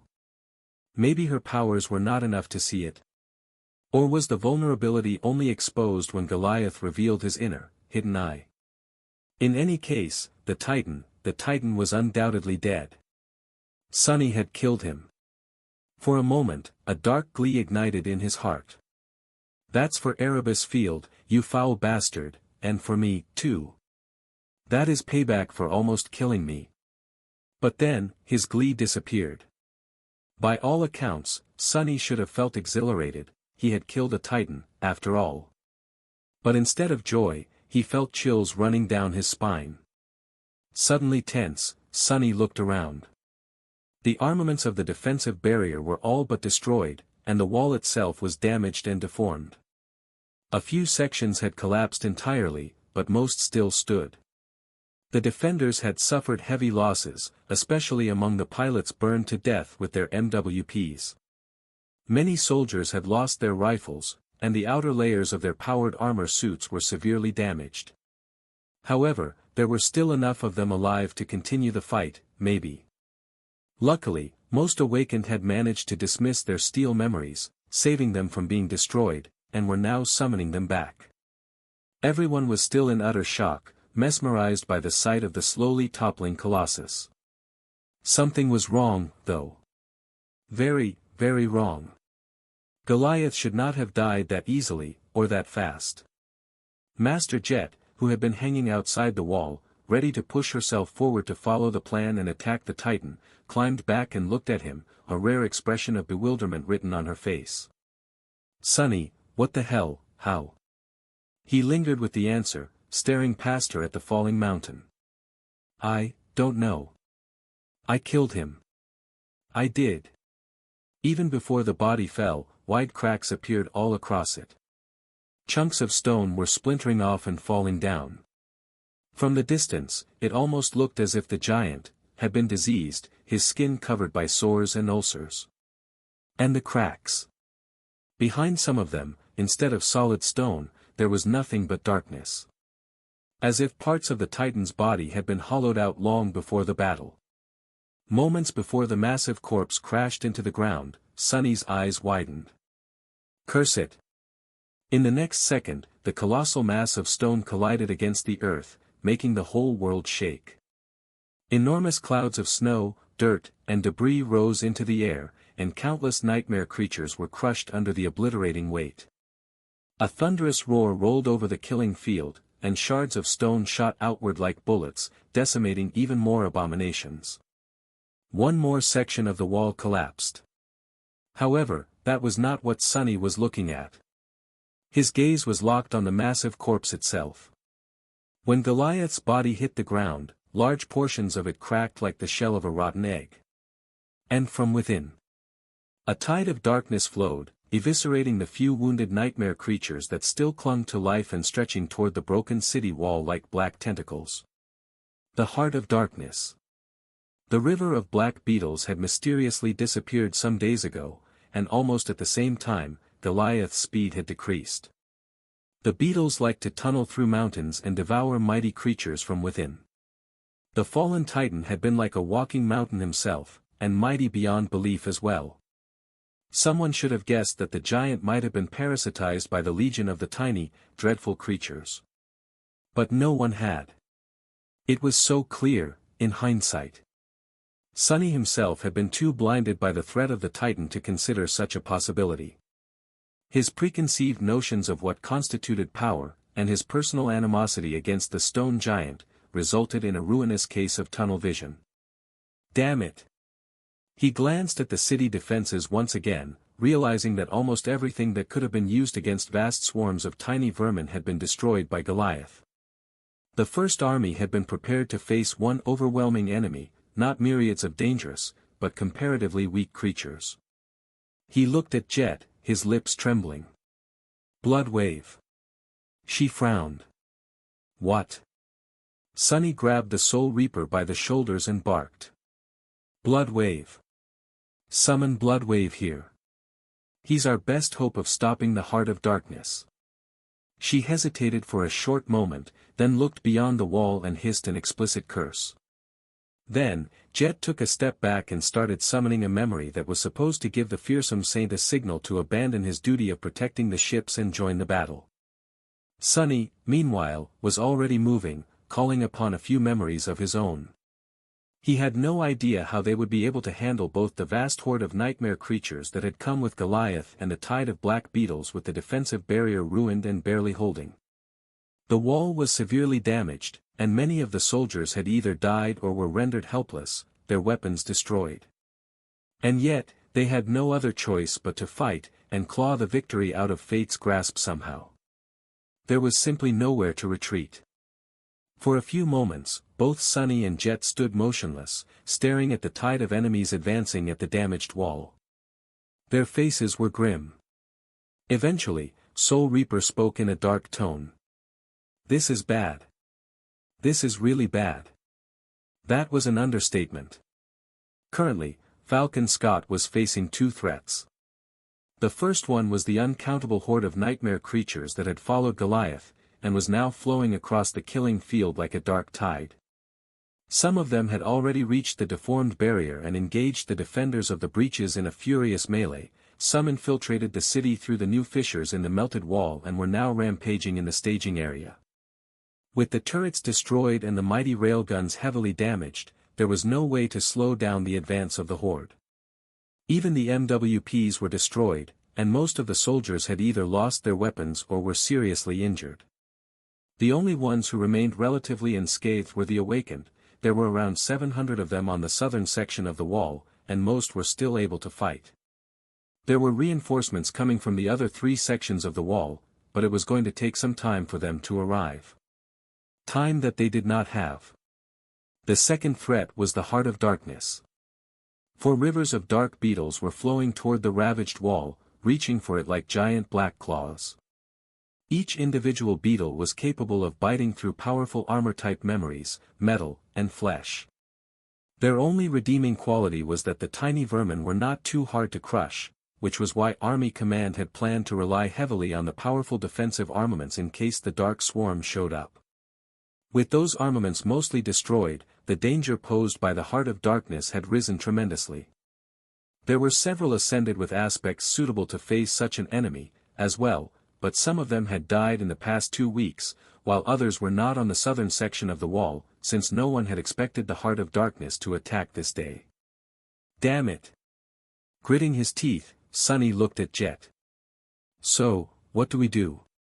At that time, a familiar flaming arrow, albeit much weaker than it had been during the battle against the devouring cloud, flew into the mass of beetles from somewhere much further down the wall. Winter was still alive, at least. Master Jet let out an angry hiss. There is no choice but to retreat to the secondary defense perimeter and enact the following protocol. However, even that is impossible right now. If we don't want to lose the city, we need to push the horde back and give the men enough time to run. We also need to obliterate the damned bugs. Push back the horde. Sunny suddenly felt cold. There were so many holes in the city wall now that it was basically useless.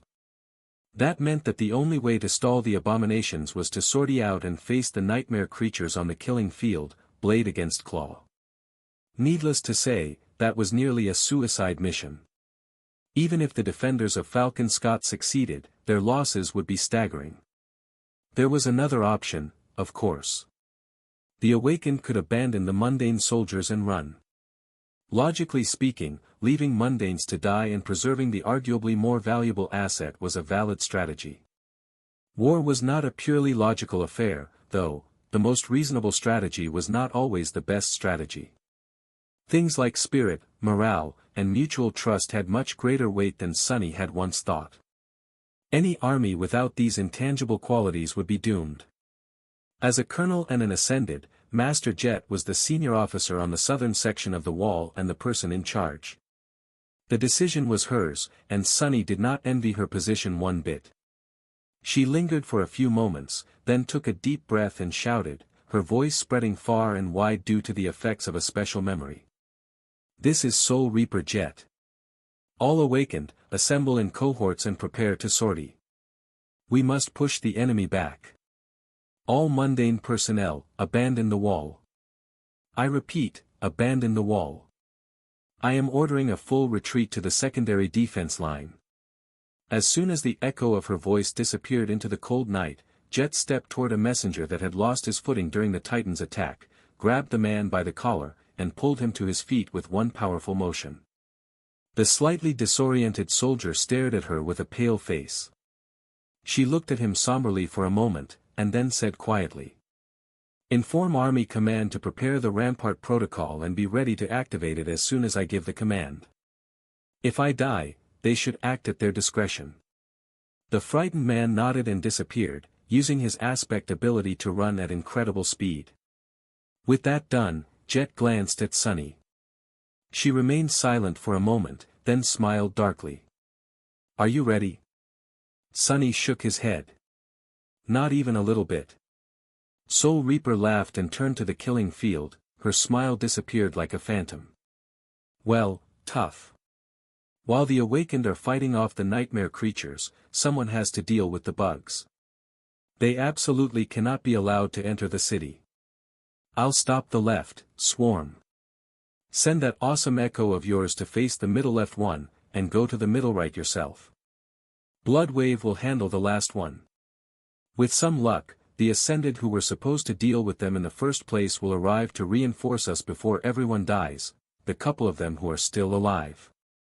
Sunny looked at her with a dubious expression. How am I supposed to fight against countless thousands of tiny bugs? Master Jet sighed. You're resourceful.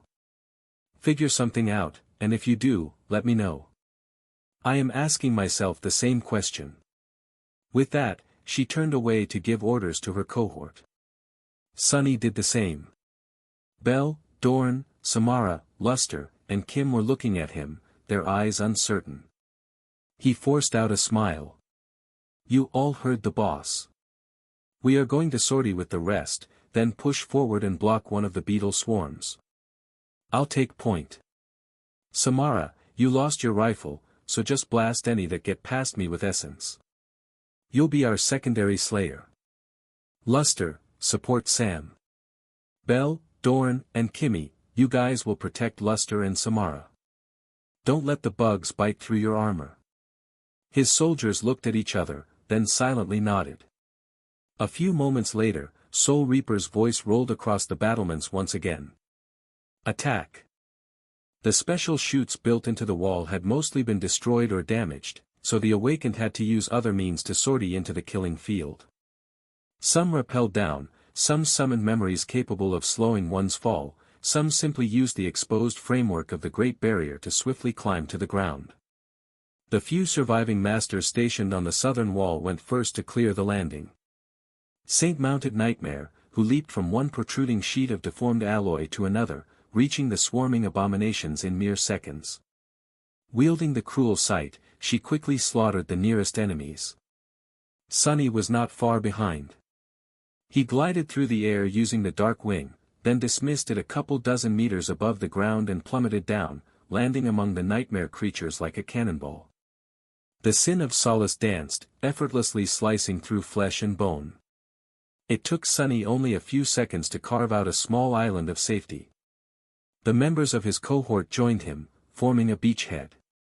More awakened followed behind them, grim determination shining in their eyes. Everyone knew that for many, if not most of them, this was going to be the last fight. Nevertheless, no one tried to flee or turn back. It is strange. Cutting down a lunging beast, Sunny glanced at the descending awakened. Surely, all of them valued their lives, maybe if left alone, most would listen to their fear and their desire to survive, and choose to save themselves instead. However, they had all been swept up in the moment and lost their reason. They were all individuals, but more than that, they were also parts of something much larger right now. A crowd, a mob, a collective had no fear of death, because the destruction of one of its small parts did not mean the destruction of the whole. Maybe that was how these people suppressed their utterly natural and reasonable desire to live, knowing that even without them, the larger entity they belonged to would continue to exist. Was that what Professor Abel had meant when he said that humanity needed a bit of stupidity to survive? In any case, the feeling was alien to Sunny. He had spent most of his life being refused and rejected by the collective, so naturally, he valued himself more. There was really nothing more valuable than himself, and things he personally held dear. And yet, here he was, charging into the horde of nightmare creatures with the rest of the awakened of the First Army.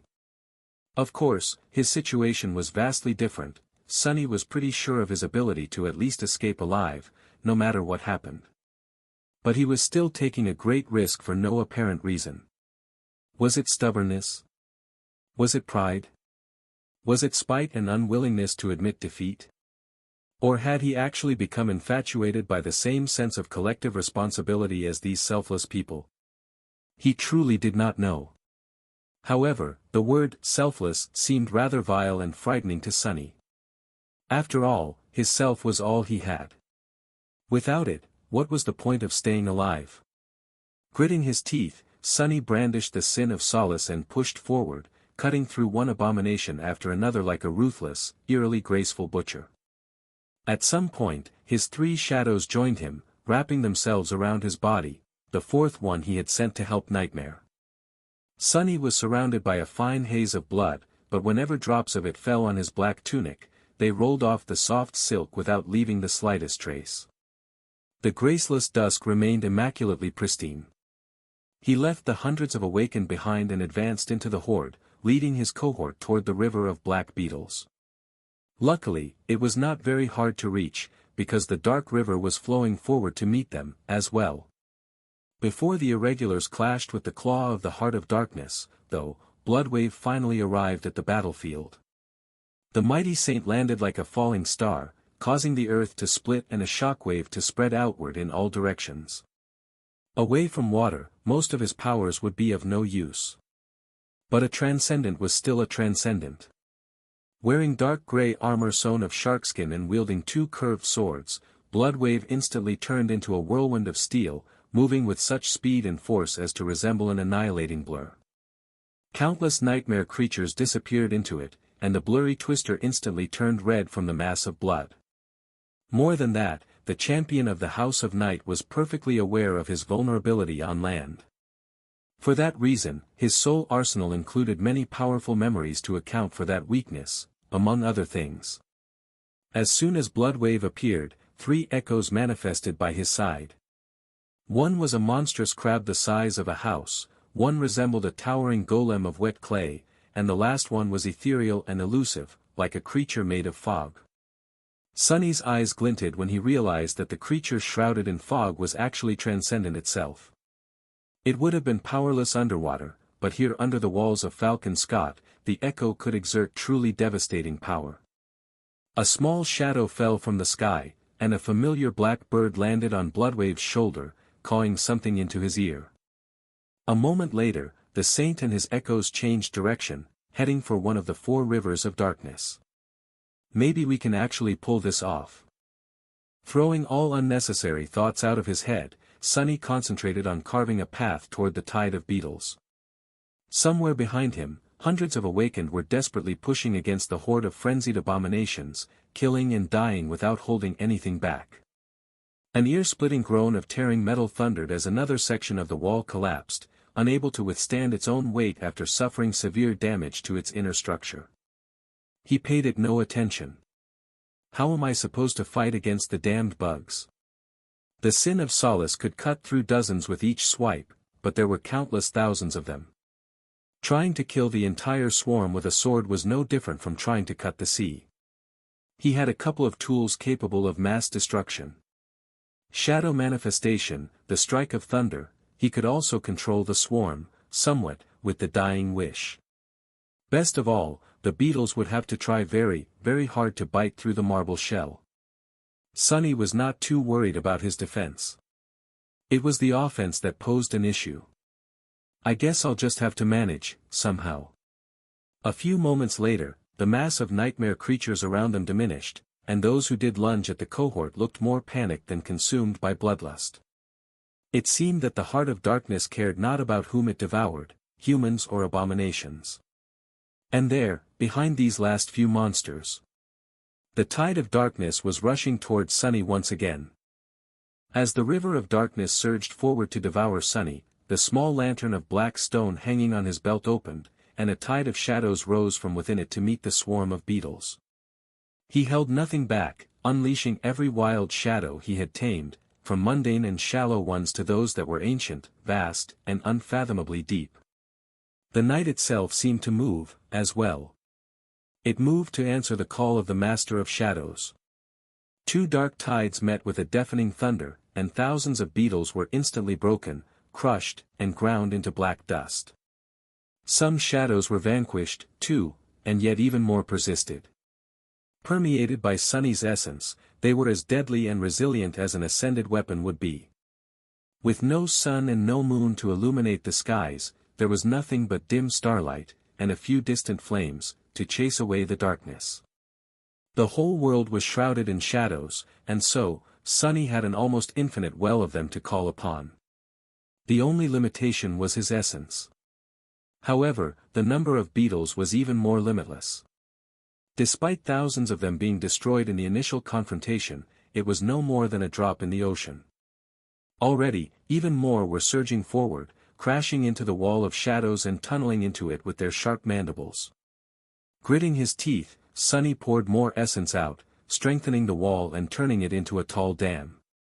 Almost instantly, cracks appeared on its surface, and a moment later, the river of dark beetles overflowed, spilling over the top of the dam and spreading wide to encompass it from the sides. Funneled by the dying wish, all of them rushed toward a single point, Sunny himself. Die! He launched himself forward, moving with enough speed to leave afterimages behind. The sin of Solace lashed out, slicing through 24 beetles with a single strike. Almost at the same time, a radiant orb of charged essence shot past Sunny and violently exploded in the surging mass of darkness. Samara had joined the fight, using her aspect ability directly instead of channeling it through the tungsten rounds of a rifle. Together, they managed to slow the beetles down a little. Sunny turned into a whirlwind of annihilating jade, delivering 6 swift attacks in an instant. However, even though cutting through the small creatures was not too hard, the effectiveness of these attacks was low. Almost instantly, he switched to using the flat of the jade blade to crush them. With his strength, each blow sent a concussive wave through the mass of dreadful pests, damaging and breaking their tough little bodies. His mind was split, one part commanding his body, the other controlling the manifested shadows to hold back the dark river. And yet, it was not enough. Damnation! No matter how fast Sunny moved and how many blows he delivered, the number of beetles was simply overwhelming. Already, many had flowed past him, some tried to turn around to attack from behind, but the pressure of the thousands more pushing forward brought them away, forcing Belle, Dorn, and Kim to engage the creatures in melee. Out of the three, Dorn was able to destroy the most with his aspect abilities and the heavy sledgehammer. Belle used himself as bait, phasing from place to place and using his sword to cut down as many small creatures as he could. Kim, with her rapier and buckler, was the least suited for this battle, but she did her best to lessen the pressure on the two formidable warriors. Behind them, Samara continued to charge small beads of alloy with essence and flicking them into the mass of beetles, each streaking through the air like a bullet and exploding into a wave of destructive force. Once her supply of alloy beads and needles was exhausted, she would have to use the crudest form of attack and simply toss out projectiles formed of unrestrained, wild essence. They were holding, for now, but the tide of dark beetles was growing more and more overbearing with each moment. Their number endlessly swelled, and the dam of shadows was being continuously destroyed and rebuilt, consuming Sunny's essence like a gluttonous beast. Some distance away to his right, Bloodwave and his echoes had engaged another tentacle of the Heart of Darkness. To his left, Saint and Nightmare were holding back the third. And further still, behind them, Jet and her cohort were fighting the fourth. This isn't working, this is not enough. Sunny knew that, if nothing changed, he and his soldiers would be devoured by the appalling vermin. Already, many of the dark beetles had gotten past his defenses and bitten into his skin. Their sharp mandibles only left shallow scratches on it, which almost immediately healed, but still, the memory of one of these vile creatures crawling inside his rib cage made him shudder. It was only a matter of time before several bites would turn into a dozen, then 100, then 1,000. Would the marble shell be able to withstand countless thousands of mandibles plunging into it? Even if it did, it was only his skin that was so resilient. Once he was buried under a cold, slithering carpet of darkness, the beetles crawling into his mouth, into his nostrils, into his ears, into his eyes, would he be devoured from within? The sin of solace laughed. Wouldn't that be a sight to behold? Ah, yes, yes, it would. I can't wait. Uttering a silent curse, Sunny tried to pay the whispers of the jade sword no attention and concentrated on eviscerating as many of the beetles as he could. I need to think of something. He could always use Shadow Step to escape, not quite. The last time, a few beetles were pulled along with him as he stepped through the shadows. Most likely because the small creatures were not, in fact, alive. Not alive. A bizarre idea suddenly appeared in his mind, but he quickly dismissed it. Even if it worked, he would only be buying himself a few seconds of respite, at most. What Sunny really needed was to enhance his offensive ability, to find a way to destroy many more beetles every moment. However, he was only human, there was only so much that his small body, no matter how strong, could do. No, his best hope was shadow manifestation. He was already using it to hold the river back and grind many beetles into dust, but that was not enough. Was there anything else he could do? Summoning a dozen shadow hands to crush and obliterate the beetles would work, for a bit, but it would also burn his reserves of essence with terrible speed. Those hands would not be able to strike with as much strength as he himself could, as well. Damn it! If Serpent was here, I could have ordered it to assume the form of a massive monster, and crush thousands of the damned vermin with each step. Consumed by revulsion and fear at the thought of being eaten from the inside, driven to his limits, and desperate to find a way to defeat the river of darkness, at that feverish moment, Sunny suddenly felt something click in his head. Scraps and pieces of previously accumulated experiences connected together, forming a tentative hint of a revelation. The revelation was strange, unclear, and dubious. That should not be possible, right? However, he really could not see why not. Sunny sensed the endless ocean of formless shadows around him, all malleable and ready to answer his call. If Soul Serpent was not here to assume the shape of a dreadful monster, why not try to turn into one himself? The formless ability allowed Soul Serpent to assume the shape of any shadow contained within its master's soul, as long as it was the shadow of a creature that was of the same or lower class and rank. Once transformed, Serpent would not only look like the creature, but also inherit its traits and abilities. Sunny, however, was not the serpent.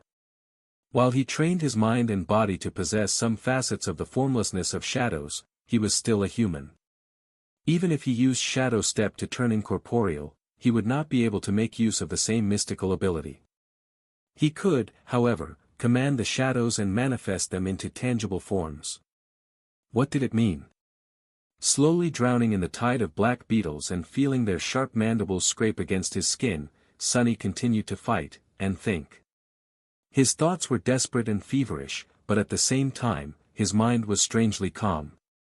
His first uses of shadow manifestation had been very simple, nothing more than shapeless shadows turned tangible and pushed into motion. The only form they had was the one caused by the motion itself, and so, they looked like dark tentacles. Later, Sunny trained for a long time to be able to effortlessly manipulate the shadows into more structured shapes. Chains, blades, walls, and a few more, with those, he had made several incredible achievements. Building a bridge over a vast chasm, stopping the advance of a mighty titan, were not things a master was supposed to be capable of doing. However, his crowning achievement in the use of shadow manifestation was the shadow hands. Although not as powerful, durable, and numerous as the dark chains Sunny could create, they were vastly more complex and intricately structured. A hand had to have a rigid frame, flexible joints, dozens degrees of freedom, and many more aspects that few people ever stopped to consider. Controlling one was also much more complicated. Currently, Sunny could skillfully implement two types of shadow hands. The cruder and larger ones acted as an independent fighting force during battles, while the much more agile ones, scaled to the size of his body, were used to give him an extra pair of hands for complicated tasks. So, if he could already create hands and arms, what was to stop him from shaping shadows into a full creature? Sunny growled as he was pushed back by the river of darkness, wide cracks appearing on the dam he had created. Behind him, Belle, Dorn, and Kim were barely holding on against the ever-increasing number of the vile beetles. Just at that moment, Dorn was a split second too slow to bring his sledgehammer down, and one of the small creatures landed on his armor. The enchanted metal instantly split, but before the beetle could burrow under the giant man's skin, Kim's rapier flashed and pierced the beetle. The sharp blade wounded Dorn, as well, but receiving a shallow cut was infinitely better than having a murderous little creature tear through his insides. Sunny gritted his teeth, striking down with the sin of solace. What was to stop him? The answer was very simple: complexity. Even shaping a functioning hand was already incomparably hard. He had spent a lot of time teaching himself how to shape shadows into hands on the fly. Creating an actual moving construct in the form of a creature would have been 100, if not 1,000 times harder. Plus, such a creature would not be very deadly, since in the end, it would just be a more complicated ascended weapon. There was something that could solve both of these problems in Sunny's possession, though. His knowledge of shadow dance. Shadow dance allowed him to observe a person, or a creature, and learn the very essence of their style and physicality, then shadow it. How they moved, how they thought, how they felt, how soul essence flowed through their body. Of course, none of that would be possible if he did not first understand the structure of the body itself. If Sunny knew how a body was shaped and worked on an instinctual level, the task of forcing shadows into that form would become much, much easier. Additionally, he did not have to make that form act independently.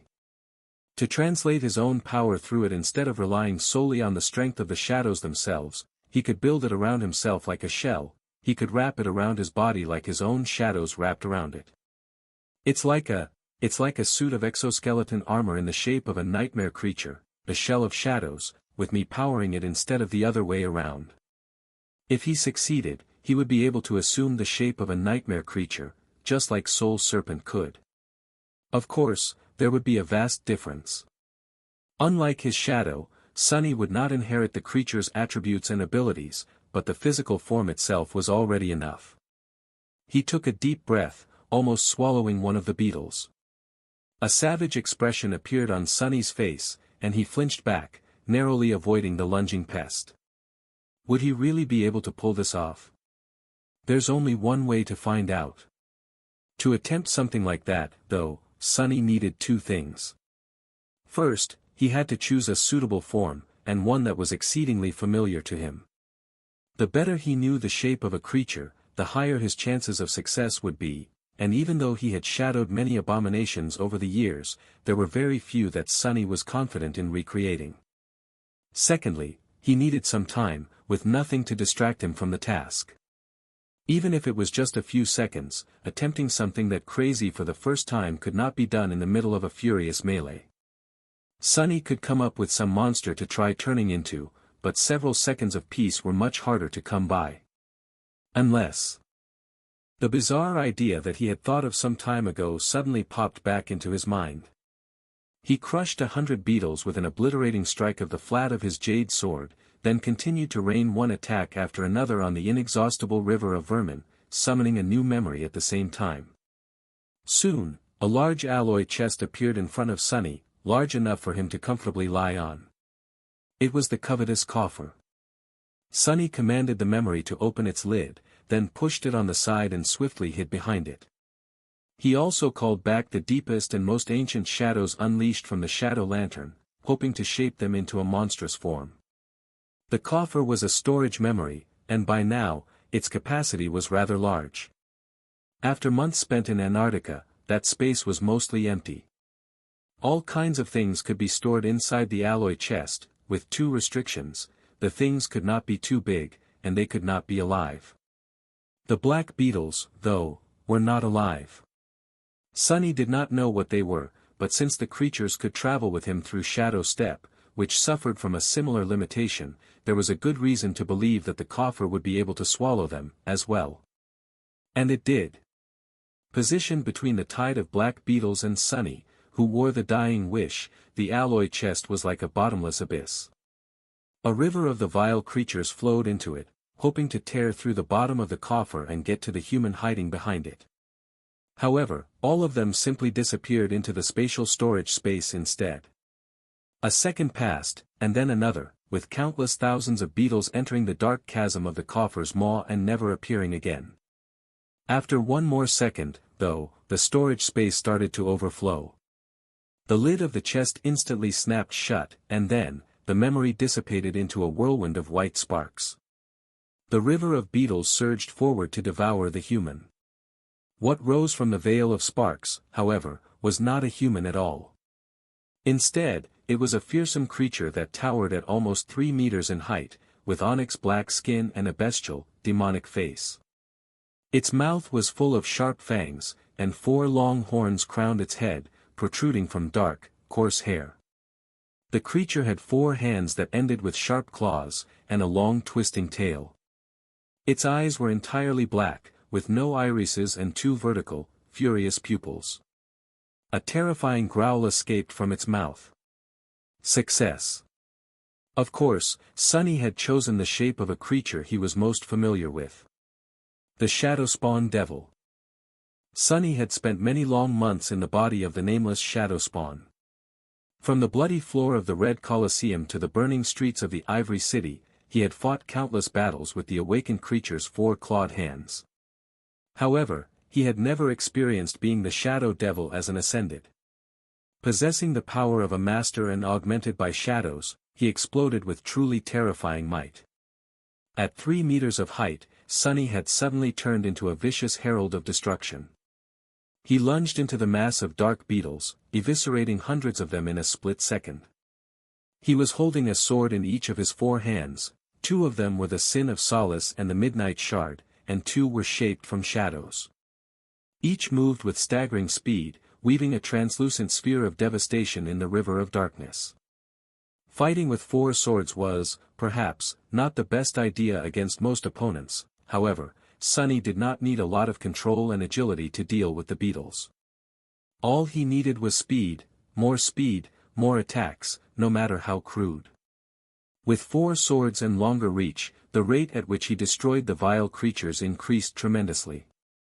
He cut and crushed them with his 4 swords, stomped them with his clawed feet, even his tail was swiping through the swarm, obliterating many beetles.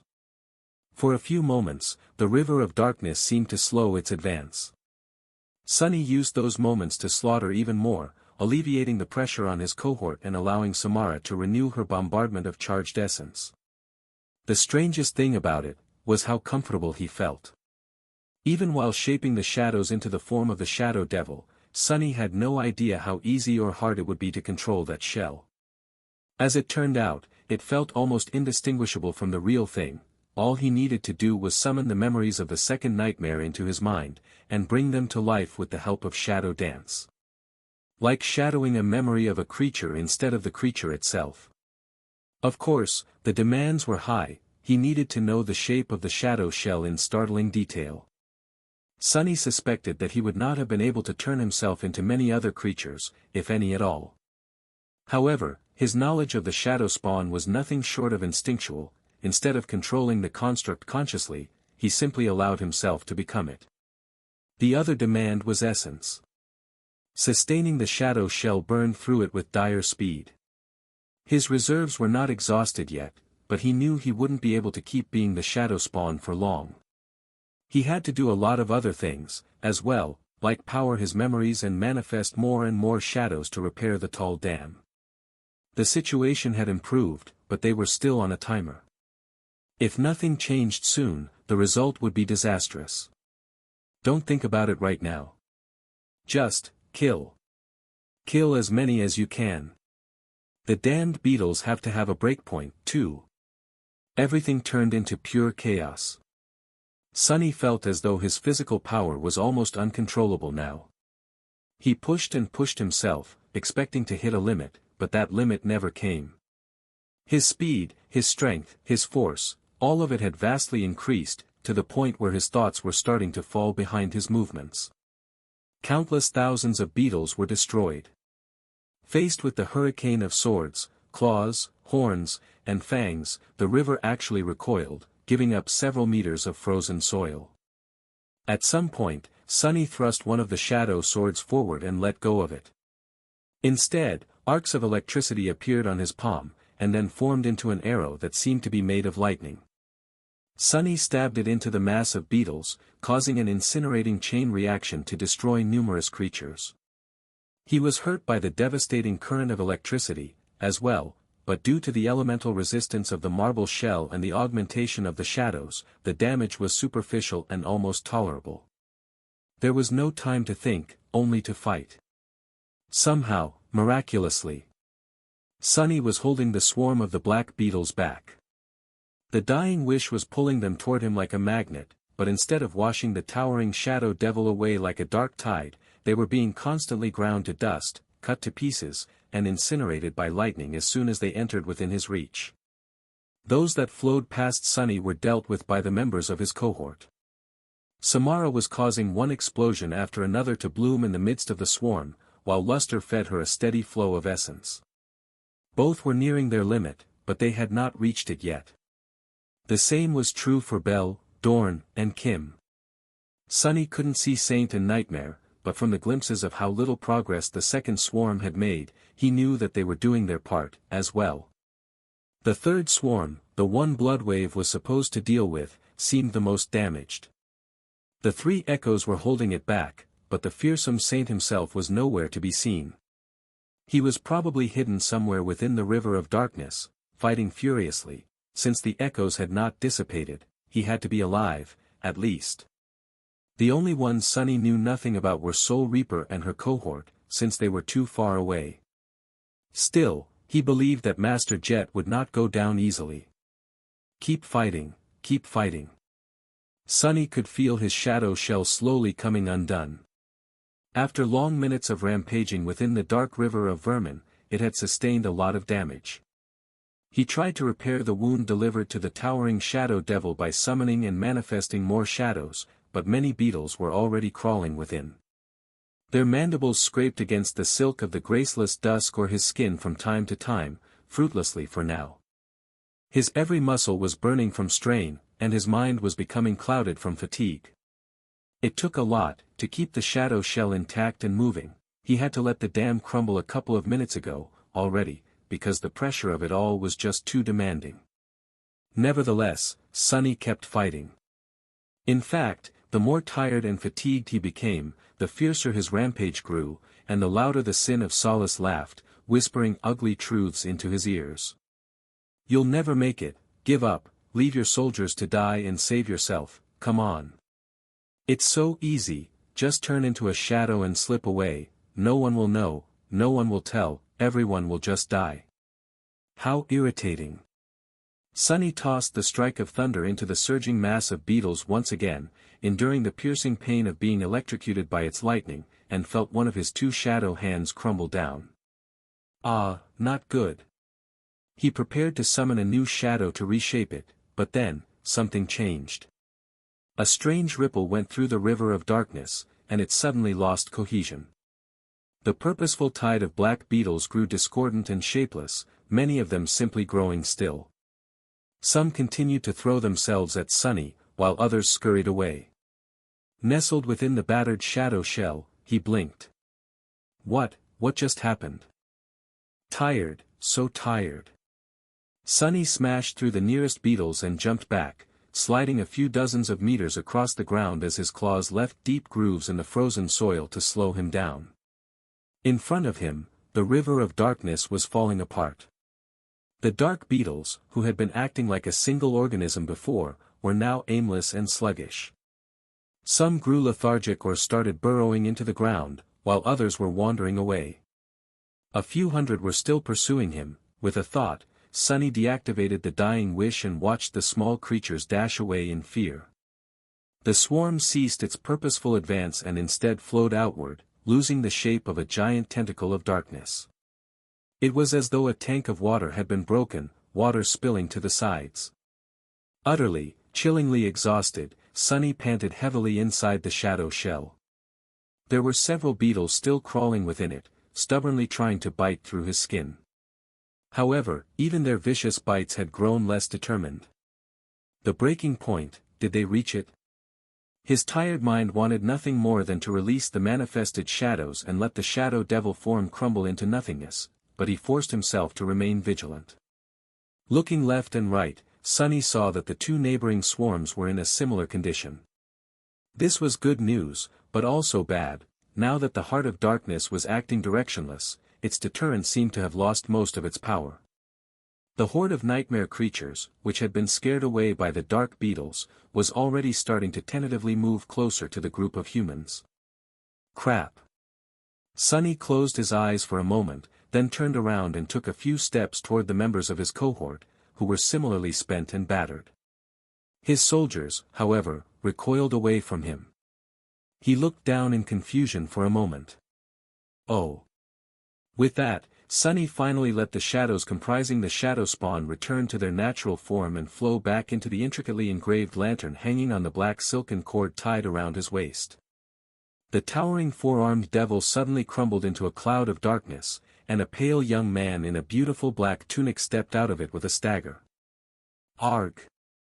Sunny fell to his knees, then raised his fist and angrily struck the ground several times, crushing the scurrying beetles. "Captain? Is that you?" He glanced at Kim, who was staring at him with wide eyes. "Of course, it's me. Who else would it be? And it's Major now, damn it." He slowly stood up and summoned the endless spring, taking several large gulps of cold, refreshing water. Perhaps dismissing the shadow shell outside the city wall was not the wisest decision, but he felt that he would not be able to sustain it much longer. At least that way, he would have a tiny bit of essence left, for whatever it was that would happen next. The wall. Sunny looked back, finally witnessing the full scope of the damage done to the defensive barrier. The southern span of the wall was terribly deformed and broken, with many sections laying in giant piles of broken, melted alloy, much more of them than when he had left it. Somewhere beside it, hidden by the sea of abominations, the awakened of the First Army was still holding the horde back. He wondered how many of them were still alive. What is going on? Why did the heart of darkness suddenly, stop beating. Where the hell are?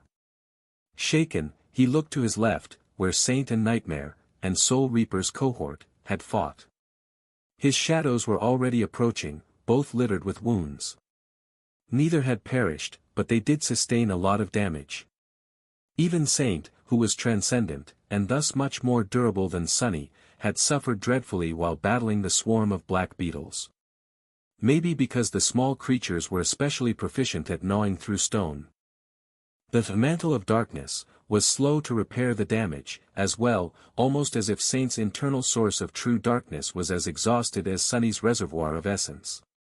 Her wounds were healing, nevertheless, just not at all as fast as he would have wanted.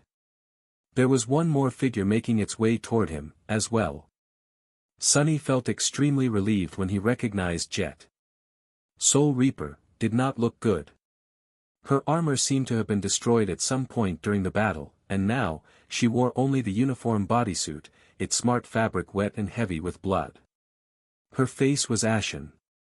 In a few heartbeats, all three arrived.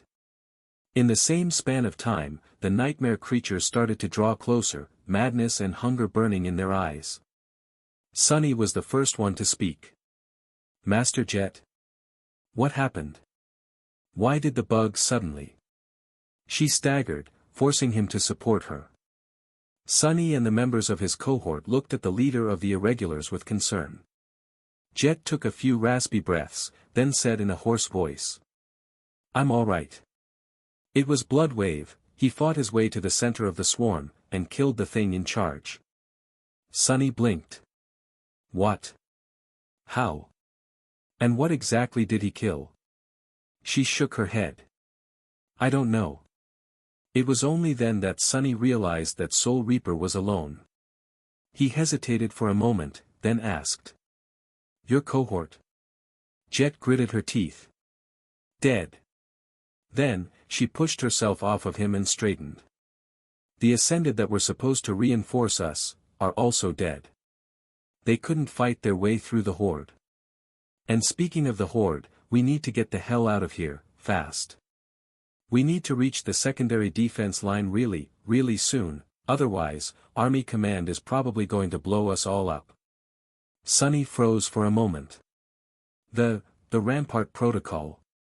The First Army, of course, had all kinds of contingencies. There were a few set in place in case the city wall fell, too, from relatively tame to really drastic. The Rampart Protocol was the most drastic of them all. There were tunnels dug below the killing field, and under the span of abandoned streets between the city wall and the secondary defense line, as well. All of them were chock full of powerful explosives, most of them created with the use of spell tech.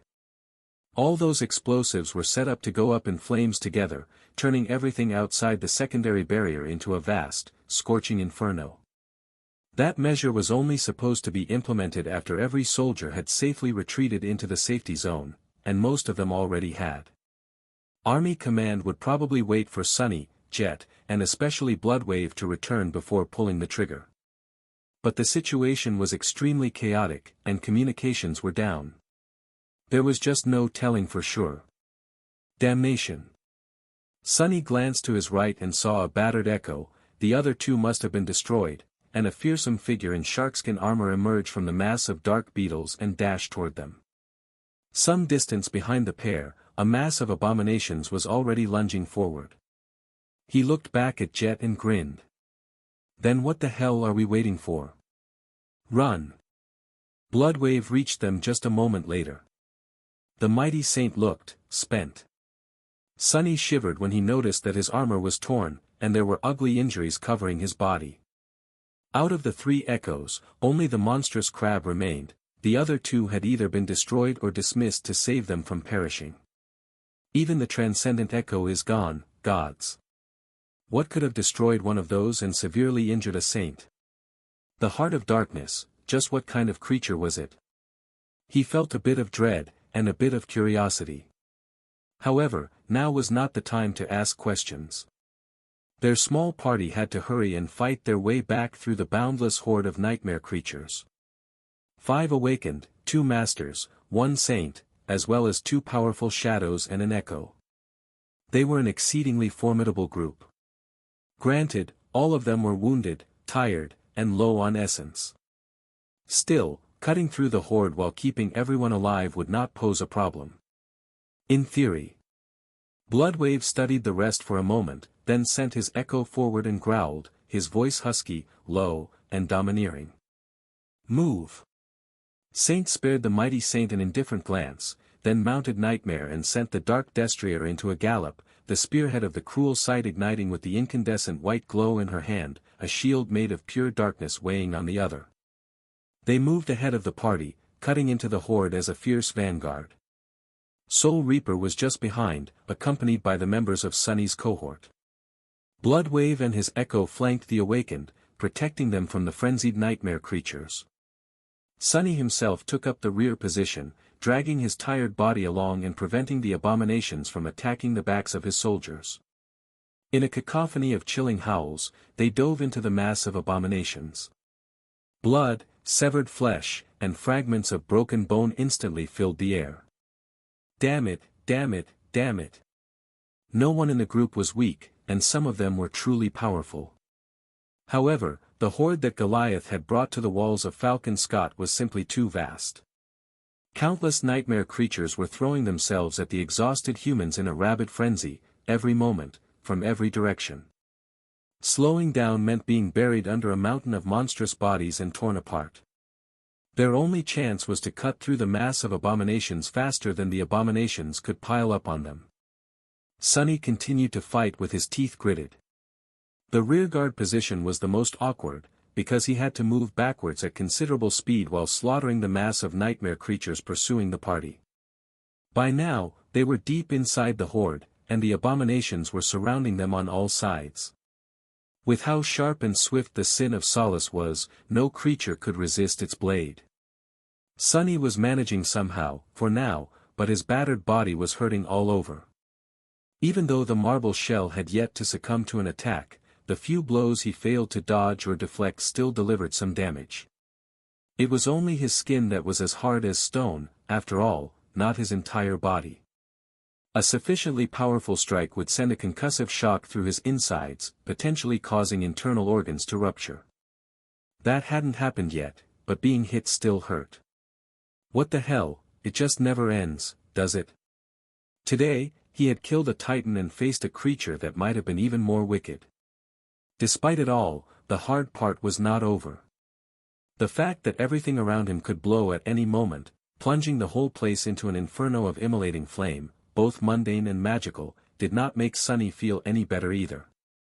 Slowly, the ruined walls of the siege capital drew closer. Bloodwave's echo was almost destroyed, causing the saint to dismiss it. Master Jet took its place with a resigned expression, her wounds starting to bleed again. The somber glaive was nowhere to be seen, but a slender Naginata appeared in Soul Reaper's hands instead. Using it, she cleared the right flank of the formation with several vicious strikes. The pressure on Sunny was also increasing. By now, he was forced to support himself with shadow manifestation from time to time. His already pitiful reserve of essence was diminishing even further with each use. And yet, they continued to cut through the horde unimpeded, the ground slick with blood under their feet.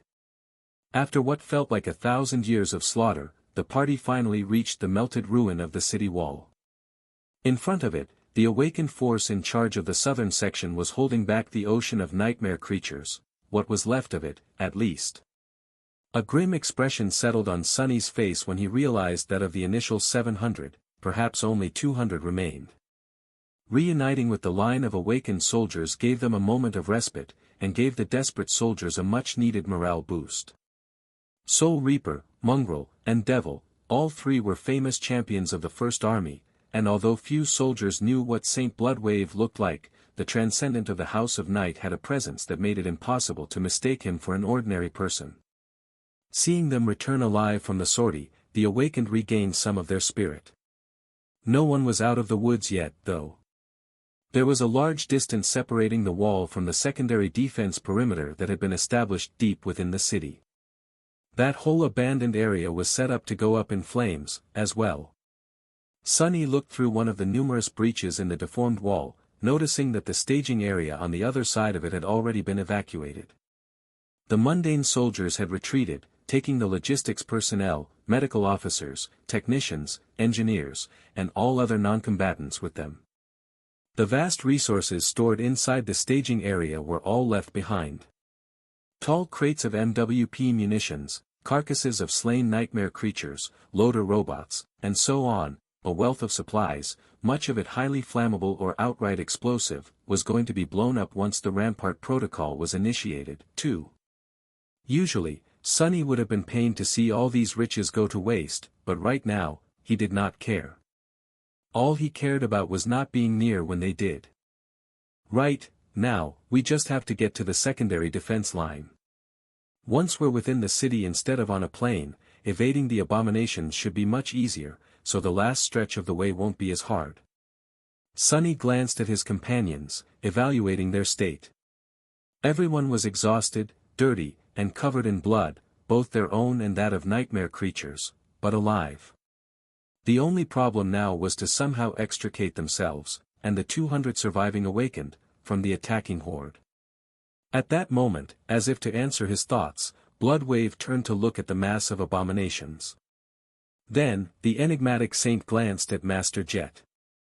"Take your soldiers and go, Soul Reaper. I will hold the beasts back for a bit. Tell your commanders to activate the explosives as soon as you're past the defense line."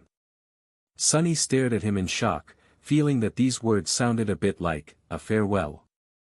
You. Bloodwave gave him a strange look. "Ah. I think you might have misunderstood, Sunless. I am not trying to sacrifice myself. It's just that an explosion like that won't harm a transcendent too much. The awakened, however, or even someone like you, better not risk it." Sonny slowly nodded. Indeed. Corrupted nightmare creatures could survive a nuclear explosion without too much trouble, some fallen as well. Rampart Protocol was not going to kill a transcendent like Bloodwave, or even seriously inconvenience him. Master Jet nodded. "We'll be going, then." The saint nodded, then took a deep breath and started summoning several memories. Sonny did not know what exactly the memories were, but judging by the fact that Bloodwave had promised to hold back the whole horde, all by himself, the abominations were in for a nasty surprise. Jet looked at him, then said quietly. "Once we start running, don't stop until you're safely behind the army fortifications. I'll stay back a little, to make sure that everyone who is still alive gets safely out of the blast zone before Army Command begins the party. Expect to enjoy fireworks as soon as we see each other again." Sonny forced out a pale smile. "It's going to be terribly loud, isn't it? Damn. My poor ears." With that, he spared her one last glance and turned to his cohort. "Come on. Go." Almost as soon as they dashed toward the nearest breach in the wall, Master Jet's voice boomed once again, spreading across the whole length of the battlefield. "Retreat." The surviving awakened of the First Army did not make her ask twice. Delivering one last attack, they used their remaining strength to momentarily push the enemy back, then turned around and ran. To call it a retreat was a bit of a stretch. There was no order or strategy to it, just a desperate wish to survive. The defense line instantly collapsed, and the soldiers dove into the ruins of the city wall, their backs to the enemy. The only saving grace of the whole thing was Bloodwave, who somehow managed to fulfill his promise and stall the enormous horde of nightmare creatures all by himself, at least for a few moments. What happened outside the wall next, Sonny did not know. He thought that he heard the roar of a rushing tide of water, but at that point, there was no time to turn around. Sonny and his cohort flashed through the abandoned staging area and escaped into the empty streets beyond. Here, everything was shrouded in darkness. Many buildings had collapsed, creating a complicated labyrinth of snow and broken concrete. Others still stood, but were charred black by the flames. Some streets were strangely untouched and eerily empty, and of course, there were functioning roads that the First Army had maintained to deliver people and supplies to the wall. Sonny led his people to one of these roads. Luckily, all of them could see in the dark thanks to Kim, so the lack of illumination was not a problem. Their running speed was not much lower than that of a moving PTV, but nevertheless, he felt a pang of regret for a moment. I'm going to lose the rhino. His reliable APC was currently parked in a different section of the staging area, near where they had started their shift. Sadly, the battle had taken them far away from the main gate of the city, so there was no time to search for the mighty vehicle. Once this whole place blew up, the rhino would undoubtedly be destroyed, as well. Damn it! Damn it! Gritting his teeth, Sunny continued to run. He had to lead his people to safety, that took priority over everything else. Currently, they were slightly ahead of the rest of the retreating awakened. The span of the southern section was very long, so no one else was in view. Right now, all that mattered was speed, and each soldier was making their own path to the secondary defense line. Sunny suspected that most would try to reach the maintained roads, but on this one, there was no one but the battered cohort of irregulars. Burned and collapsed buildings flew past them one after another. They ran through the darkness, moving as fast as they could, their stamina long spent and their lungs burning. The dark, empty streets, something about them filled Sunny with a feeling of eerie unease. It took him a couple of minutes to realize why the surroundings felt so strange. It was too quiet. After more than 2 weeks of the siege, Sunny had grown accustomed to always hearing the wall armaments roaring somewhere in the distance. But those armaments had grown silent now, destroyed by the fiery gaze of Goliath. At least across the whole southern section of the defensive barrier, not a single turret was firing. For some reason, the silence filled him with dread. Almost there, just a few more minutes. Sunny spread his shadow sense outward, just to make sure that there were no dangers around. He even sent 2 of his shadows to scour the path ahead, to be safe, and ordered Saint and Nightmare to stay alert. But there was nothing there, just abandoned buildings and snow-covered ruins. Sunny did not see anything that could pose a threat to the cohort. His shadow did not see anything, either. Neither did Nightmare and Saint. The only one to notice it was Luster, who just happened to turn his head in the direction the attack came from by pure luck. His eyes widened. It was a split second later that Sunny sensed it, a swift shadow flying toward the cohort, even though there was nothing there to cast it. But it was already too late for him to react. In the next moment, Luster suddenly lunged forward and pushed Kim aside, throwing her to the ground. Something flashed through the cold air, and it was instantly filled with hot blood. Something broke the dark surface of the shadows and flew into the cold air, moving fast enough to look like a black blur. Before anyone could react, Kim was falling down, and so was Luster, who had pushed her aside at the last moment. There was blood in the air, a startled expression on his face, and something was very wrong with the way he was falling. The black blur did not stop. A sharp blade instantly flashed toward Dorn, who had a startled expression on his face. The giant man only had enough time to slightly turn his torso, the blade missed his heart, slicing through armor and leaving a deep wound on his chest. The blade continued forward without pause, a split second away from piercing Bell's head. Instead, it simply passed through it. The swordsman could not possibly dodge, but he just barely managed to activate his aspect ability and phase through the strike, leaving Samara utterly open. Everything happened too fast. Before Kim even hit the ground, the enemy's blade was already mere centimeters away from slashing across her throat. However, a jade sword suddenly appeared in its way, blocking the lightning-fast attack. What the?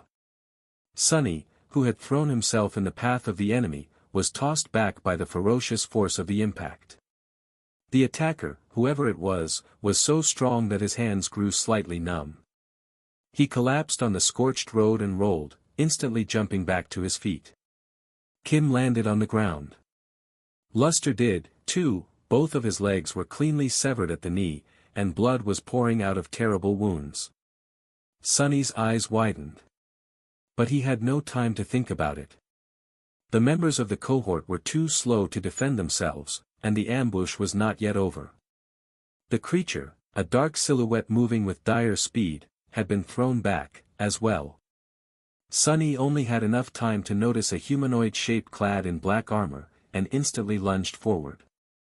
He had regained his balance a split second faster than the attacker, so the bastard had no way to avoid being pierced by the sin of solace. And yet, that was exactly what happened. Before the jade sword could strike the creature down, it simply dissipated into the shadows. What? Sunny was stupefied for a short moment. It's Shadow Step. Which meant. He spun, but was a moment too late. The creature was already behind him, the black blade falling from above. Sunny gritted his teeth, then blocked the strike with his forearm. The marble shell turned as hard as stone, and split open, broken by the vicious strength of the blow. The blade only managed to deliver a relatively minor wound, though, most of its power spent to shatter the shell. Before Sunny could counterattack, the enemy had blinked out of existence once again. Not good. The creature appeared some distance away, aiming to finish off Kim. At that point, however, Saint was already there. The taciturn knight had leapt from Nightmare's back and flashed across the road, deflecting the black blade with her shield. Inconceivably, the onyx shield actually cracked, and the shadow staggered back. The creature did not waste any time and lunged toward Kim, but then. A black chain suddenly wrapped around its throat. A dozen meters away, Sunny grasped the shadow chain and jerked it back with all his strength. The enemy was thrown back, flying through the air and crashing on the road a few meters behind him. The creature slid back, then stopped, kneeling in the middle of the road. It remained motionless for a moment, and then slowly stood up, glancing at Sunny with cold killing intent. Subjected to the hate-filled gaze, Sunny turned grim. The creature was about 2 meters tall, with plates of jet-black bone covering its body like a full suit of armor. Even its face was hidden behind black bone, which formed a menacing closed helmet. 2 inhuman dark eyes burned with resentment and hatred through the cracks. The lower part of the helmet was split by a jagged line, and when it parted, a maw full of sharp fangs was revealed, opened in a mocking grin.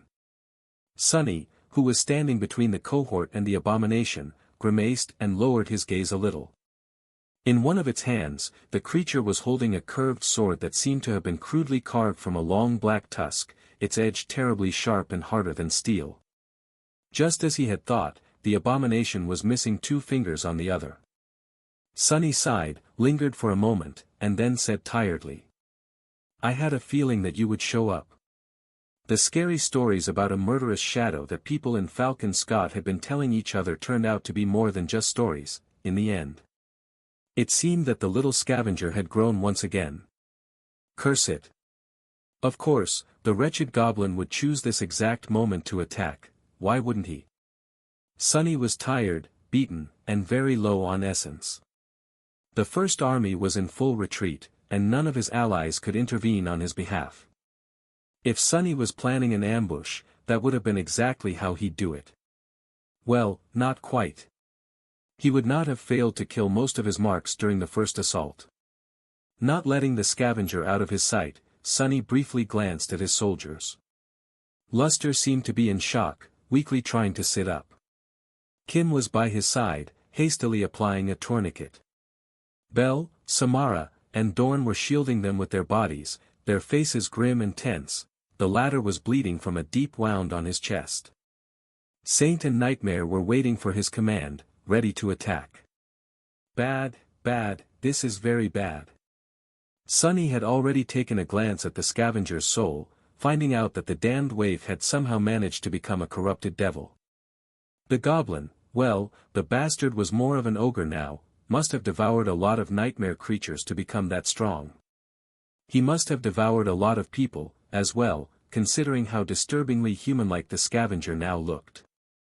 There must have been a lot of bodies left in the ruins of Erebus Field, and more victims still here in Falcon Scott.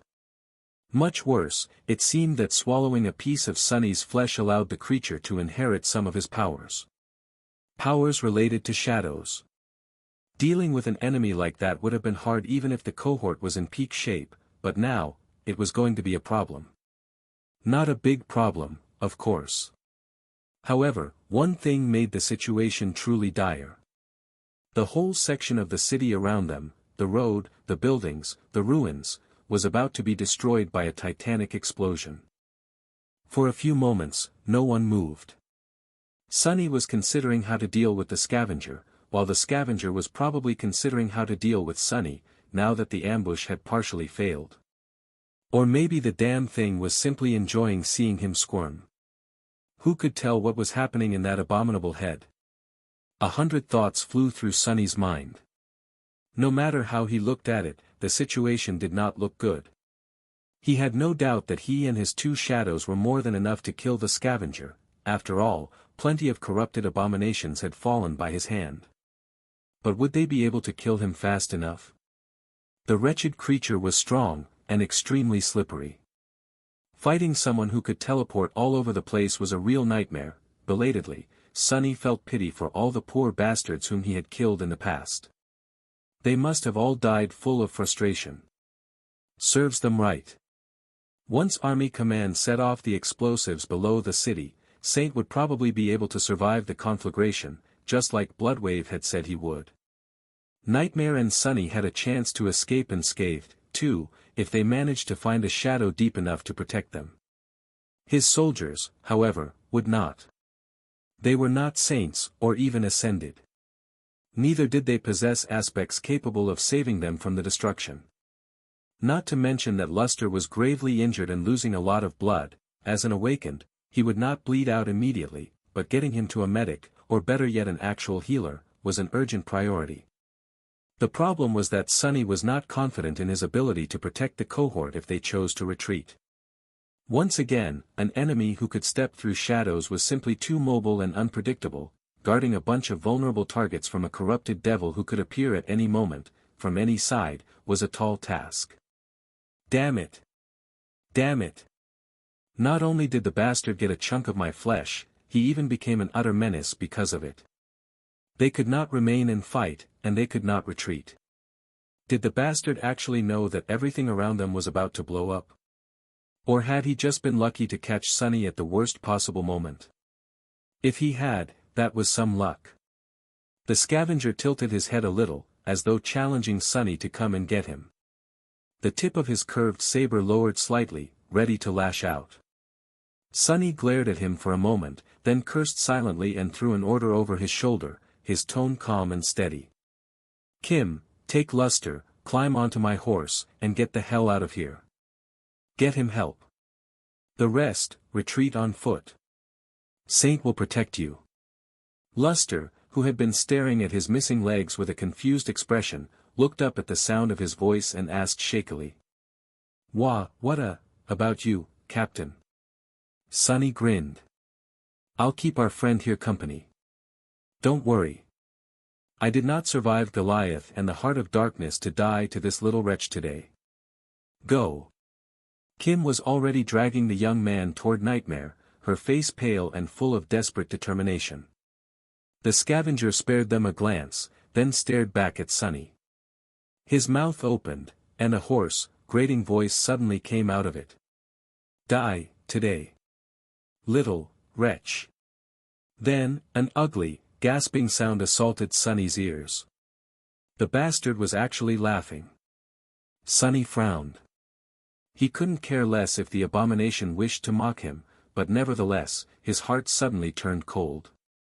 Nightmare creatures capable of speech were extremely rare, and all of them were extremely terrifying. He could attest to that fact himself. Sunny had already been uneasy, but now, his caution doubled. The scavenger was dangerous. The little wretch had been abnormal from the very start. He was gaining power too fast, growing too explosively. Of course, Antarctica was a perfect place for a creature like that to gorge on the corpses of powerful monsters, but still. Sunny's intuition was telling him that fighting the abomination alone would be a dire, dreadful mistake. But he had no better choice. He sighed with resignation. I guess my luck is just complete, utter crap today. Goliath, the Heart of Darkness, fighting his way back through the boundless nightmare creatures, and now this. Sunny was hurt, tired, and miserable. So much so, in fact, that he was getting a bit angry. Fine, fine, let's do this, you rotten piece of trash. There was a perfectly fine nightmare creature here to vent his anger. Sunny had already failed to kill the scavenger twice. Today, fate generously gave him a chance to finish the job, and he was not going to let it slip from his hands. The scavenger was strangely unreasonable in his hate-fueled pursuit, following Sunny all the way from LO-49 across the hellscape of the Antarctic Center. Well, Sunny could be an unreasonable person himself. In fact, he was very tired of being reasonable all the time. Enough is enough.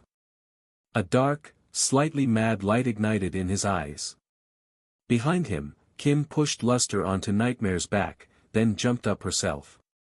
The black steed instantly shot forward, moving across the empty road with incredible speed.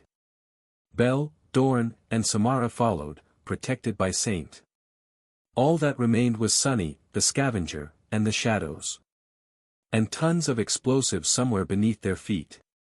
The menacing black abomination moved, trying to dissipate into the shadows, but before it could, the shadows around it suddenly surged, shooting forward like sharp spikes.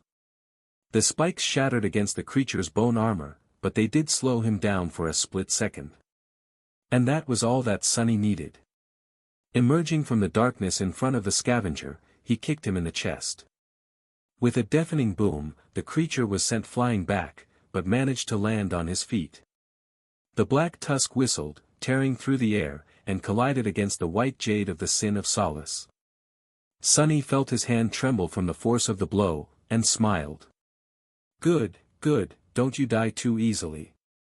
On the doomed streets of a snow-covered city, surrounded by ruins of collapsed buildings and remnants of devastating battles, a young man with alabaster skin and onyx hair was fighting a wraith made of darkness and hatred.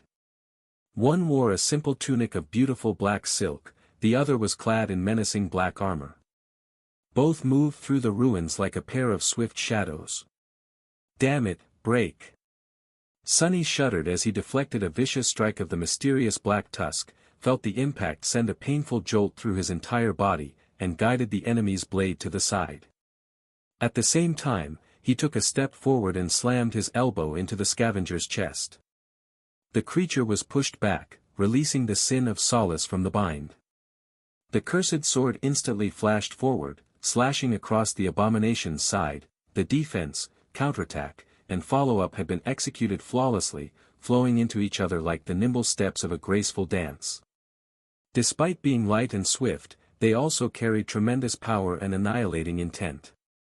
And yet, the white jade slid fruitlessly off the black bone armor, barely leaving a scratch on it. What the hell are you made of, bastard? The scavenger was just too damn overbearing. At times, fighting him was like fighting water. When the Sin of Solace lashed out at the cracks in the bone armor, the scavenger would turn into a shadow, allowing the jade blade to harmlessly pass through.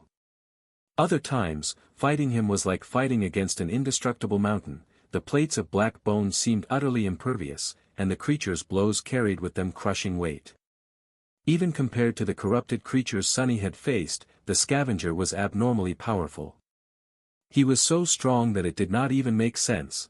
The Sin of Solace had come from the remnant of the Jade Queen, an astonishingly dreadful corrupted tyrant, and had an enchantment that bestowed it with unparalleled sharpness as well. What kind of indestructible creature had the vengeful goblin devoured to be able to resist its edge? It seemed as though there were peerless geniuses even among the nightmare creatures, and the pathetic, tiny imp Sunny had failed to kill many months ago just so happened to be one of those. Just my luck. Gritting his teeth, Sunny braced himself and received another blow of the black tusk. Another bloodless wound appeared on his body. None of them were deep enough to be dangerous, but the damage was slowly mounting. Worst of all, he was completely suppressed. There were countless ways for Sunny to kill the hateful fiend. For example, if the sharpness of the Sin of Solace itself was not enough, he could augment the power of the Jade Blade manifold with his shadows. He could manifest wild shadows, as well, forming chains, swords, or tentacles to attack and entangle the scavenger. He could use Shadow Step to keep up with the damned ogre. But he was prevented from doing any of these things. Sunny could not afford to augment his sword, because he needed the shadows to match the corrupted devil's speed and strength, and even then, the scavenger was faster and stronger. He could not wantonly use shadow manifestation, because his reserves of essence were nearly empty. The same went for shadow step, or any other trick he could come up with on the spot. The bastard had known just when to attack. He had only shown himself when Sunny was at his weakest, and now, Sunny was forced to defend himself against a nightmare creature of a superior rank while being robbed of most of his powers. Even those that remained were countered, because the scavenger possessed the same ones. Sunny could not really blame the abomination for setting such a wicked trap, though, because it had been precisely how he himself had slayed many powerful adversaries. "Doesn't matter. I'll still kill you, you're going to die no matter what." Sunny's eye burned with cold fury as he released the hilt of the Sin of Solace, switching to a one-hand grip. The great Jian was the same length as a longsword would have been, but incredibly light and swift. Although it could not hack and slash with the same ferocious power as the scavenger's black blade, it was far more nimble and versatile. Sunny seamlessly switched to a more agile and reserved battle style, summoning the cruel sight into his free hand in the form of a short sword. The silver sword's ghost blade enchantment allowed it to strike down incorporeal targets, and so, the scavenger was in for an unpleasant surprise the next time he chose to turn into a shadow. If there was one advantage Sunny had, it was his skill and experience. The scavenger was tremendously powerful, cunning, and possessed a truly vicious, murderous will. He had devoured a great number of mighty creatures, and grown with explosive speed. The bastard was supremely devious and surprisingly intelligent, enough to survive and even thrive in the hellish meat grinder of the chain of nightmares. But he was still an abomination, and a young one at that. His attacks were smart and powerful, but also clumsy and crude, just like the makeshift saber he was using, which had obviously been fashioned from some dreadful monstrosity's tusk. For now, the scavenger was able to suppress Sunny simply because of his timing and vastly superior physical might. But he was not nearly as experienced of a killer. As for spite and viciousness, both had them in spades. Die. As soon as the cruel sight manifested itself, Sunny blocked the black tusk with the jade sword and then struck with the silver one, aiming at the elbow of the abomination's right arm. No matter how tough an armor was, it had to be weaker at the joints to allow for enough flexibility. And indeed, there was a gap between two bone plates there. In truth, Sunny was not sure if the cruel sight could cut even the weaker parts of the scavenger. However, the creature did not know that. Just as expected, the vicious fiend chose not to risk it. The shadow powers he possessed were, strangely, both superior and inferior to Sunny's. As of yet, the abomination had only shown the ability to use a form of shadow step. That ability, however, was more insidious than the original, allowing the creature to not only teleport and turn incorporeal, but even selectively turn only parts of himself into shadow. And so, the body of the scavenger remained perfectly material, continuing to pressure Sunny with dreadful strength, while the middle of his right arm became ghostly and incorporeal. The cruel sight passed through the abomination's elbow without meeting any resistance, never even touching his flesh. However, the scavenger suddenly staggered and let out a pained hiss, causing a vicious grin to appear on Sunny's face. The silver blade might not have cut the creature's flesh, but it did cut his shadow. Which was the same as cutting someone's soul. The damaged span of the fiend's arm instantly turned back to flesh and bone, but the damage was already done. Using the momentary lapse in the scavenger's awareness, Sunny lunged forward and tangled with him, pushing them both to the ground. Fighting a slippery shadow was really a nightmare. He had far less essence to spare, giving the hateful fiend a vital advantage. Unlike Sunny, the scavenger could use shadow step as much as he wanted, avoiding attacks and launching his own from unexpected directions. The abomination could even escape, if he wished. However, it would not be able to do anything if Sunny was clutching it with his own two hands. As the two hit the ground, he growled and grasped the scavenger's throat, constricting it with enough force to shatter armored alloy. Sunny's eyes were shining with dark, malicious joy.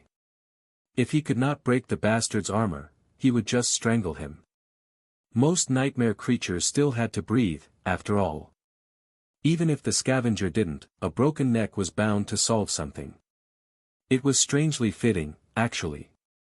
Sunny had killed his first abomination by strangling it with a chain. And now, he was going to squeeze the life out of this corrupted devil, too.